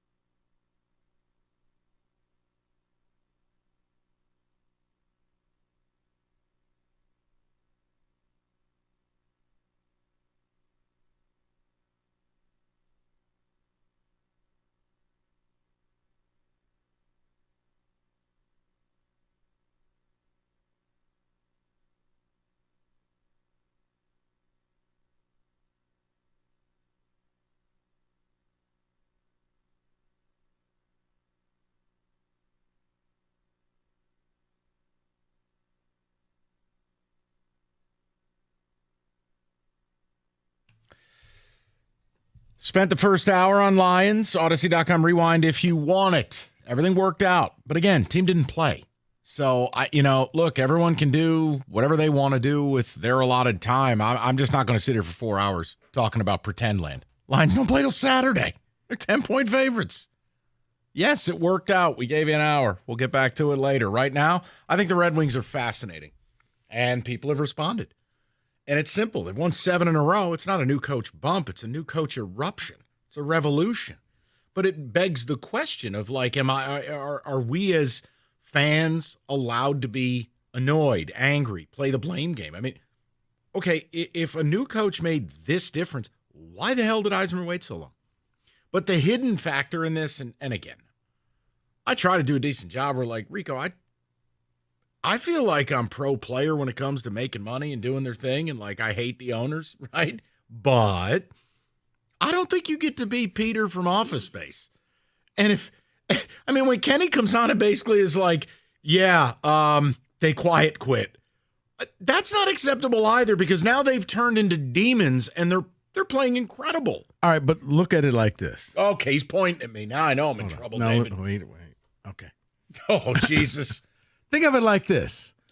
Maybe, just maybe, they quiet quit but didn't realize they had quiet quit. Maybe it was just the morale was just lowered and you were doing everything you were supposed to do, but you just didn't have that same enthusiasm. You didn't have that same tenacity that you're seeing now. You didn't even realize that your level of play had fallen off. You were losing, but it was like, okay, we're just losing together. So in essence, it's like James Franklin not knowing he's a functioning idiot, but he's a functioning idiot. Yes. Therefore, I can't be mad at James Franklin for being a functioning idiot. So then new coach comes in, or the athletic director comes in and says, hey, James, I need you to do this and do this and do this, and you'll be better. And then all of a sudden he does this, and this. It's like, well, I'll be damned. I am better. We start winning. I'm not sure if this makes me more angry or less. I'm going to lean to my professor. No. Be curious. Please continue.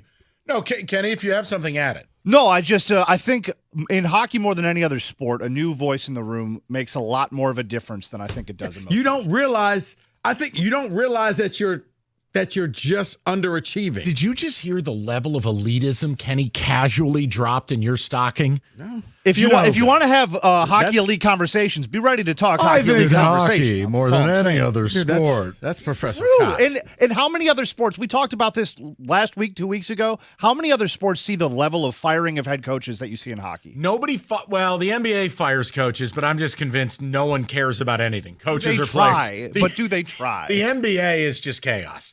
But no, Kenny, maybe you're right. I don't know. But it's night and day, and it's fascinating. And people are responding, so we'll get to them. I'm not trying to make you sad. But no, you just the way you were finger pointing, I'm like, oh boy, I'm in trouble. You got the stylist too. See, Kenny taught me. He was like, next time you make a point about hockey, if you want to be elite, use the stylist. Right, act like a Professor. boob.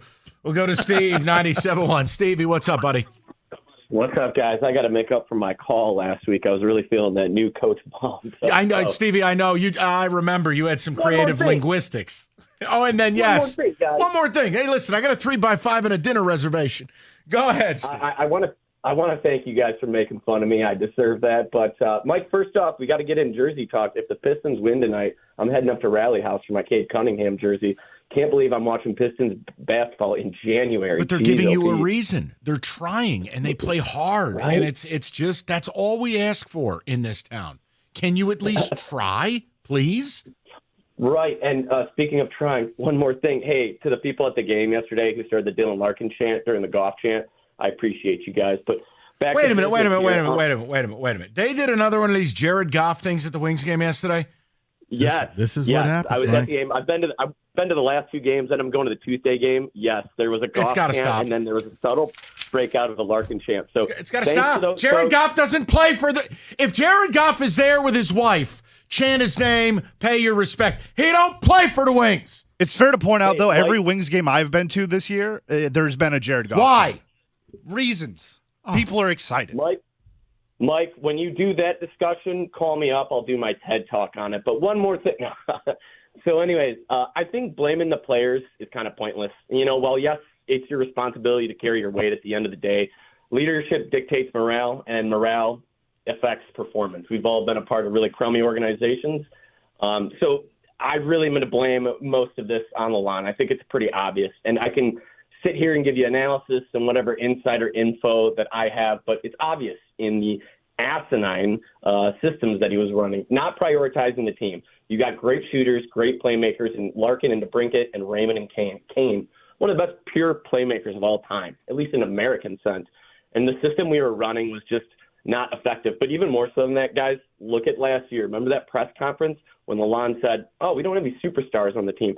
I call Boulder Dash on that.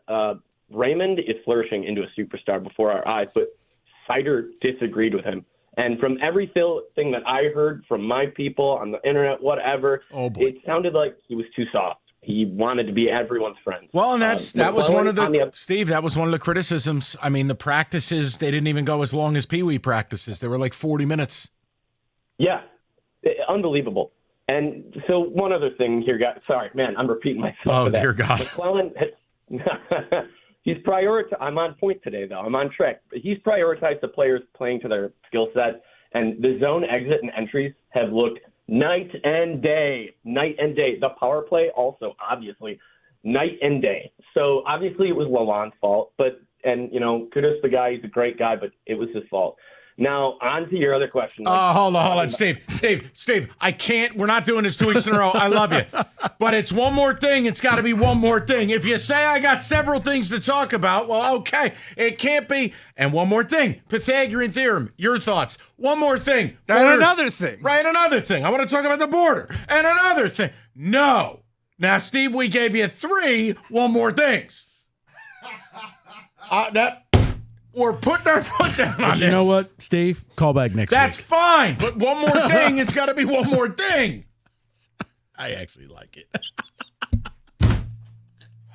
It's funny. Yeah, good.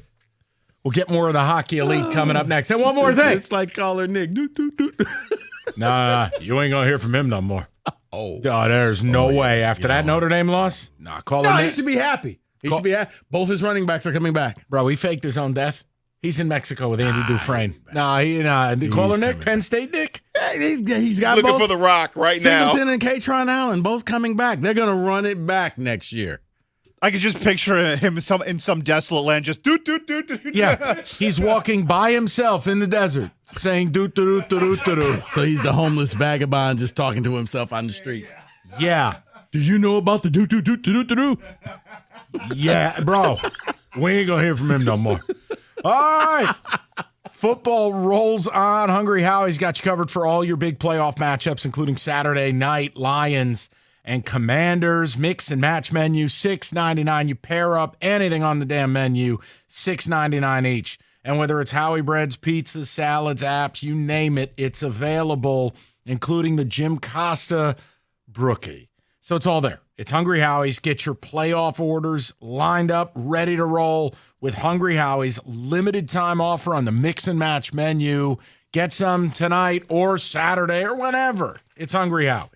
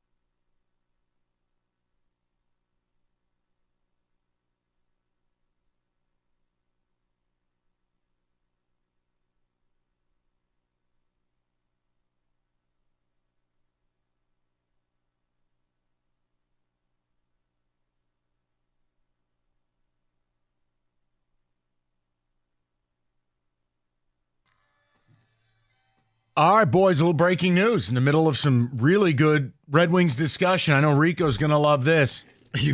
Oh, boy. Hey. Your holiday's good? Don't worry that the whole city's burnt to the ground. The 2025 Grammys are going to press on with a message of hope. Breaking news. Please, no. Please, no. What a collection of tone-deaf idiots. Just move it to Vegas or just not have it. No, because they need to walk out on stage with ribbons. And you know what should happen? Here's what should fall down from the ceiling. Skulls. They need to come out with their ribbons and tell everybody to donate and Just move it to July or something. It's not going to hurt. How about move it to never? No one cares. If you watch these award shows, you're a moron. All right. I love the Grammys. Back to the Red Wing talk. No, you I do. I watch it. You I watch it every year. But I'm saying at this point, it's literally and figuratively Nero as Rome burns. Like, seriously, LA is burning and you're celebrating. You should not be doing this. Up next, Rico with more references no one understands. You know what's funny is he could be making half of this stuff up. We'd be like, oh, yeah, I believe it. Wouldn't know. Sounds about right to me. It's like when you start doing overseas hockey talk. Oh, Johnny. Jamie, you got it, right? Hey, okay. Johnny Gabagool is going to be the #1 pick in the draft. I'm like, sure he is. Where's he go to school? South Dakota. All right. What was the kid's name who went to the Sharks? Calabrini? Macklin Celebrini? Whatever. I'm probably related to him. They didn't break that down in Troy? Nero? Yeah, Bobby Gabagool? No, Nero. Oh, no. I have no idea. David, a couple ticket texts. I'm going to get to the Hockey Elite, please. Wait, hold on. More quick. breaking news? More breaking news. I'll do it. I don't care. Hey, caller Nick, that's okay. Because the band will officially be back together. Drew Aller is returning to school for his senior year. Yes. He will not declare for the draft. From the Nobody Wanted You update desk. Yeah, no. Exactly. Jesus. Let's go to Sean, 97.1.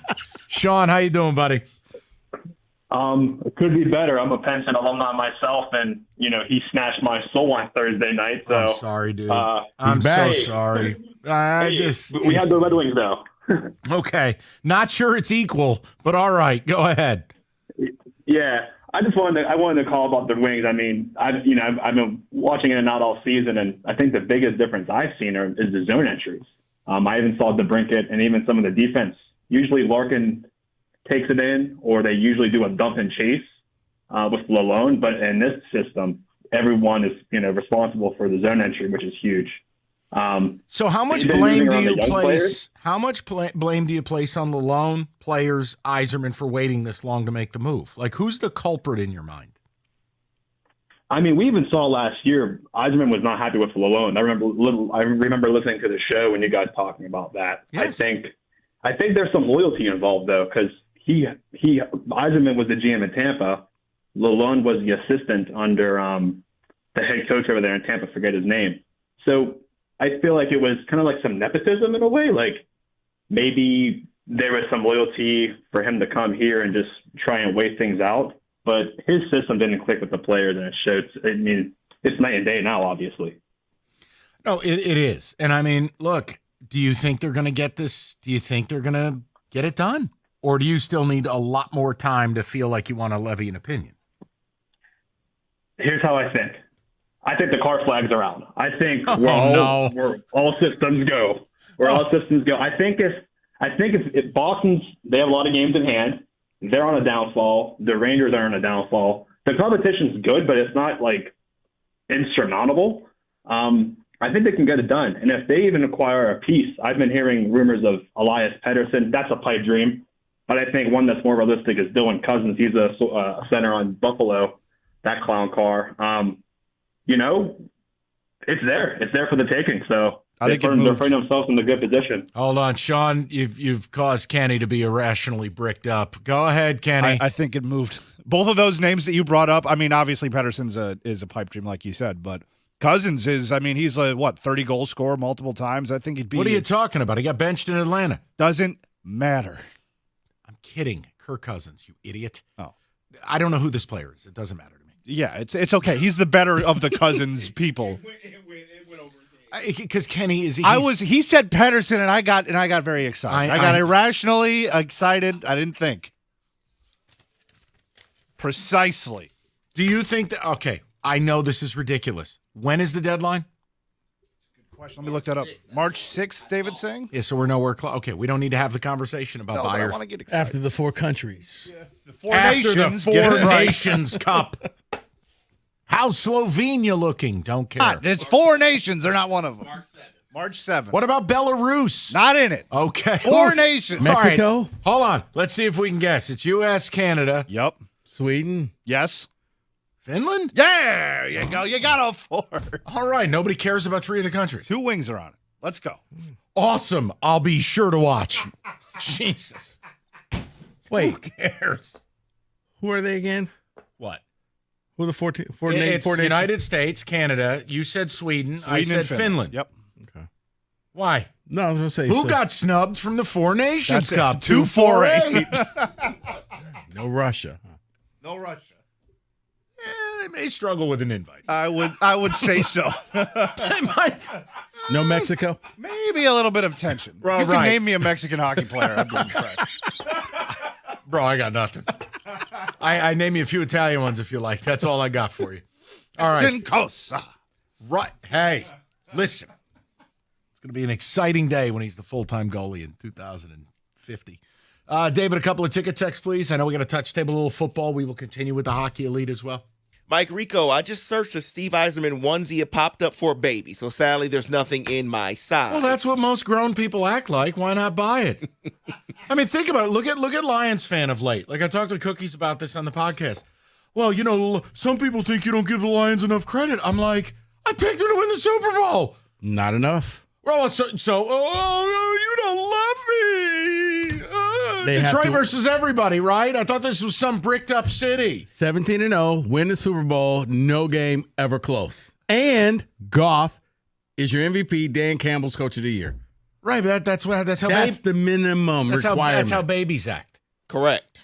Also, we got to stop at the Jared Goff chants in non-Jared Goff events. Do the Jared Goff at the Lions games? Absolutely. If Wait. Jared Goff is put up on the Jumbotron and he's at a game, Jared Goff, you want to do a Jared Goff at a restaurant? Go ahead. But the Red Wings are bombing the Kraken. There ain't no Jared Goff. So you mean if you're at the grocery store and he's not there? No Jared Goff in the produce. You're at the Breslin Center and No. he's not there. No, certainly not. I don't get it.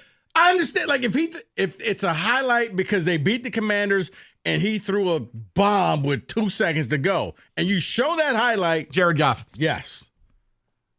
Kenny, what's your opinion? You're like the lord of hockey etiquette.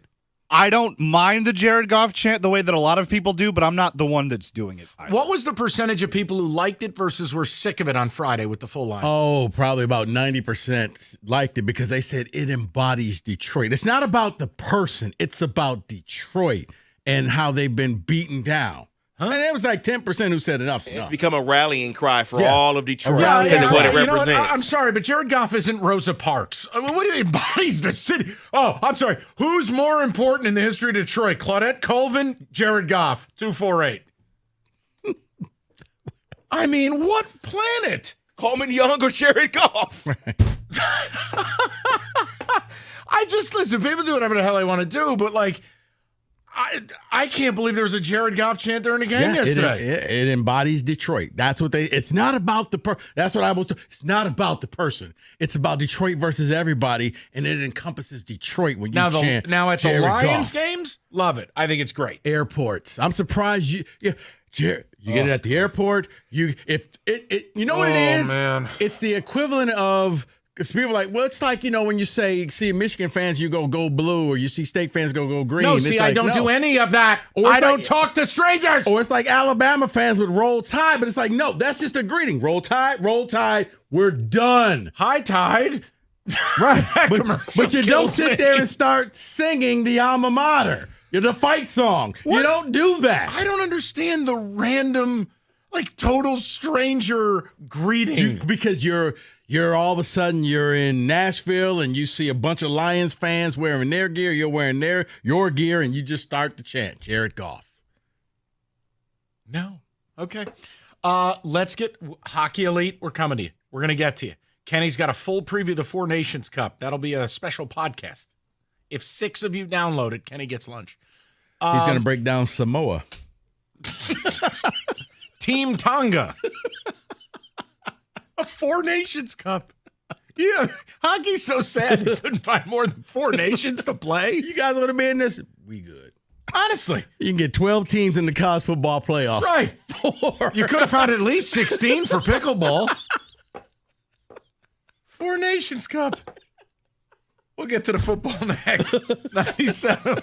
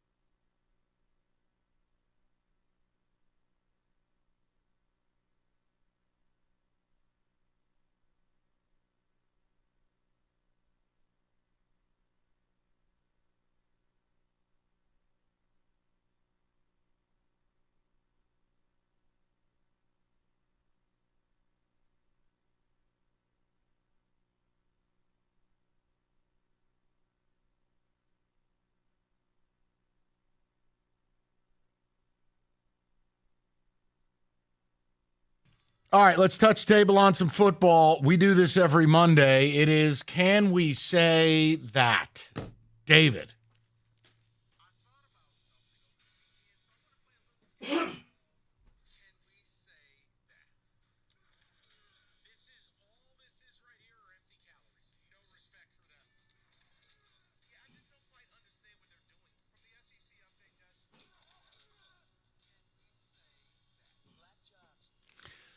Yes, Rico. Gentlemen, let's just start off back with college. Can we say that in the game against Ohio State, Texas should have played Arch Manning a lot more? You can say it. I don't think that's the main culprit. I thought Sarkisian's red zone play calling was preposterous. And I'll leave it there. Go ahead. I'll let David. Yeah, I don't understand what that was in the red zone. You're that's Sarkisian. In the pistol and then you're the toss. I don't get Wasn't any it of with that. Arch? He's more of a running threat, at least. I think they should have played him a little bit more, but not, he shouldn't have been like a heavy part of the game plan. Can we say that with a victory, it's a big if, that Marcus Freeman should jump to the NFL if asked to be a coach? No, absolutely not.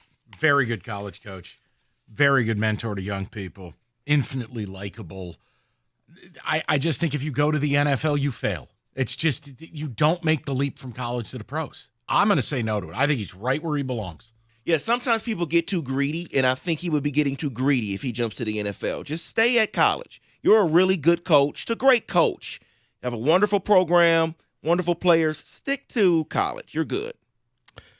Can we say that maybe it's time for Penn State to move on from James Franklin, that he has hit his ceiling?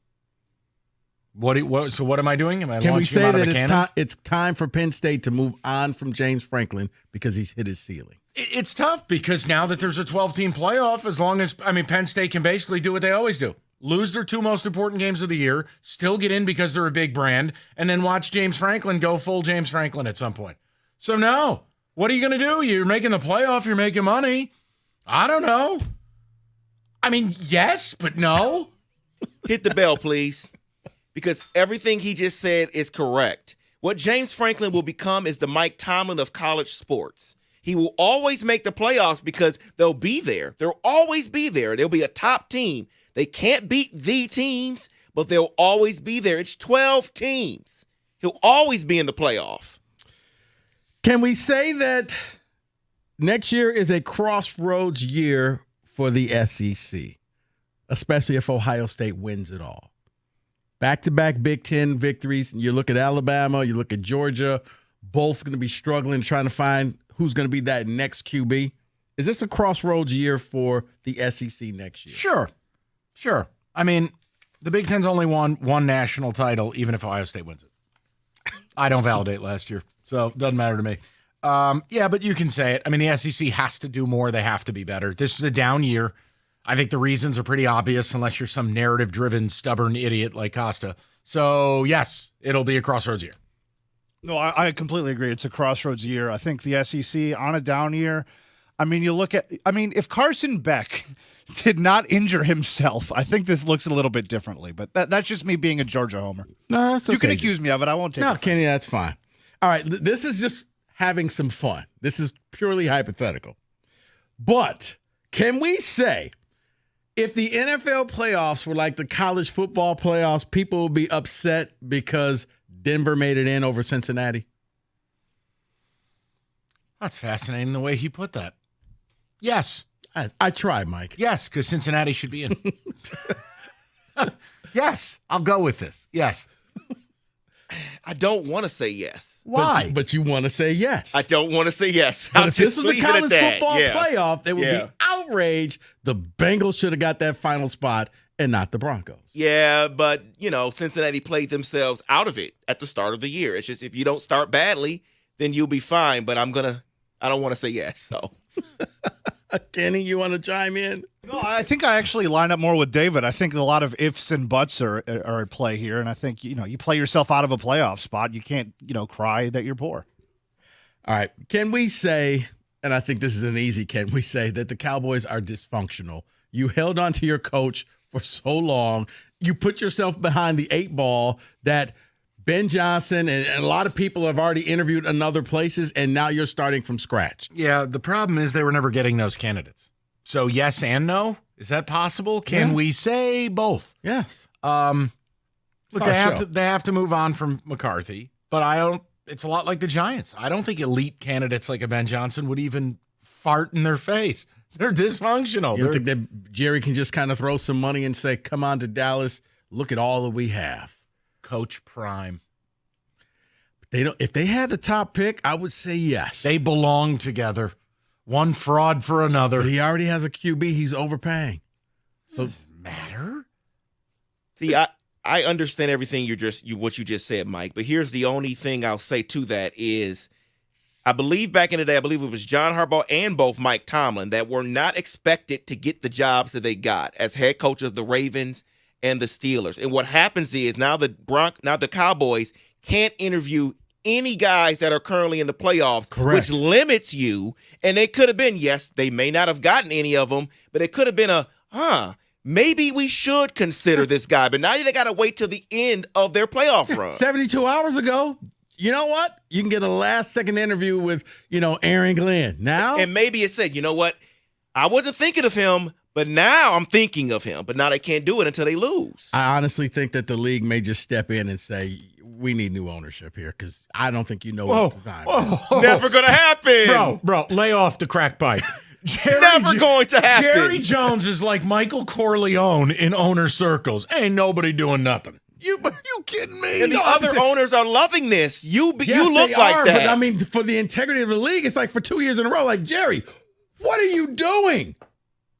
If he was senile, and I mean like actually medically senile, then yes, but he's not. He's just old and running his organization. Lots of paternity tests.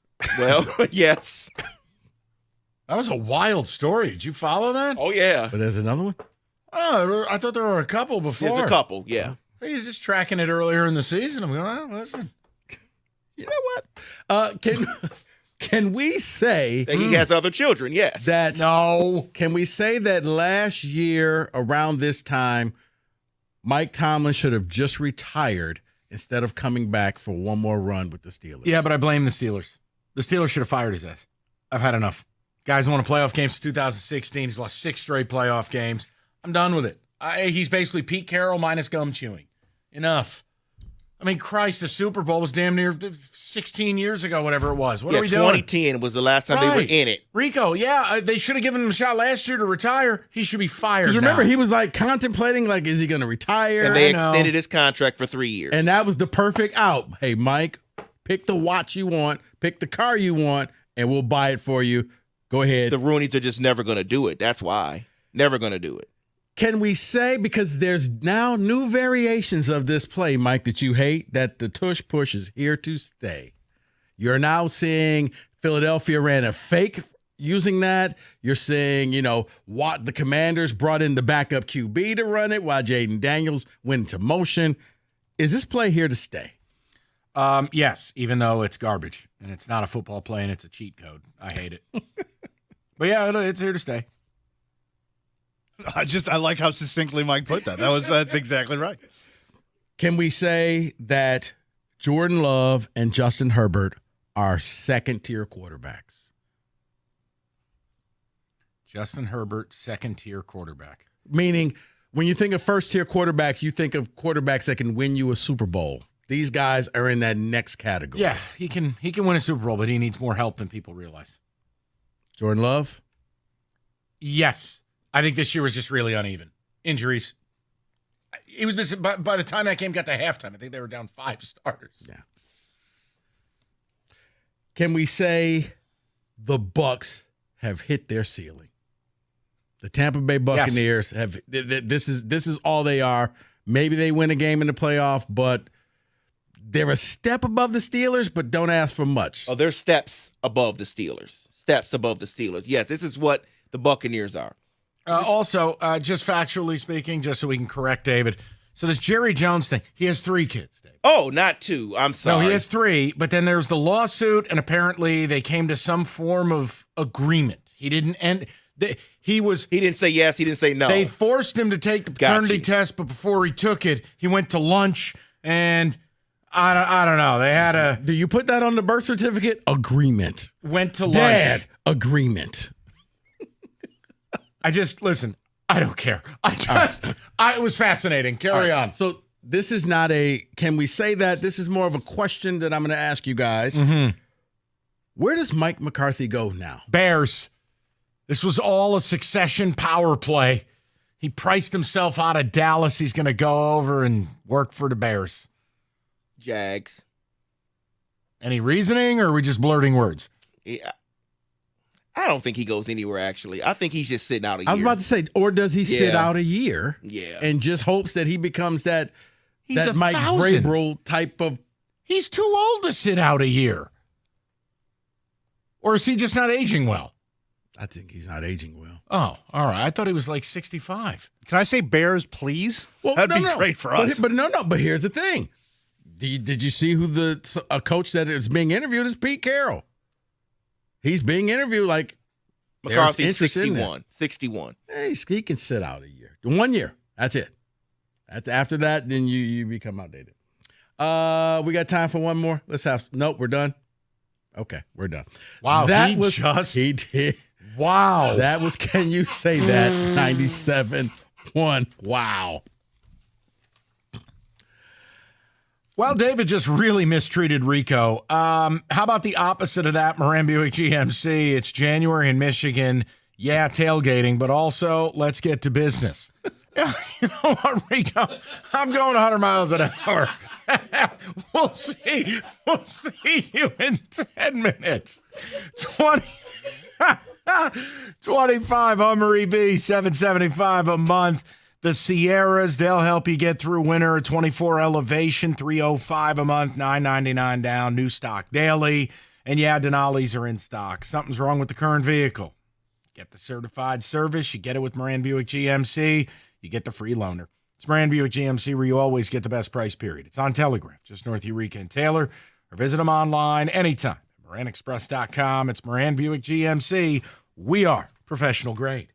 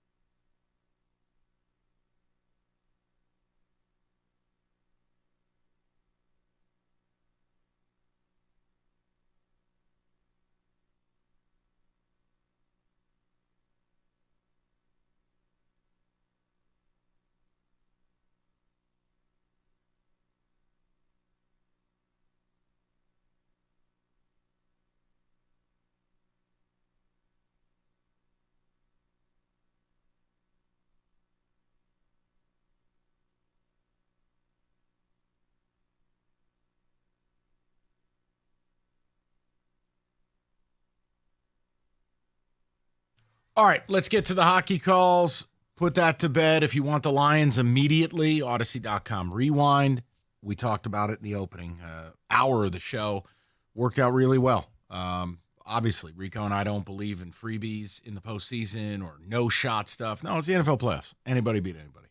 But yes, I do think you'll beat the Commanders. But there is a disaster scenario in there because Daniels might just be a unicorn. But look, we broke it down every which way. This is the ideal scenario.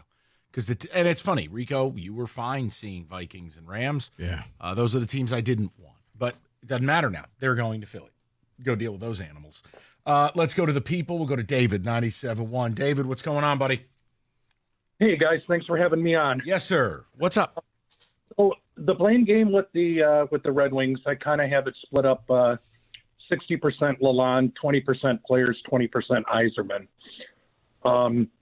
The one person that hasn't been mentioned who I think has made just as big a difference is the addition of Trent Yawney.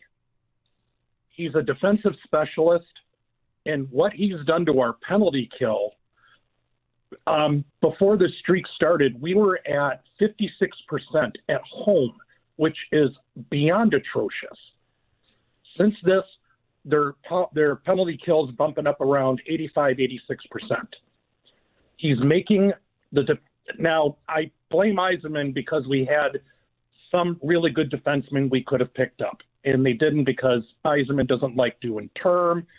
I'll give you 3 years instead of 5 years, all that nonsense. But he has now taken this defensive core, which we have, and they are so much more responsible in the zone. And again, other callers have said about how the breakout is different, and it all works together with that. Do you think they're going to get this done, or do you think this is just a blip? I think they get it done. I really do. Especially in our division after Toronto and Florida, I think everybody's on even par, and and I agree with what you said earlier that if you can keep playing like at a 600 pace after this, I think you've got a good shot at even clinching the third spot and not even deal with the wild card. Oh, my. Okay, now listen, I'll just say this. And I mean, David, look, you take it for what it's worth. If you don't value it, it's okay. You're still damn near plus 450 to make the playoffs. I mean, you are viewed as a real long shot. So my whole thing is stay hot till the end of January. Let's kind of see where the chips fall before the blessed, nothing says hockey tradition like the Four Nations Cup. Let's get to that and then see what happens. I mean, Kenny, you couldn't even find 8 teams to play? Jeez. Why is hockey so poverty, Kenny? Honestly. He doesn't want to answer. Okay, we'll go to Jay, 97.1. Jay, what's going on, buddy? Boys, happy Monday. How are you? Good, hey, Jay. What's on your mind, pal? So, I want to address this whole golf chant thing you were talking about and clarify some things. So, Jared, the heart's in the right place, but it's the wrong time and the wrong space. The Spirit of Detroit and all that stuff, that's great. You threw a jersey on the Spirit of Detroit already, but when you're skating 30 miles an hour and they're all chanting somebody else's name, that's going to mess with your head. Jared Goff is not putting the biscuit in the basket. Dylan Larkin is. Lucas Raymond is. Casper, for God's sakes. These guys are skating their hearts out right now. They got a renewed sense of vigor about them. And I personally, I don't want to hear Goff when I'm at a hockey game. I want to hear these guys, support these guys, put an extra couple of miles an hour on their feet by chanting their name. Same thing at Ford Field. Oh, the 12th man, it's the crowd. Exactly.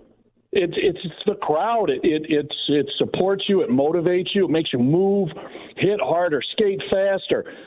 Well, then why are you saying Goff's name? You're gonna make these guys start thinking while they're on the ice. Let it be unconscious. Well, I'll just tell you this. I'm glad I wasn't here Friday. I would have lost my mind. I don't know. You know what it is, Jay? I view it now. It's like the wave. It's just played. Just move on. Yeah. If Lion fans want to do it at the Lions game, go ahead. But enough of this. I mean, they did it at the Michigan State Northwestern game. What the hell are we doing here? Yeah. Was Jared Goff serving ice cream in the concourse? Did I miss something? I get where the sentiment comes from. I get the heart behind it, but it's misplaced. Support your guys that are on the ice. Motivate them. Chant their name. Tarasenko, that might be a tough one, but Raymond, Larkin, Anything. I don't know. Yeah. Just anything. No, hey, Jay, I'm with you, buddy. Appreciate it. Yeah, I think it's the newest version. Remember when it was Detroit basketball, and that's all people did no matter what. Okay. You know my thoughts on all those Mason bits. Just saying, but it was, every time Jalen Rose was on the air, he had to scream, Detroit basketball. Yep. Yeah. Phillips. I hate you. And your Four Nations Cup. Oh. Why couldn't you find 8 teams? Who designed this? Where's the expansion? I don't know who designed it. It's but it's Four Nation. People seem to really care about it. Or maybe 9 teams and have a play-in game. Right. Exactly. No. Yes. Now you've gone too far.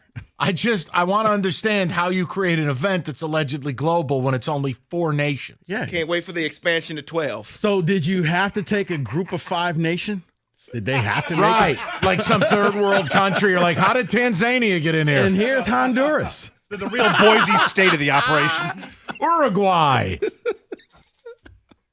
Hockey is special. I always bust Kenny's balls about NHL Network. I go, my God, how low budget can you be? I mean, it's these poor bastards are wearing coats in the studio. You don't like the jerseys in the background of all the teams that are playing tonight? It looks like a teenager's room. All right. I mean, come on, dude. You know what? Yeah, or a man cave type of thing. Like, look at the hockey jerseys I've collected. Dude, over are the you paying the sweaters? Are you paying the heat at NHL Network as the hosts are always layered? I actually think they share that space with the MLB Network, to be honest with you. I actually think that's real. They don't even have their own living space. Yes. They got NHL Network in a dressing room with no heat. Kenny, I'm sorry, man. It's a tough deal when that's your favorite Sweaters sport. for a reason. They can't afford the heating bill. Well, what about the hosts? They're all in puff jackets. They're inside. Somebody wearing like a Doug Karch vest on. Vest over his sweater. You should have. Kenny, you should have a say so. You're their number 1 viewer. And only. Right. Yeah. Hey, guys. Honestly, there are times I bet you Kenny is one of 10 people in the state of Michigan watching NHL Network. I am responsible for a large portion of their ratings. 4:30 in the afternoon, and Kenny's watching reruns of like Brett Hull's last goal. The boss is like, "Hey, we have a 1 share in Detroit." Kenny. Right there. It's a picture of Kenny with a piece of cheese bread in his mouth. I was watching Brett Hull stand in the crease against the Sabres, okay? It's always on the line. Always on the line. Jesus. Let's go to Kyle, and we'll wrap this puppy. Kyle, what's going on, buddy? What's going on? How are you? You caught me as I'm walking in my door, but how you guys doing? We're good, Kyle. What's going on? Oh, not much. I'm actually going to ask you, what are you guys most interested in talking about? Because I'm pretty well versed in everything but baseball. Oh, I mean, Kyle, you called about the Wings, right? I'm legitimately interested in who you blame. Like, are you upset Yzerman waited this long? Do you get upset that the players essentially quiet quit on the loan? And do you think they're going to carry this thing home? Yeah, that's the second most well-versed thing I'm good at is NHL. But I will say, I think a lot of our young players just need to step up. I used to love the Wings back in the day when when I grew up. I'm 36, so I grew up in the 90s when they were just a dynasty, and it's hard to watch them now, and it's hard to really get a good feel for what they're doing, like moving forward. Okay, I'm gonna put you on hold here, Kyle, because you sound confused, and we're up against it. You called about the Wings. They've won 7 in a row. Then I got 78 words of word soup. Kenny's upset because he screened your call. And I don't know, did you lie to Kenny or well, what? Versed in everything but baseball. Hold on. You know what? I'm going to let Kenny talk to Kyle because there's a miscommunication there. Do I have to? I don't want to talk to Kyle. Kenny, that's on you. And I'm not being rude, but Kyle sounded like we caught him off guard. He wanted to talk Wings, but then he's not prepared. He wanted to talk whatever we wanted to talk. Well, and then I set up the Wings thing for him, and I don't know. Maybe we should have just talked Jarek off with him. No. Absolutely. I think he was ready to call an audible. I don't care. Come on. No, please, just dude, let it roll. I'm so glad I wasn't. We could talk about the forward core for Team Finland. Their top 6 is pretty impressive. Okay. Team Philippines. All right. Oh. Honestly, Kenny, like, who's the last nation who missed the cut to join the Four Nations Cup? I mean, I would imagine it would be like a Germany. They have a lot of power, like Leon Draisaitl, Mo Seider type of thing. That would be good. I'd watch that. I mean, I'm watching the NHL Network out there anyway, so what do I Is there an NIT version of the tournament? This is a rake that I'm stepping into. I understand that. This is very clear. Why don't you go ahead and read something? Be curious, Rico. The CBI. It's Italy versus Romania. Can you imagine what an NHL CBI tournament would look like? We didn't have enough teams, so we're just going to go ahead and allow Hawaii to go ahead and be their own Australia's taking on Luxembourg 3 in the Egypt afternoon versus the Bahamas. Turning into the Mighty Ducks very quickly. Okay. Gordon Bombay was a legend. Did you see the goalie turned into a meth head? Yeah. Oh yeah, big time. Terrible. A lot of the real life. Yeah, remember the goalie? Goldberg. The portly kid, and they taped him to the net? Yeah. He turned into like a hardcore meth head. Goldberg. Unrecognizable. Oh, man. It's terrible. Makes you sad. It really does. Is he okay now? Did he get cleaned up a little bit? Or I don't know. After that game against Trinidad and Tobago, he really went down. Right, okay. Coming up next on the NHL Network, the Poverty Nations Cup. You know what? Hey, I'm going to just go ahead and tell you about Planet Fitness. It is the home of the judgment-free zone. Doesn't matter what you did in your childhood. You can go to Planet Fitness and you can work out and no one will judge you. As a matter of fact, a lot of Planet Fitness has brand new strength training equipment, cardio equipment, and free fitness training from knowledgeable trainers that will focus just on you. Let's face it, you said you were going to hit the gym to start the year off. Let's go ahead and keep that promise. Head into your local Planet Fitness right now. $1 down, $15 a month. And this sale goes on until January 16th. That's $1 down, $15 a month. Planet Fitness is the home of the judgment-free zone.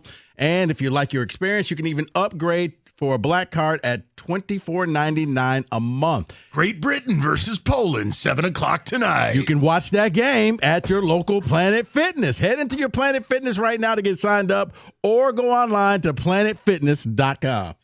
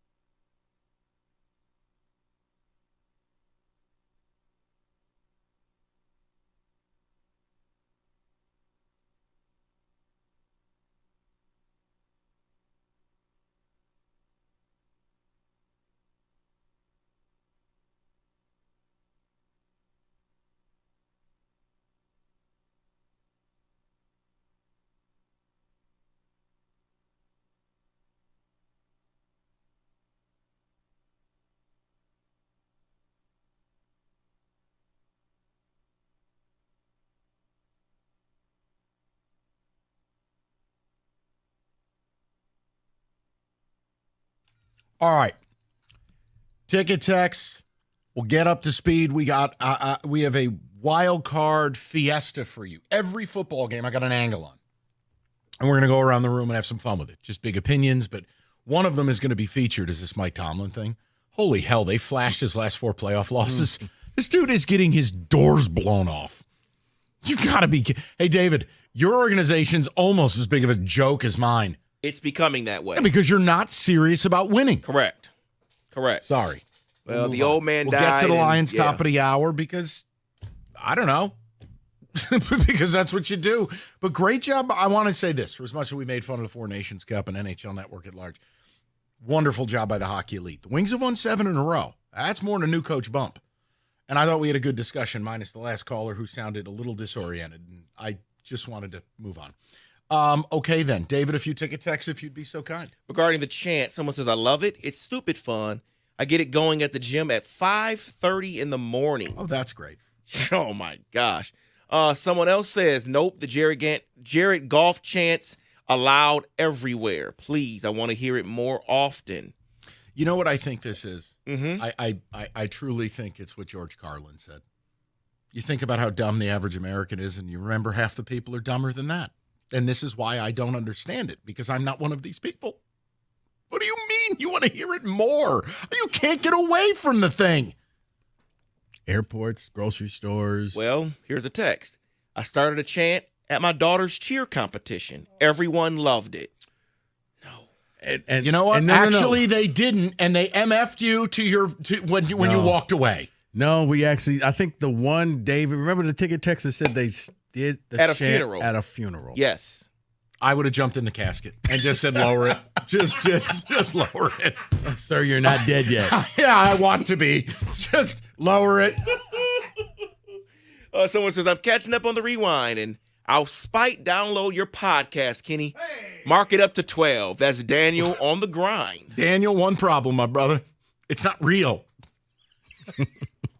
You think I would waste Evan's time on a Four Nations podcast with Kenny? The breakdown of the Four Nations. Kenny talking about Sweden's top 6.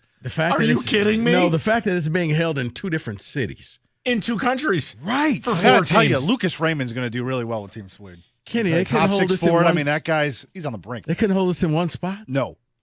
You needed to be Yes. in Montreal 4 and teams, Boston. that means 2 cities, Rico. So you hop on okay. Now, hold on. What doesn't make sense about that? Hold on just a second. Here I comes have the rake. pulled up the IHF World Hockey Rankings. Yeah. Now, we got a problem here. Number 1 in the world. Okay. Canada. No problem.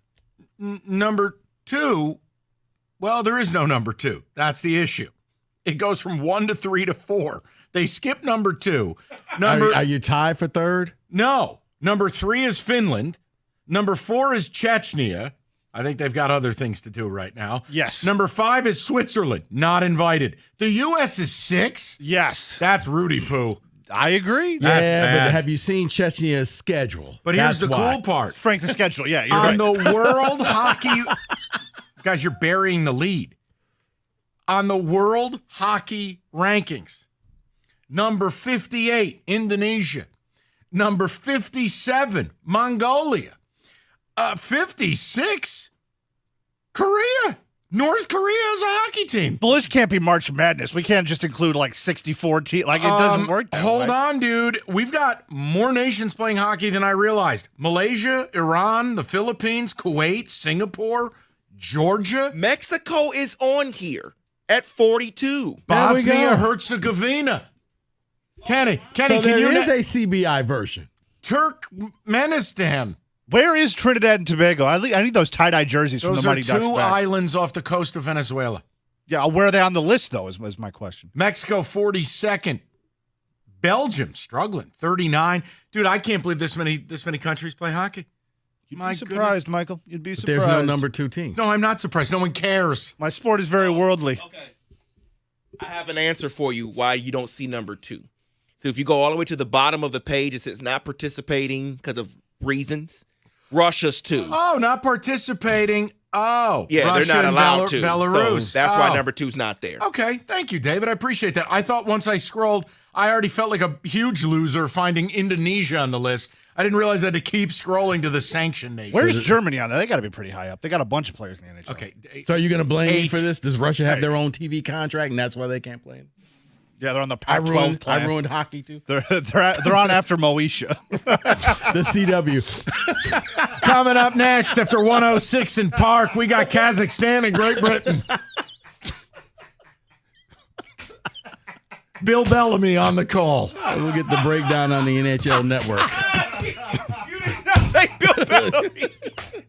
Bill Bellamy. Oh, God. Hosting the show with free. All right. Coming up after Family Matters, we got Romania and Lithuania in a throwdown. Flex on the call. Right. Drop a bomb on them. Oh, man. Unbelievable. All right, David Moore. I can't get enough of the Four Nations Cup.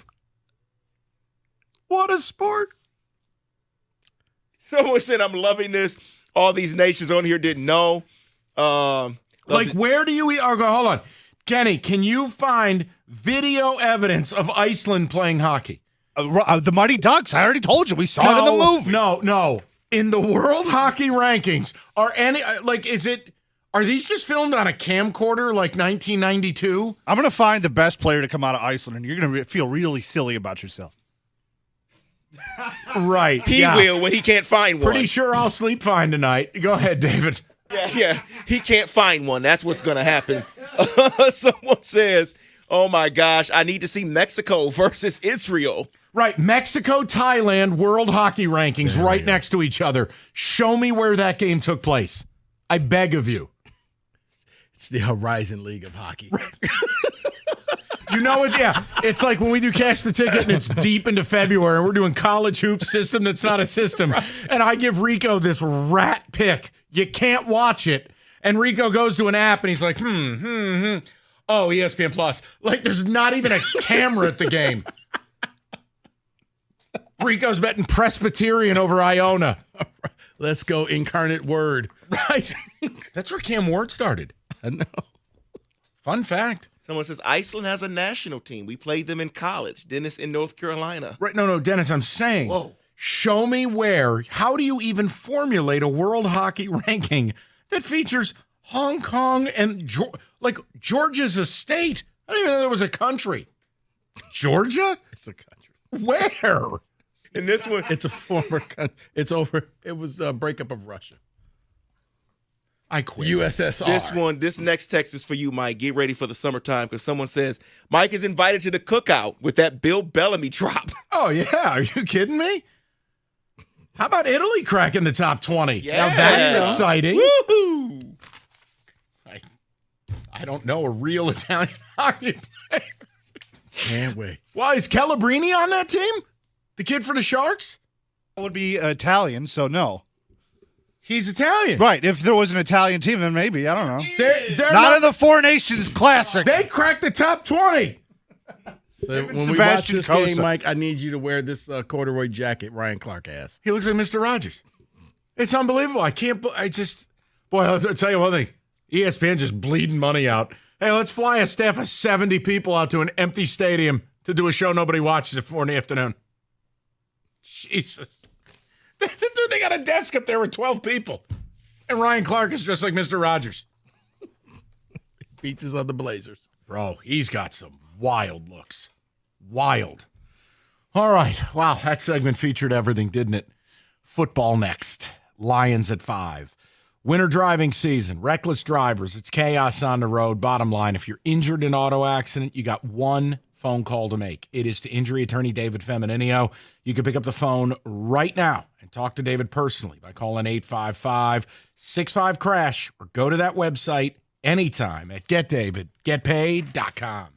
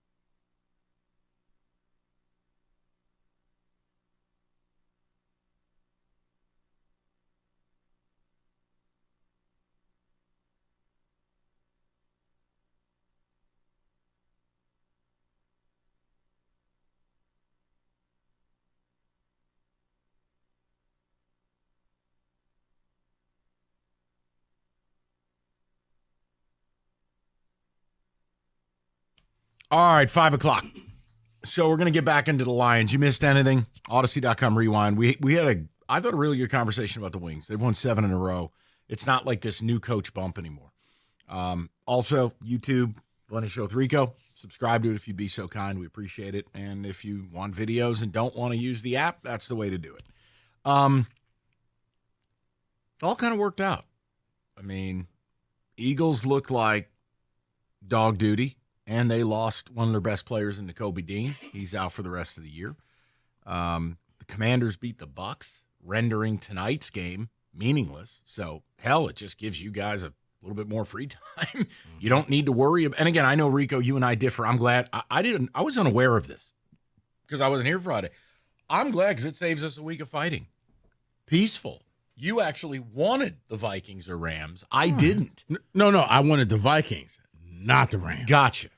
The Rams were the last team I think you wanted to see here. But the Commanders do present something that historically Lions should have a big advantage, the rookie quarterback. Now, Jaden Daniels, yes, they won that game last night.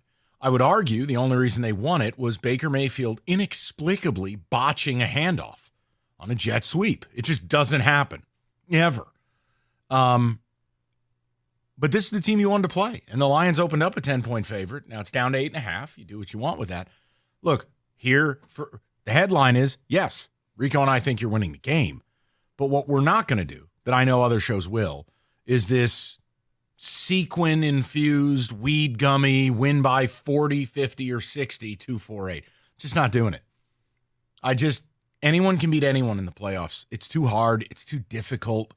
And I just think while there is not several scenarios, I'd argue there's really not 2 or 3. There's one scenario.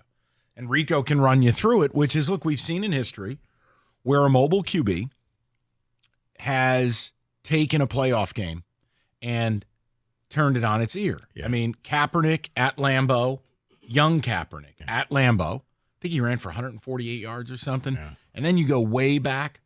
Remember Mike Vick. And it might have been at Green Bay too. I think it was. So, look, is Jaden Daniels that guy? I'm not going to put that on him. But tell you one thing. Do you know who's 29th in the league against mobile QBs? Rushing yardage? Oh, that'd be you. How about on a yards per carry basis? Lions give up 6.5 yards per rush to mobile QBs. That ranks almost dead last. I think it's 31st. Look, you should win the game. But I will just tell you, I'm happy to play the Commanders. I don't think Jaden Daniels is going to have a fun Saturday night. You can enjoy Epcot Center, whatever the hell they were doing in Tampa with the pirate ship. Ford Field ain't that. Right, but if you're just going to tell me, well, it's only because he's a rookie quarterback, you don't have to worry. Like, okay, first of all, I don't want to do that. No, because at this point, he's no longer a rookie quarterback. And the fact, to me, he shed that label when he came back to beat the Eagles.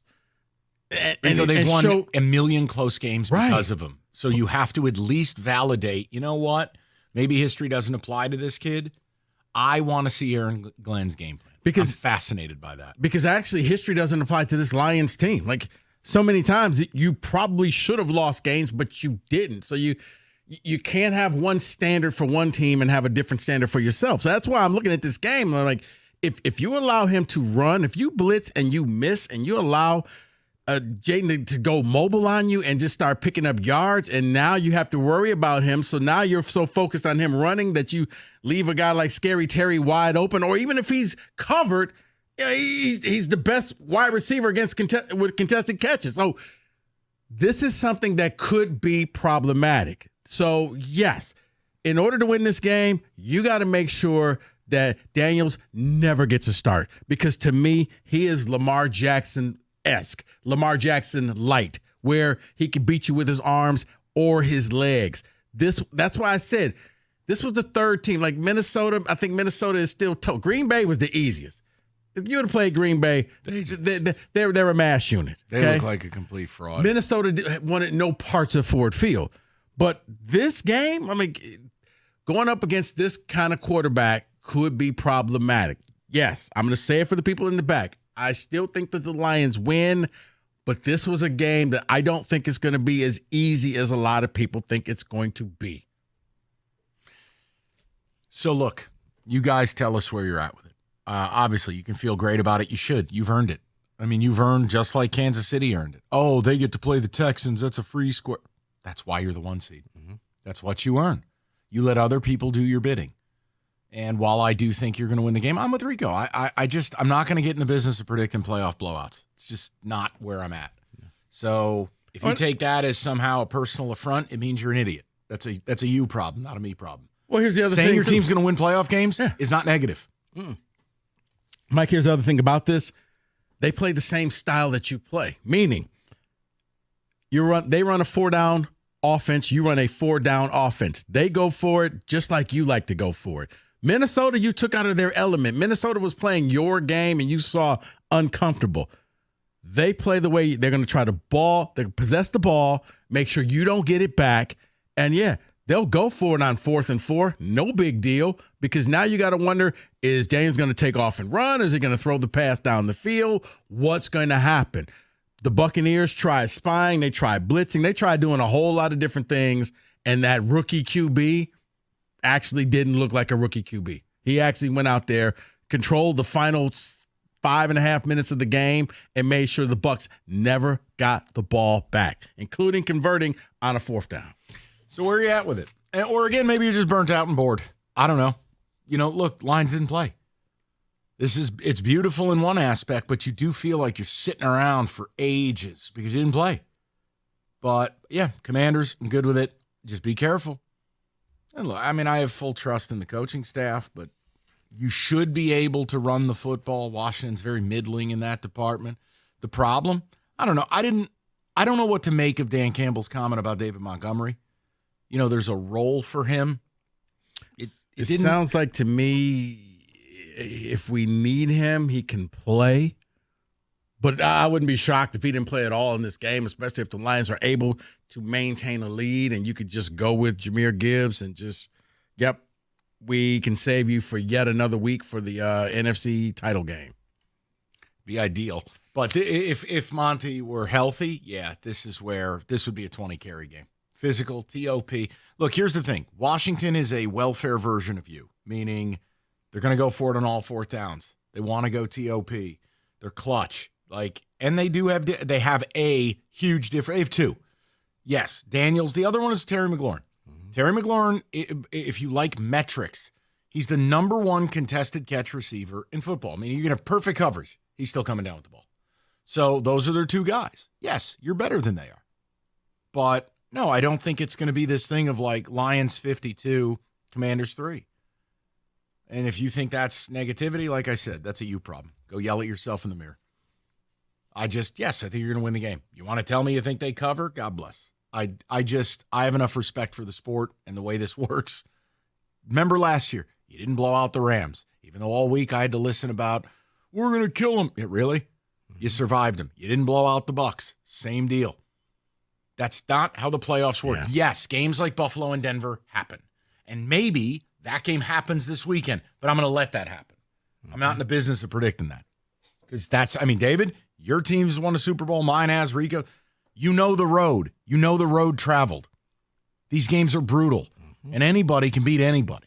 So especially Mike, when you have a team with that nothing to lose mentality, we weren't supposed to be here. Well, they're going to go for it on every 4th down. Exactly. So why? Because you go for it, and they know, okay, we got to match them points for points. So who's going to get that stop? Is it going to be the Redskins, the Commanders, or is it going to be the Lions?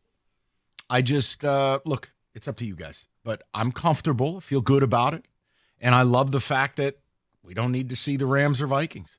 And the Eagles it feels inevitable, right? Well, guess what? The Eagles didn't look very good because we talked about this last week. The idea of Jalen Hurts not playing for the better part of a month and then your passing game's going to look perfect? No way. Well, now we'll see how much was rust and how much is real. They'll have a test on their hands. I just pray it's the Rams. I need Sam Darnold to be homeless. I want him to go out and play awful tonight. Just so I don't have to ever hear about how, Sam's different. No, he's not. No, he's not. It's the ginger, right? It plays a role. 248-539-9797. David, ticket text coming in. What do you got? My biggest point of confidence is the Commanders are the 3rd worst team against the run. We are going to control the game using Gibbs and Montgomery. And if Cookies does the double-digit disco, can we hit him with the disco ball? Knock him out. That is from Cam. I can tell you, he tried that crap on the podcast with me today, and I just told him, you can take that to John. Don't do it here. It's garbage. Oh, it's fun. No, it's stupid. That's what it is. It's not fun. It's stupid. It's immature. It's dumb.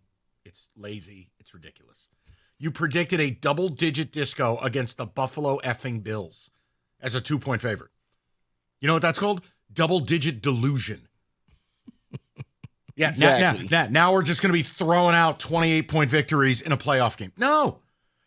Blind, a broken clock is right twice a day, right? Right. Yeah, maybe you're going to be right. You say it enough. Here's an idea. Put it away.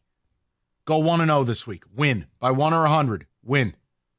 Win by 1. Isn't that what Dan Campbell said weeks ago? That's Just it. Win by You 1. got 3 games left in your season. You could win by 3 total points. It's every bit as dominant in my world as a team that steamrolls to a title. Yeah. Just win.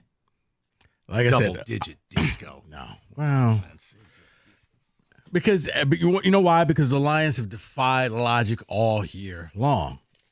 But by that same thing, That doesn't mean I have to be illogical. no. though. But David, if you're gonna just accept the fact, well, it's just destiny. You got to look at what Daniels is doing and say, guys, you can't just say, well, he's a rookie quarterback and Ford Field, and he's gonna get intimidated. He's played in big games. He's won big games. He's come back. Like he's made big time throws. Yeah, You got to hope that you're ahead by more than 8 points, and so that final drive would be just null and void, and it's just him trying to make sure that you don't cover. But if there's a chance that they're down, that they can go get the game-winning touchdown, and that could be problematic. Because if you blitz and you miss, big play. Well, look, and here's the thing, right? And I know this is where people, I'm not saying it will be a problem. Has it been, right? The Lions seemingly have had this. It's like organizational kryptonite of the mobile quarterback. All right, well, look, if Daniels decides he's going to break, that's what mobile quarterbacks do. Smart people design game plans every week for Lamar Jackson. He breaks them. Mm-hmm. So if look, we said this at the start.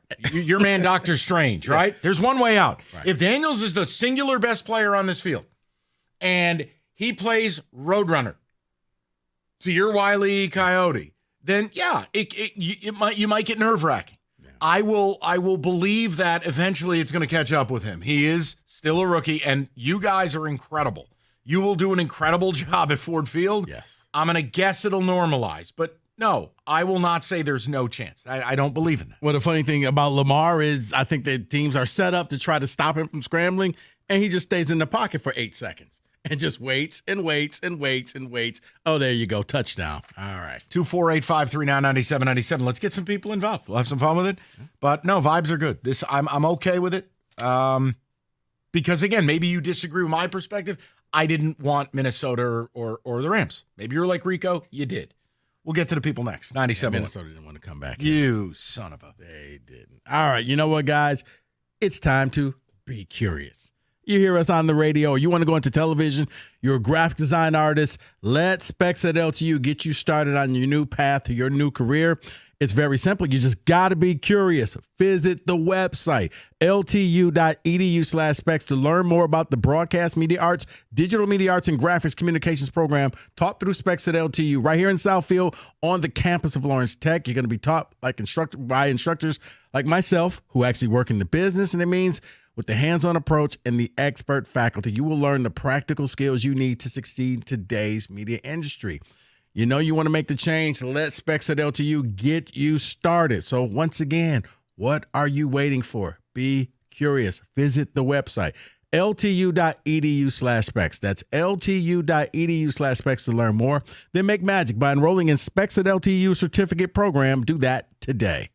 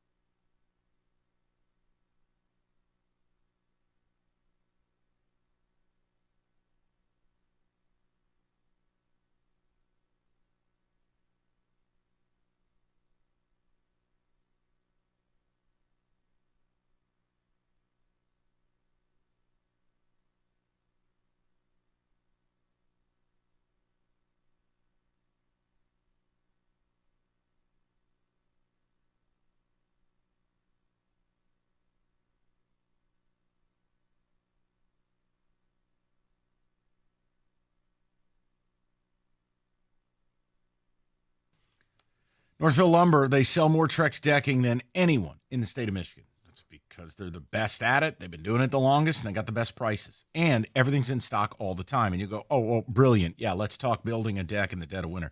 No, seriously, smartass, here's the deal. You want to beat the spring rush. You want to beat the spring price increases. Well, when would you do that, Nostradamus? You would do it right now. They'll intro you to a Trex Certified Pro. You'll know the day your project's going to start. And, like I said, you'll save the most money. So get involved. You can see all the Trex products on display as well. Call Northville Lumber today or go to northvillelumber.com. That's northvillelumber.com.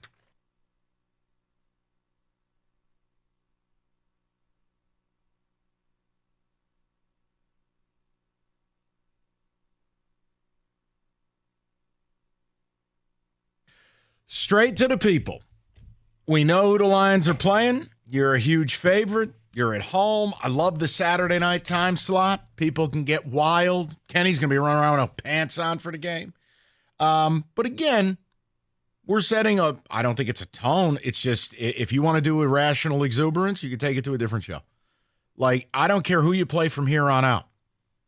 I'm not doing any of this crap where there's no chance or somehow you're winning 70-2. If it happens, hey, that's awesome. Throw a party.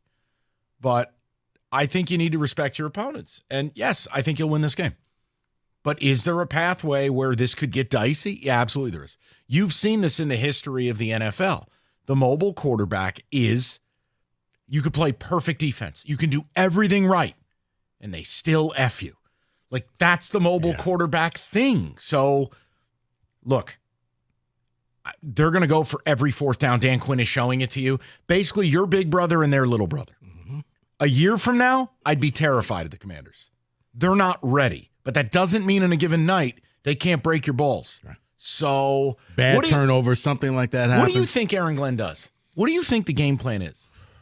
I think he's got one arrow in that quiver. I think he brings the heat. I did not have the word quiver on the bingo card today. Good for you. 248-539-9797. You want to get the people? Let's go to Jeff. He's batting leadoff, 97-1. Jeff, what's going on, buddy? How you doing, guys? Good. What's the good word? Good. Mike, I agree with you. I went into this playoff and I told my buddy, I said, this is the game I don't want. I don't want to play Washington. You got a rookie quarterback who's riding high, and he doesn't know any better. He doesn't know he should be nervous. He doesn't know that he shouldn't be there right now. And they got a great receiver and a decent run game with two heads on it. The game scares me. Quinn's got experience. Yeah, he lost that game against the Patriots, but he's been there and he knows what it takes. It concerns me. I got 12 season tickets. There's nothing I would like more than to have them win so I could, reap a few rewards on that regard. But I'll be down there, and I'm hoping that we can make a difference with as loud as we can get. Jeff, let me ask you a question, and I'm not being smarmy at all. I read something earlier today that standing room only tickets were almost $500 a pop, and I'm not asking you to out where your tickets are, but if you got 12, they're not standing room. Jeff, is there any thought process to just selling this game and chilling out on Saturday night and then being there for the NFC title game? So I've been going down my family's had these season tickets since the 80s. I've probably only missed 2 Thanksgiving Day games since the 80s. There's no way I'm not going. Okay. And the benefit is I have 12, so I can sell several of them and still go. Okay. I just wondered because, look, you are the better. Yeah, no, 100%, brother. And look, if you enjoy it, God bless. I wondered, we all feel like they're going to win this game. And I don't think it's an 8.5 favorite. I don't want to be 8.5 favorites. God bless if we win by that much, but no, I'm scared as hell. Yep. This is the game I didn't want. Okay. I know what I have. I know what I have with the other teams. I don't know what I get with this team. Yeah, this is a bit of a wild card. And look, Jeff, I do think that the pathway. Look, both teams are going to try the same thing. You look as explosive as the Lions can be. What's the best way to beat the Commanders? Well, A, hold the football. You basically want to do what Buffalo did to Denver. And I'm not comparing Bo Nix to Jaden Daniels. What I'm saying is the best way, keep them off the field, own the clock, get ahead, make them one-dimensional. Right. Then it's just straight up. You're not ready for this. There is no scenario where the Commanders get down by 2-3 scores and I think Jaden Daniels is going to walk in here and throw it 45 times. There's no. That would be there's no way. Right. But they're going to try to do the same thing. And I think the thing that's fascinating about this is both teams. Like if you had to do a prop bet casino, total fourth down attempts in this game, over under 7.5. I'd go over. I would go over. Honestly, I would go, if you told me which is going to be greater, more fourth down attempts or punts, fourth down attempts.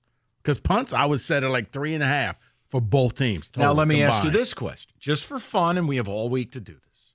If you're Dan Campbell, I'm not asking you to change how you play. However, he has at certain moments taken the points. Not all the time, and certainly not a majority, but he has. Mm-hmm. Is this a game because you're playing a rookie and because you might be able to back them into a little bit more of a corner, maintain some momentum?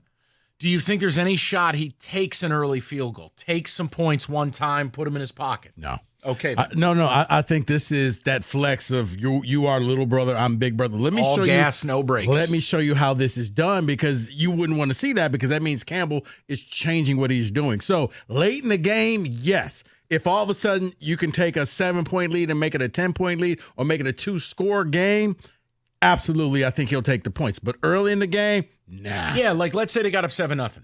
Now they got the football. Chance to get up by 2 scores. See, those are the little things where I look at it and I'm like, you know what? If we can get this team multiple scores behind, it's going to change how they play. They're not going to get to run all that read option crap. They're not going to get to blindly hand the football off. I would say they would do that only if they're somewhere between their own 30 and the 40-yard line. Because anything other than that, no. If you're inside the 10, 10-0, 14. You're inside the 10, I got no problem. Go for it. I'm not kicking those field goals. This team's proven they're good enough at it. You go. I just wondered, and look, you're at home, you're indoors, you trust your kicker.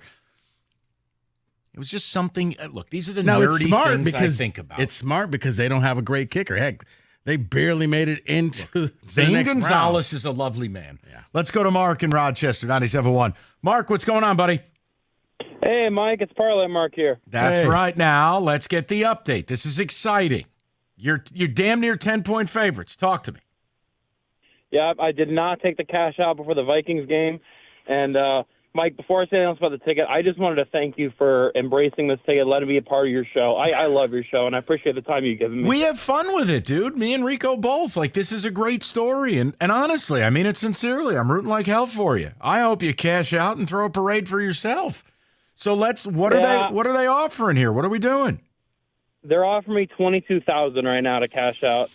Nope. I'm not going to take it. I feel good about this weekend, and I don't think I'm going to hedge yet. I think I ride into the sun, and I'm scared about this rookie. This wasn't my ideal matchup. I wanted the Packers. All right, let me ask a question. I want to back up the truck for a second. Now, Rico, your heart stopped for a minute there when he said that. Like, wow, 22. But hold on. Now, Mark, here's the key. Before we have the conversation, have you talked to your family about this? You're not going rogue? Yep.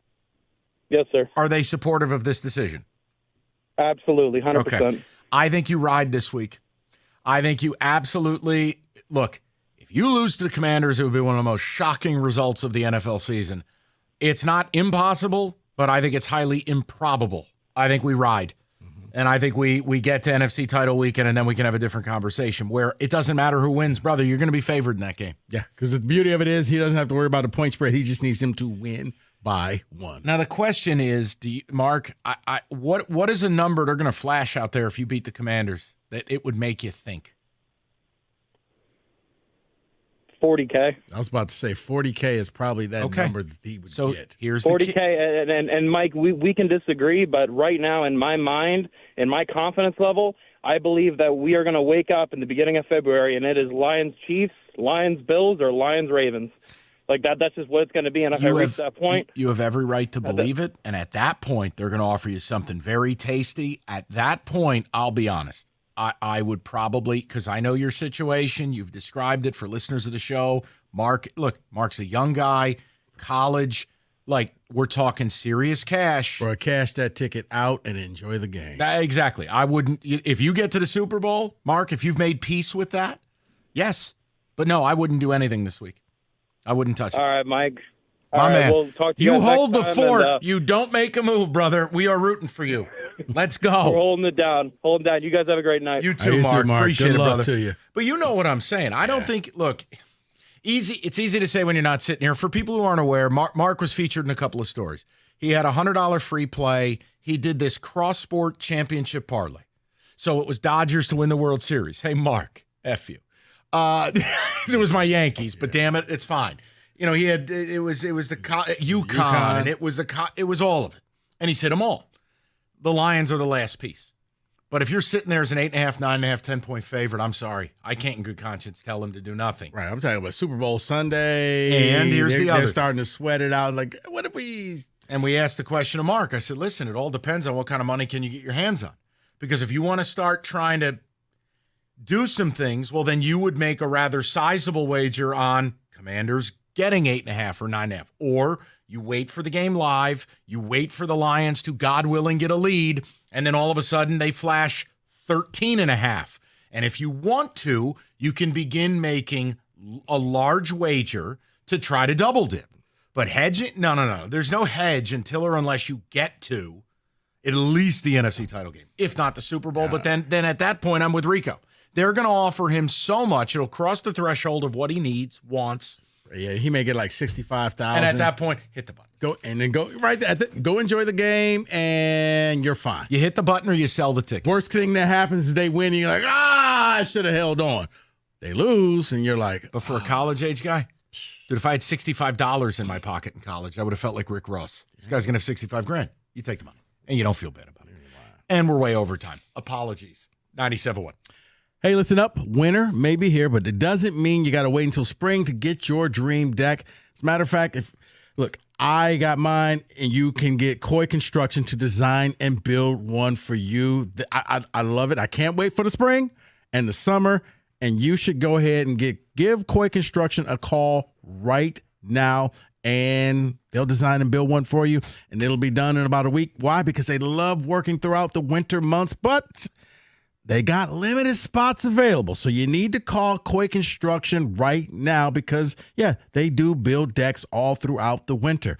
So if you need your deck ready for the spring, no problem. They'll get your project started, and you let Koi's expert team bring your vision to life. So do not wait. Call Koi Construction today and get your winter deck project underway.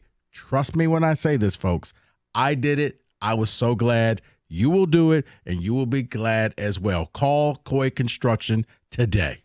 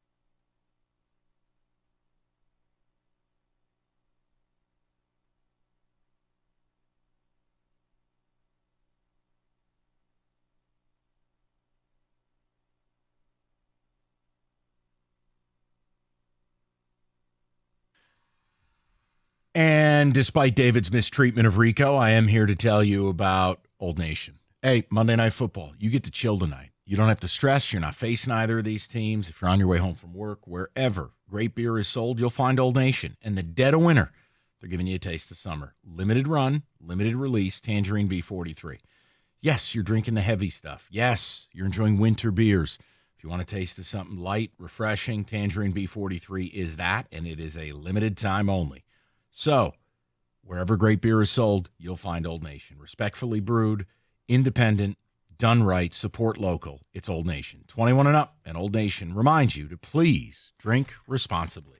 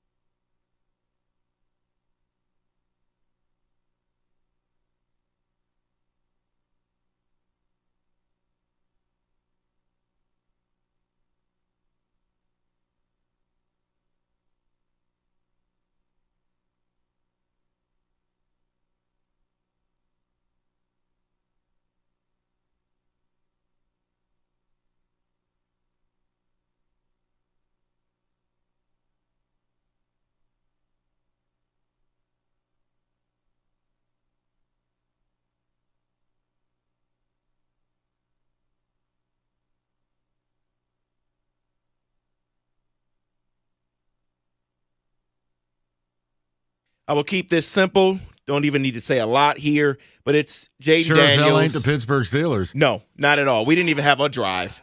Jayden Daniels, 10 plays, 51 yards, 4:41 time on the drive. They take his team to the divisional round. It's a simple drive for the drive of the week.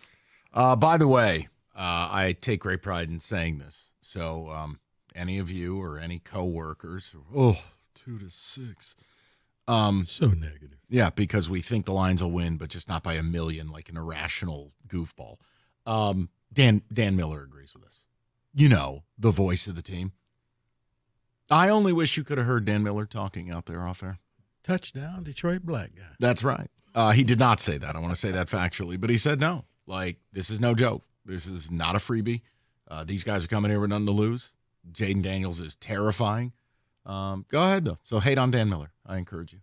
No, or value rational thought. Your choice. But this is the problem. We've now gotten to a point in society, and with Rico's little social media stuff, you can create a universe of delusion if you like. So do that. Yes, I've created social media. Well, I'm just blaming you for it. But no, look, I do think the Lions will win, but I don't know if they're going to roll this team over. I know they're going to win, and that's all I care about. They don't care how you win. They just care that you win. Yeah, it's the NFL playoffs. No, it's not. Lions 84, Commanders 2. You want to blame me? Blame me for the Dominican Republic hockey team. That's me. No, what? Huh? For the World Games. Oh, the 4-team tournament. Yeah, well, then we did go down a rabbit hole of, wait a minute, 58 nations play hockey? Mm-hmm. Who knew? Georgia had a team, and we're not talking Atlanta. Kenny tried to pull highlights, by the way.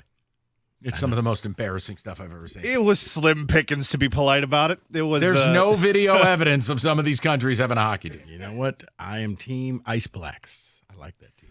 Okay. You know what? That's the name of the myself team. from this conversation. Kenny was watching the team. That's the name of the team. And it's not used the way you are describing it. So why don't we just go to David? Wow. Okay, then. Yeah, move on. The Detroit Lions should beat Washington by double digits. The Lions should honestly put up 35-plus points against this team. I used to live in D.C. I still listen to sports talk radio out there every now and again. They are definitely riding high today. They sound exactly like we did last year. That said,